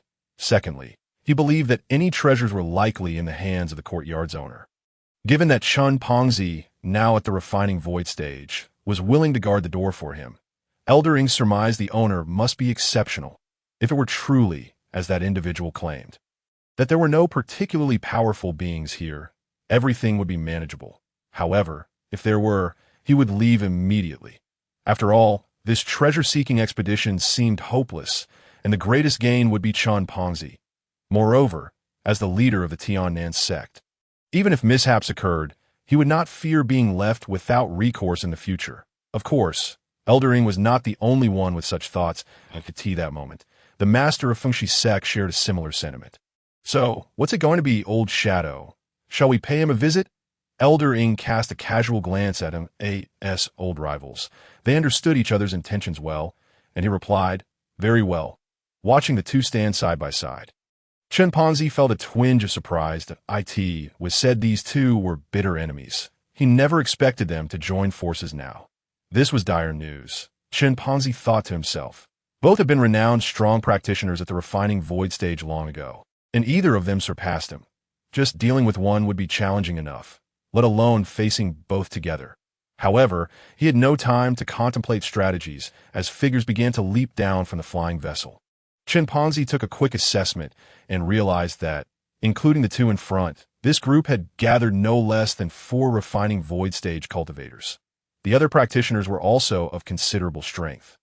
Each a leader or elder from various sections among them were some with known grievances against each other. For the sake of a treasure yet unseen, these individuals had temporarily set aside their animosities. Chen Ponzi thought to himself, mocking the sects of Feng Nation, it seemed their prejudice towards him far outweighed their lust for treasures. Perhaps, in their eyes, he was merely a clown. Moreover, under his stewardship, the Tiannan sect no longer held the qualifications to stand alongside them. A wave of melancholy washed over Chen Peng at the same time. He took note of the expressions on these individuals' faces that it seemed inevitable that a battle was at hand. Meanwhile, Chen had just returned to his chamber when he heard the commotion outside. Good heavens, they arrived remarkably fast. Chen quickly grasped the situation, realizing it was even more perilous than Chen Ponzi had described. The strength of these individuals meant that if that koi were still around, it might have been manageable. But now there was no way out that it was either to flee or to await the uncertain assistance of that enigmatic figure from above. The answer was painfully evident. No, we must leave at once. Given the current circumstances, this choice was undoubtedly more prudent, but he then turned to instruct Xiu'er to pack their belongings. Huh? What happened? Xiu'er asked, bewildered. We're leaving. Hurry and gather our things, Chen explained. Why? Xiu'er tilted her head, questioning. Why indeed? Chen sighed helplessly. After all, those individuals outside were not ones he could provoke. Even the weakest among them, if they came alone, would require cunning and deception to lead them to the bizarre patch of soil in the backyard to resolve matters. It was needless to say that this came with inherent risks, especially with so many enemies lurking. Yet Xiu'er remained oblivious to this. In her mind, her master was capable of anything, even if the sky were to fall. She believed Chen could handle it. Moreover, there were other concerns. What about the guardian Pongzi and the people from Yuehua sect if we leave? Xiu'er inquired. They came in on their own. It has nothing to do with us. Chen spoke, his bundle nearly ready in hand. However, Xiu'er snatched the bundle away, undoing it. She then exclaimed, No, master, sister Yu and the younger sister are still unconscious. What if something happens to them if we leave? Sighing, Chen found himself at a loss for words. He did not wish to meet his end so soon, yet he could not allow Xiu'er's kindness to be tarnished. Moreover, Xiu'er believed that the injuries to the two women were the responsibility of those in the small courtyard. Sighing again, he decided to observe the situation. Why Chen shrugged and told Xiu'er, You should take care of them. Xiu'er nodded in agreement, trusting Chen completely. She believed that as long as the master took action, everything would naturally fall into place. Such was her faith in her master. Outside the courtyard, Chen the Fat had already engaged in a fierce battle with 2 formidable late-stage void refinement cultivators. As their spiritual power surged, the trio's signature skills clashed, creating massive waves of energy, resulting in a stalemate. Observing that the 3 seemed unlikely to resolve their conflict anytime soon, the onlookers redirected their attention back to the courtyard. To their astonishment, they discovered that the surrounding rocks lay shattered, and the flora had been uprooted. The battleground was utterly devastated. Yet the ordinary small courtyard before them remained remarkably intact, seemingly untouched. The treasure might very well be hidden within. A sect leader from the Wind Nation, one of the void refinement cultivators present, alerted the others. Treasure? Greedily, the eyes of the crowd glimmered. Securing the treasure would not only elevate their status within the Wind Nation, but also allow them to enjoy its riches alone. What a delightful prospect! Thus, the remaining 20 or so individuals, led by the two void refinement cultivators, prepared to rush in. Just then, a new voice rang out. Esteemed ones, please exercise restraint. Anyone who steps forward will be regarded as an enemy of my Moonlight sect. Moonlight sect? The gathered individuals, well-versed in worldly matters, understood the weight these three words carried. The statement seemed to possess an enchanting power, restoring a semblance of rationality among them. Moonlight sect? That super sect? A cultivator from the Wind Nation exclaimed. Are they not reclusive? What brings them here? It must be a deception, surely. Indeed, it must be. However, before they could confirm their suspicions, several figures dressed in elegant Taoist robes suddenly appeared before them. The leader raised a token, intricately carved with a beautiful moon that appeared to radiate light. Just gazing upon it evoked feelings of yearning and reverence. It truly is the Moonlight sect. A Wind Nation cultivator shouted. Chapter 73. Expanding horizons. The remaining two void refinement cultivators from the Wind Nation, upon seeing the Moonlight sect's token, halted their advance, cautiously assessing the situation. The Moonlight sect also had two void refinement cultivators, making them no easy opponents that a few others, of lower cultivation, posed little threat in the face of the Wind Nation's alliance. Nonetheless, the Moonlight sect's reputation wielded immense deterrent power against any nation or sect. After all, top-tier sects could easily obliterate any of the gathered factions with but a thought. The depth of the Moonlight sect's foundation and the strength of its core forces were not to be underestimated, even in their current reclusive state. This was particularly true for smaller sects that still relied on national support for survival. More importantly, rumors circulated that the Moonlight sect enjoyed the protection of immortals. While this did not necessarily imply the presence of an immortal undergoing tribulation, the mere suggestion of such guardianship was formidable. Thus, even other super sects, despite their capability to annihilate one another, would think twice before acting against the Moonlight sect. After all, none could predict whether an immortal might descend unexpectedly, of course. This was merely speculation from the lower realms. Should these words reach Chen's ears, he would undoubtedly scoff at them. The rules governing the upper realms were convoluted, often eliciting disgust. Who would dare descend without the permission of an immortal emperor? If discovered, the consequences would far exceed simple punishment. Annihilation of one soul was a common repercussion. However, even if these individuals were aware of such secrets, it would bear little impact on them. The Moonlight sect's status as a super sect was indeed bolstered by the legacy of its predecessor celestial guardianship. Nevertheless, the elusive nature of such immortals made them a rare hope for most. Their true terror stemmed from the current strength of the sect. Unlike the Starry Radiance Academy, which had few powerful figures aside from the one who defied tribulation, the Moonlight sect, even in seclusion, was likely home to several major cultivation stage practitioners, with numerous powerful cultivators of various realms. Such a sect evoked not only fear, but also longing. Yet the stringent recruitment rules of super sects set high barriers, rendering most individuals unable to meet the necessary qualifications. Once the name of the Moonlight sect was revealed, even the most senior elder among them felt a stirring in his heart, stepping forth before the crowd. Elder, what should we do? The other Wind Nation cultivators inquired upon his appearance. As the highest-ranking individual present, his words carried weight. The allure of the coveted treasure was simply too great. Moreover, the significance of this place was undeniable. Even the most oblivious would recognize its value after merely a few days' stay. Beyond the treasure, this locale promised the finest rewards for treasure hunting. They had made extensive preparations and expended considerable resources to traverse great distances to arrive here. Having come this far, they were reluctant to leave empty-handed. Furthermore, despite the might of the Moonlight sect, these individuals felt confident that they could still prevail against those present. A shared thought arose in their minds. What if they were to obtain the magical artifact? The commotion of that day lingered vividly in everyone's memory. Such a heavenly treasure, even if it had lain hidden for millennia, had left no record in the lower realms that it was likely that even the Moonlight sect had never possessed it. The elder, with his white hair and youthful visage, cast a glance at the Moonlight Sect's disciples, a glimmer of cunning flashing in his eyes that he then proclaimed, "The Moonlight Sect is indeed formidable, but you are not. If I were to eliminate all of you, who could trace it back to me?" The Moonlight Sect's void refinement cultivator, upon hearing this, felt a jolt of anxiety. He recognized that the speaker surpassed him in cultivation, likely being at least a fusion stage powerhouse. This was a significant predicament. Initially, he had thought their current lineup would suffice to sweep away most sects, but he never anticipated encountering a fusion stage cultivator. Nevertheless, being a disciple of the Moonlight Sect, he managed to maintain his composure, bowing respectfully and inquiring, "May I ask who the esteemed elder is?" "I am the elder of the soul-burning sect. Nightmare. They call me Hell's Nightmare." The Wind Nation cultivators were acutely aware of the elder's fearsome reputation.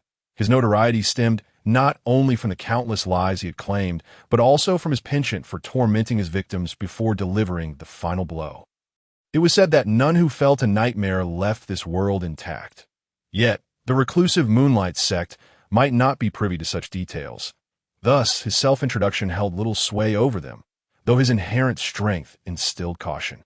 Noticing the absence of the expected shock or fear, Nightmare's seemingly benevolent expression darkened. The Moonlight Sect disciple responded, "Elder Nightmare raises a valid point. However, as the saying goes, there is no wall that does not let the wind through. You should consider your words carefully." "Humph, are you attempting to sow discord?" Nightmare retorted with a cold snort. "Unfortunately, such tactics are futile. Surely, I am not blind to the nature of your alliance. Though you appear united, each harbors their own ulterior motives. When danger arises, each will flee faster than a rabbit, and it would be a miracle if any were to lend assistance. Just like now, facing the Moonlight Sect, those Wind Nation cultivators, who would typically engage in lengthy discussions over minor issues, suddenly fell silent, leaving Nightmare to shoulder the responsibility alone while they awaited the opportunity to reap the rewards. However, Nightmare was no fool. Having made the decision to act, none would escape unscathed. They all bore responsibility. With this thought, a barely perceptible smile crept onto Nightmare's lips. He then remarked, "The Moonlight Sect's protection of this place suggests that you have already acquired what you seek. What treasures does the esteemed elder speak of?" Faced with a rhetorical question, Hunyin chose not to respond, but instead softly remarked, "It seems that some of you have been injured." His tone, though gentle, concealed a sharpness that was unmistakably ruthless upon closer inspection. In an instant, all eyes were fixed upon the disciples of the Yuehua sect. The underlying implication of his words suggested that the Yuehua sect had undoubtedly endured a fierce battle, one so severe that it compelled others to disregard their esteemed identity and strike against them. Aside from the elusive treasures of heaven and earth yet to appear, what else could provoke such a response? At the very least, they must be aware of the whereabouts of these extraordinary artifacts. A flicker of fervor passed through the crowd. Sensing the shift in atmosphere, Hunyin continued, "Why not present them for our enlightenment?" The disciples of the Yuehua sect felt a heaviness in their hearts upon hearing this. This cunning old fox clearly had no intention of letting them off the hook. Chapter 74. The Power of the Three Lives Formation. The Yuehua sect disciple, who had been negotiating with them, ceased further discourse and discreetly signaled. Observing this, the other disciples began to channel their spiritual energy, preparing for an imminent confrontation. It seemed there was no need for further dialogue. Hunyin, fully aware of their intentions, turned to the people of the Wind Kingdom and commanded, "Let us strike together for a swift resolution. Leave no survivors, and then we shall search for treasures together." With that, he was the first to launch an attack. His hand morphing into a claw, spiritual energy surging forth to confront the two cultivators at the void refinement stage. Faced with a formidable opponent at the integrative stage, the two did not dare to be careless and employed their signature techniques to defend themselves. Boom! The clash of spiritual energies produced a thunderous sound, sending violent shockwaves rippling outward. Outside the small courtyard, the surroundings were utterly transformed by the fierce tremor. Trees were reduced to powder, the ground cracked open, and stones disintegrated like bubbles.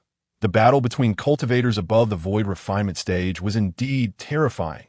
Soon after, two figures were sent flying back, the two Yuehua sect cultivators at the void refinement stage.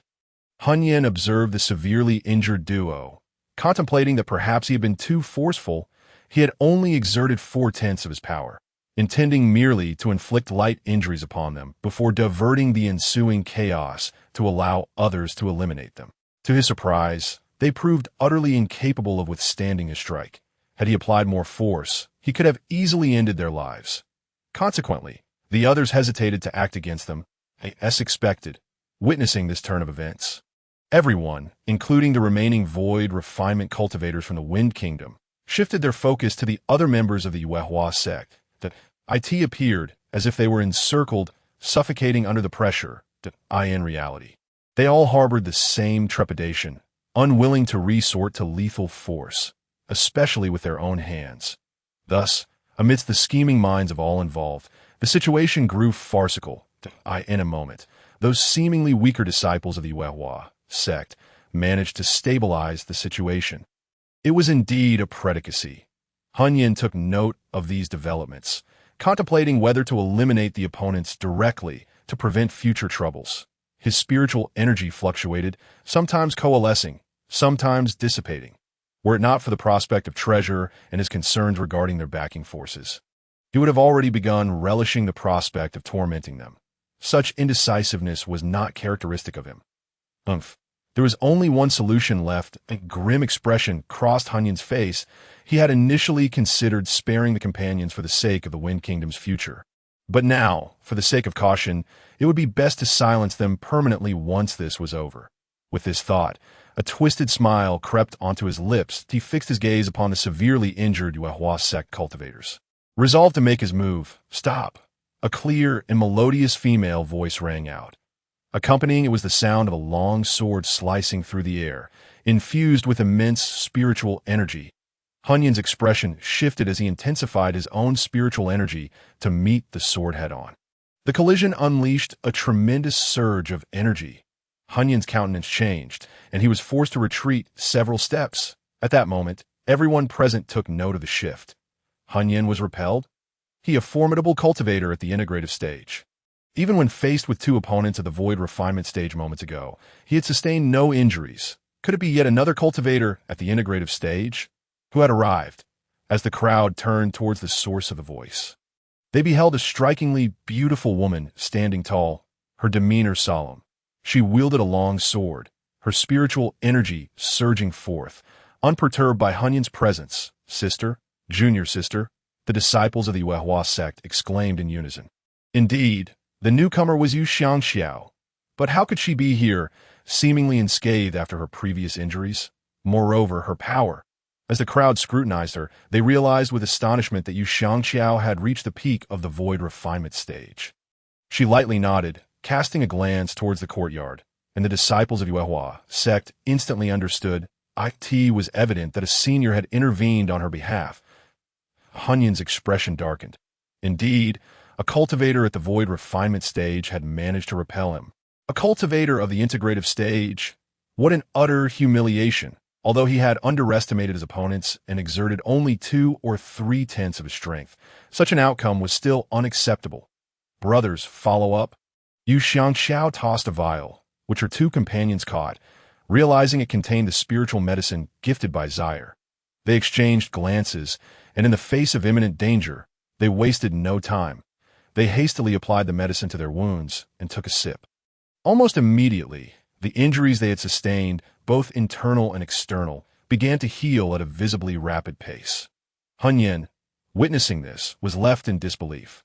Yet, simultaneously, his conviction grew stronger that the Yuehua sect was undoubtedly connected to the treasures of heaven and earth. No longer hesitating, he unleashed his spiritual energy, intent on achieving a swift resolution. Observing this, Yu Xiangxiao understood that she could not withstand his might alone, and shouted, "Brothers, activate the 3 lives formation." The reputation of the Yuehua sect instilled fear in the hearts of many, primarily due to its profound heritage. Powerful techniques, martial arts, spiritual elixirs, and formations were all abundantly available. The 3 lives formation was one of their mid-tier formations, known for its immense lethality, capable of annihilating opponents of equal rank in an instant. Even against foes of a higher tier, it could provide a formidable challenge. As the 3 spoke, the formation was established, ensnaring Hunyan within. Humph, mere child's play. Hun Yin scoffed, launching an attack towards Yu Xiangxiao. However, to his astonishment, she did not flinch or evade. Instead, she lunged forward with her sword. Boom! Two tremendous forces collided. Yet again, Hun Yin found himself forced back several steps, while Yu Xiangxiao remained steadfast. How could this be? Skeptical of his luck, he unleashed successive attacks upon the other two, only to be met with the same outcome. He was repelled each time. There was indeed something amiss, he silently pondered. The Three Lives formation displayed its might, and a swell of pride surged within the disciples of the Yuehua sect. The Three Lives formation was one of their strongest formations, wherein the three individuals executed three unique techniques in unison. Their combined power coalesced within the formation. However, unlike most formations which primarily focused on delivering lethal strikes, the Three Lives formation absorbed the trio's strength but did not serve itself. Instead, it acted as a conduit, channeling their power into one individual. This transfer of energy required merely a thought from the principal caster. Compared to ordinary formations, the Three Lives formation not only endowed the individual casting it with the power to defeat their opponent, but also provided them protection. Upon realizing the peculiarity of the Three Lives formation, Hun Yin no longer rushed to attack. He was not a novice who had just entered the integrative stage. He was a seasoned cultivator in the late stages. It was common knowledge that even a standard cultivator at the early integrative stage could easily overpower someone at the peak of the void refinement stage. Hun Yin, possessing both superior realm and experience, was undoubtedly stronger than Yu Xiangxiao and her companions. While the Three Lives formation was indeed formidable, completely defeating him would not be an easy feat furthermore.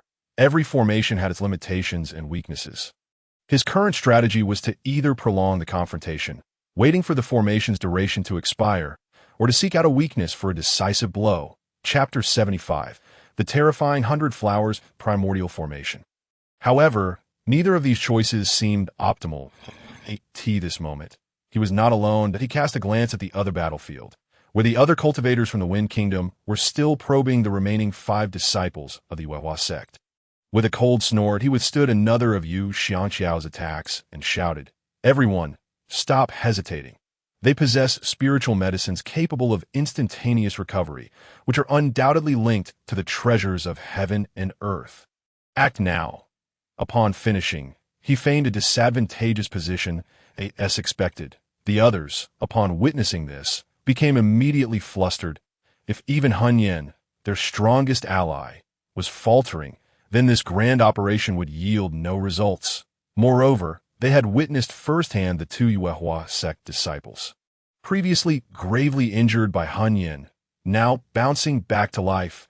It appeared these individuals truly possessed a secret, similar to the discovery made by the master of the Wind Breath Gate and the elder Ing regarding Chen Pongzi's secret. They all believed they had grasped the slightly lesser gains of this expedition. Thus, they conferred amongst themselves, preparing to take decisive action. Why wasn't I called for such an exhilarating affair as a fight? A lively female voice chimed in, followed by the appearance of a girl resembling a young maid, leaping into the crowd. Early stage transformation. The sudden emergence of Yu Qianyin could not escape scrutiny upon sensing her strength. Most of the cultivators from the Wind Nation merely scoffed. Is this it? Keep in mind that even the weakest among us is at the nascent soul stage, and over half of us are at the transformation stage. Faced with their formidable alliance of Wind Nation sects, even the addition of another void refinement cultivator would be futile, let alone a mere young girl at the transformation stage. The only noteworthy aspect was her age. Such a young girl, yet she had achieved so much. If they were bound to become adversaries with the Moonlight sect today, such a prodigy could not be spared. Truly, a young calf fears not the tiger. Seeking death, someone mocked. Yu Qinyan let out a cold snort, casting a pointed glance at him, then called out, "Brothers, please." "All right." Several voices responded in unison.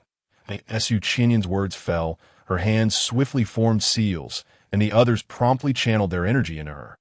100-flower primordial array, Yu Qinyan silently declared in her heart as the final seal was completed. The spiritual energy transmitted from her brothers enveloped her, causing her to radiate a brilliant light. The overwhelming aura instilling fear in all who beheld it. Subsequently, a sea of flowers coalesced above her head, with blossoms blooming in a riot of colors, reminiscent of spring's arrival. However, those who gazed upon it did not feel elation. Instead, they were gripped by terror, especially the Wind Nation cultivators ensnared within the floral tempest. The terrifying spiritual energy emanating from it exceeded that of late-stage void refinement cultivators. It felt as though they were being suffocated under an immense weight. Fall. Yu Qinyan altered her gesture, and the flower sea above her began to spin rapidly. Petal after petal, like flying darts, shot towards the Wind Nation cultivators, confronted with the horrific spiritual power contained within. The Wind Nation cultivators could no longer muster laughter. This assault wielded the force equivalent to that of a late-stage void refinement expert. Though they were numerous, the strongest among them barely reached the mid-stage of void refinement. Those with greater strength were preoccupied, and now to endure such an attack was an insurmountable challenge. Some were already regretting their earlier bravado. Yet, no matter how much they regretted, escape was impossible. The 100-flower primordial array that Yu Qinyan executed was not a legacy formation of the Moonlight Sect, but rather a creation she had derived from the Protective Sect formation. It was essentially a super simplified version of the Protective formation. However, even with its simplification, it was no easy feat to accomplish. Yu Qinyan's understanding stemmed primarily from the techniques practiced by her mother's family. Originally, it was an auxiliary technique capable of temporarily enhancing the strength of allies through gentle force. The extent of enhancement depended largely on the caster's ability. Of course, this method involved using one's own strength to aid companions. Yet, despite her disinterest in cultivation, Yu Qinyan possessed an extraordinary aptitude. Eventually, her technique underwent a transformation during her random explorations, evolving to not only assist others, but also to allow the domineering spiritual power emitted by others to merge with her own body. The subsequent development was intriguing. She happened to overhear her mentor discussing the Protective Sect formation and found it quite interesting. That very night, leveraging her father's influence, she stealthily entered the formation pavilion to study it. Naturally, she was discovered and received a good scolding, being placed under house arrest for half a year. This confinement was particularly stifling for the usually playful Yu Qinyan. Disliking monotonous routines, she, in her boredom, recalled the Protective formation and, based on its principles, managed to outline the preliminary form of the 100-flower primordial array. Later, through coaxing, she convinced several of her elder brothers, who were assigned to guard her, to assist her, and miraculously, she succeeded. Once her house arrest ended, she presented her results to her father, who was equally astonished and suggested improvements, leading her to systematic study, ultimately culminating in the formidable array they had today.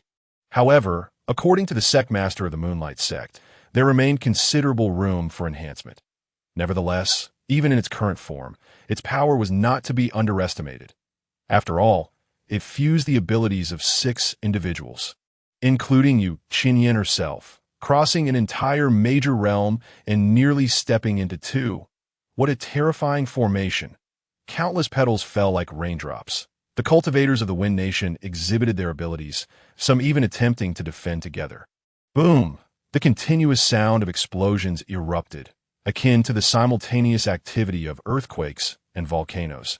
Amidst the chaos, smoke enveloped the battlefield. The cries of the wounded echoed incessantly. Yu Qinyan and her brothers were nearly exhausted, leaning on each other for support. Clearly, the might of the 100-flower primordial array was not easily attained. Its consumption and backlash were exceedingly severe. If they were to recuperate normally, it would likely take them 10 days to half a month to fully restore their peak strength. As for Yu Qinyan, her greater expenditure was of mental and spiritual energy, requiring even more time for recovery. This array had become their trump card. If Yu Xiangxiao and the others were included, its power would increase exponentially. This was precisely why the Moonlight Sect dispatched the young Yu Qinyan for such an operation. Moreover, due to certain circumstances, they could not send more powerful cultivators of course. Given the formidable consumption, it would not be employed unless absolutely necessary. After all, especially for the caster, the terrifying backlash could easily cost one their life. Fortunately, its power was sufficiently strong. observing the nearly defeated Wind Nation cultivators under the bombardment of flowers and the overwhelming pressure exerted by Yu Xiangxiao and her companions.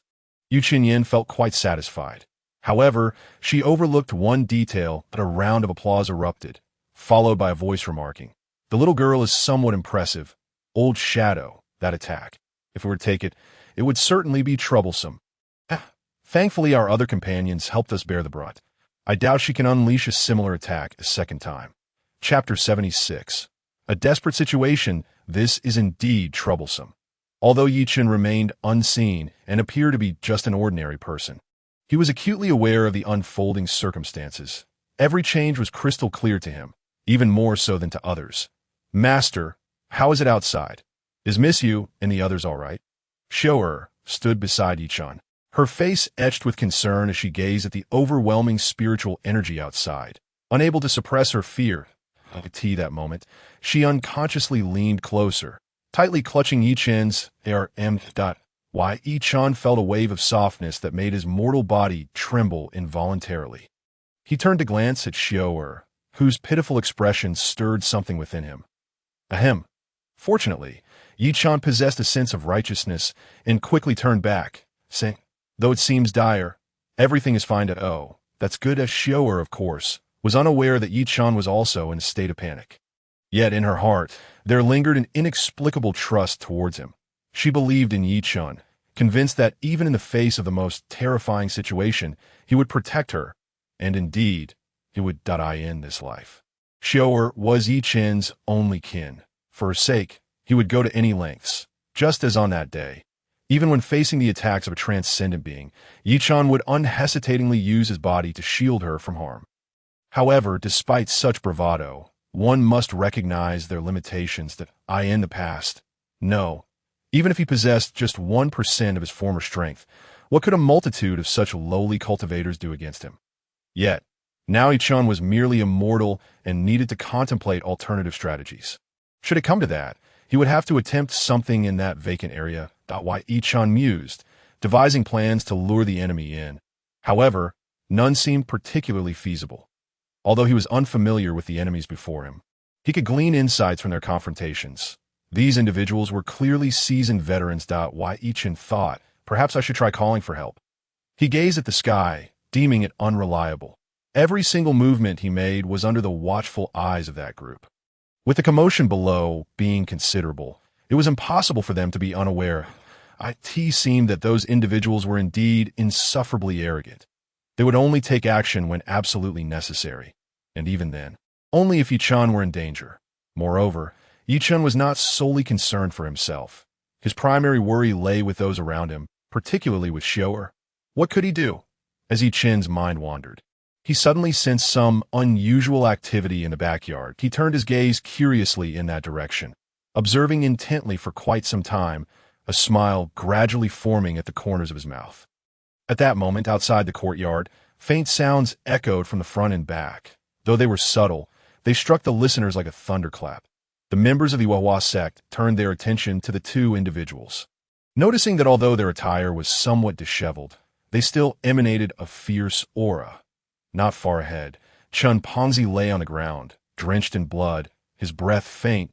He was gravely injured, rendered powerless. Indeed, facing two opponents of the late, refining void stage while he had just stepped into the early stage was excessively arduous. Fortunately, the leader of Fengshi sect and the Old Shadow had a history of enmity, eyeing each other warily. Otherwise, given his current strength, how could he possibly have held out for so long against two formidable adversaries 2 levels above him? Moreover, despite being gravely wounded, he had not yet perished. For Chen Pongzi, this was undoubtedly a matter of honor. However, the current situation on the battlefield was far from rosy, especially for the 6 disciples of the Hua sect, led by Yu Qinyan. After unleashing the 100-flower primordial array, they were practically devoid of combat power, resembling a flock of lambs awaiting slaughter. For Yu Xiangxiao and her companions, this was also a significant upheaval. The 3 lives array they had deployed seemed to firmly suppress the nightmare from an external perspective. Yet, only they who were engaged in battle understood that the nightmare was merely holding back.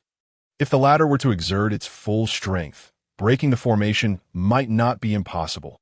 It was merely that the nightmare wished to conserve energy, that cunning old fox intended to wear them down to save more strength for treasure hunting.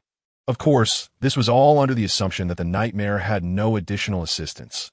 The Three Lives Array was indeed formidable, even worthy of being deemed powerful.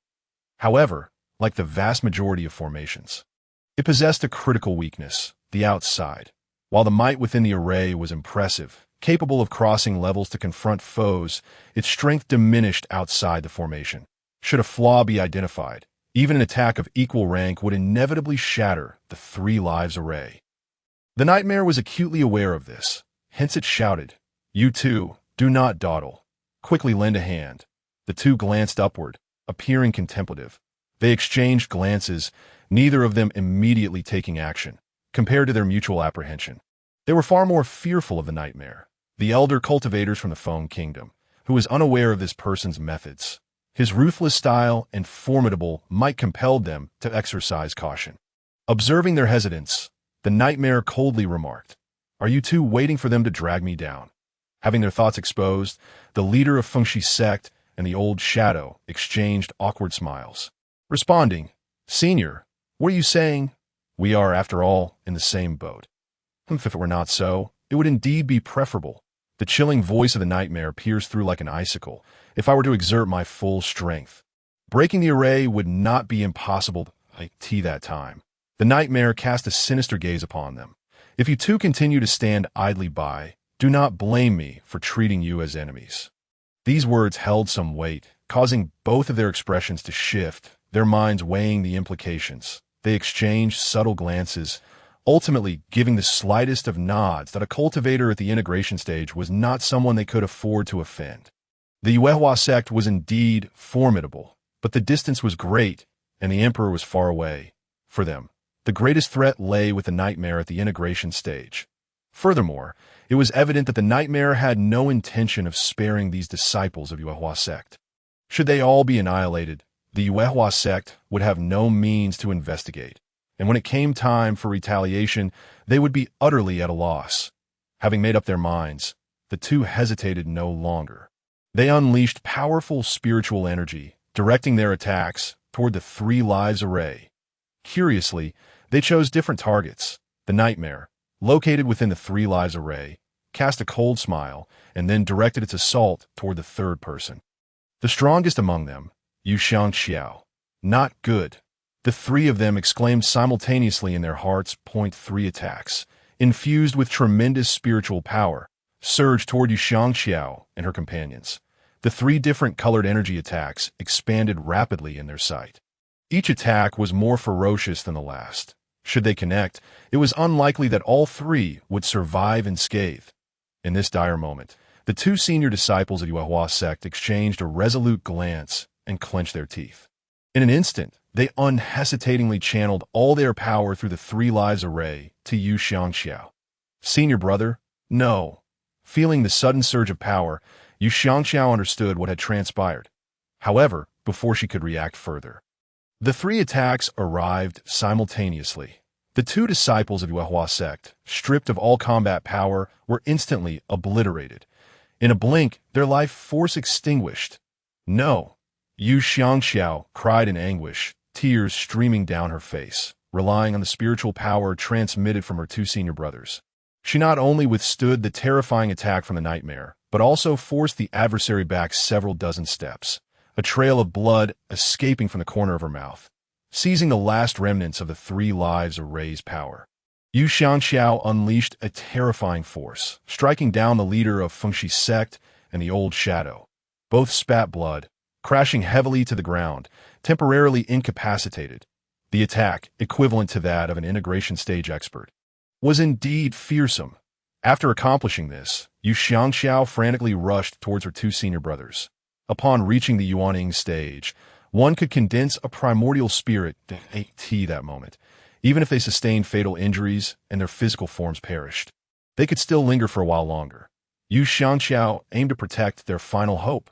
However, the nightmare, intent on complete annihilation, would not allow her to have her way. "You little girl, how dare you make me feel this way? Prepare to die." The nightmare bellowed, striking with blinding speed towards Yu Xiangxiao's back. "Senior sister, be careful."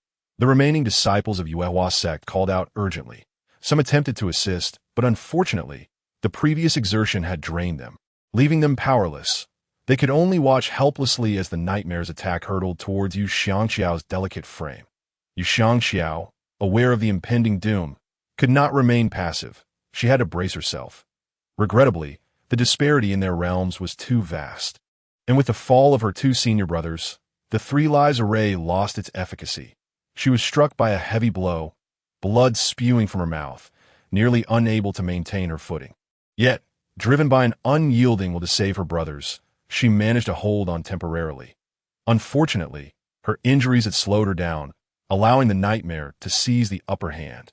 With a single palm, the nightmare repelled Yu Xiangxiao, then grasped the primordial spirits of the two brothers. "Senior sister, junior sister," the disciples of Yuehua's sect cried out in concern, as several of them, having regained a modicum of spiritual energy, rushed to rescue the already gravely injured Yu Xiangxiao.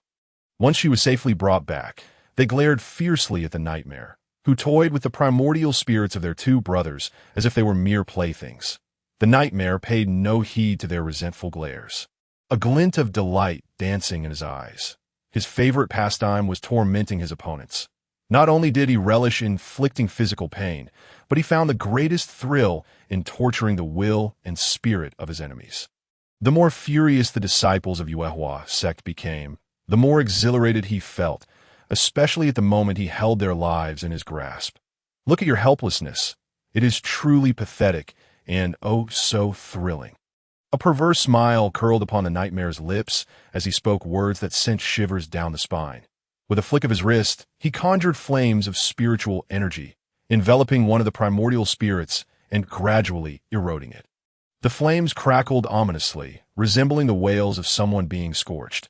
Each cry struck deep into the hearts of the Yuehua sect disciples. They witnessed the primordial spirit weakening within the flames. They all wished they could devour the nightmare alive. Were it not for the composed disciples maintaining their reason and preventing others from acting foolishly, it is likely that anyone with even a modicum of resolve would have succumbed to the urge to strike. Yet, such a reaction would only serve the desires of the nightmare. Given his stage of integration, even if all the remaining disciples of the Moonlight sect were at their peak condition, they would still be no match for him. In this current state, any attempt to engage would merely facilitate the slaughter orchestrated by the nightmare. Regardless of their fury, they could only watch helplessly as their senior's primordial spirit endured torment. They could not afford to escalate the casualties any further. Observing their reluctance to act, the nightmare felt a twinge of disappointment. However, it was for the best. Once he had slowly tortured the two in his grasp to death, he would eliminate the rest. The situation had unfolded in a manner far exceeding his expectations. Not only had he dealt with the disciples of the Moonlight sect, but the allied cultivators from the Wind Nation were also grievously wounded, posing little threat. Now, whatever secrets lay hidden within this small courtyard essentially belonged to him. With this thought, he felt an exhilarating surge. It seemed as though the unparalleled treasure of heaven and earth was already within his grasp. Until a clear voice shattered his reverie. "Old fool, is it not rather disrespectful to act recklessly before me? Who dares to speak to this old man in such a manner?" Upon hearing such irreverent words, a scowl formed on the nightmare's face as he turned toward the source of the voice. There, he beheld a slender figure leisurely striding forth from the courtyard. His unhurried gait resembled that of a languid gentleman strolling down the street, as if the surrounding horrors were merely trivial matters of no consequence. The calmness and indifference etched upon his face suggested that the strands of terrifying spiritual energy emanating from the nightmare were but wisps of smoke, easily dispelled with a mere wave of the hand. What poise! What composure! If this individual were a friend, he would undoubtedly be the most reliable ally. If an enemy, he would equally represent a formidable foe. Gazing at the newcomer, the disciples of the Moonlight sect, particularly Yu Xiangxiao, could not suppress a surge of joy. They felt an inexplicable sense of relief.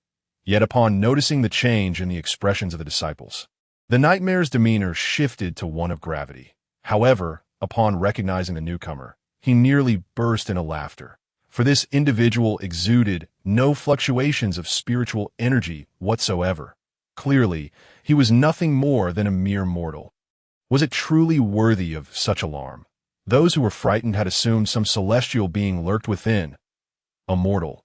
Was it you who spoke so insolently moments ago? The nightmare smirked disdainfully and inquired. The newcomer, catching the contempt in his tone, responded with a cold snort, positioning himself before the disciples of the Moonlight sect like an unparalleled artifact. Then he spoke softly. Indeed, it is I am Chen, the master of this domain. Chapter 78. Display of power. Upon hearing this unfamiliar name, the nightmare felt even more disdainful.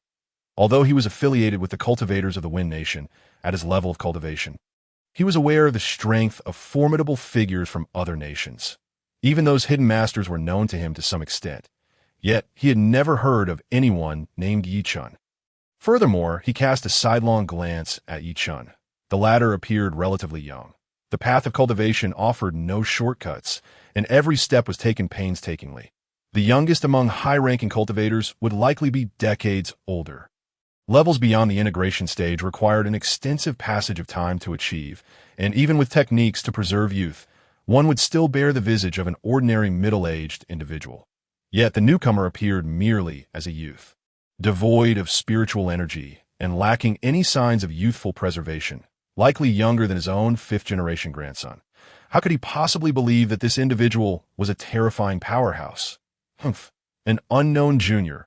What audacity to feign superiority. Where does this courage stem from? The nightmare wasted no time, flicking his long sleeves to unleash an attack directly aimed at Chen's face. The force of it felt akin to a raging inferno. A mere mortal would not stand a chance. Even a cultivator of the same realm as the nightmare would struggle to counter it. It seemed that despite underestimating Chen, the nightmare was still a cunning old fox who had lived over a century and retained a modicum of caution. If this strike truly landed, it would not merely obliterate his head.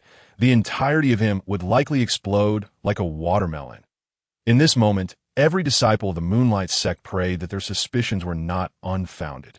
If Chen was indeed a highly skilled recluse, then this seemingly terrifying attack would likely pose no harm to him. Yet, as they watched the attack descend, none of them could detect the slightest manifestation of spiritual energy emanating from Chen. What is happening? Even a cultivator of the Mahayana stage should not be so audacious. This could result in death. It appeared that he was truly a worthless fool. The nightmare regarded Chen, convinced that the latter was paralyzed with fear and paid him no mind. However, no one anticipated that just as the attack was about to connect with Chen, it was inexplicably deflected as if it had encountered an unseen barrier. What? This is impossible. At that moment, the nightmare wore an expression of incredulity. Gazing at Chen's frail figure, he felt the first stirrings of seriousness. What level of cultivation is this? A Mahayana cultivator, a tribulation transcending immortal. Despite the enemy standing still and seemingly lacking any means of defense, the nightmare's attack had been effortlessly neutralized. Meanwhile, the disciples of the Moonlight sect, amidst their shock, wore expressions of elation. They had long suspected Chen was no ordinary figure, but none had imagined he would be so overwhelmingly powerful. Simply by standing still, he rendered their opponent's attack utterly ineffective. Surely, even a tribulation-transcending immortal would find this difficult to achieve in an instant. The expressions of the Moonlight sect disciples shifted from shock and joy to fervent admiration. However, unbeknownst to them, Chen, the protagonist, appeared nonchalant on the surface, yet inwardly he was cursing profusely. Firstly, he was cursing the nightmare for being a cultivator of the integration stage who not only took action against a mortal, but sought to end his life with a single strike. That was truly excessive. Secondly, he was cursing the hidden ally, for Chen had made prior arrangements with him, agreeing to offer assistance. Did he intend to cause harm? What foul sorcery are you employing? The nightmare stared at Chen, still in disbelief, unable to comprehend. Then do not ponder further why Chen cast a glance at him, feigning indifference.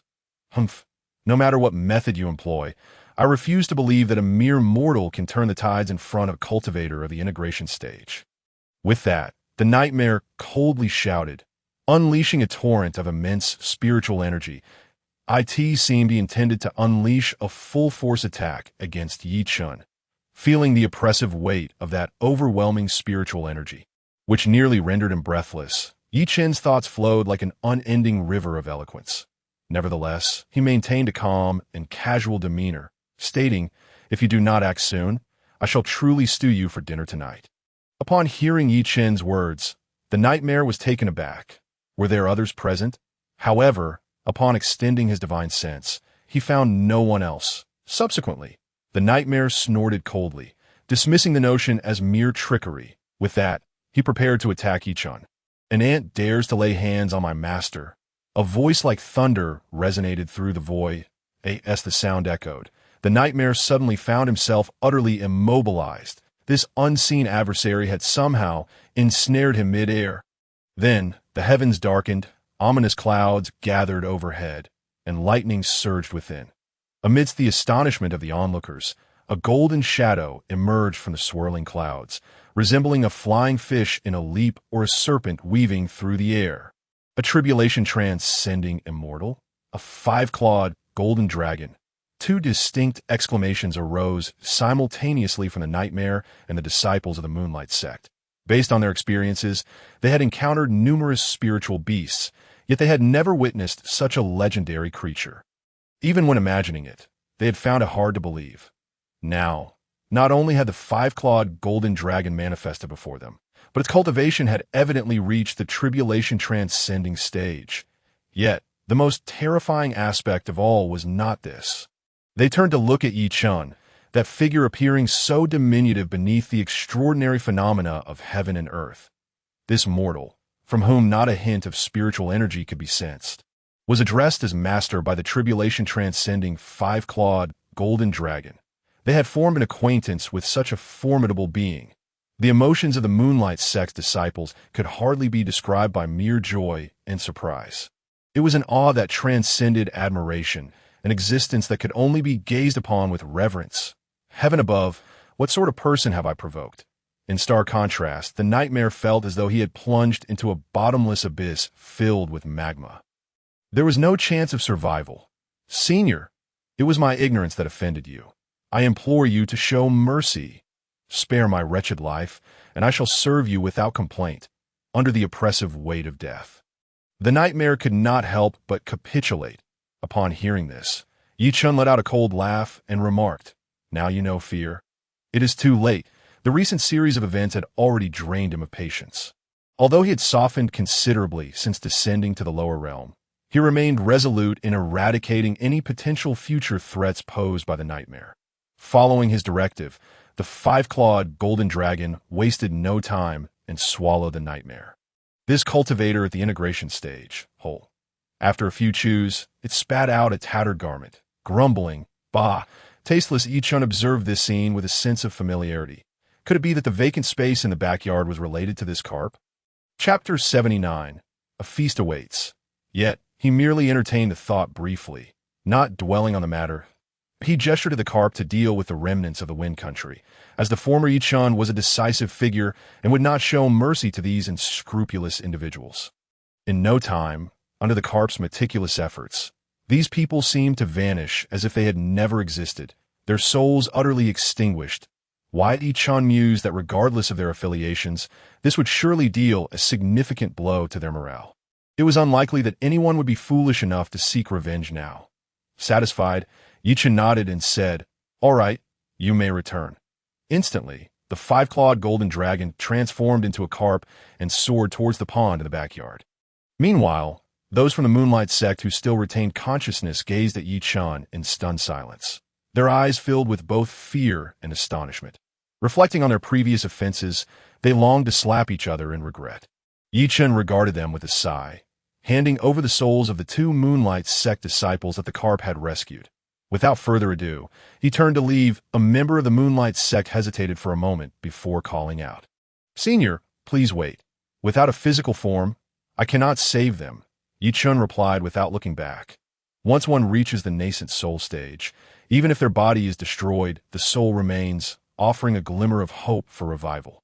However, The conditions for resurrection are exceedingly stringent. Point 1 could either resort to the unprincipled method of possessing another's body, akin to the malevolent practices of the Starry Academy, or utilize specific and abundant heavenly materials, supplemented by special ingredients and secret techniques, expending considerable energy. The former method, while straightforward, is inhumane, and Chen firmly opposed it. The latter, although devoid of taking lives, requires immense resources, of which Chen possessed neither the items nor the cultivation level to accomplish.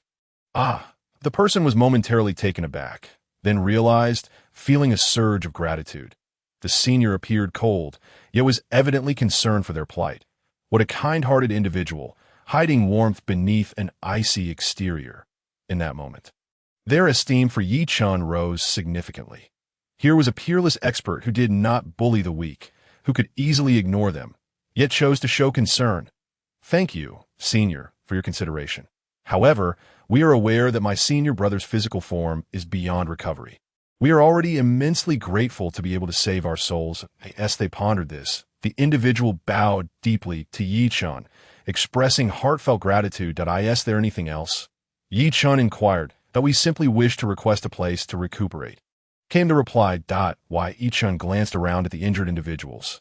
Among them, Yin was merely exhausted and unconscious, needing only a few days of rest to fully recover.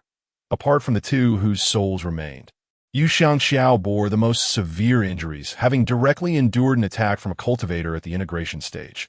Though she had survived, she was gravely wounded, teetering on the brink of death. Chen sighed and said, I cannot simply send you away. With that, he returned, adding before entering, and bring that rotund fellow inside as well. Although Chen the Fat stayed for a purpose, he acted without malice. During the crisis, he had not fled, but instead held off two stronger cultivators, contributing significantly to the situation. Otherwise, had those two joined the fray, Chen might have been in peril by now. Chen was not the type to discard others after use, since the individual had acted without ill intent and had helped him. He could not ignore them in their time of need. With Chen's consent, the members of the Moonlight sect quickly assisted each other into the small courtyard. Xiao and Shi also took the initiative to help. The courtyard was small and had previously been solely constructed by Chen, leaving no extra rooms. Once they entered, they could only remain in the courtyard as before. However, they did not mind. They were well aware of the humble conditions. For cultivators, enduring hardship was commonplace. What mattered to them was the courtyard's defensive capability. While it lacked traps or hidden weapons to prevent intruders, it at least provided some buffer, right? Moreover, considering the terrifying five-clawed golden dragon and the enigmatic Chen, they dared not make excessive demands. However, Xiao, being kind-hearted, especially upon seeing Yu Xiao, a girl so severely injured, could not bear to leave her lying on the ground. Hence, she took the liberty of bringing Yu Xiao into Chen's bedroom. Nevertheless, Chen was unaware of all this. After they entered, he made his way to the backyard. He still preferred to avoid interaction with so many cultivators. Moreover, with Xiao, Shi, and the others capable of assisting, his presence was unnecessary. Chen relished the prospect of some peace and quiet. Sitting by the pond, he idly splashed the water. In no time, the carp poked its head out from the depths. Chen grinned mischievously and seized it. Aha! Finally caught you. You thought you could escape, but this time, I'll have you stewed. The carp trembled and feared. It had initially thought it would showcase its prowess today and perhaps earn a reward, only to find that its master still intended to eat. It had underestimated Chen's obsession with meat. Xiao, quick, light the stove. We're having roasted fish today.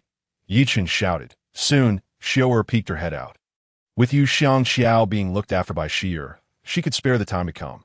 Seeing Chen excitedly clutching the carp, she asked, Master, didn't it just save you? Are you really going to eat it?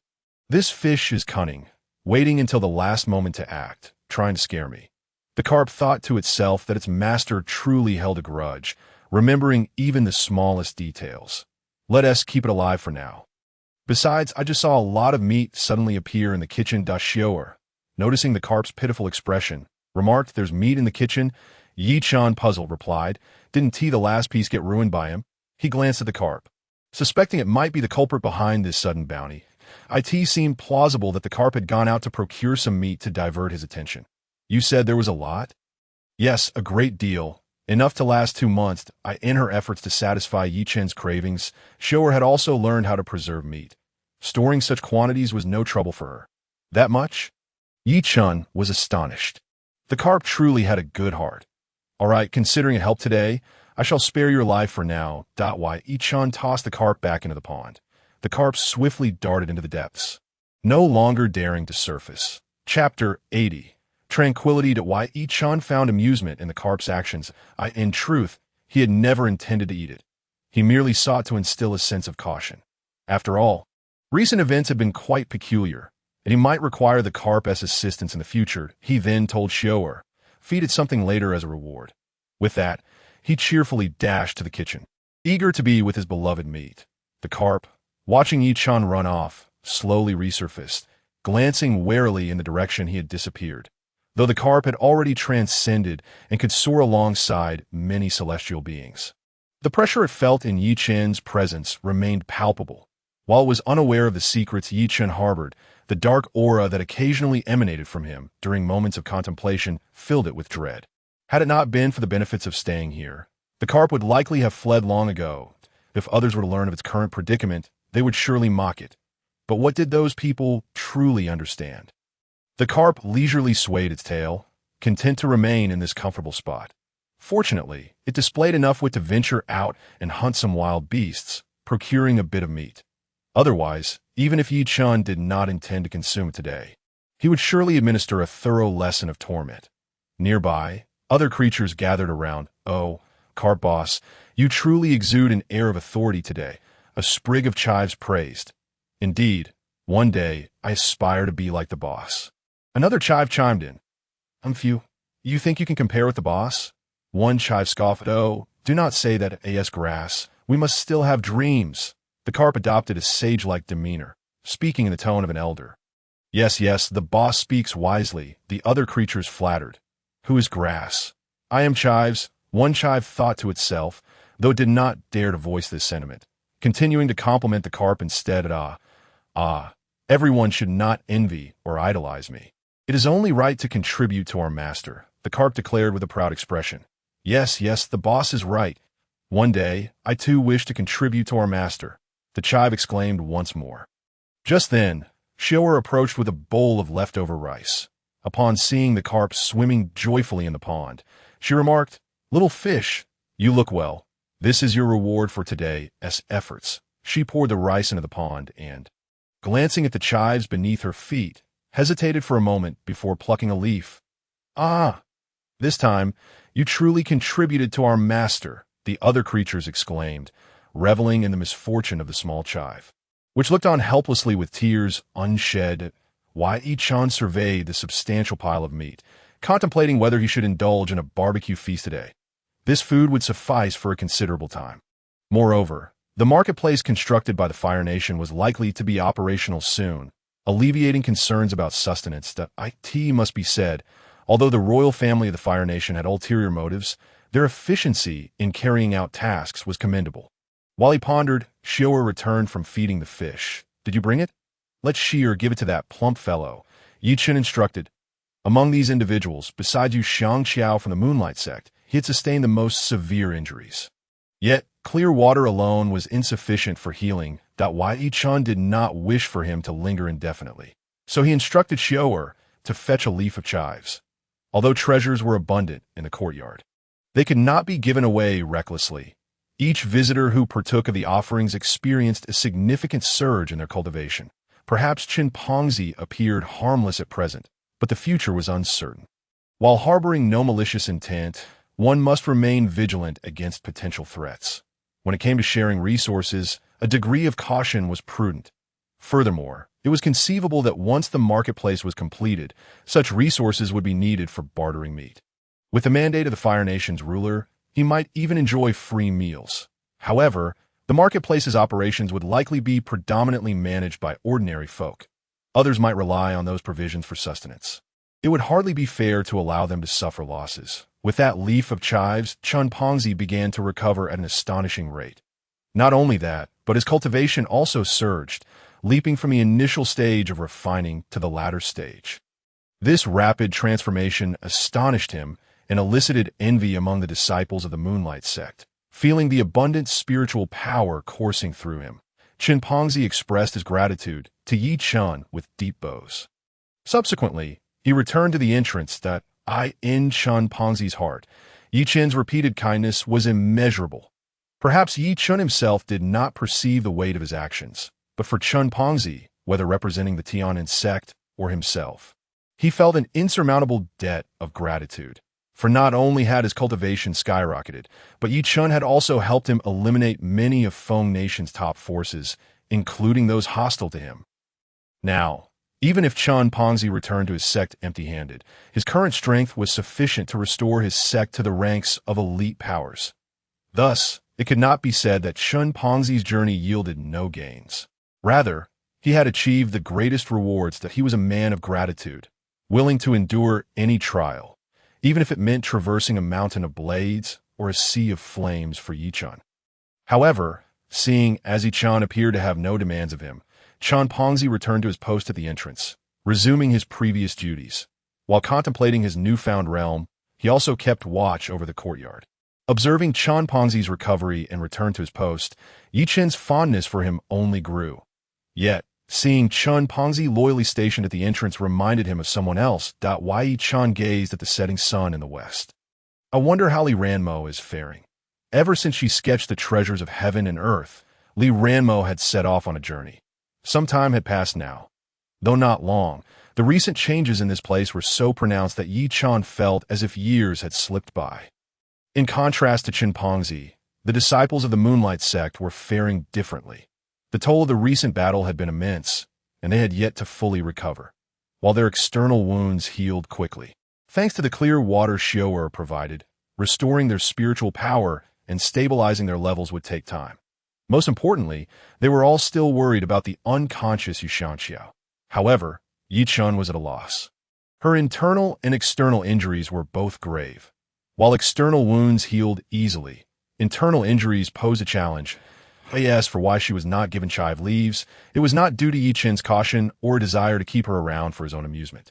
The primary reason was that, previously, to counter the crisis posed by the people of Feng Nation, Yi Chen had instructed both Yu Xiangxiao and Yu Qianyan to consume chive leaves to enable them to join the fray and buy more time. He had hoped to devise alternative strategies during that period.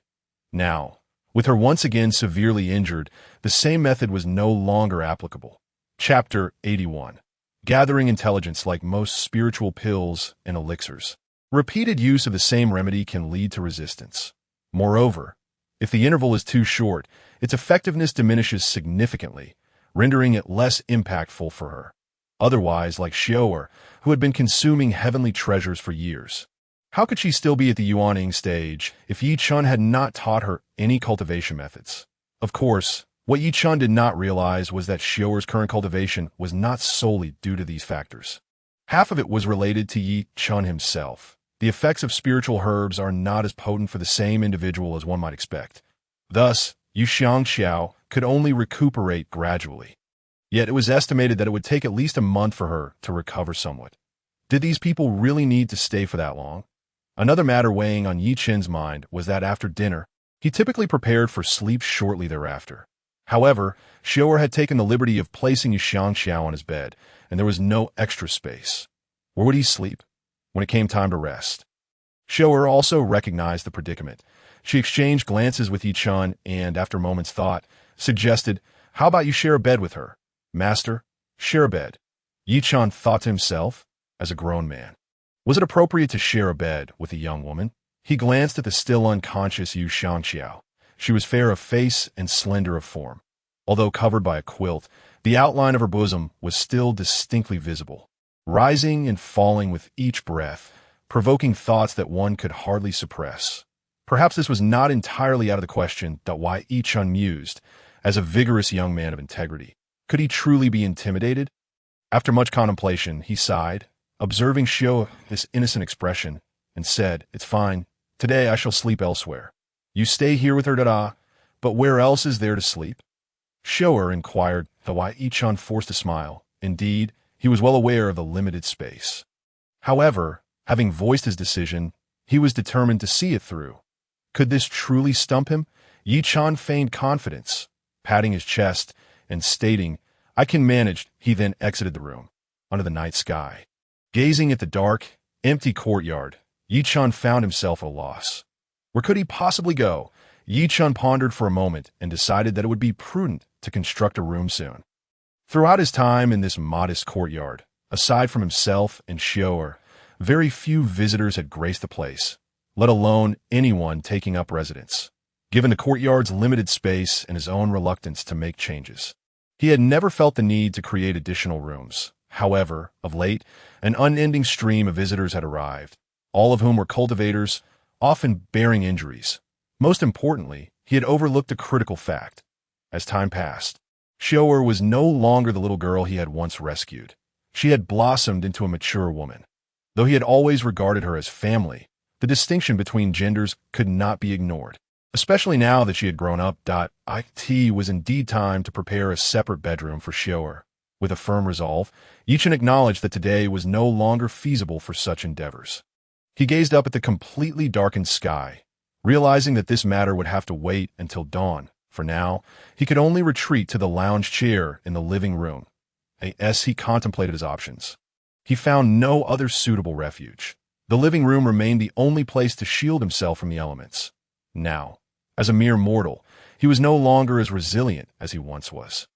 A slight chill could leave him bedridden for days. With this thought in mind, Yi Chen made his way toward the living room. Suddenly, he spotted the other disciples of the Yuehua sect still lingering in the courtyard. Yu Qinyan had also awakened from her stupor, having sustained no significant injuries and recovering swiftly. The others bore various wounds, but after a day's rest and treatment, they were now stable. Each of them had settled into a meditative state. Even the typically playful Yu Qinyan, who had been sobered by the harrowing experiences of the day, including the destruction of her two senior brothers' physical forms and the severe injury that had left Yu Xiangxiao unconscious.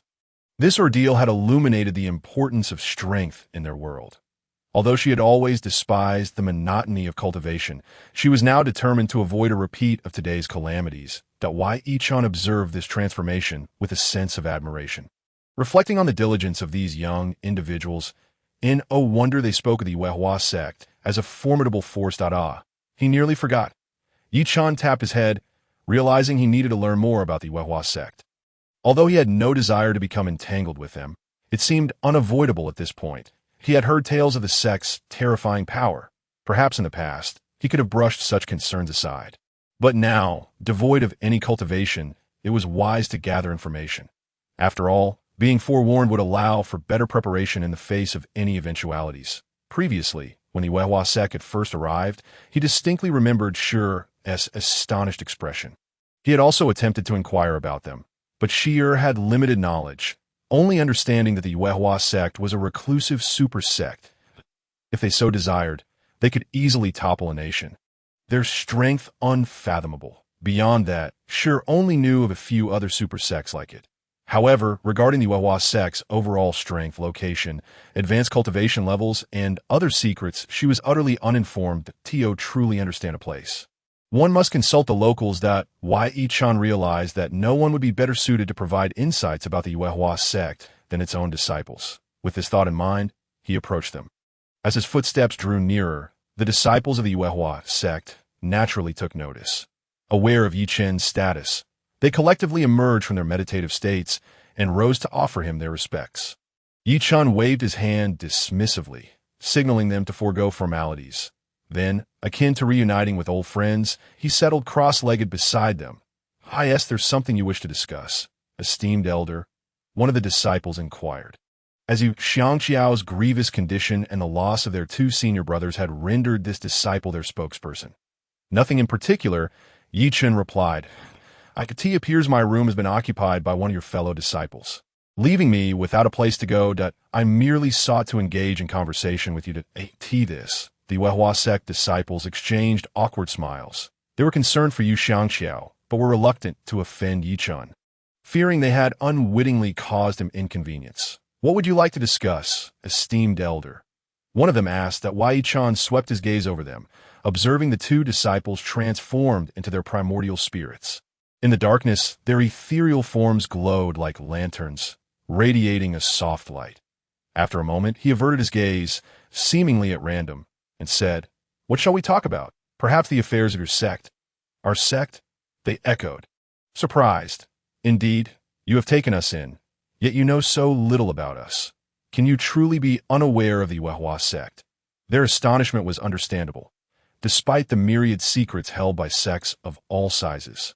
The Wehua sect was a rare super sect, a force capable of impacting entire continents. Even in their semi-reclusive state, with some information being scarce, the sect's reputation was widely known. After all, for any sect to function, they must maintain some ties to the outside world, inevitably leading to interactions that would leak bits of information. Most individuals might only hear rumors, or the sect's deliberately shared details. However, in a broader sense, this was necessary, as any cultivator, particularly those of greater strength, tended to possess extensive knowledge about various sections. The path of cultivation was long and fraught with challenges, requiring numerous allies while simultaneously guarding against various obstacles. Thus, when confronted with powerful forces, one could never tell whether they would become an ally or an adversary.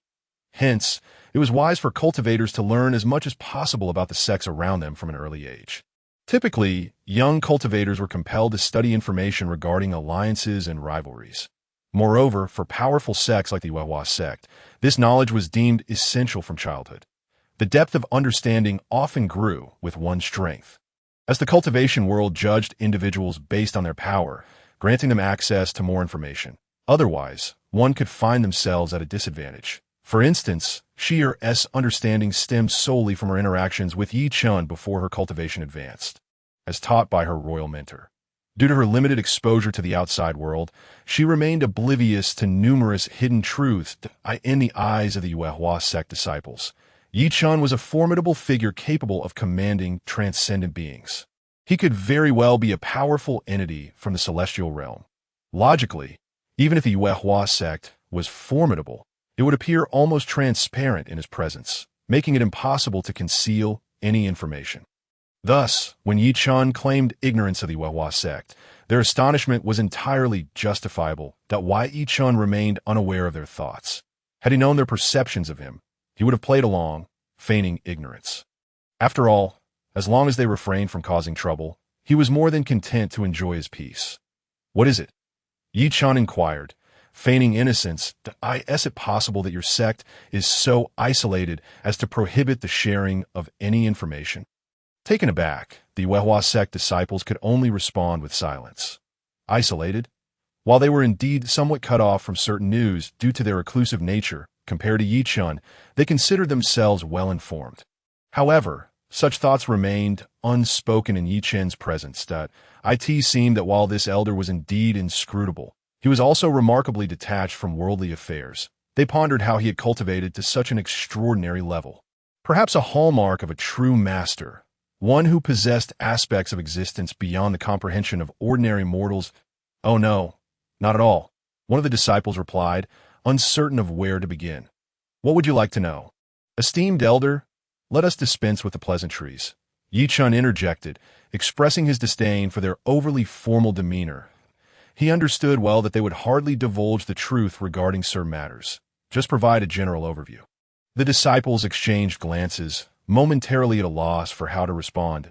Wei Chen's inquiries were rather vague, and if they spoke freely, revealing too little or too much could lead to complications. However, given Chen's apparent reluctance to invest effort in such matters, they found themselves compelled to comply. In a previous life, there was no necessity for such matters. All critical information was entrusted to dedicated individuals who merely needed to analyze the meticulously organized data and respond accordingly. In this life, the desire to engage is waned. If it were not for the recent upheavals, perhaps it would be best to simply live as an ordinary person throughout one's existence. Fortunately, at this awkward juncture, Chen spoke up. "Allow me to speak with the esteemed senior," she said, leaning closer to Chen. Upon hearing Chen's voice, the other members of the Moonlight sect brightened with renewed hope. Indeed, at this moment, there was no one better suited than Yu Qianyan. Setting aside her identity and background, merely considering her age, she was but a young girl. Even if her words faltered, the esteemed senior would likely not hold it against her. Moreover, her companions could provide timely support, making this arrangement utterly perfect. Thus, they readily agreed. Yu Qianyan leaned forward, scrutinizing Yi Chun from head to toe. The latter possessed an exquisite appearance and a slender physique that would be deemed attractive by the standards of ordinary women. However, throughout her observations, Yu Qianyan sensed no trace of spiritual energy emanating from Yi Chun. It was truly hard to believe that he was the formidable powerhouse others spoke of, were it not for the series of bizarre incidents they had previously encountered. Coupled with his two life-saving interventions, she, a proud and pampered young lady, would hardly deign to spare him a second glance. She had previously inquired discreetly about Yi Chen's identity from Xiao, who had always been kind to her. Xiao, having always considered herself an ordinary person, had little concept of the powerful adversaries they faced. Thus, she merely replied, "The master says he is an ordinary person." Moreover, with a naive expression, she added, "I find it curious why everyone appears so fearful upon encountering the master. Perhaps that is simply his charm, that it was precisely this ignorance that allowed Yu Qianyan to feel more at ease in Yi Chen's presence than others might. Furthermore, she believed that no matter how powerful Yi Chen was, he could never surpass her father. The thought of her father filled her with pride, for he was a formidable cultivator with considerable influence within the Moonlight sect. A lingering dissatisfaction brewed within her heart as she noted that others regarded Yi Chen with even greater trepidation than they did her father. Consequently, she felt a childish sense of rivalry towards Yi Chen. Naturally, Yi Chen remained oblivious to these jumbled thoughts. He merely found her endearing. It seemed that, aside from Xiao, this young girl was the only one who did not feel overly constrained in his presence. Thus, like a typical adult comforting a child, Yi Chen affectionately ruffled Yu Qianyan's hair and said, "You are free to speak your mind, of course." Chapter 83. Secrets. Although he did not anticipate that the young girl could reveal much, listening to her was not an inconvenience. At the very least, as a fellow member of the Moonlight sect, Yu Qianyan would undoubtedly possess more knowledge than he and Xiao combined. Yu Qianyan shook her head in dissatisfaction, adjusting her hair that was styled into a bun, and exclaimed, "Stop ruffling my hair. It's all messy now." Observing her adorable pout as she tossed her head, Yi Chen felt an overwhelming urge to pinch her cheeks. However, he decided against it. Yi Chen realized that although this young girl was not very old, her current cultivation was superior to that of Xiao, though aided by medicinal enhancements on 2 occasions. Her innate talent was indeed formidable within this realm. Even someone as well-versed as Yi Chen could not help but feel astonished. Clearing his throat, Yi Chen awkwardly withdrew his hand and said, "All right, please share what you know. I am listening." Upon hearing this, Yu Qianyan huffed and proudly began to recount the history of her sect. As Yi Chen's inquiries were somewhat vague, she commenced her explanation of the Moonlight sect in the order she had learned about other sects since childhood. Subsequently, Yi Chen learned that the Moonlight sect was situated on the border between the Fire Nation and the Water Nation, but it did not lie directly between the two, that the sect was established atop a mountain on the western edge of both nations, overlooking the sea, and was not adjacent to any other factions. The mountain was named Yuehua, possibly having had another name in the past, but now it was known solely as Yuehua Mountain due to the sect's influence. The mountain paths were treacherous, and thanks to the fortifications built over countless generations, the sect was well protected, making it exceedingly difficult for outsiders to invade. The Moonlight sect was not subordinate to any nation or power. As a super sect, their immense strength and heritage afforded them considerable autonomy. However, according to ancient traditions, they were prohibited from intervening excessively in the politics of any nation or meddling in disputes elsewhere. Thus, the Moonlight sect maintained a semi-reclusive status. Nevertheless, they had consistently recruited disciples, with exceedingly high standards for talent. After graduation, these disciples could freely choose to serve the sect or return to their original affiliations. The former could earn more resources through contributions and achievements, including access to the Moonlight sect's hidden techniques, martial arts, and various sought-after treasures that, in contrast, those who returned to their original factions would no longer be under the sect's protection. Any actions they took would solely represent themselves, and even if they were killed, the Moonlight sect would not intervene. Upon hearing this, Chen inquired, in that case, wouldn't esteemed families and royal lineages be eager to allow talented individuals to train? Aren't you concerned that they might turn against you after becoming strong? Chen replied with a hint of pride, although those cultivated individuals might be deemed powerful in the lower realm. There are certainly stronger members within the sect. How could we possibly fear them? Furthermore, those who remain in the sect not only have the potential for further advancement, but can also intimidate rival factions under the aegis of the Moonlight sect. When they leave, it must be publicly declared. At that point, having lost the sect protection, they would likely become immediate targets. Chen nodded in understanding and then complimented Chen. I didn't expect you to be so knowledgeable. Little girl, that I'm not a little girl, Chen retorted, stamping her foot in indignation. Observing her feigned maturity despite being just a child, Chen couldn't help but chuckled. He then continued, so, your sect's power is indeed formidable. Just how many members do you have, and what is their strength? At this question, the young girl was momentarily taken aback. How could she possibly know? However, unwilling to appear weak, she thought for a moment and responded. In short, there are countless members, all incredibly strong. Chen rolled his eyes at this vague reply. It was hardly informative. Sighing, he recognized that expecting thorough answers from a young girl was a miscalculation. Nearby, the other disciples of the Moonlight sect could hardly contain their laughter. Nonetheless, they believed it wise to let the junior sister respond to Chen's questions. The current leader pondered for a moment before adding, esteemed senior, our sect comprises over 3,000 members, with varying levels of strength. And how do you rank among them? Chen asked. That we are all within the top 100, came the reply. Chen glanced at them, noting that the lowest cultivation level among them was at the peak of the golden core stage. Such quality? He had presumed that those sent this time were already the elite. He observed the two Moonlight sect disciples who had transformed into primordial spirits. He realized he had underestimated the caliber of super sect. With such strength, they were likely among the most formidable combatants in other sects across the realm. Moreover, the majority were of considerable age, holding positions as either sect leaders or elders. Most significantly, Chen recalled that these individuals seemed to be mere students. Calculating further, it stood to reason that the instructors at the Moonlight sect must be even more terrifying. With 3,000 disciples, the number of instructors would be substantial. Thus, it was conceivable that each instructor was at least at the divine transformation or void refinement stages, with many perhaps having reached the combined body stage. This meant that the Moonlight sect's top combatants could potentially include those at the Great Ascension stage. No, there must certainly be Great Ascension experts among them. It was even possible that there were tribulation transcending immortals among the living. Reflecting on his experiences at the Starry Academy, Chen recognized that this lower realm was far from simple. Why did it feel as though a storm was brewing? Let whatever comes be met with appropriate measures. Chen did not wish to delve further into this matter. After all, with those powerful individuals watching over, he felt assured that nothing untoward could occur in this realm. Chen then remarked, if what you say is true, then wouldn't your instructors and sect elders be even more formidable? Naturally. My father is at the Great Ascension stage. Chen wore a proud expression and spoke up first.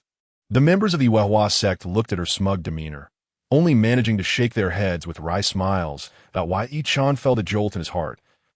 It seemed he had underestimated the background of this little girl.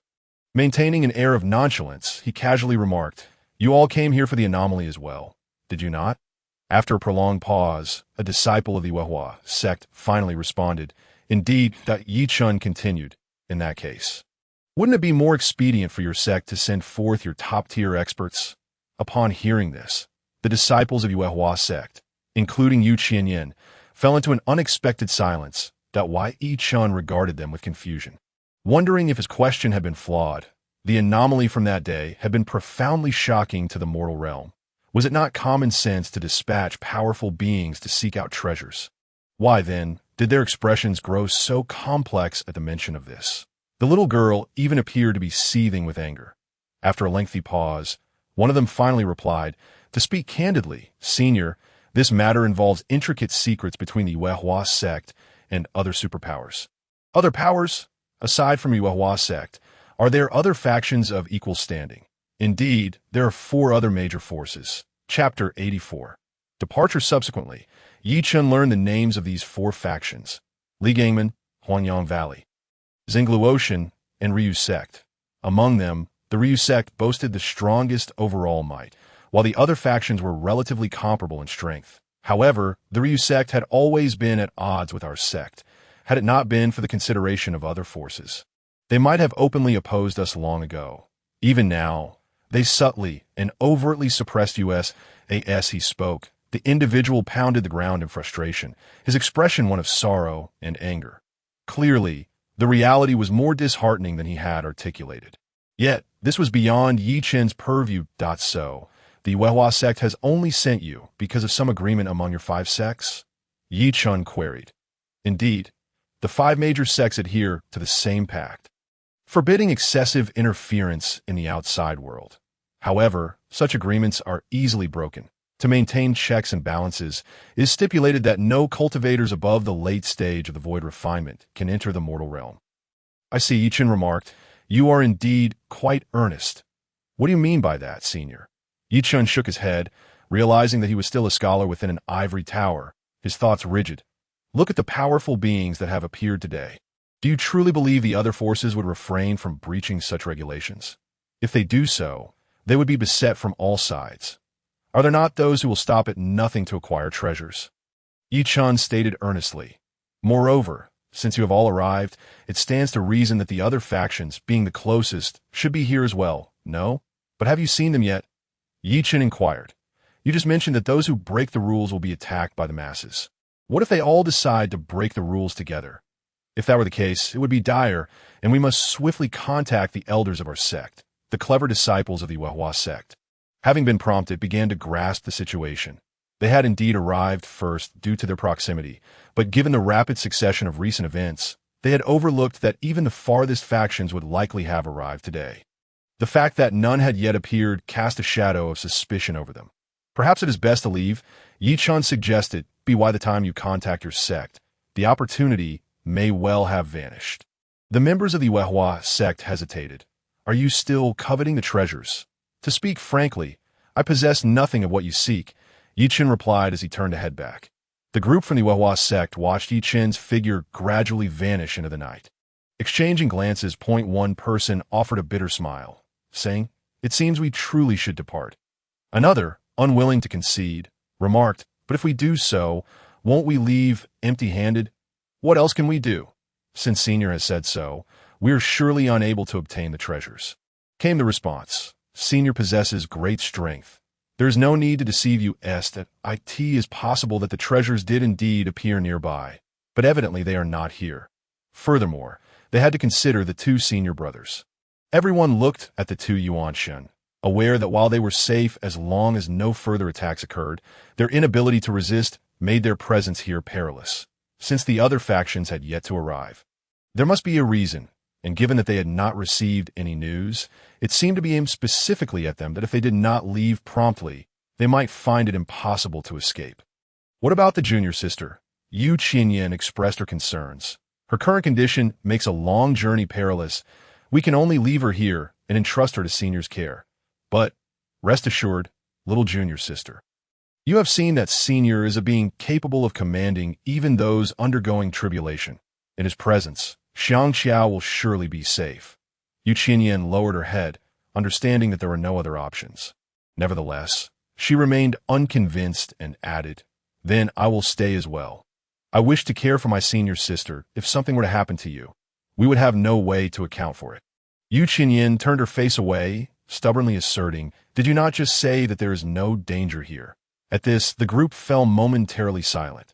The disciple in the transformation stage suddenly stated, Very well. We will return swiftly and report the situation to the elders. Others wished to voice their thoughts, but the individual simply met them with a resolute gaze. The group fell into a somber silence, understanding the implications. Yes, they must return to report everything that had transpired here. Yet, was the route back truly safe? They refrained from further argument, exchanging familial reminders with the junior sister. Then, just as dawn began to break, the group set forth on their flying vessel. Yu Qinyan watched them depart, feeling a sense of emptiness within. After lingering in the small courtyard for a time, she slowly made her way to Yi Chen's bedroom. Were Yu Xiangxiao Lyat that moment? Xiao'er had just risen, preparing to fetch water and cook. Noticing Yu Chenyan's despondent demeanor, she inquired with concern, "What troubles you? Did you not rest well? Would you like to come and sleep for a while?"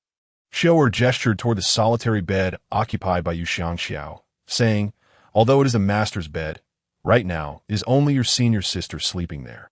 You shouldn't mind sharing, should you?" In response to Xiao'er's kindness, Yu Chenyan simply nodded and sat by Yu Xiangxiao's bedside. Watching her senior sister's pale face, a look of worry crossed her small features. "Senior sister, please recover swiftly." During breakfast, Yi Chen rose from the lounge chair in the living room. Despite the bedding, he still felt a soreness in his back. A lounge chair can never compare to a bed. A brief rest was tolerable, but sleeping for an extended period was truly uncomfortable. As if he had not rested at all, he proceeded with his usual morning routine, preparing for his meal. In the process, he noticed that the traces of the Yuehua sex group were no longer present in the courtyard. He mused to himself about how swiftly they had departed. After his inquiries the previous day, he had sensed something amiss and merely offered a subtle warning. He hadn't anticipated their rapid response. Impressive efficiency, he thought, admiring their military-like demeanor. Suddenly, a thought struck him. He had resolved last night to build a house to— "Oh no, how careless of me." He had originally contemplated whether he could capitalize on the cheap labor, as his place was not simply available for borrowing. Yet upon waking, the people were gone. How unfortunate. It seemed he could only blame himself for speaking too freely. "Oh well," Yi Chen concluded, "it's not the first time I've had to construct a house. It's just a bit laborious. The very least. There's still that Chen Fatty who can be of assistance." He noticed that Chen Fatty treated him like a benefactor. Thus, requesting a small favor from him would be hard to refuse. With such thoughts, Yi Chen hummed a little tune and merrily rushed off to have his meal. Chapter 85. Awakening in the following 2 days, everything seemed to be rather tranquil. Occasionally, a few sparse cultivators would visit, but most were not particularly strong and were easily dismissed by Fatty Chan as for how he managed that. It was of no concern to Yi Chen as long as there was meat to eat each day. He was content as for the new room. It was constructed swiftly. Initially, he had intended to enlist Fatty Chan as a laborer, but when he casually mentioned this idea, it happened to be overheard by Xi'er. She then suggested, "If the senior permits, I shall descend the mountain to fetch some craftsmen. After all, it is merely a house, and they are far more efficient." Why Yi Chen slapped his forehead, nearly forgetting that detail. Indeed, the construction team sent by the Lord of the Fire Nation was composed of professionals. Why should he fret unnecessarily? Thus, that very day, Xi'er brought a team with her. Each member was robust, their hands calloused and toughened from labor. They arrived with a cart, equipped with tools and all necessary materials. Old hands at their craft, Yi Chen marveled inwardly, instantly recognizing their worth. Importantly, the team chosen by Xi'er was not only seasoned but also bore no trace of spiritual power. It seemed she was well aware of Yi Chen's aversion to cultivators, and this team was selected with that in mind. Why Yi Chen nodded in satisfaction, given that the courtyard was indeed modest in size and Yi Chen's requirements were not extravagant. By the next day, a charming wooden house suitable for habitation had appeared, complete with all necessary furnishings and bedding. After the craftsmen finished their work, they swiftly departed down the mountain, observing their anxious and hasty demeanor. Yi Chen surmised they must have been instructed by Xi'er prior to their arrival. Though this made Yi Chen, as the host, appear somewhat ungracious, he was overall quite pleased, seeing Yi Chen smile and nod at the newly constructed wooden house. Xi'er also breathed a sigh of relief. In previous instances when Yi Chen had given instructions, he had always seemed dissatisfied. Thankfully, this time, things had not gone awry. Gazing at the sturdy wooden house, though simple, it was precisely what Yi Chen desired. After all, what need did a mortal have for an exquisitely crafted abode? Such a dwelling would stand out in this nearly dilapidated courtyard, drawing attention should anyone intrude in the future. Moreover, this new space would ultimately serve as Xi'er's private quarters. Yi Chen could not allow it to become the most perilous location. Why Yi Chen scrutinized the house, patting the wooden walls, pondering how the craftsmanship was indeed top-notch. It was deserving of the title bestowed upon artisans commissioned by a national ruler. Compared to the haphazard structure Yi Chun had cobbled together, which barely offered shelter from the elements, this was nothing short of a fortress. Aside from the house itself, the quality of the furnishings was commendable. Although made from moderately priced, unremarkable wood, it was likely something an ordinary family would toil a lifetime to afford.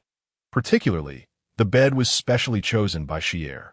The bedding was also quite satisfactory, far superior to the shabby items Yi Chun had previously assembled. When Yi Chun attempted to lie down, he felt an immediate sense of relaxation wash over him. The discomfort he had endured over the past 2 days in the reclining chair vanished in an instant. Yi Chun could not help but exclaim lightly, realizing he had previously underestimated the disparity between quality and mediocrity. After all, mortals do prioritize their physical comfort. He even contemplated expanding the courtyard. Meanwhile, within the original bedroom, Yu Xiangxiao had already awakened. Senior sister, Yu Qinyan rushed over and embraced her neck. For the past 2 days, Yu Qinyan had remained by her senior sister's side, assisting her in both cultivation and caring for Xier by tending to Yu Xiangxiao's body and treating her wounds at Qinyan, you are well. How wonderful. Where am I? Yu Xiangxiao affectionately stroked the little girl's hair, glancing around and feeling quite unfamiliar with her surroundings. What are the other senior brothers? She inquired further. Yu Qinyan composed herself and recounted everything that had transpired. So that is how it is.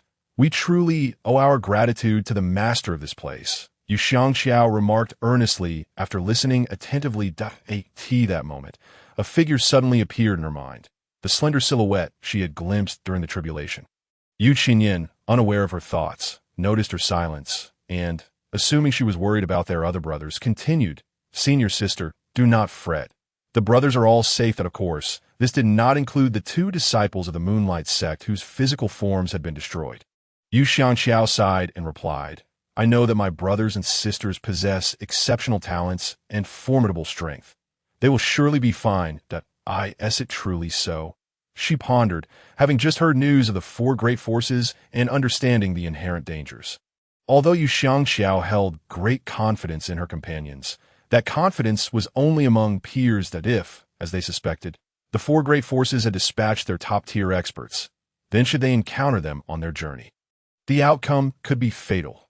After all, while the 4 great forces appear to maintain a delicate balance, they secretly wished for the downfall of one another, seeking to benefit from the chaos. Faced with the unprecedented emergence of a treasure capable of shaking the heavens and the earth, would they willingly allow the Moonlight sect to send reinforcements? The ideal scenario would be for the major forces to discreetly send out their strongest fighters. Yet Yu Xiangxiao recalled the admonitions from the sect leader and elders. She remembered clearly the day when the leader had gathered them and said, The emergence of this extraordinary treasure is unprecedented. We have contacted the other sects immediately, and we have decided to adhere to the ancient precepts. Thus, our Moonlight sect can only send you forth. Remember, while the treasure is of utmost importance, your own safety must come first. Should any unforeseen circumstances arise, retreat at once. Reflecting on this, she found it peculiar. If that were the case, the 5 great forces should have reached a consensus. The current circumstances seemed rather strange. That it was likely connected to the Daylight sect, which had increasingly brazenly opposed the Moonlight sect in recent years. Yu Xiangxiao sighed. Now, even though she was deeply concerned, her injuries hindered her ability to assist. That moment, Xier entered, carrying a basin of clean water, prepared to continue caring for Yu Xiangxiao. Upon seeing her sitting on the bed, she joyfully exclaimed, You are awake. How do you feel? Yu Xiangxiao sincerely replied, I'm still somewhat weak, but overall, I am well. Thank you, young lady, for your care during these days. Oh, it is nothing. It was my duty. Besides, I have only assisted in caring for you for 2 days. Xier responded modestly. 2 days. Have I only been unconscious for 2 days? Yes, indeed. When I saw your severe injuries that day, I was worried you might not pull through. Upon receiving this confirmation, Yu Xiangxiao was astonished. She was well aware of her own injuries. Although she had quickly fallen into unconsciousness that day, the strike from a cultivator at the combined stage was not something one could easily withstand. Chapter 86. The thoughts of a woman. Although Yu Xiangxiao's strength had surged, she was still merely at the void refinement stage. Among powerful cultivators, often even a single level could determine the outcome of a confrontation. What more could be said about a disparity in ranks? Even without witnessing her own condition, she vividly remembered the feeling of injury she experienced that day. She knew full well that after that blow, she had nearly crossed the threshold of death. Even with timely treatment, an ordinary person would either die or be left severely injured, their strength likely diminished, with little hope for recovery. Yet now, she distinctly felt that her realm had not only remained intact, but had actually become more solid. Moreover, there were no visible injuries on her body, and her internal wounds had mostly healed. Such remarkable healing could likely only be achieved with the aid of precious top-tier spiritual herbs found within the sect. And even then, it would require assistance from high-level cultivators over several months. She had initially thought she had been unconscious for an extended period. To discover it had only been 2 days was nothing short of astonishing. Subsequently, Yu Xiangxiao struggled to rise from the bed and bowed deeply to Xier. Xier quickly assisted her, exclaiming, "What are you doing?" No, that is unnecessary. The grace of Miss Xier and the senior is something I could never repay in 10 lifetimes. What is this small gesture in comparison? Yu Xiangxiao believed that Yi Chen had undoubtedly used some extraordinary resources to aid her, which was why she felt so overwhelmed. Their group had recklessly intruded upon Yi Chen.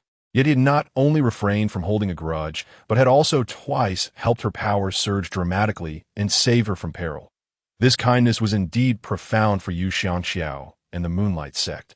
However, Xiaoer remained unaware of these matters. She simply felt that since the other party was injured, it was her duty to assist within her means. Moreover, she had not done much. Caring for Yi Chen was not significantly more challenging than her usual tasks. Thus, the two women engaged in a series of polite refusals that it was not until Yi Chen entered and beheld this scene that he found himself somewhat bewildered. What was happening? Why were they still kneeling on the floor? Was this a grand display of affection between two women? The sight of the two distinct beauties was indeed quite pleasing to the eye, prompting Yi Chen's mind to wander. After a brief moment, he shook off his fanciful thoughts and quickly grasped the situation. He then spoke. "All right. As long as you are fine, please rise." He assisted Yu Xiangxiao to her feet, his movements and expression as gentle as possible. Mindful of her serious injuries, although he harbored a disdain for cultivators, he had an appreciation for long legs, as long as they posed no threat. The tender, yet resolute gesture, Yu Xiangxiao finally stood up obediently. Yet, in the presence of Yi Chen, she felt a twinge of restlessness. The reason eluded her. Was it fear akin to sure as dread of Yi Chen's concealed strength? Yet she did not experience that same panic. On the contrary, there was a hint of delight in response to Yi Chen's actions. Furthermore, since she had been cultivating at the Moonhua sect for many years, she had encountered countless powerful cultivators. And she had always maintained a calm composure, even in the face of those capable of ending her life with a mere wave of their hand. Yet, before Yi Chen, she felt inexplicably uneasy. Her previously graceful demeanor seemed to have slipped her mind entirely, leaving her standing there in a daze. Moreover, after Yi Chen helped her up, he scrutinized her from head to toe, causing her to shyly avert her gaze to the ground. Yu Qinyan, standing nearby, watched her in astonishment, thinking, could it be that senior sister has feelings for this man? Yi Chen himself was puzzled. Why did the atmosphere in the room feel so peculiar?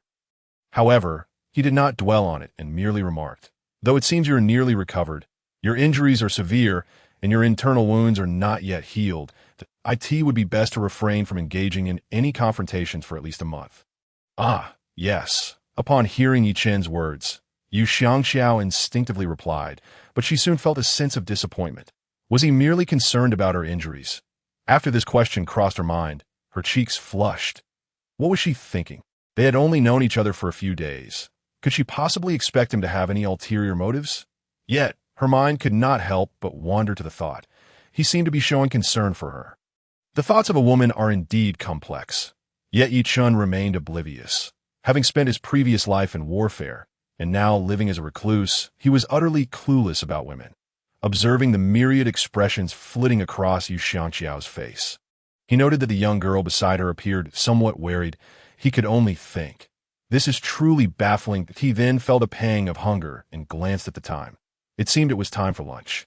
Thus, he turned to Xiao and said, "Xiao, I'm hungry." Xiao acknowledged him, tidied up a bit, and went to prepare the meal. Meanwhile, Yi-chan, as per usual, headed to the lounge chair in the living room to bask in the sun while waiting for lunch. 200 miles away from the small courtyard, several flying boats hovered in the air. On board, cultivators clad in various attires gathered on a few of the vessels. Below them, a delicate and transparent flying boat had landed on the ground, riddled with holes and in a state of disrepair, evidently having endured significant attacks and forceful destruction. Surrounding the damaged vessel were a dozen cultivators, freshly emerged from battle, exuding powerful auras. Among them was a stunningly beautiful woman with an alluring expression. Dressed in a flowing red gown, she resembled a burning flame from a distance.